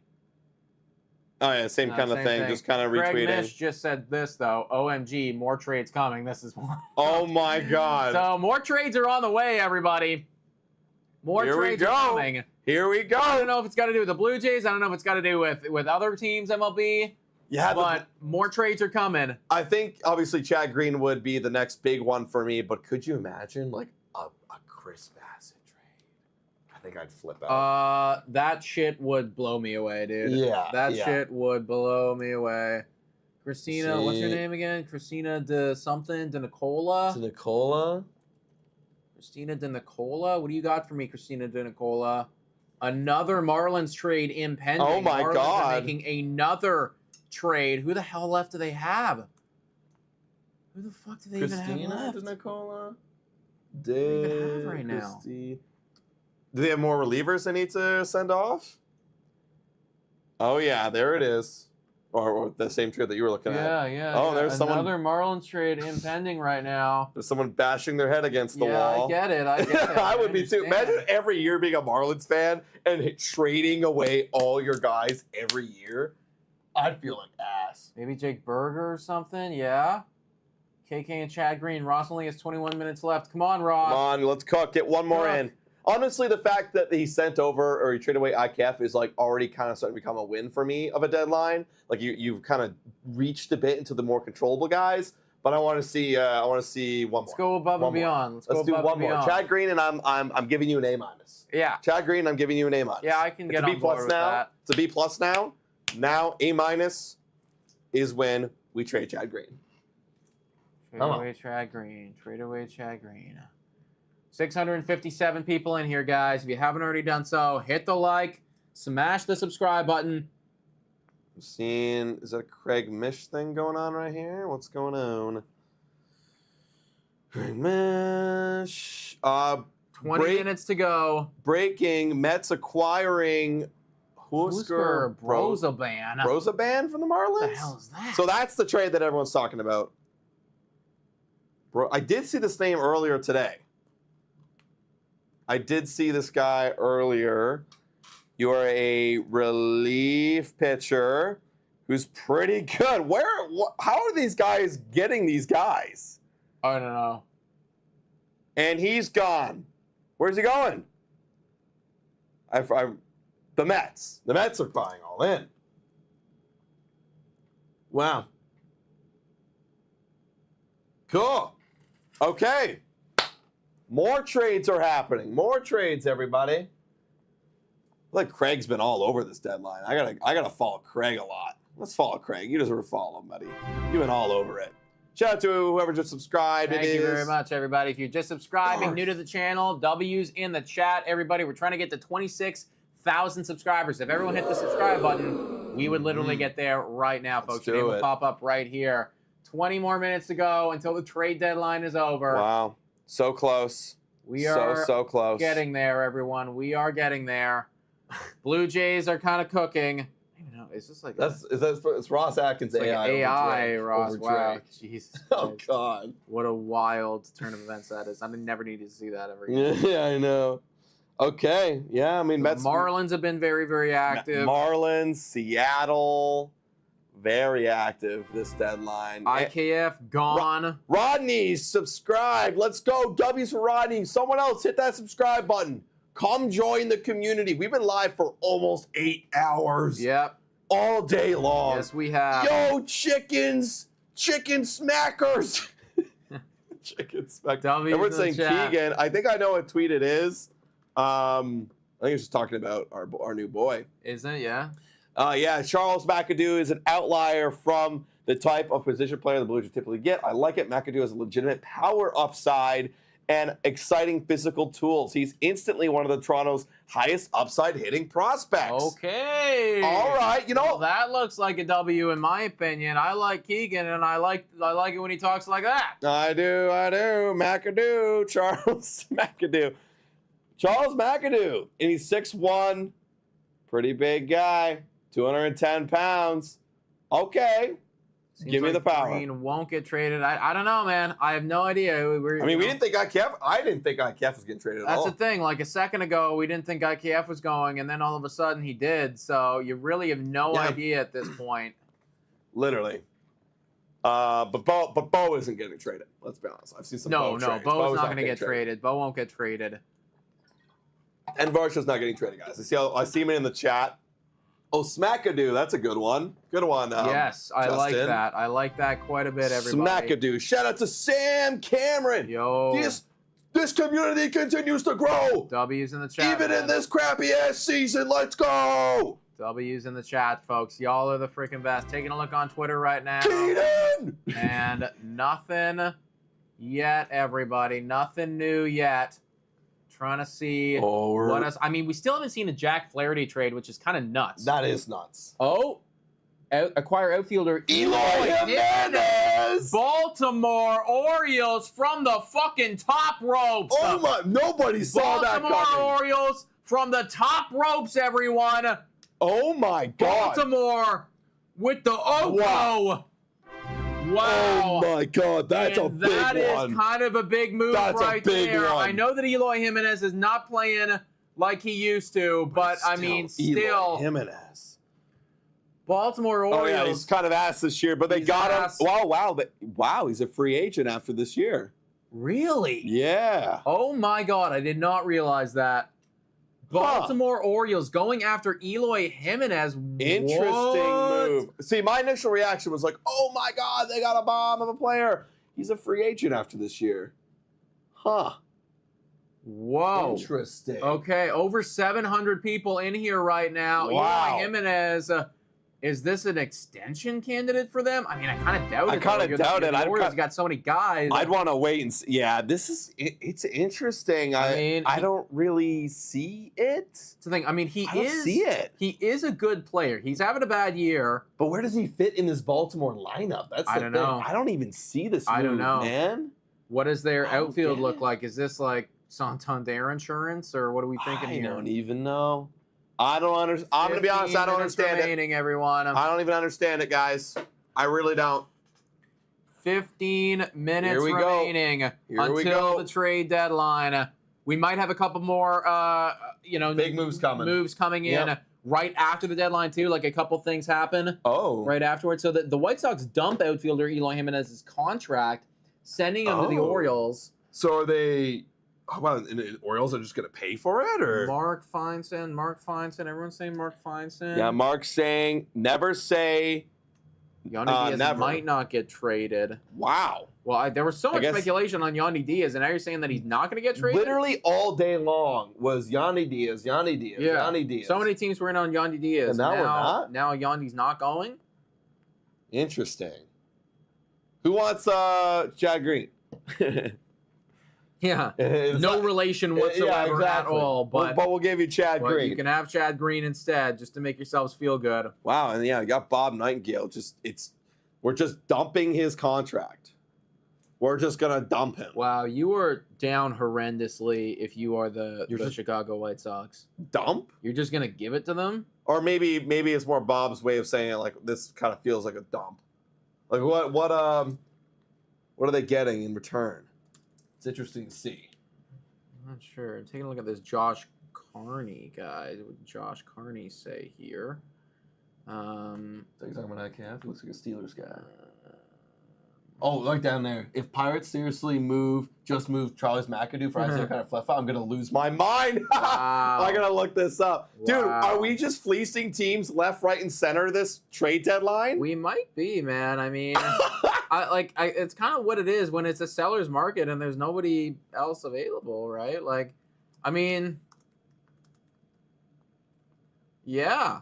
Wow. Keep trading. Keep on cooking, Keep Ross. trading. Keep on cooking. There is, more guys to acquire here. Over 700 people watching, folks. If you haven't already done so, please hit that like and smash the subscribe button. We're so close to getting to 26,000 subscribers, Let's go. guys. Your name will pop up right here.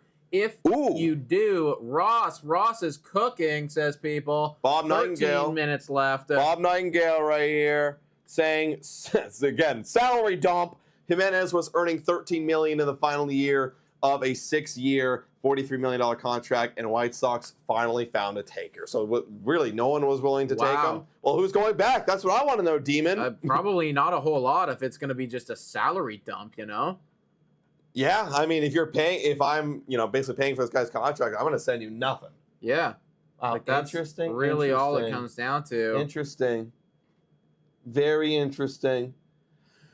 12 minutes, everybody. 12 minutes. And we are officially at the trade deadline. Who is going to be sold in this time in the witching hour? Who's going to sell? Who's going to buy? I still can't believe that we haven't seen Jack Flaherty. No Jack Flaherty, no Garrett Crochet. None of those guys. None of them. None of them are going as of yet. Murray. Robert Murray. Robert Murray. What do we got over there? What do we got, Robert? You got something cool for me? Philadelphia Phillies are acquiring left-hander Tanner Banks from the Chicago White Sox. Okay, so yeah, I was actually wondering where the hell the Philadelphia Phillies were. Like, they've been quiet, and I was like, why are you guys being so quiet? Tanner Banks is a 4.13 ERA, a whip of 1.2. Okay, so he's a dude. He's a filler guy. Right. But they got lots of control until 2028. That's going to cost you a bit. Oh, that's going to cost you. That's going to cost Granted, you he's just a little bit. Not super good. I mean, he's a guy. He's a filler guy. Yeah. He'll be a player. He'll be a player. He'll be a player for you. Interesting. Okay, latest move right there by the Philadelphia Phillies. No, Chad Green to the Phillies. Chad Green to the Phillies. Where do you see that? Is that a real thing that happened? I wish. I wish that happened. No. I think Yeah, you, they're you trolling. could be. I They're think you trolling. could be punking me right now. Yeah. Could be punking me. 10 more minutes, everybody. 10 more minutes. Check your stuff. Tanner Banks stuff. Let's go look. What's your stuff? I mean, right now it's trade deadline season. Oh, wow. Good stuff. Actually, not really. I don't know how he got so much value or so little value. Okay. Keep going. Let's get some more. What are we getting in return for all these deals? We still don't know what the Orioles are sending back. Deals are flying fast and furious ahead of the 6 p.m. deadline, saying MLB. Damn right. Damn right. Damn right. And yes, the Blue Jays have made it official. They've got McAdoo, and apparently Pittsburgh fans are pissed. McAdoo. I like saying his name, bro. Yeah, dude. McAdoo. Blue Jays have been fleecing people left, right, and center. You absolutely love to see it. Hell yeah. Atkins is cooking. Atkins is cooking. Hell yeah. Oh, we are resetting this farm system. Dude, our lineup better be fucking stacked by 2027. We better have like one of the best lineups in the league. Uh-huh. Oh my God. We gotta be cooking. McAdoo, baby. Hell yeah. Megado. This This guy looks huge, too. He looks pretty big. I mean, he's only 6'1", but He looks bigger than... It's a camera angle. Come on. all right. What else we got? We got less than 10 minutes remaining before the 6 p.m. deadline. Everybody, less than 10 minutes. Huge. Wow, this whole day has felt like a fever dream just sitting here and looking at the trades, bro. Yeah, it kind of has. I It's don't like- even know what reality is anymore. Is there light outside? I don't even know. I have no idea. Couldn't tell you. Couldn't tell you. Come on. What are we getting back? What are they getting back in return? The White Sox. Is Atkins saving his job? Don't go as far as saying that, guys. No. He's not there yet, guys. He's not there yet. I wouldn't. I'm still In fact, not he's giving not him. there. Yeah. I'm still not giving him a contract. Keep in mind, we are still selling. Selling is bad. You don't want to sell. Yeah, we are losers this year. We are one of the bigger losers, and based on what the team's going to look like after this, we could be losing a lot. So, Yeah. yeah, it's not going to look good. But he is cooking right now. He is cooking. Oh, see, King got me. He was like KK to the Mets. Ken? What's Ken saying? Ken Rosenthal. What do we got from Ken? Phillies Give me something acquiring good. Tanner Banks. Yeah, there's Tanner Banks going there. So that is official right now. Tanner Banks is going to the Phillies. Don't know what the return is going to be for them yet. Mm-hmm. Banks 32 will be a multi-inning reliever who can return. Okay, that's nice. That's a good multi-inning reliever right there. So you got Banks, you got Eloy Jimenez. Lots of good stuff cooking right now. And we've got 7 minutes left. 7 minutes left, everybody. 7 minutes until 6 p.m. No, keep in mind there could be a couple trades that come in. Yeah. Right afterwards. So. Yeah. God, I love me that Charles McAdoo thing is growing on me. At first I was like, oh no, 29th ranked prospect. And then I keep going into it further and oh my God. And let's get gaming coming in here with a $20 donut saying long time watcher, first time donor. Shout out. Let's get gaming. Hell yeah. Thank you for donating, saying, tell me about McAdoo. Go have a beer on me, guys. Appreciate it, man. Appreciate it, dude. I got you. Charles McAdoo. He is kicking ass right now. He has been destroying it in the minor leagues right now, and he was about to jump up to the Pirates' 15th ranked prospect.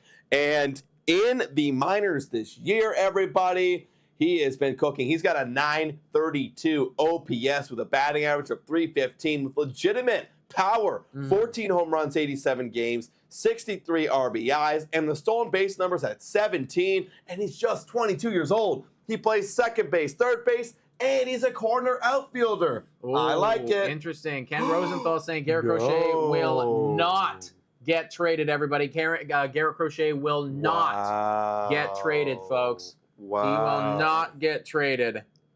Wow. Is it because he kind of screwed himself? Maybe. But apparently, Mark Feinstein he also saying that the White Sox will not be trading Garrett Crochet by 6 p.m. Yeah. Thomas Felizardo saying watching from Portugal. Yo, shout out, dude. Shout big out. shout out to Portugal. Beautiful. Kenny over here. Kenny. Oh, yeah, this is it. Yeah, Garrett Crochet will not be traded. Not be Now traded. people are saying Robert Murray. Robert Murray also, quick shout out. Thank you so much for the donation. Shout out from Portugal. Yeah. That's amazing. Robert Murray now coming in here. What do we got? Kevin! Kevin Kiermaier! He did it! Ross is fucking cooking with gas! He's done it. Oh my God! We didn't think it was possible! Yes. But it happened! Oh, I believed! Give me the cash considerations! Give me the cash considerations! No, we're getting a player. We're getting a player. They say, they know ball. They know that guy goes out and gets it. Let's go. Kevin Kiermaier going to the LA Dodgers. Oh my God! And Jack Flaherty is now going to the Dodgers too. What? The LA Dodgers are cooking with Who said that? gas. That is Jeff Passan that just said that. Breaking. Jack Flaherty going to the LA Dodgers. Wow. Here we go. Okay, the Dodgers have finally done it. They have finally done it. Kevin Kiermaier. Yay! Wow. That's the 8th Blue Jay traded off this team. Oh my God. Great deadline. Great deadline, Ross. Let's go. Hell yeah. I cannot wait to see what the return is on this. Oh my God. It's going to be awesome. It's going to be awesome. Oh, I think I got your mic dying right here. Let me charge it up real quick. Wow. Hell yeah. Hell yeah. Hell yeah. Let's get something nice and juicy. Give me a single A player. Okay, so apparently, what the heck? Now, Ken Rosewell is saying Dodgers are in serious discussions to acquire right-handed pitcher Jack Flaherty. I trust Jeff Passan. I trust Jeff Passan. I trust Jeff Passan. More. You're just trying to get in on this. Yeah, Bob Nightingale confirming. Yeah. Bob Nightingale is in fact confirming, everybody. Oh boy.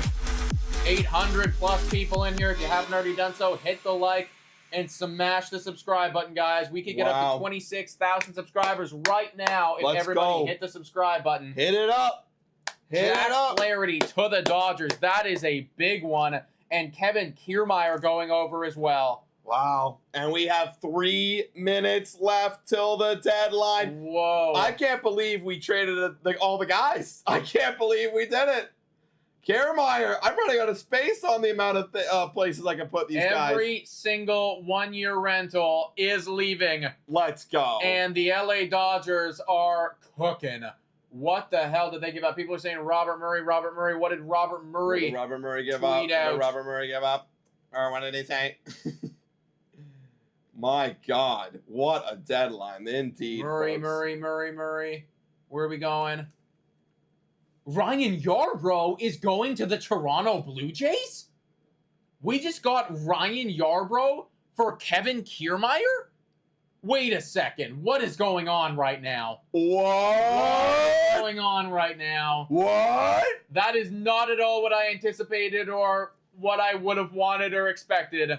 I mean, for Kevin Kiermaier, it's literally just so we can fill innings for the rest of the year. That's all it is. That's all it is. I mean, we weren't going to get much anyway. Yeah. That's all it is. We're just trying to fill... We got a rental player for a rental player. Yeah. We got a rental player for a rental player. Jesus. We got a rental player for a rental player. Oh, God, I got to cut this up, too. I got to... Oh, my God. And Martin Perez was just traded to the Padres per source. That's a real thing that just happened. Martin Perez just got traded to the Padres. Oh, who said that? That's Francis Romero. Martin Perez just got traded to the Padres. Oh, my God. What is going on? Martin Perez goes from Pittsburgh over to the Padres. They get some type of... What are you doing, Pittsburgh? Something in return. I thought you were competing. Oh, my God. So, the Blue Jays just traded Kevin Kiermaier and are getting back Ryan Yarbrough. Also, John Morosi now confirming that Jack Flaherty has in fact gone over to the LA Dodgers. Okay. It is confirmed. Okay. It is absolutely confirmed. So the LA Dodgers, like I said they were my bet to get Flaherty, and they did go out and get him. Wow. Is there any way to get Chad out of here last second? We got 60 seconds left. Come on, get rid of Chad Green. I don't know why. Now saying. Why did we want Ryan Yarbrough? I think it's literally just to fill innings, man. I think that's it. I mean, yeah. Okay, yeah. Yeah, Bob Nightingale with the full tweet here. Yeah. Just saying that we give them Gold Glover Kevin Kiermaier. We will get back reliever Ryan Yarbrough. God, it's just because the bullpen's so depleted. It's probably that, dude. It's literally, we actually have no one. We have nobody to pitch for us. We have no one to pitch for us. It's just to help. I mean, Ryan Yarbrough realistically ain't going to be with this team next year. He's just to get innings, dude. Yeah. Wow. Yeah, okay. So that is that deal right there. And the Rays just got... Dylan Carlson? No way! The Rays just got Dylan Carlson, and we just got the full deals on the Los Angeles Dodgers trade with Detroit.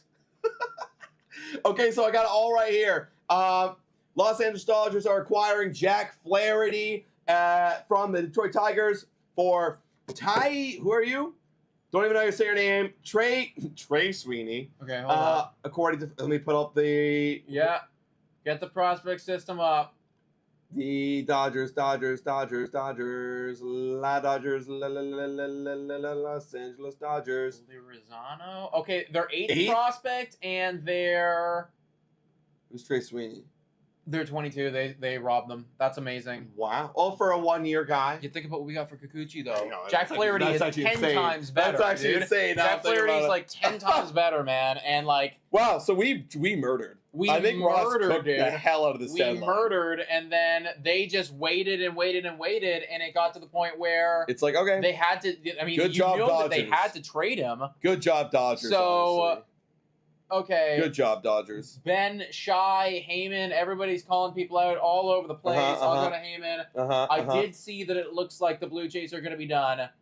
Yeah, they got to be cooked. They got to be finished. I mean, this is now turning into a nice little E- deadline for me, I would say. Okay, Ben Nicholson Smith comes in here and says pencils down. That is it for Blue Jays, source tells me, and Shy Davidi. Okay. Okay. So Okay, it Blue looks Jays like are that's done. going to be it for the Blue Jays. Looks like that's going to be it for the Blue Jays. Okay. Now that's it for the Blue Jays, what do you think? I mean, there's a lot to digest we'll there. give our full thoughts in the podcast. We'll have a podcast come out Mhm. tomorrow morning, everybody. 10-minute long breakdown, just kind of going through all the moves and just analyzing what we got here. What do we grade this trade deadline and what the plan is moving forward. But, I mean, you stocked the farm system as good as you could without giving away a bunch of stuff. Would I have liked to see a Chris Bassett deal? Yes. Would I have liked to see a Chad Green deal? Yes. And you definitely could have with the market, so you chose not to. But I can't be upset about some of the returns that you got here and some of the guys that you did trade away. So I'm happy to see us being as very active at this deadline. Yeah, 8 people traded is way more than I anticipated. If we traded the 6 that were mentioned, it's like, okay, that's what you're expected to do. You traded a lot more. Mhm. And now we also got some updates here. Cubs, they're not selling Jameson Tyone. That was a thing that was happening a little bit earlier. Yep. And the Cardinals are acquiring Rays reliever Sean Armstrong for outfielder Dylan Carlson. That's the updated trade right there from Bob Nightingale. Is that a guy? Mike Middleton with the $279 dono saying deadline grade A+++. Why? Is JGD Harry? Yeah, That's the big one right there, guys. There you go. I also did see people saying, hey, man, I saw that Louis Garcia from the Angels goes to the Red Sox. So, I mean, that's a little something. They made a last-minute trade. Red Sox picking up a piece right there. But that feels like all of the biggest moves here. I mean, the Jack Flaherty deal is like... That's crazy. Comparing that straight directly to Yusei Kikuchi, another rental, is insanity. It's purely insanity. Insanity. Clearly we won out on that one big time. Oh, yeah. If I was the Detroit Tigers, I'd be like, what the fuck, guys? Like, Yeah. you telling me we couldn't have done... You could have done more. You know? Clearly, yeah. That's why it was so dead all day, was because they were all waiting, like, who's gonna budge? Who's gonna budge? Right? They wanted the guys, and clearly the Detroit Tigers were like, well, okay, fine, we'll take your deal. Well, you have to, You have to. because you had to trade him away for something. Yeah. So, I mean, they get back some return. Obviously, not as much as they would have liked everybody, but there it is. Wow. That's the trade deadline, guys. Everybody, round of applause. Yeah. Trade deadline. Trade deadline. Trade deadline. Ross did kind of cook. You got to give him credit where credit is due, everybody. So he did cook. We were live for 8 hours today, folks. We enjoyed spending this time with you. If you guys enjoyed the live stream, let us know in the comments. Hit the like button. Smash the subscribe button. We're going to have content coming out tomorrow, on Thursday, moving forward as per usual. But wow, what a live stream. What a trade deadline. And what a day. And what a season, let's be real. Because from this day forward, we have a completely different Blue Jays team. Take in consideration that we got rid of 8 of our Blue Jays this year. We have now 18 of the current core roster, and then we're going to add on 8 more. Who are they going to be? Stay tuned, everybody. We're going to talk about that tomorrow in that podcast. And as well, we're going to be watching the games, following along on who the hell is going to be playing for the future of the Toronto Blue Jays, guys. This team is going up from here. Let's go! Thanks so much for watching, everybody. And as always, Go Jays, go!